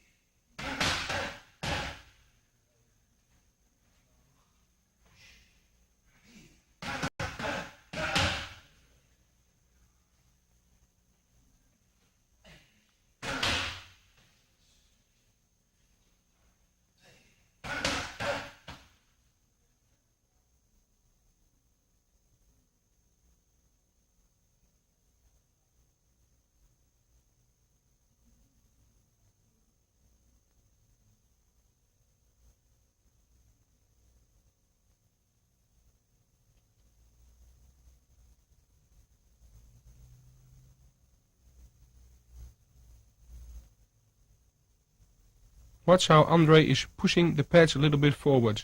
Again, this gives a good impact while punching.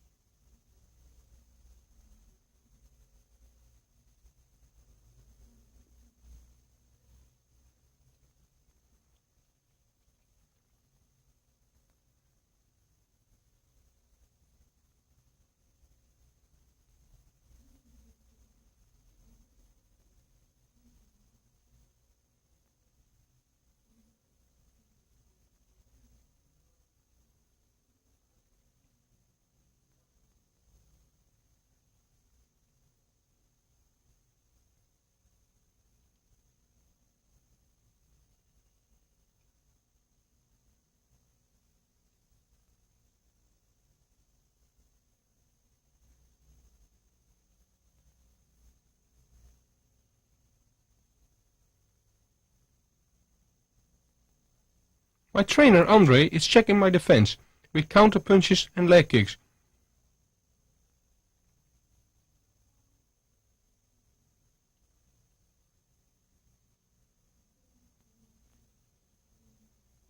He also looks if I'm in balance for a block and counters. I make sure I make enough steps with my combination to keep distance and balance.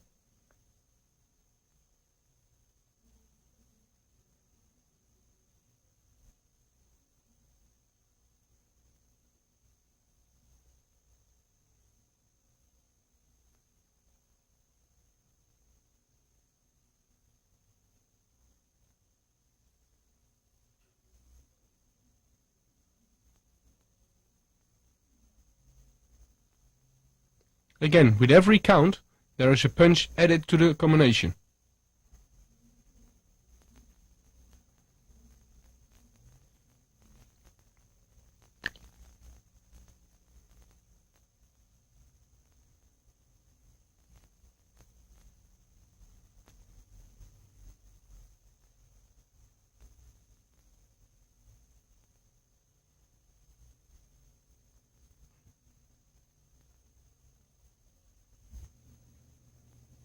Watch how I hold my arms. This is to measure the distance.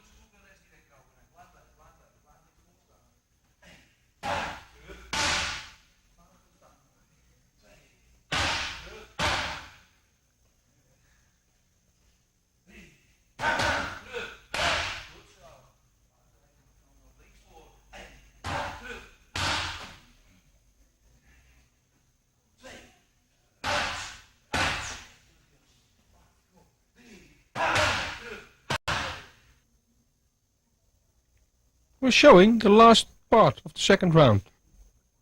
We start again with the 20 left and right punches. Then I make a new combination in 4 steps.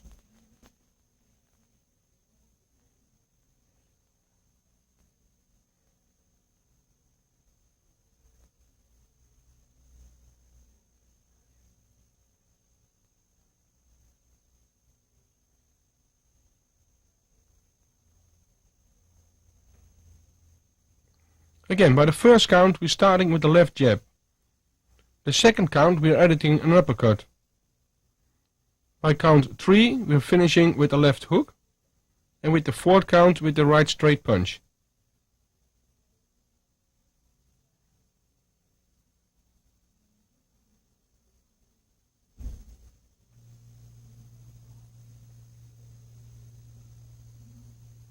You can see that after every punch or combination I step back to the fighting distance. So I move in and out. This is important to measure the reach, as well for my trainer as for myself.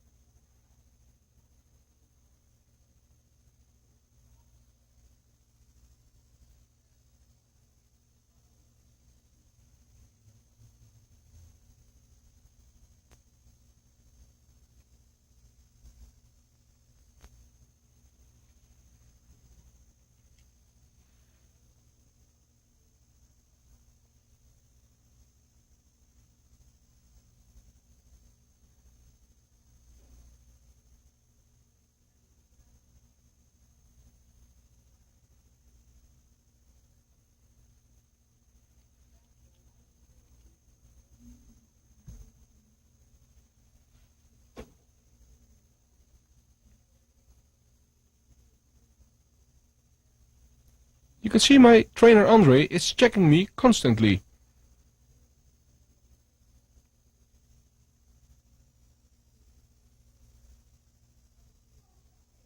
It's important that Andre is checking me to see if I stay alert at all times.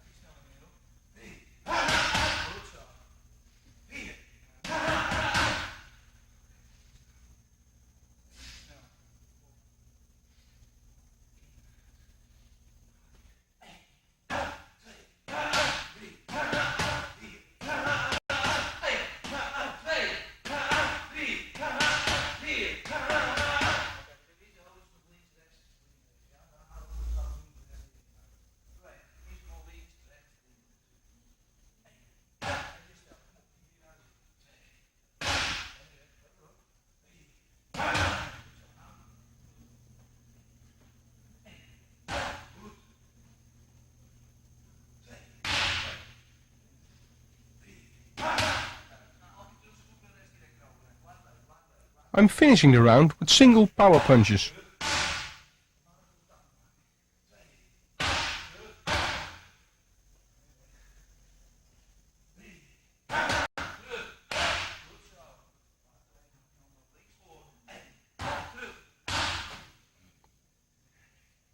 Again, I move backwards on a count. I step in with a left jab and a right punch. Now you can see I step backwards and finishing with the right punch.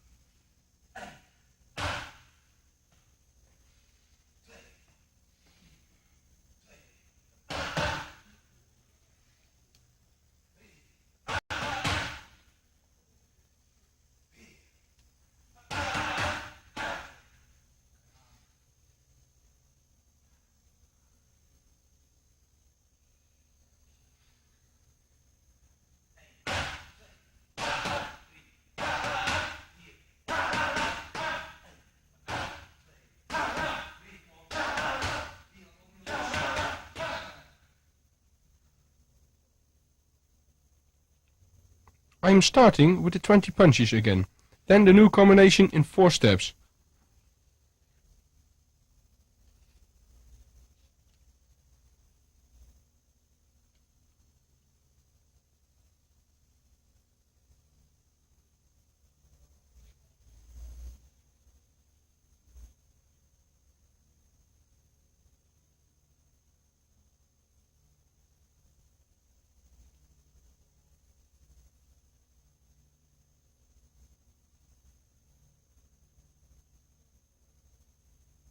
The first count we start with a right punch. The second count we start with a right punch and a left uppercut.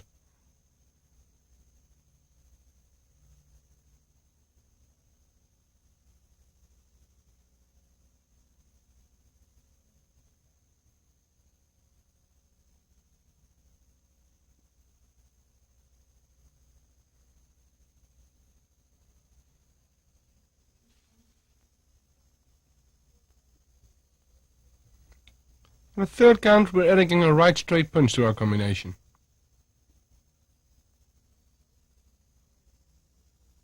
The last count will show the right punch, the left uppercut, the right punch and the left liver punch.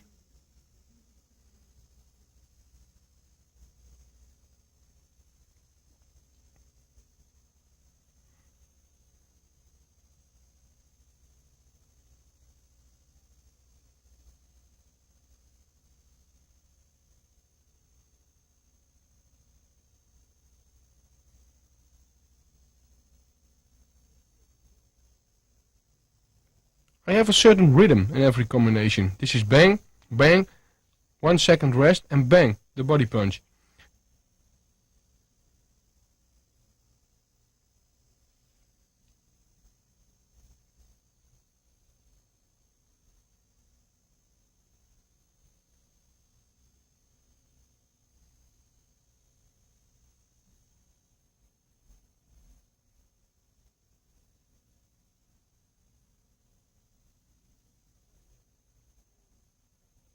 With my body punch, I lower my body by bend my knees, but such that I stay in balance and step back to the basic position.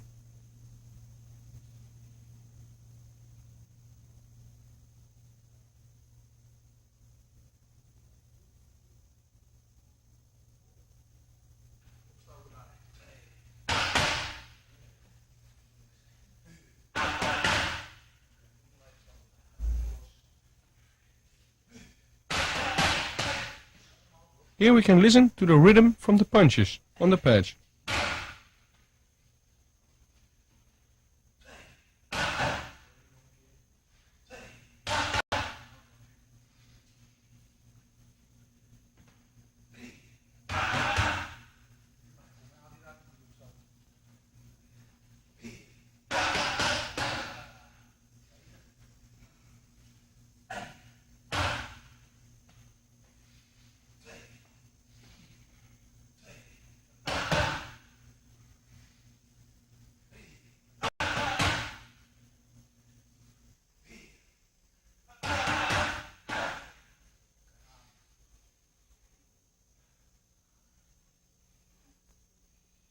Again, you can hear the rhythm of the punches on the pads.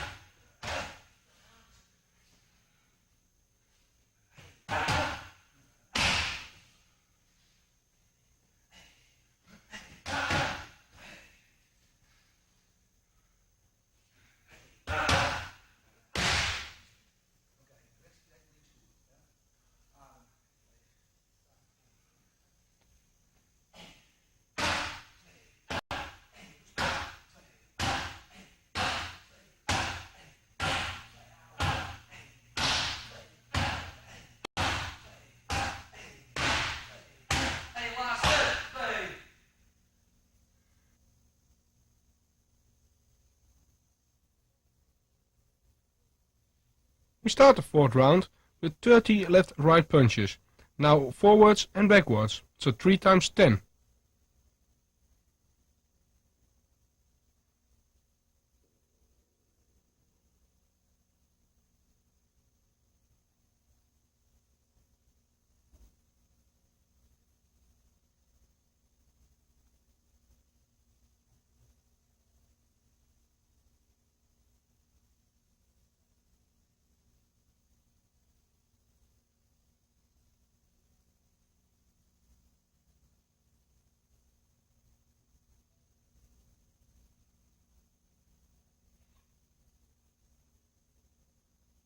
After that, I counter with punches on a right leg kick and on a left high kick.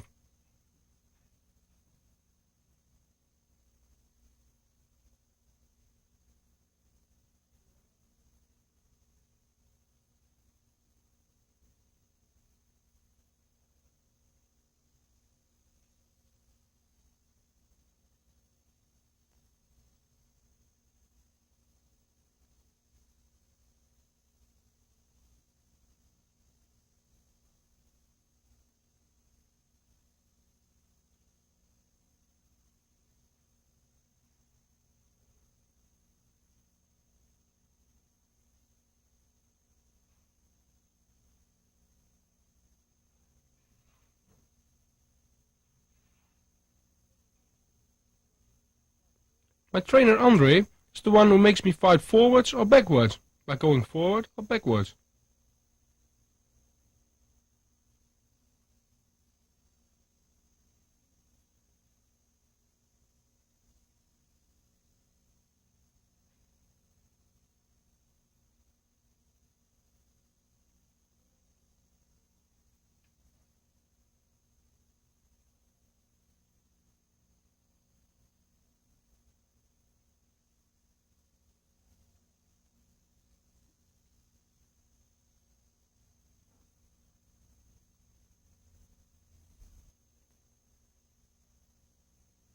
Andre attacks me with a right leg kick. I block and counter with a right punch.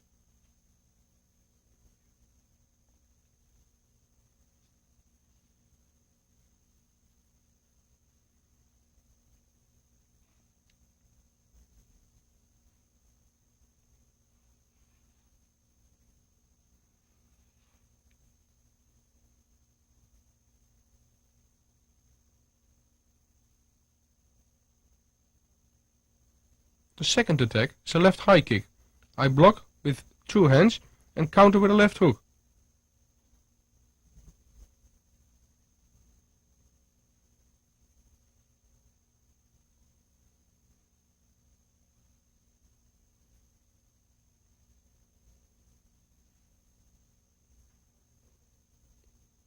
After this, I counter with a double punch.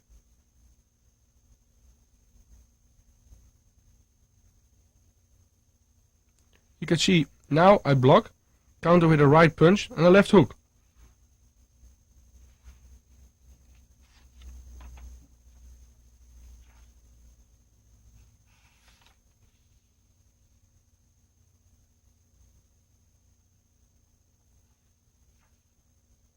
With the high kick, I make a left hook and a right punch.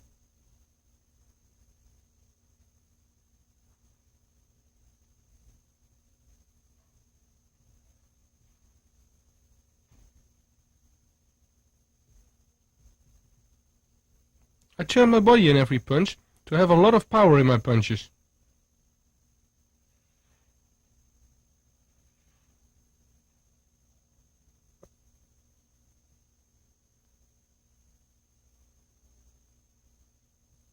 After this combination, I make an extra kick, so the punches stay the same, but I follow up with a right leg kick and a left body kick.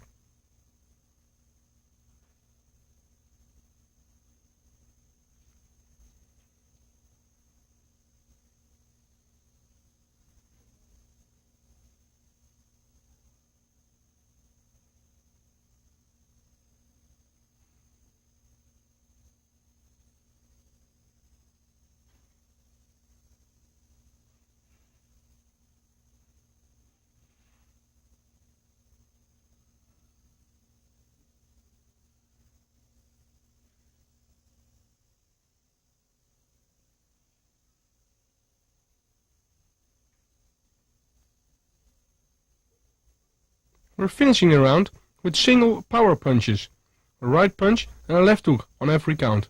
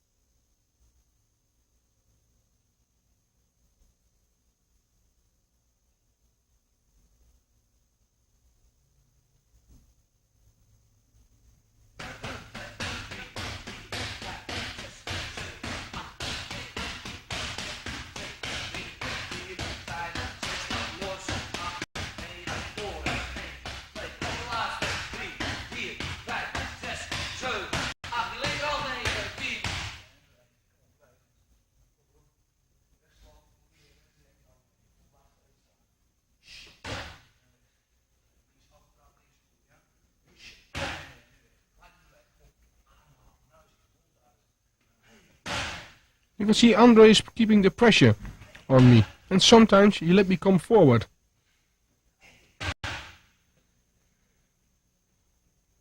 It's like an opponent, sometimes he backs you up, and sometimes you go after him.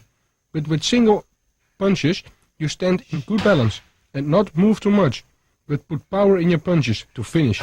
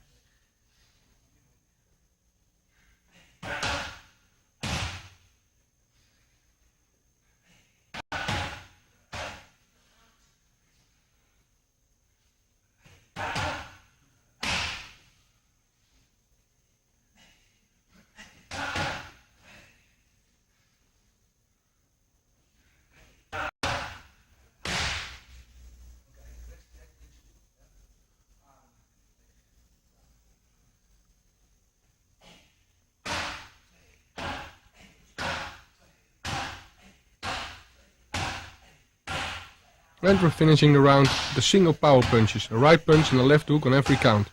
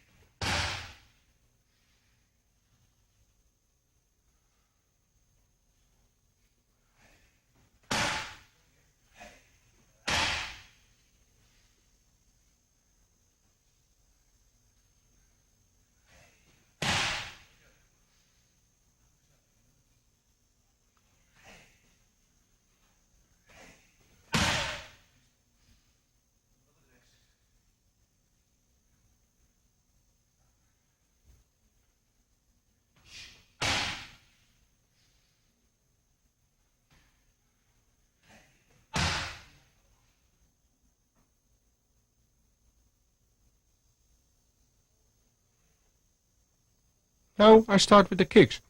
I start to get my distance and timing with push kicks and a body kick. And later I counter on front kicks with body kicks.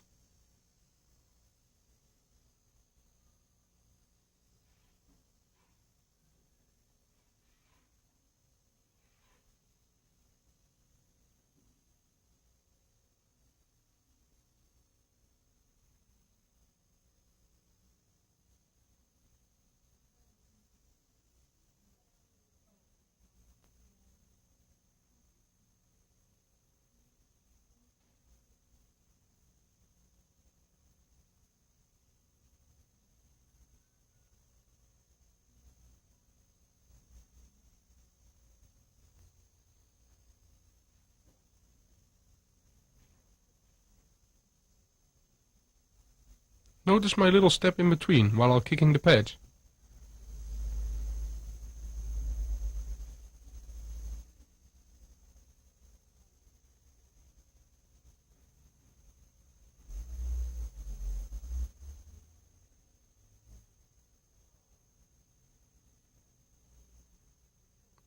Now Andre attacks with front kicks and I redirect them and counter with a left body kick and later right kicks.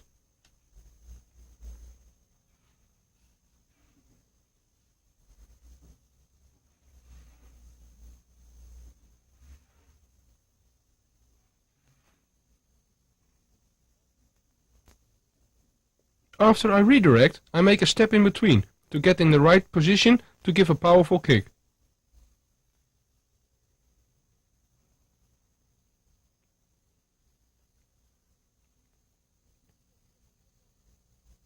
You can see I turn my whole body in the kick and be ready for every counter after my kick.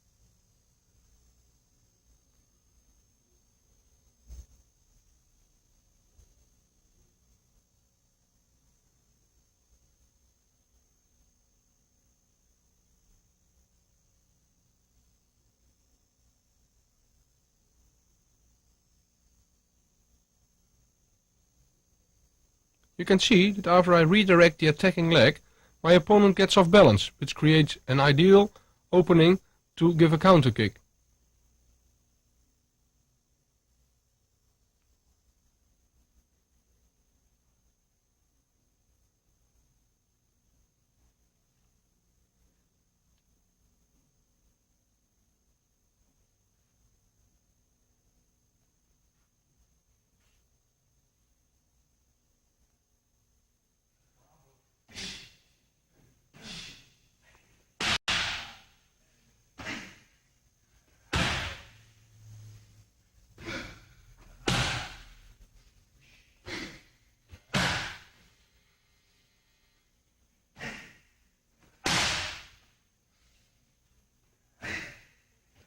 You can see that by moving your whole body behind the kick can be very powerful.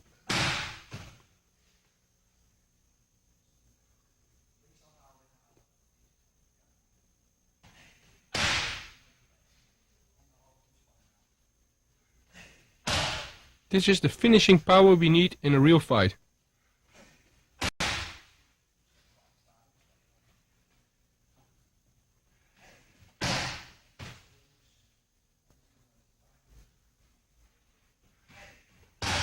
Also with the kick counters I move in and out, and be sure that I redirect the kick good before I counter.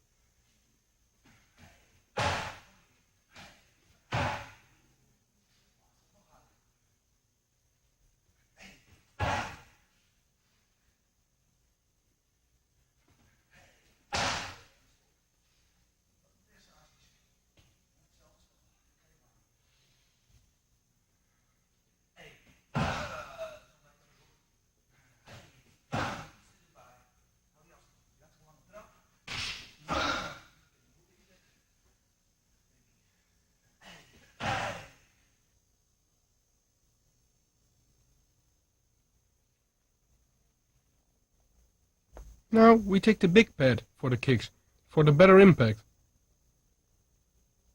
I start again with a push kick and a body kick for 30 seconds.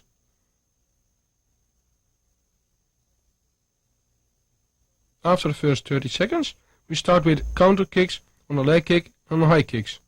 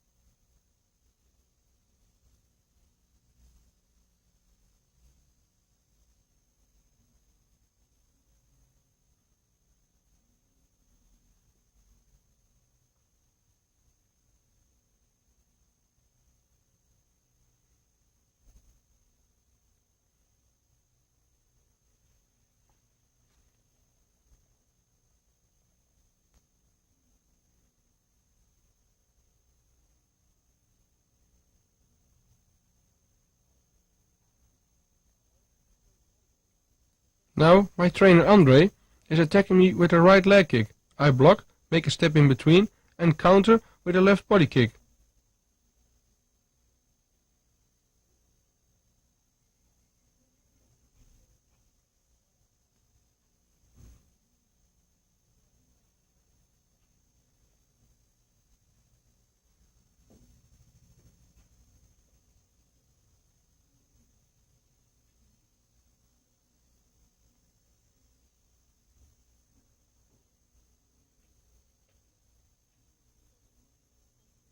You do the same with the left high kick. I block and counter with the left body kick.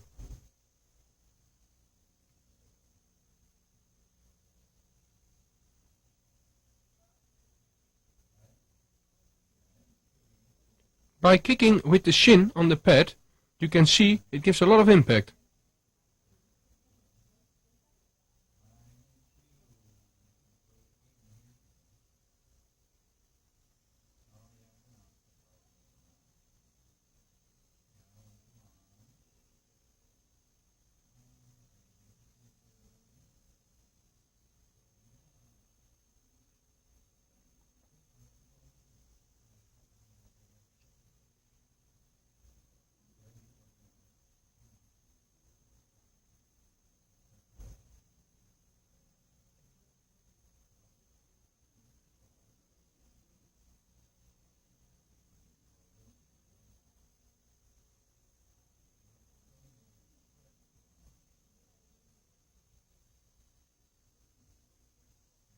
Notice the double-handed block as we learned.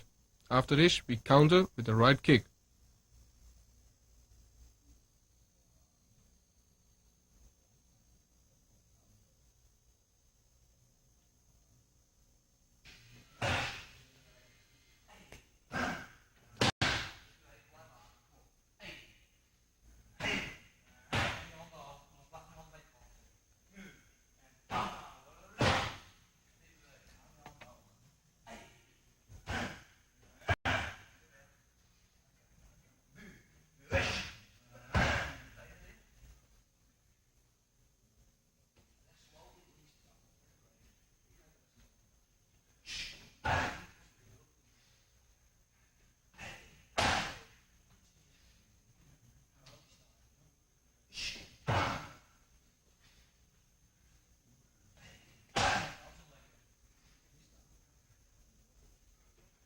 After blocking the right low kick, I'm countering with a left kick to the body.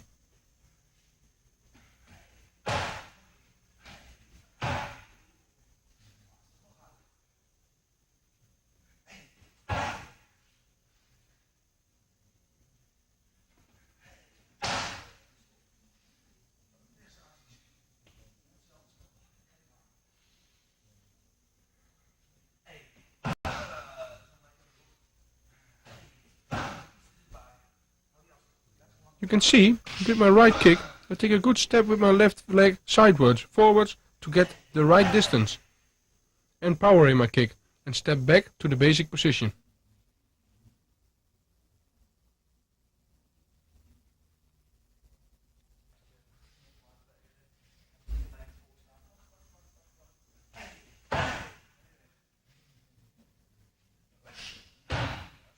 First part of the round, I make counter kicks on the left jab and later on the right punch with leg kicks.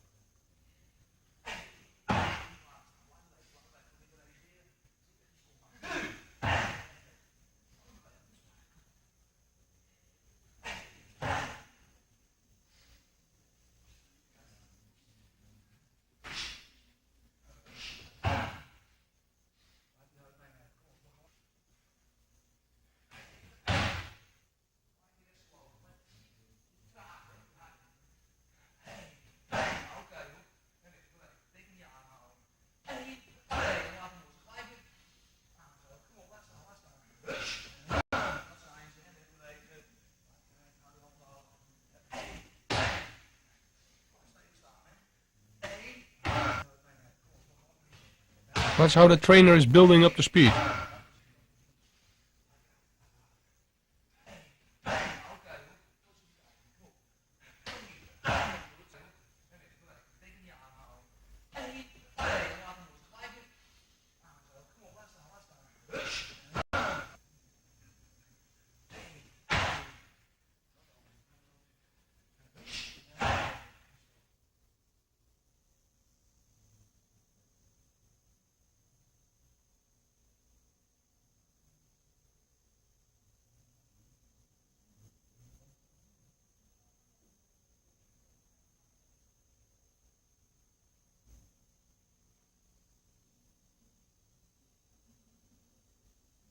I'll block the left punch and come in with the left body kick.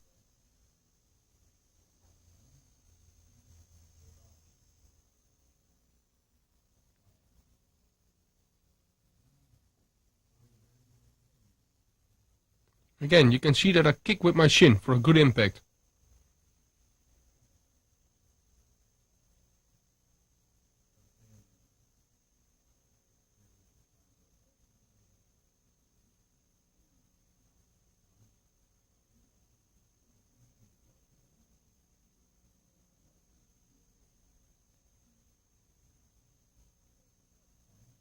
To turn your body while kicking is very important to kick powerful.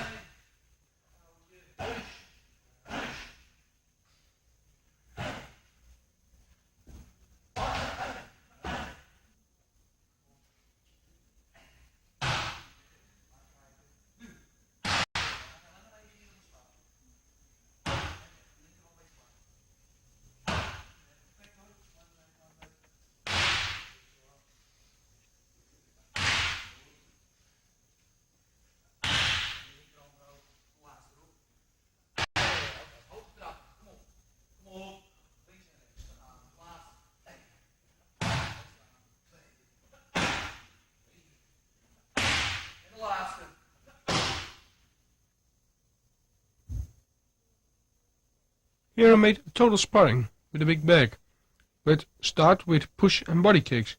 Then I spar for 1 minute with the pad. After this I make a right punch, left kick combination and follow with a left jab and a right leg kick.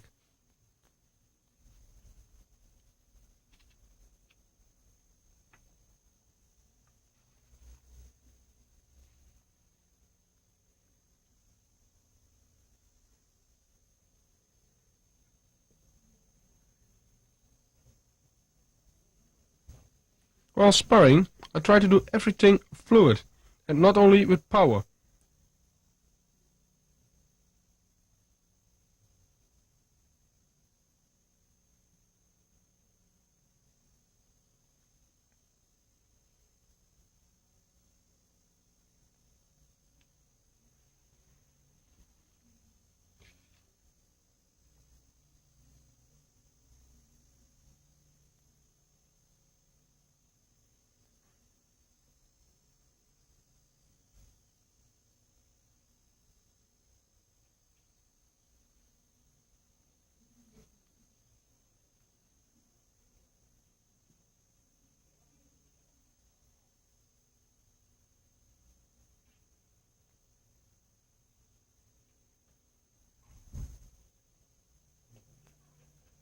You can see how Andre has to push me to the last 3 minutes of this round.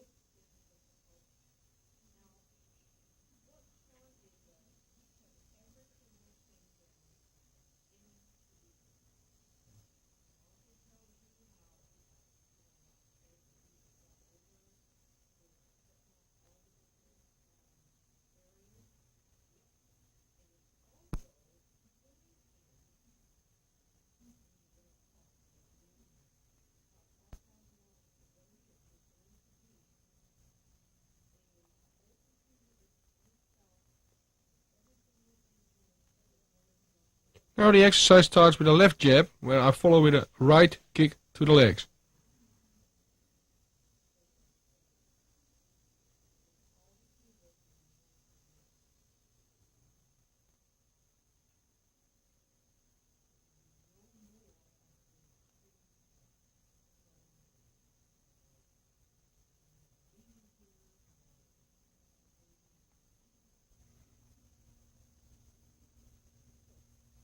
These shots you saw of the pad training are just parts of every round. That's why sometimes I still tell something what's not shown. But the whole schedule is in the beginning. Now after 30 seconds rest, we start with the last 20 power kicks.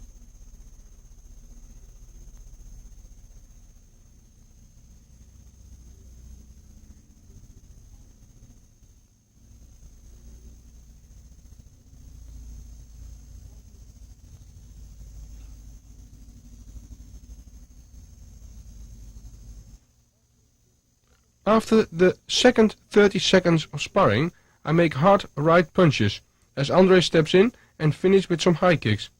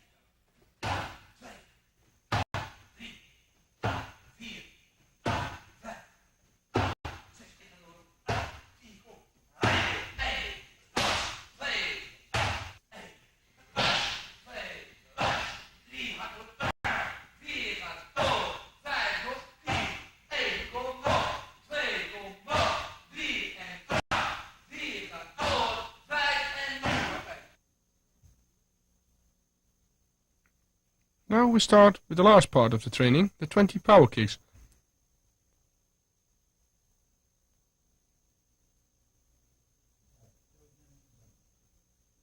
We'll practice this 20 times left and 20 times right.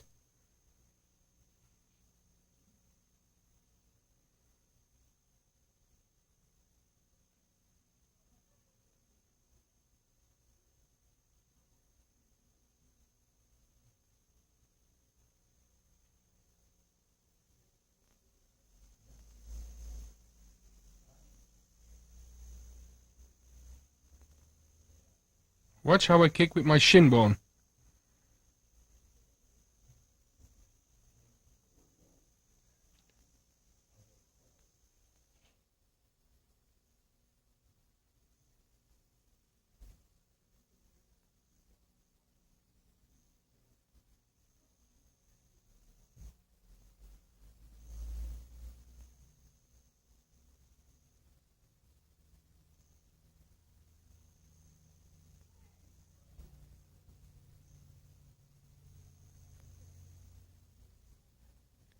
You see, I step in every kick I make and put my whole body in it. While I kick, I watch my defense.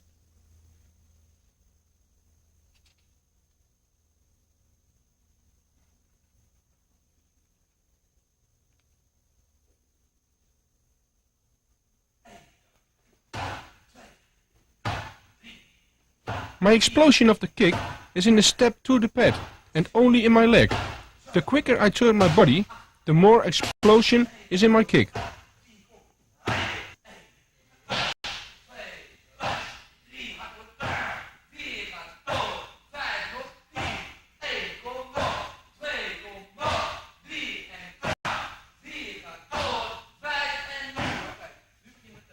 After the kicking, Andre clocks my heartbeat for 1 minute. It's around 168, and after 1 minute it went down to 128, so that's alright. In good shape, it will go down till about 40 to 45 heartbeats in 1 minute.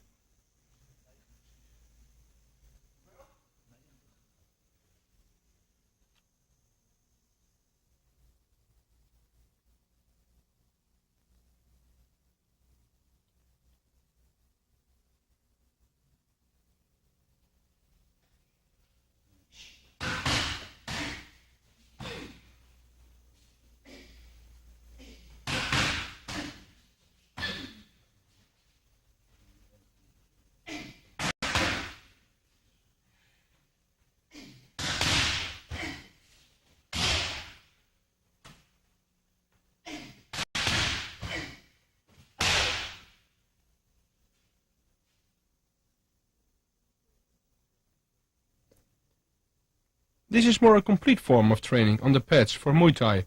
Bob Schreier, my partner, holds the pads.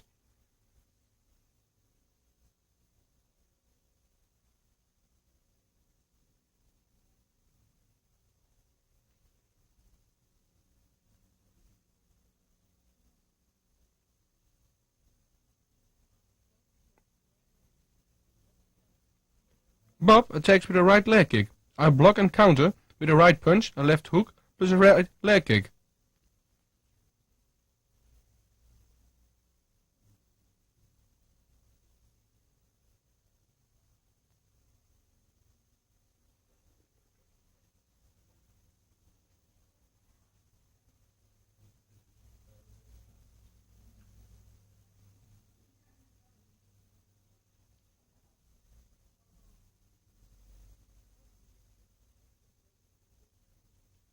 After the action, I'll step back in the basic position. I'll stop Bob off while he wants to come forward with a left body kick.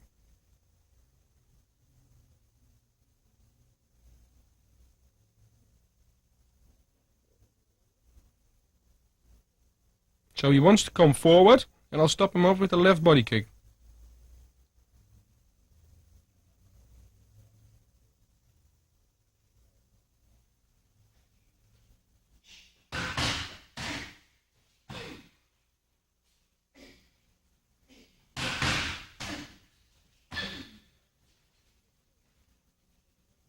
After the left hook, I step sideways, in for the right leg kick.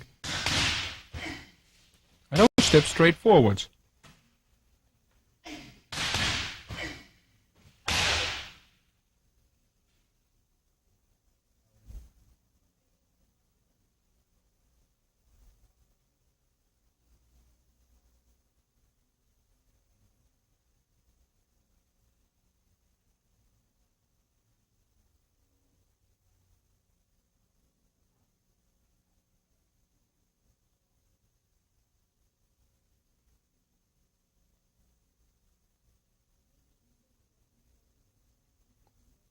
I'm making the same block and counter punches and leg kicks, but now I step back and make a step in between and come back with a left body kick.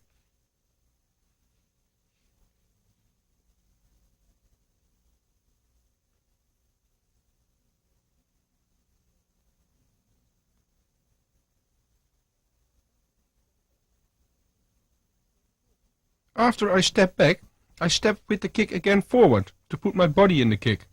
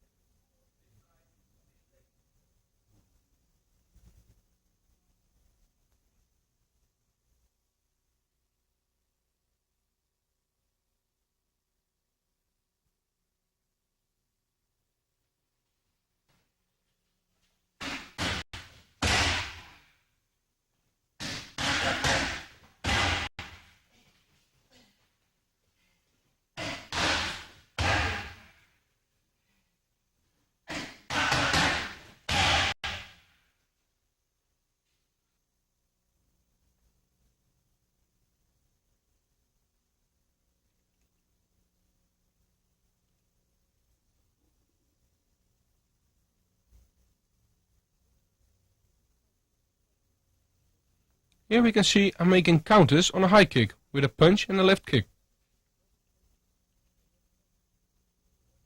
Bob attacks with a left high kick. I block double-handed and I counter with a right punch and a left body kick. I put my body in the punch and step in between and put my body in the kick too.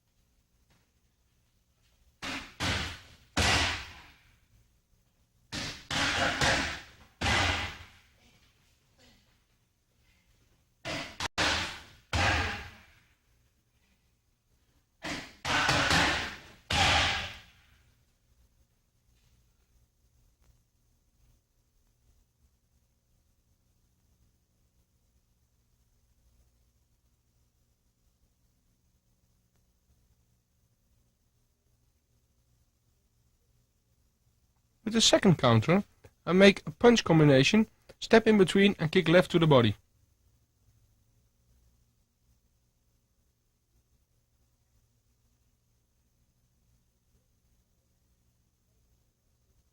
I block the high kick and counter with a right punch, left uppercut and a right punch. Then I make distance with the step in between for the left kick.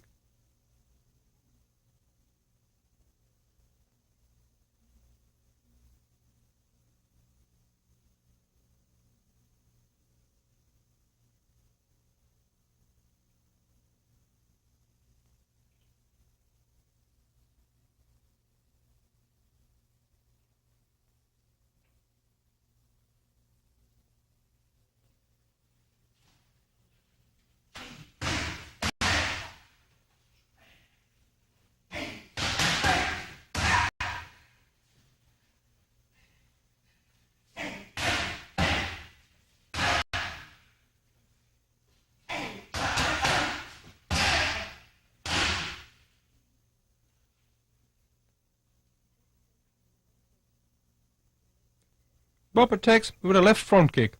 I redirect with left and make the same move with the left hook and step in with a right body kick.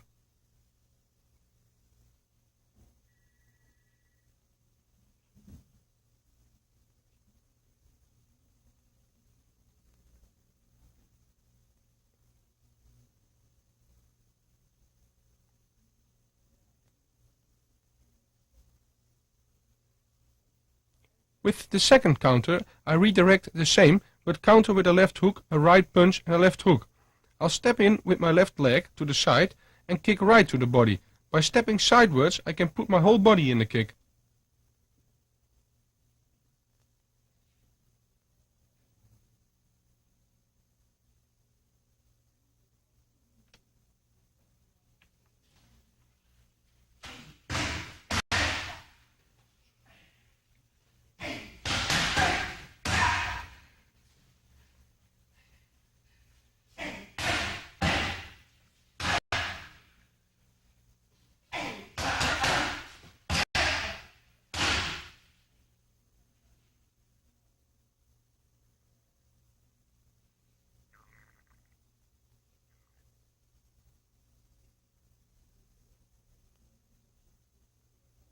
I make sure I redirect the front kick good before I counter, otherwise the counter is no good.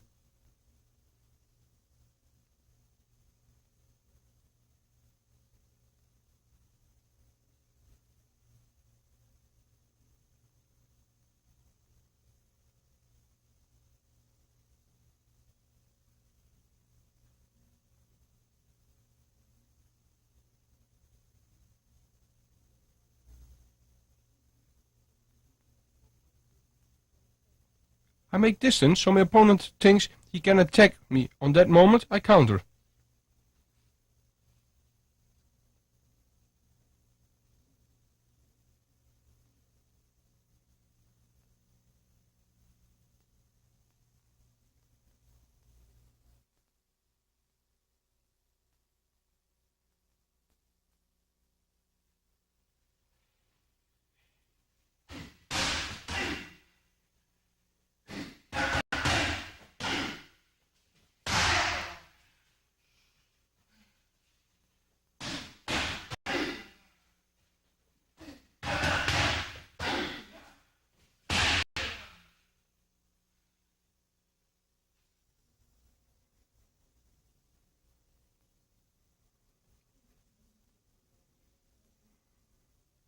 Bob was attacking me now with a right high kick.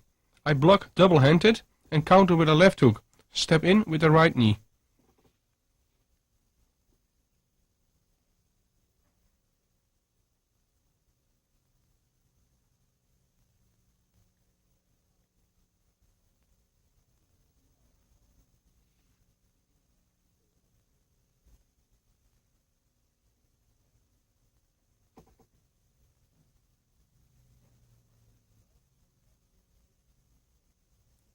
Now I'm countering with 3 punches after the block. A left hook, a right punch and a left hook. I'll step in with the right knee. The punches are fast and powerful, and I'll put my body in the knee by pulling my hips in it.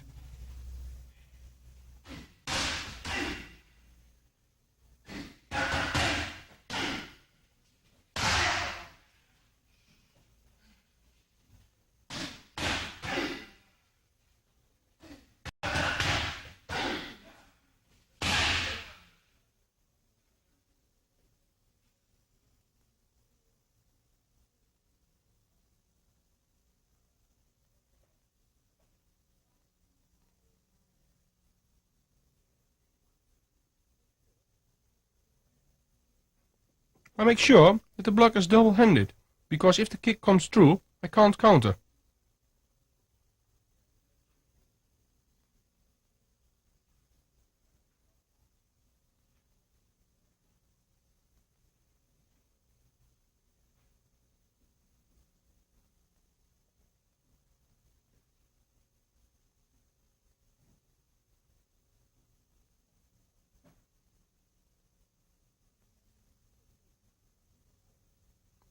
After every combination, I step back and make space to step in with a right body kick.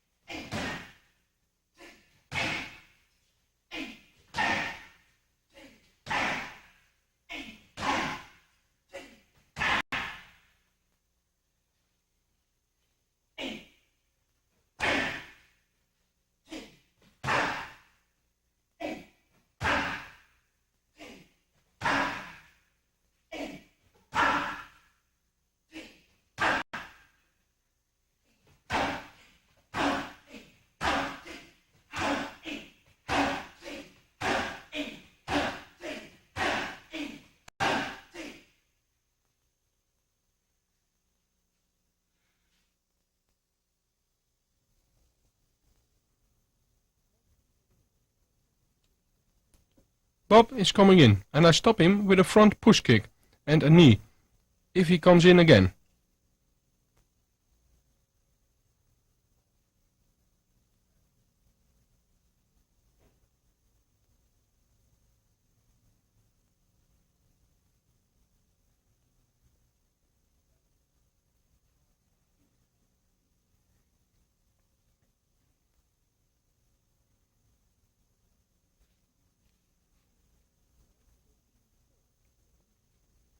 Now I make the knees forward from a moving position.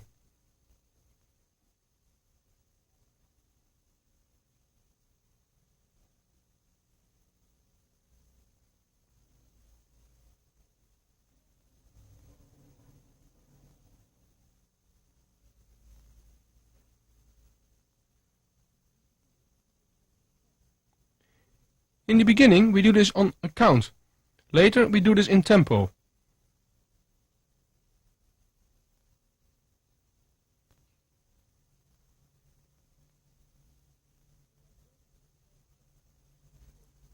When I grab Bob around the neck, I stand close to him, and when I make the knee, I step back and make distance and fire back. The same thing happens in tempo.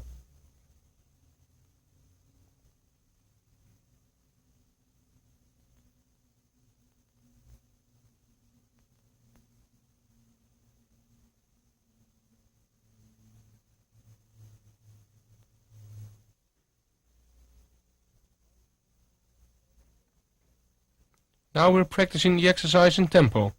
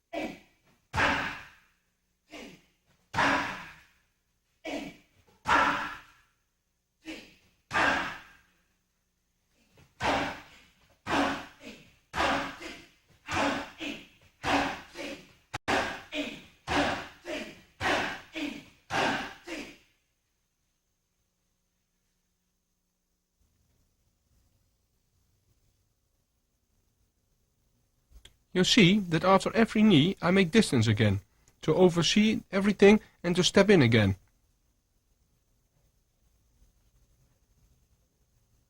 I'm keeping my defense while giving the knees.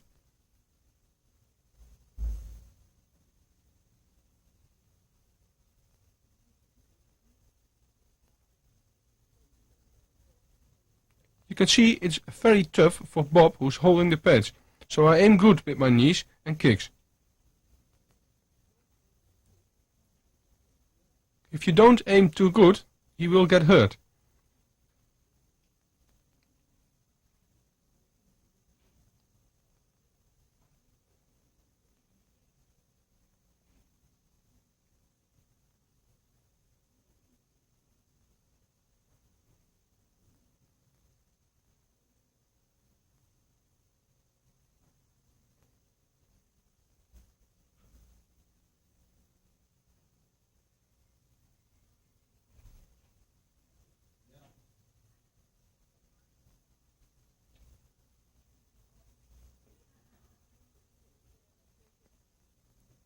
In the clinch, I close up after every knee and step back for the next one.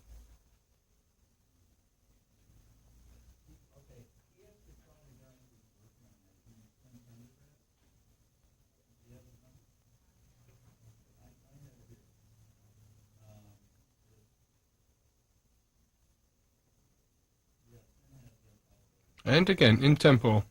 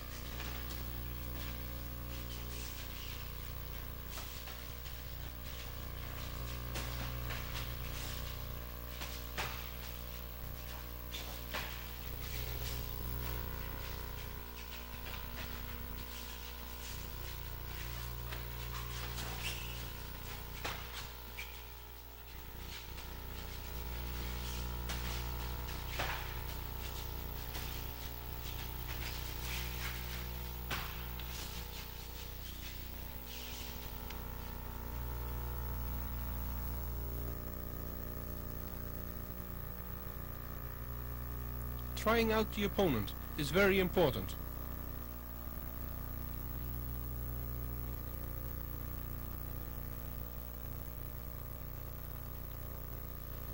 It's very important to try out your opponent if you know nothing about your opponent.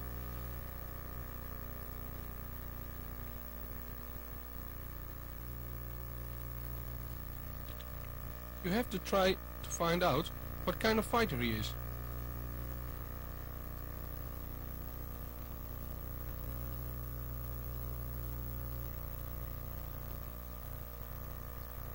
Point is, you want to find out what his strong points are.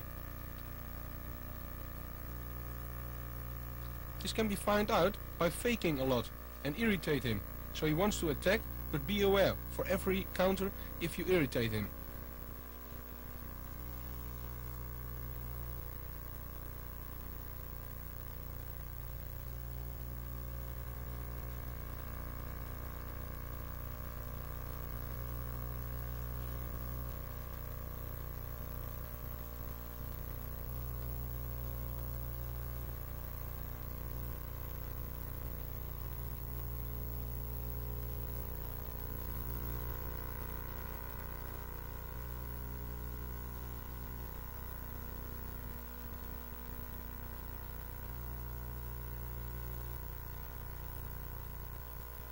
Again, keep an eye contact with your opponent and try to move out the corner.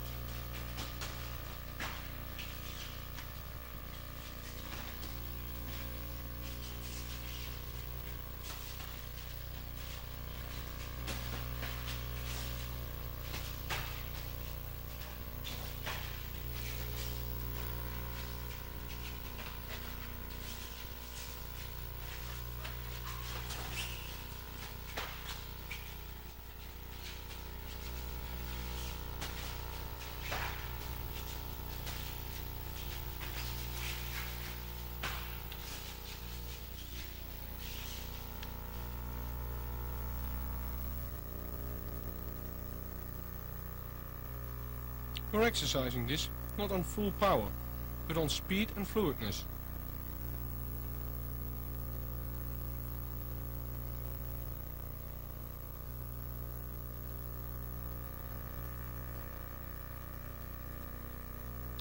I irritate him with easy things like jabs and inside leg kicks.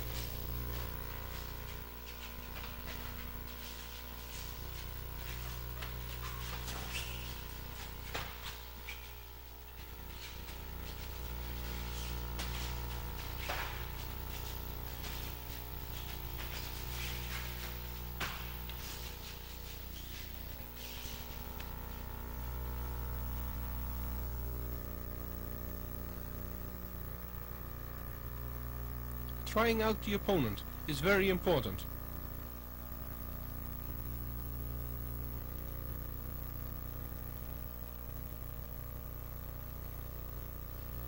It's very important to try out your opponent if you know nothing about your opponent.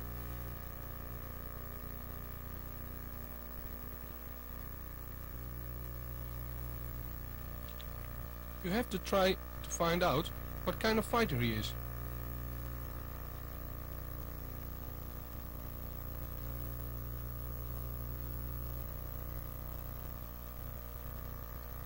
Point is, you want to find out what his strong points are. This can be found out by faking a lot and irritate him. So he wants to attack, but be aware for every counter if you irritate him.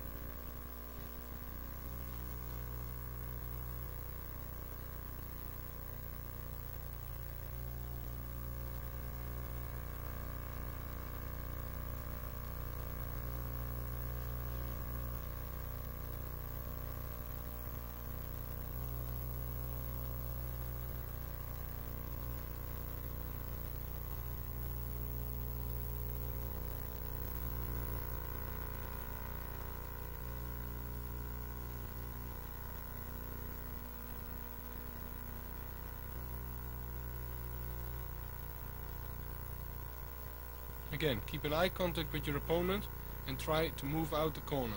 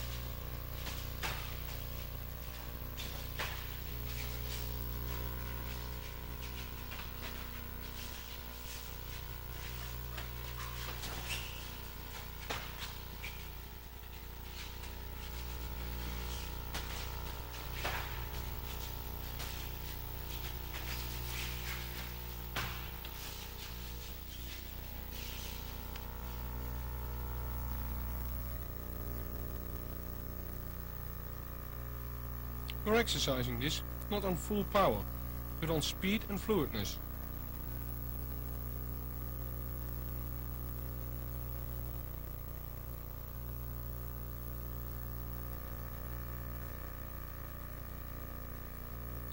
I irritate him with easy things like jabs and inside leg kicks.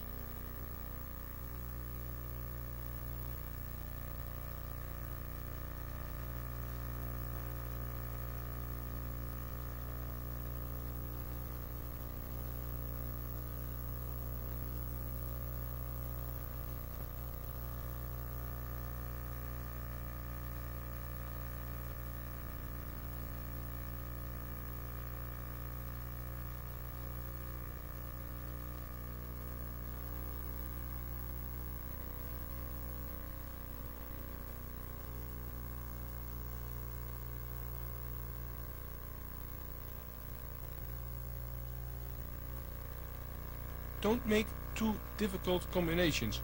That's only a big risk.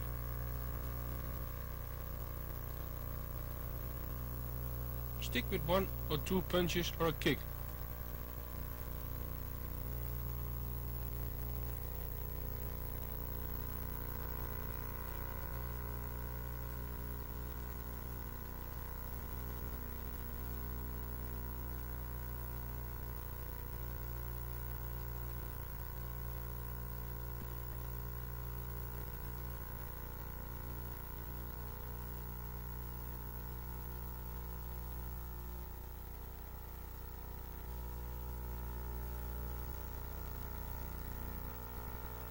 Also we fake once in a while, to see his reaction.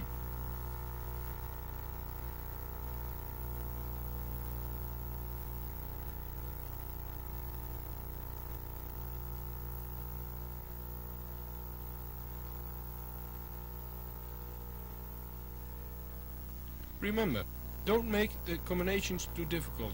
Just make one punch or one kick. It's just why you want him to show something. Let's see how this applies in a fight.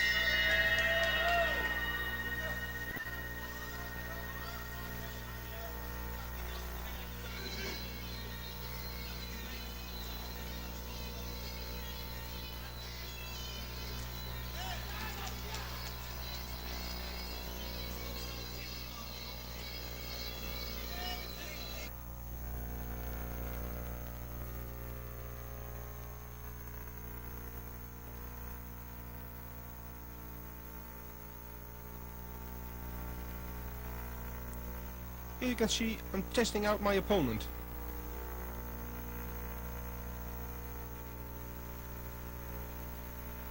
Watch how I'm testing my opponent.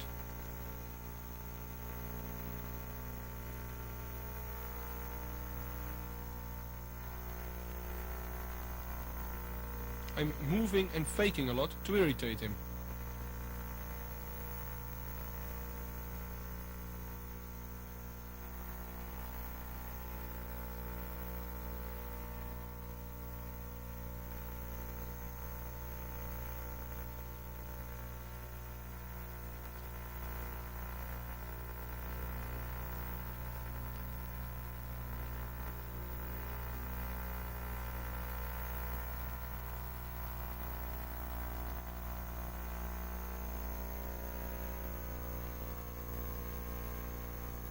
Stay alert at all times when irritating in the beginning of a fight your opponent.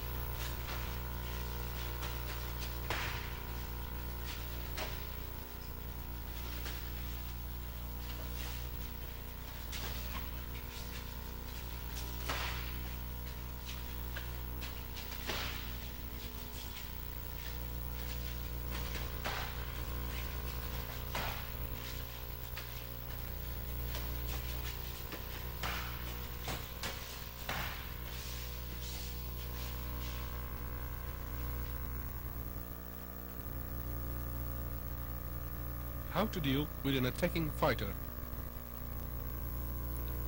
Here I show how to deal with an attacking fighter. You look first and I will explain later.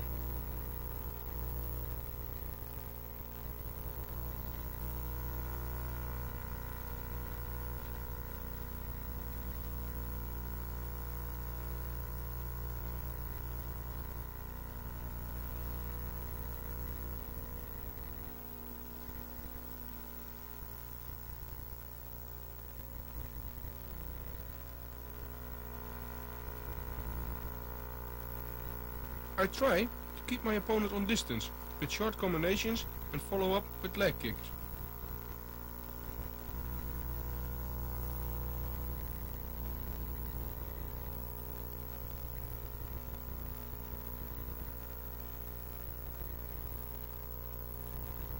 I turn away and don't let him put me in the ropes.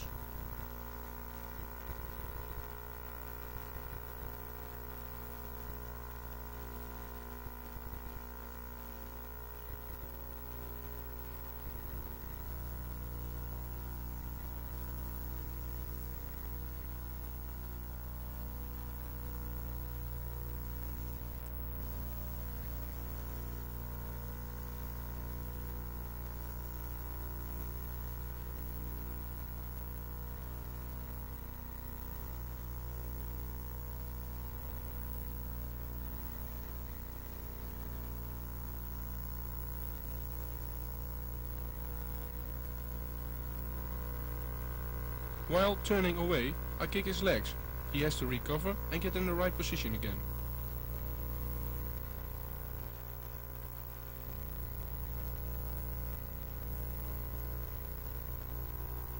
You can see how I turn away of the corner and place him in the ropes and have a possibility to counter.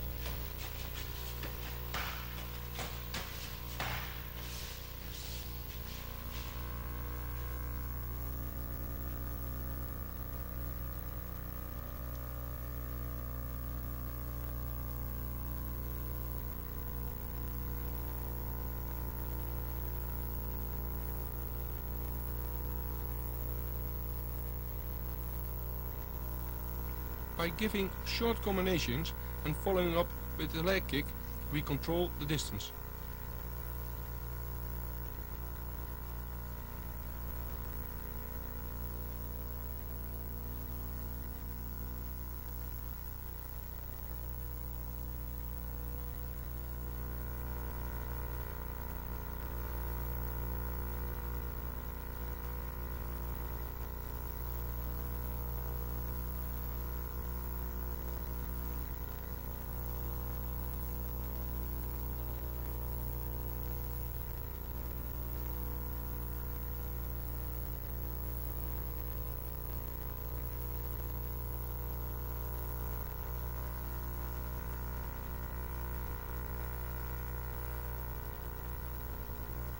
You can see I'm moving to the ring. I'm moving sideways, to the left and to the right. But I'll keep my opponent busy. Another possibility is, well, giving him the feeling he can come in and keep him away with a push kick and a front knee and hard body kicks. Turn away and counter.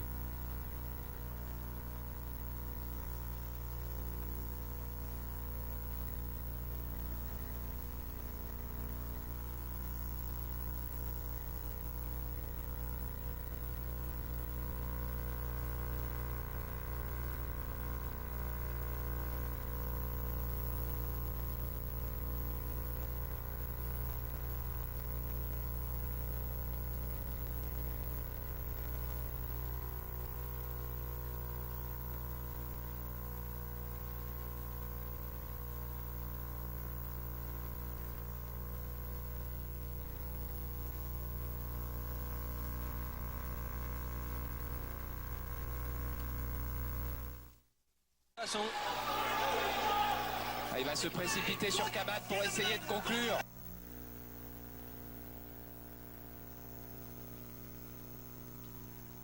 Here I show how to deal with an attacking fighter. Try to move backwards and sideways and try to counter. Il va se précipiter sur Kamen pour essayer de conclure. Et replace encore une droite.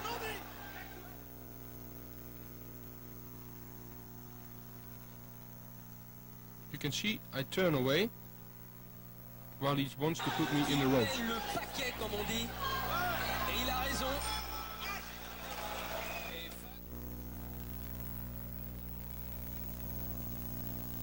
Watch how my left jab is stopping him off. Le paquet comme on dit. Et il a raison.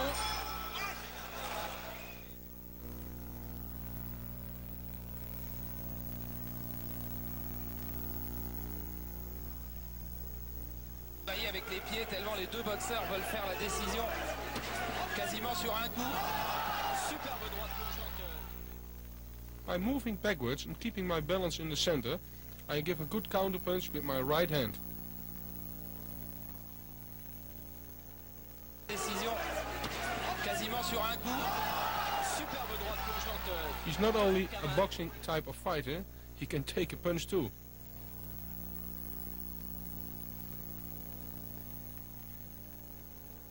Deux mains derrière avec l'œil droit de Ferrer qui se ferme petit à petit. Et toute la chance de Kamen maintenant réside dans son travail de jambes, avec une garde bien fermée, hermétique.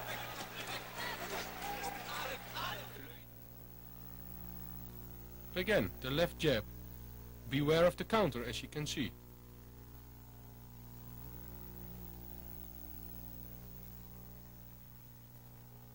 And a push kick when he's moving forward, to keep the right distance.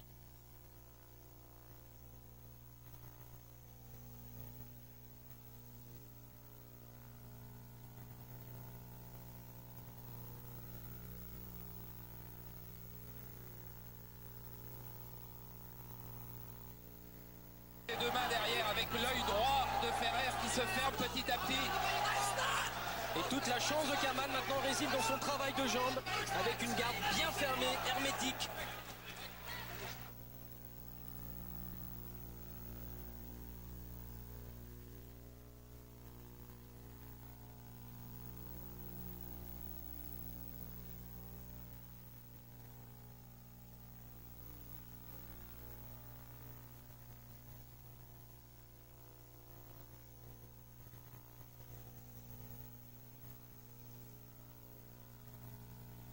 Watch how my first punch take away his sides, and I'm following up with the right uppercut.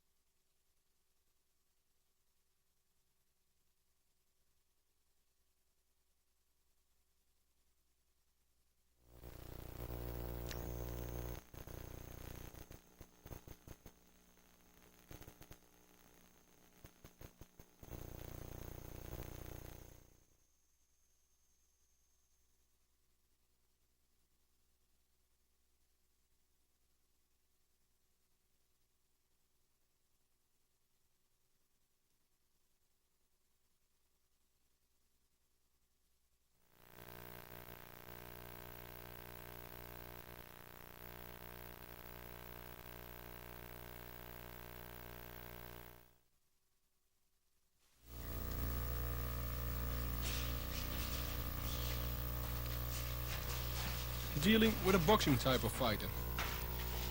When I deal with a boxing type of fighter, I try to do like I show here with my partner.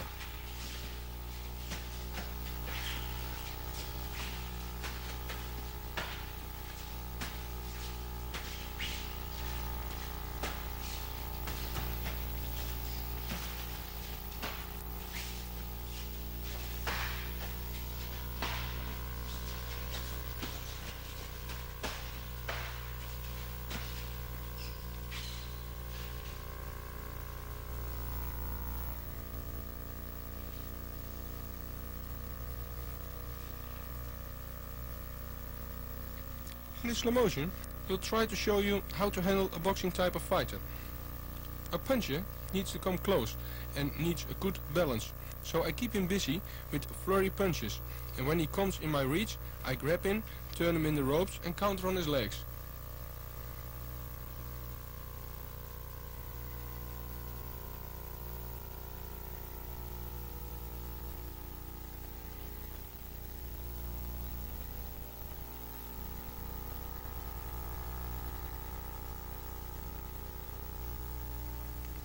Again, you grab in and you counter and end up with a leg kick.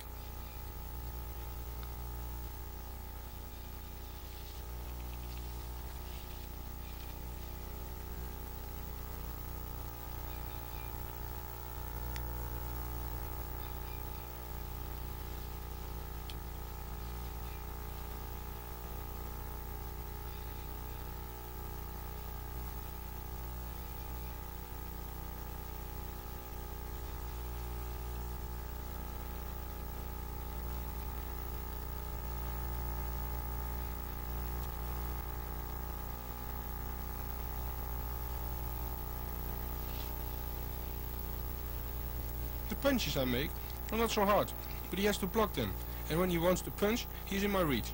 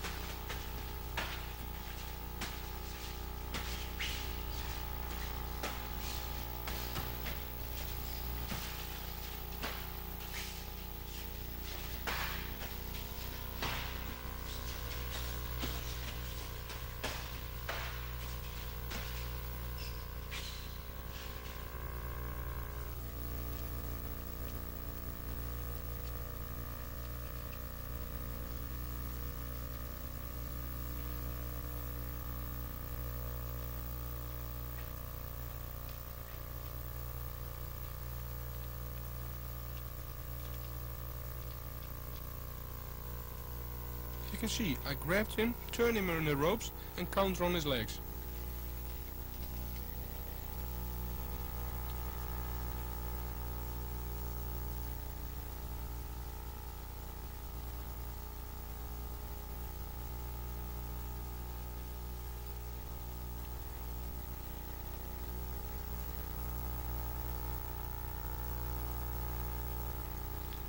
When he's in my range, I grab him good and turn him right away in the ropes.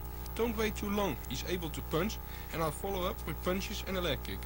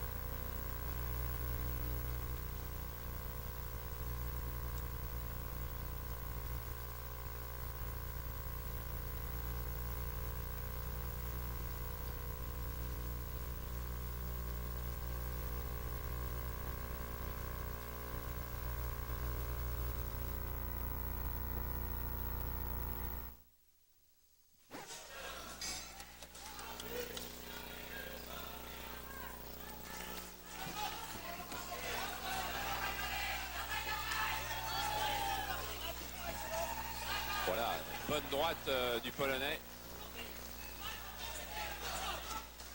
Et changement de tactique chez le Hollandais qui se sert maintenant de sa...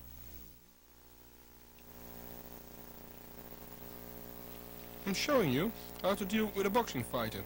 But in real, it's not as easy as within training. You get hit for real. But still, you have to move and turn away and counter. That's what I try here to do.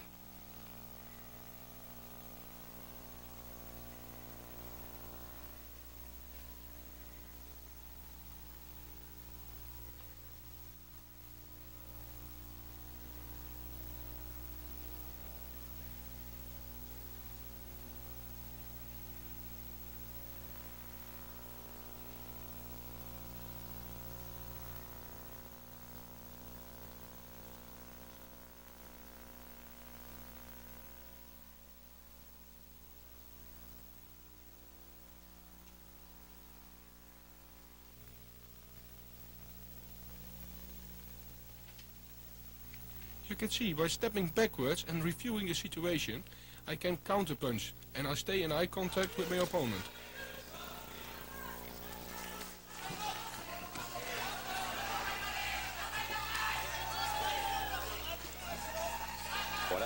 bonne droite du Polonais.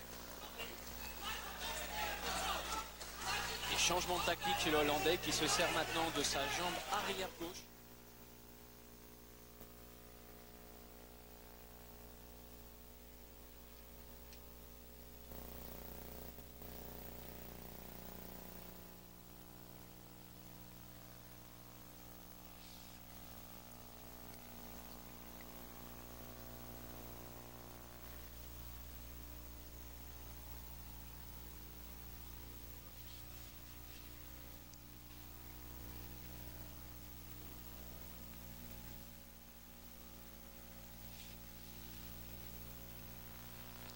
By way of pushing your opponent and stepping back in the basic position, you can review the situation. This is important with the boxing type of fighter.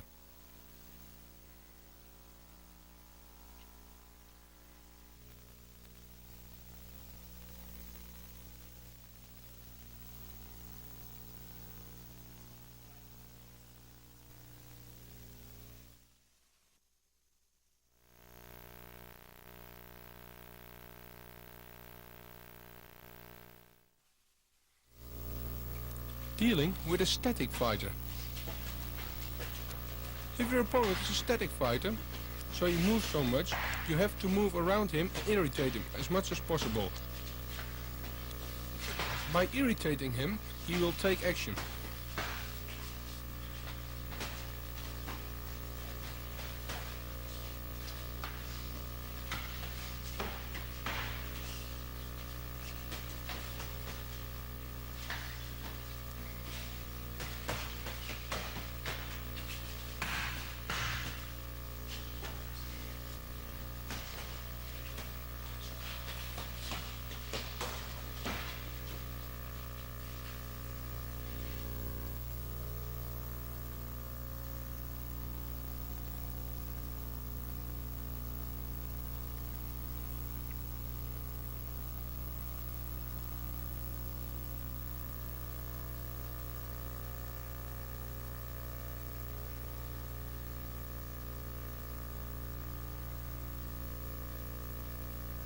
So I move around him and irritate him a lot with quick punches and kicks, inside leg kicks and jabs to the face, so he gets a little bit angry.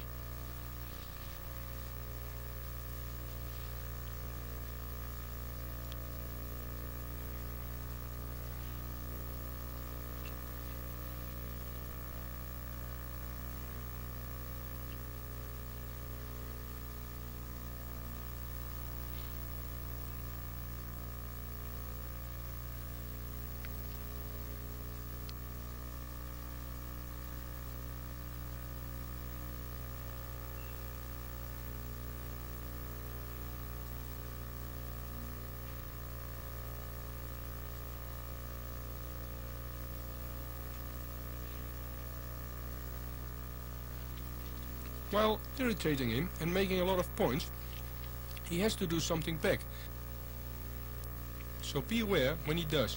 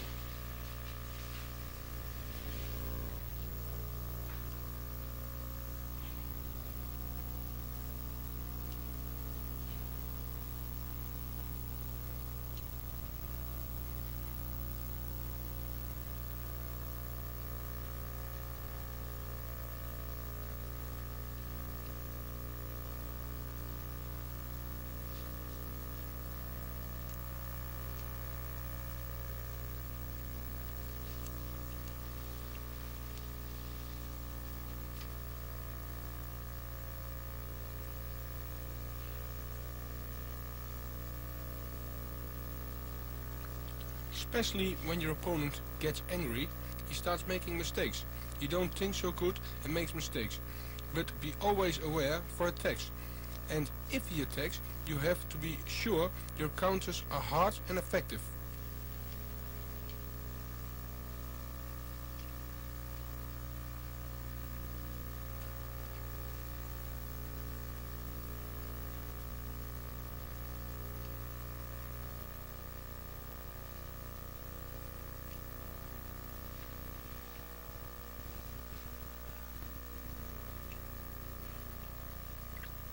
While irritating my opponent, I'm making a lot of points.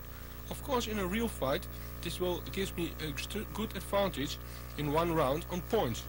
So maybe in the later rounds he has to force the fight because he's behind on points.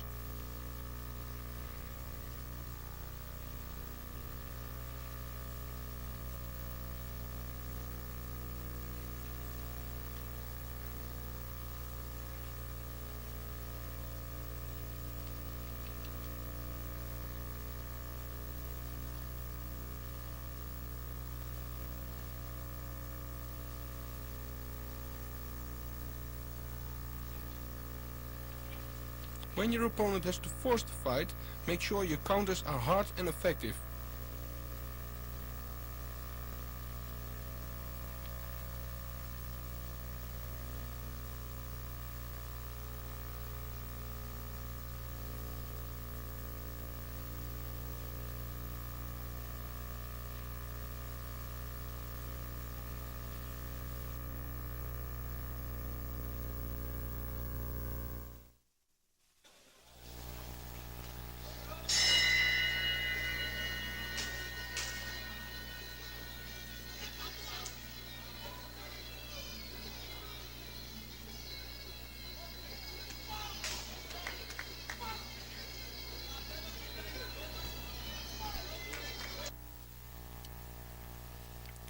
Here you can see how I deal with a static TIE fighter.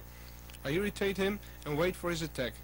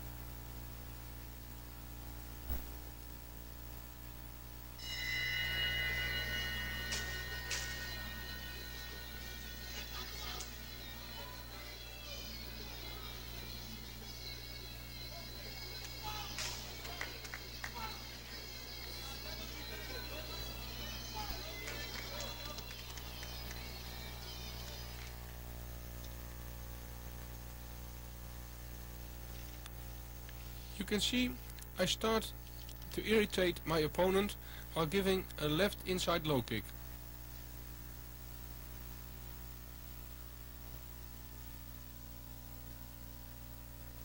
I move around and I'll make him nervous. And I'm faking.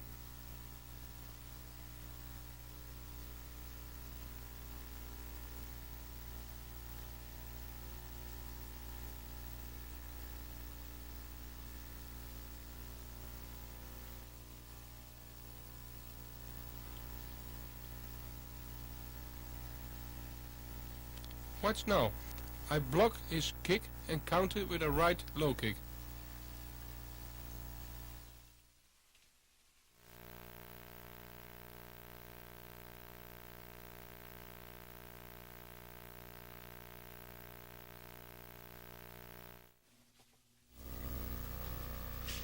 If you are a tall fighter, it's no use to be attacking all the time.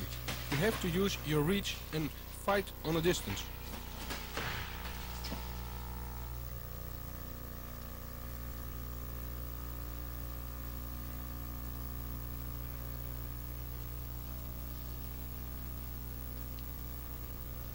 I keep my opponent on a distance, with front kicks, jabs, leg kicks and front knees, and move sidewards. When he comes in my reach, I grab him and don't let him go anymore. This part I cannot show anymore, because there was a little accident. A left high kick to the head hits my partner.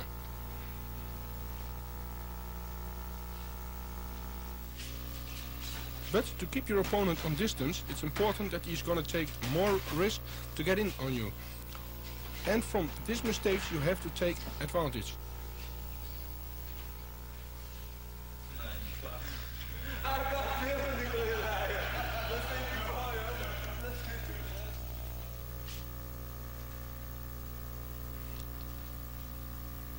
The part, what I can't show you anymore, is that when my partner is in my reach, I grab him and hit him with knee and don't let him go.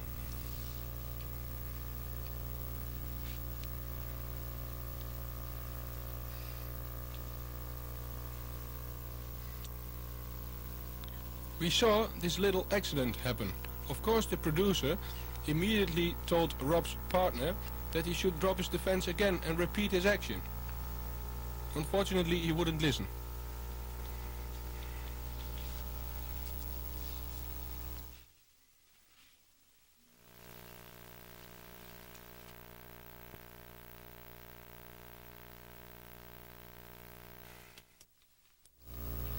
Here, I try to imitate a short fighter. A short fighter always have to move in and have to take risks.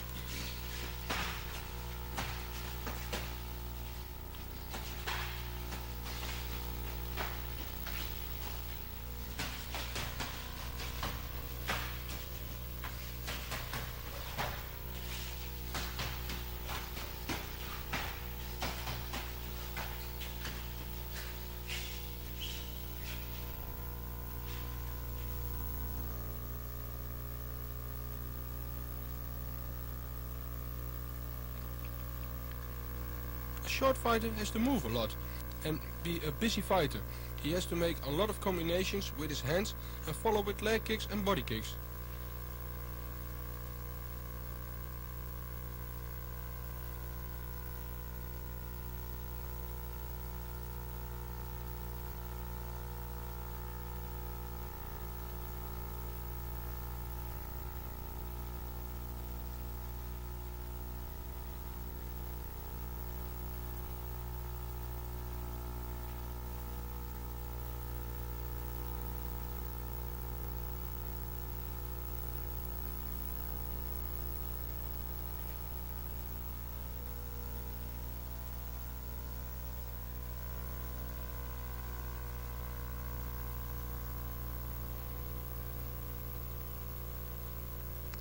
You see that the short fighter has to move in and has to take risks.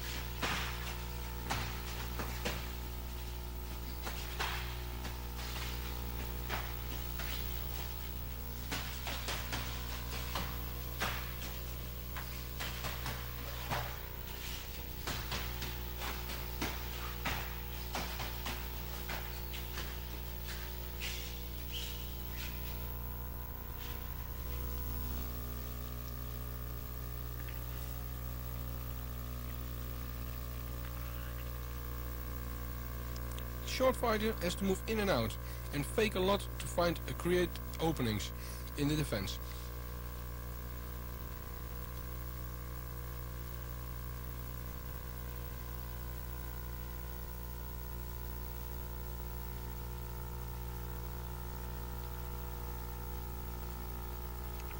Also, backing up your opponent and put him in the ropes is important.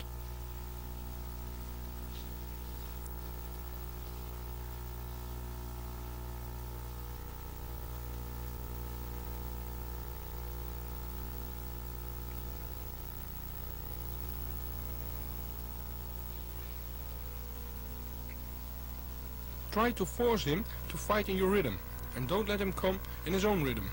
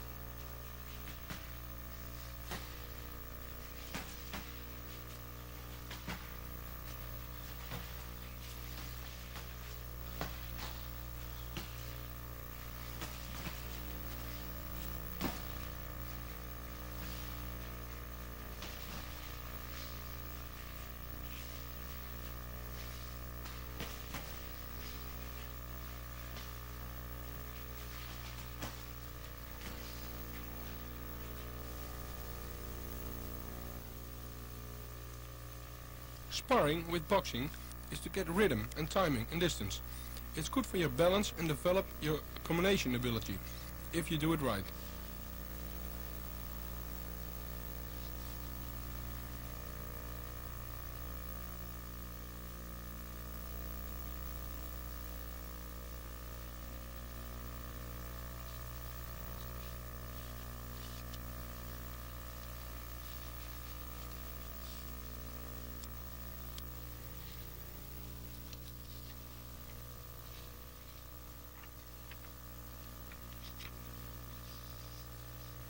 Sparring is not standing toe to toe and try to hit each other as hard as you can.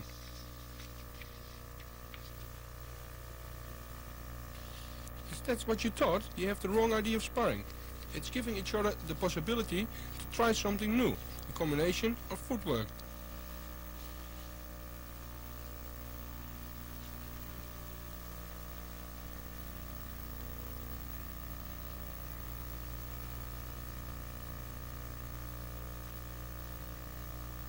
So we're trying out evasion, combination, footwork, slips, but we do it relaxed.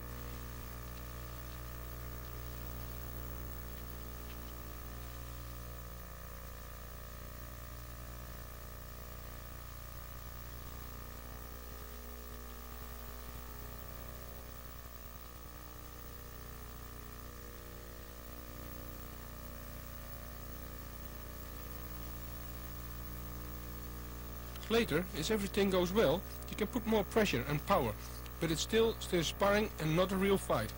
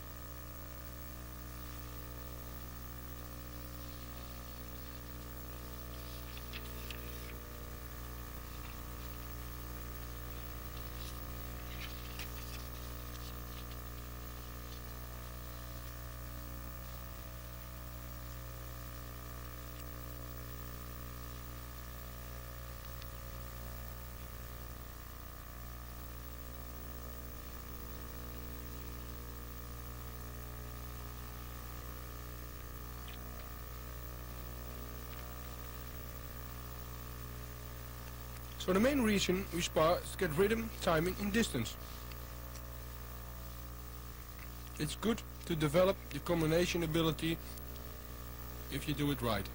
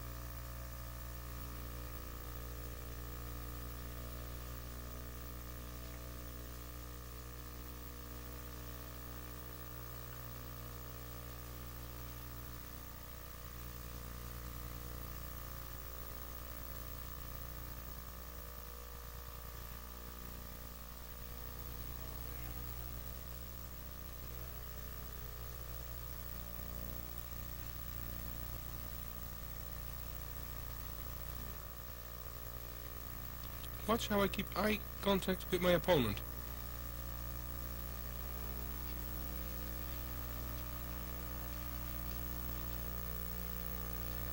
It'll help me and keep me in advantage by counter-punching.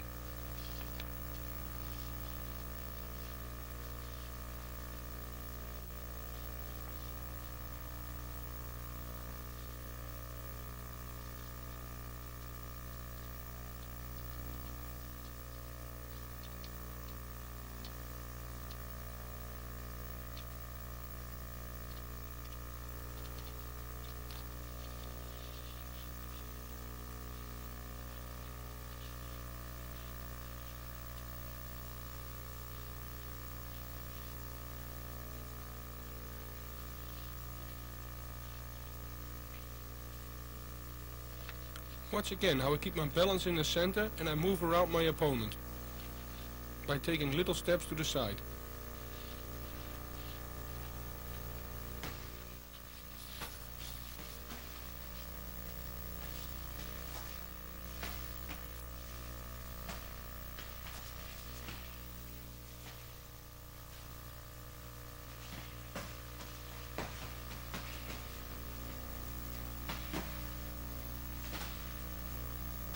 You can hear that the punches are relaxed. It's not a big bang.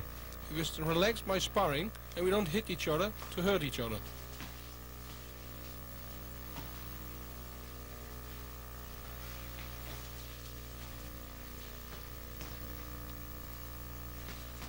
Try out everything. Not only come forward and throw in your punches, but evade and fake as well.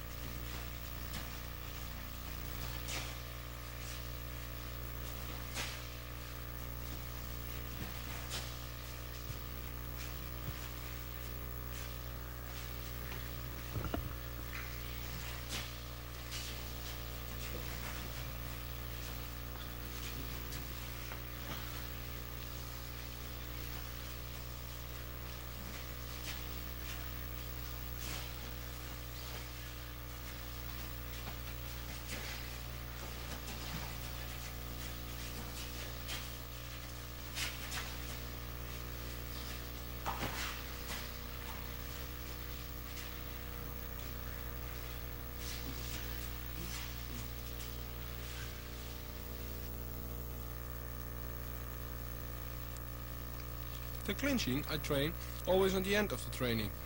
I start with grabbing each other around the neck and try to get your arms to the inside and pull your opponent off balance with short pulls on his neck and steps sideways.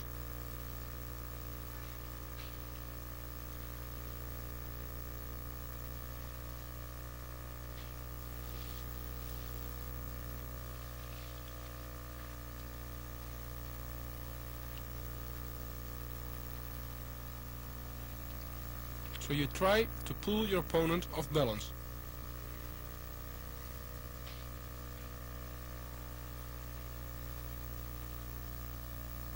By giving short jerks, you will be off balance.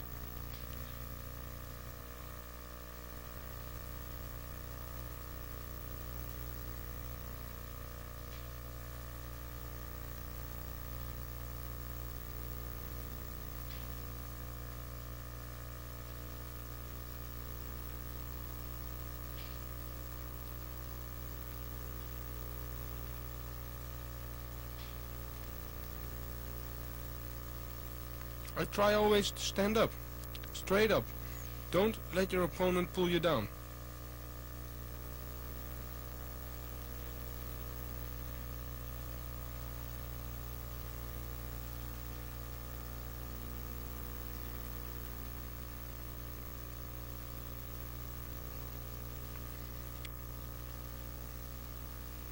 Don't use too much power during clinching. It's a lot of techniques. It's not only power. Use the power of your opponent at that point.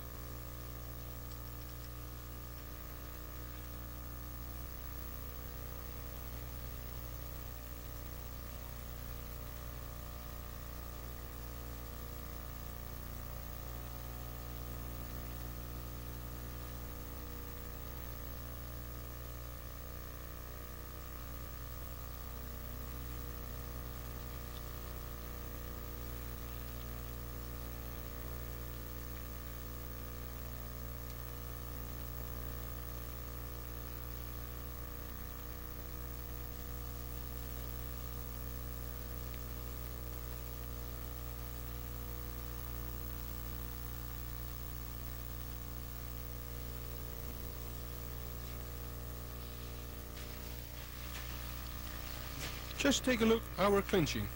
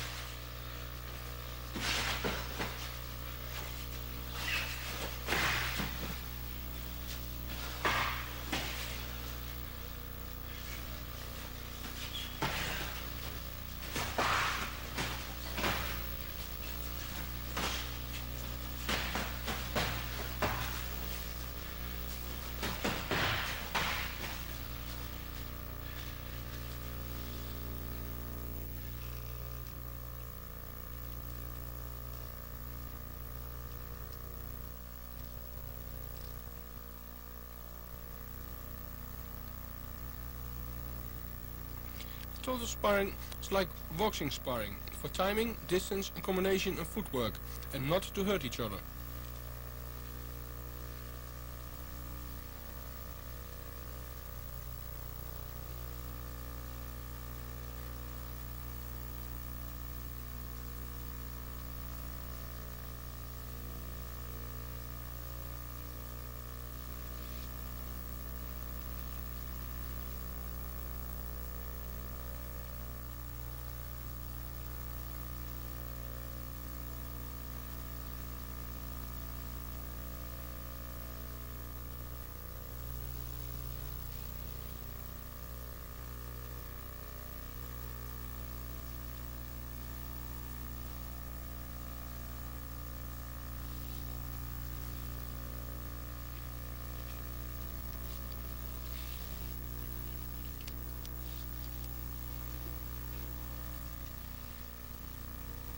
Move forwards and backwards and try to do everything what's possible.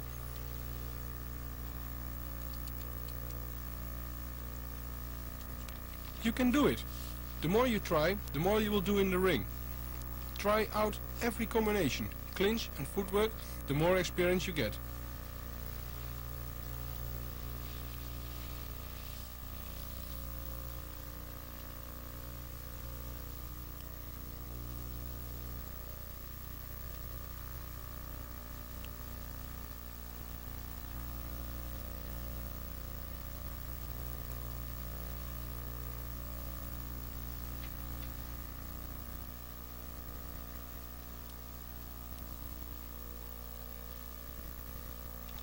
You'll start to recognize also more things from your opponent.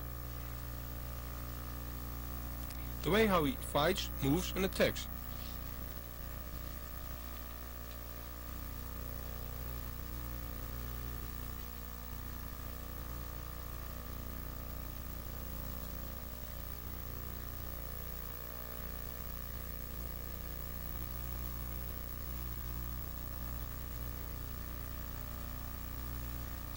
A good fighter can adapt to every fighting style, so try to fight like all fighters, long, tall, static and boxing type.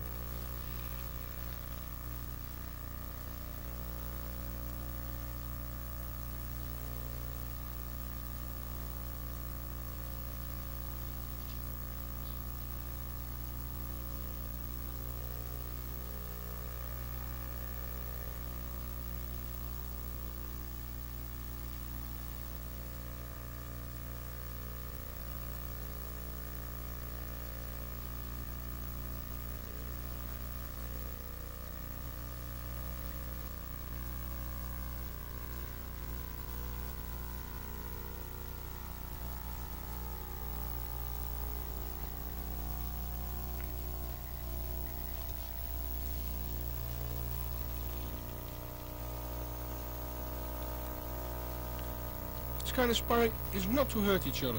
Again, it's for timing, distance, combination and footwork.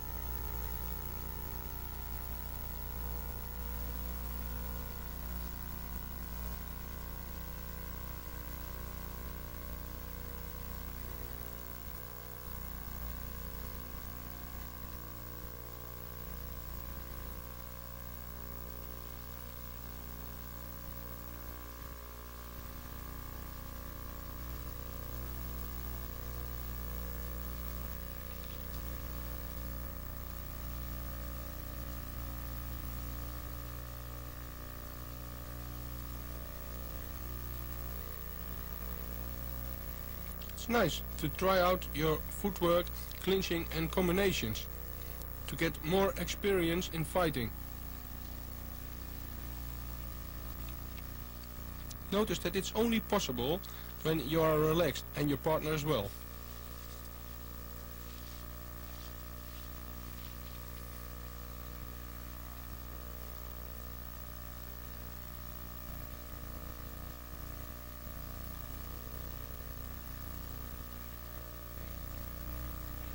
Again, notice that a good fighter can adapt to every fighting style, so try to fight like all fighters, long, tall, static or a boxing type.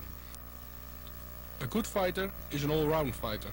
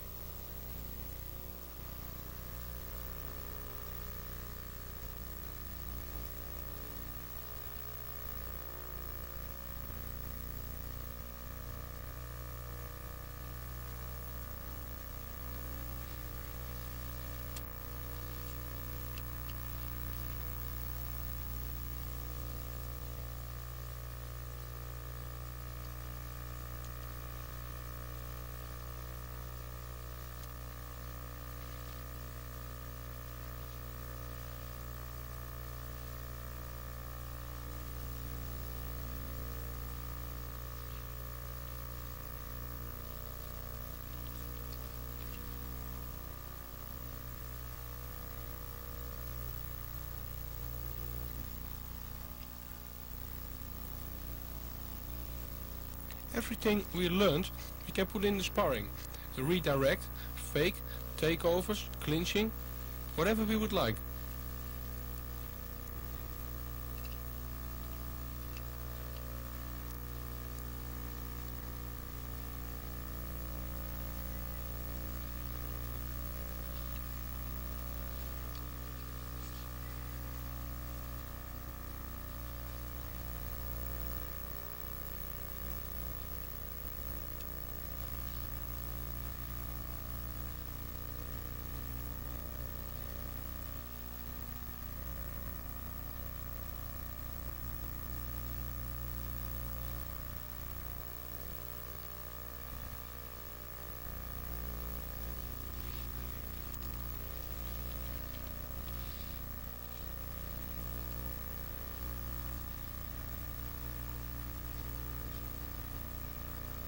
Remember, a good fighter is an all-round fighter.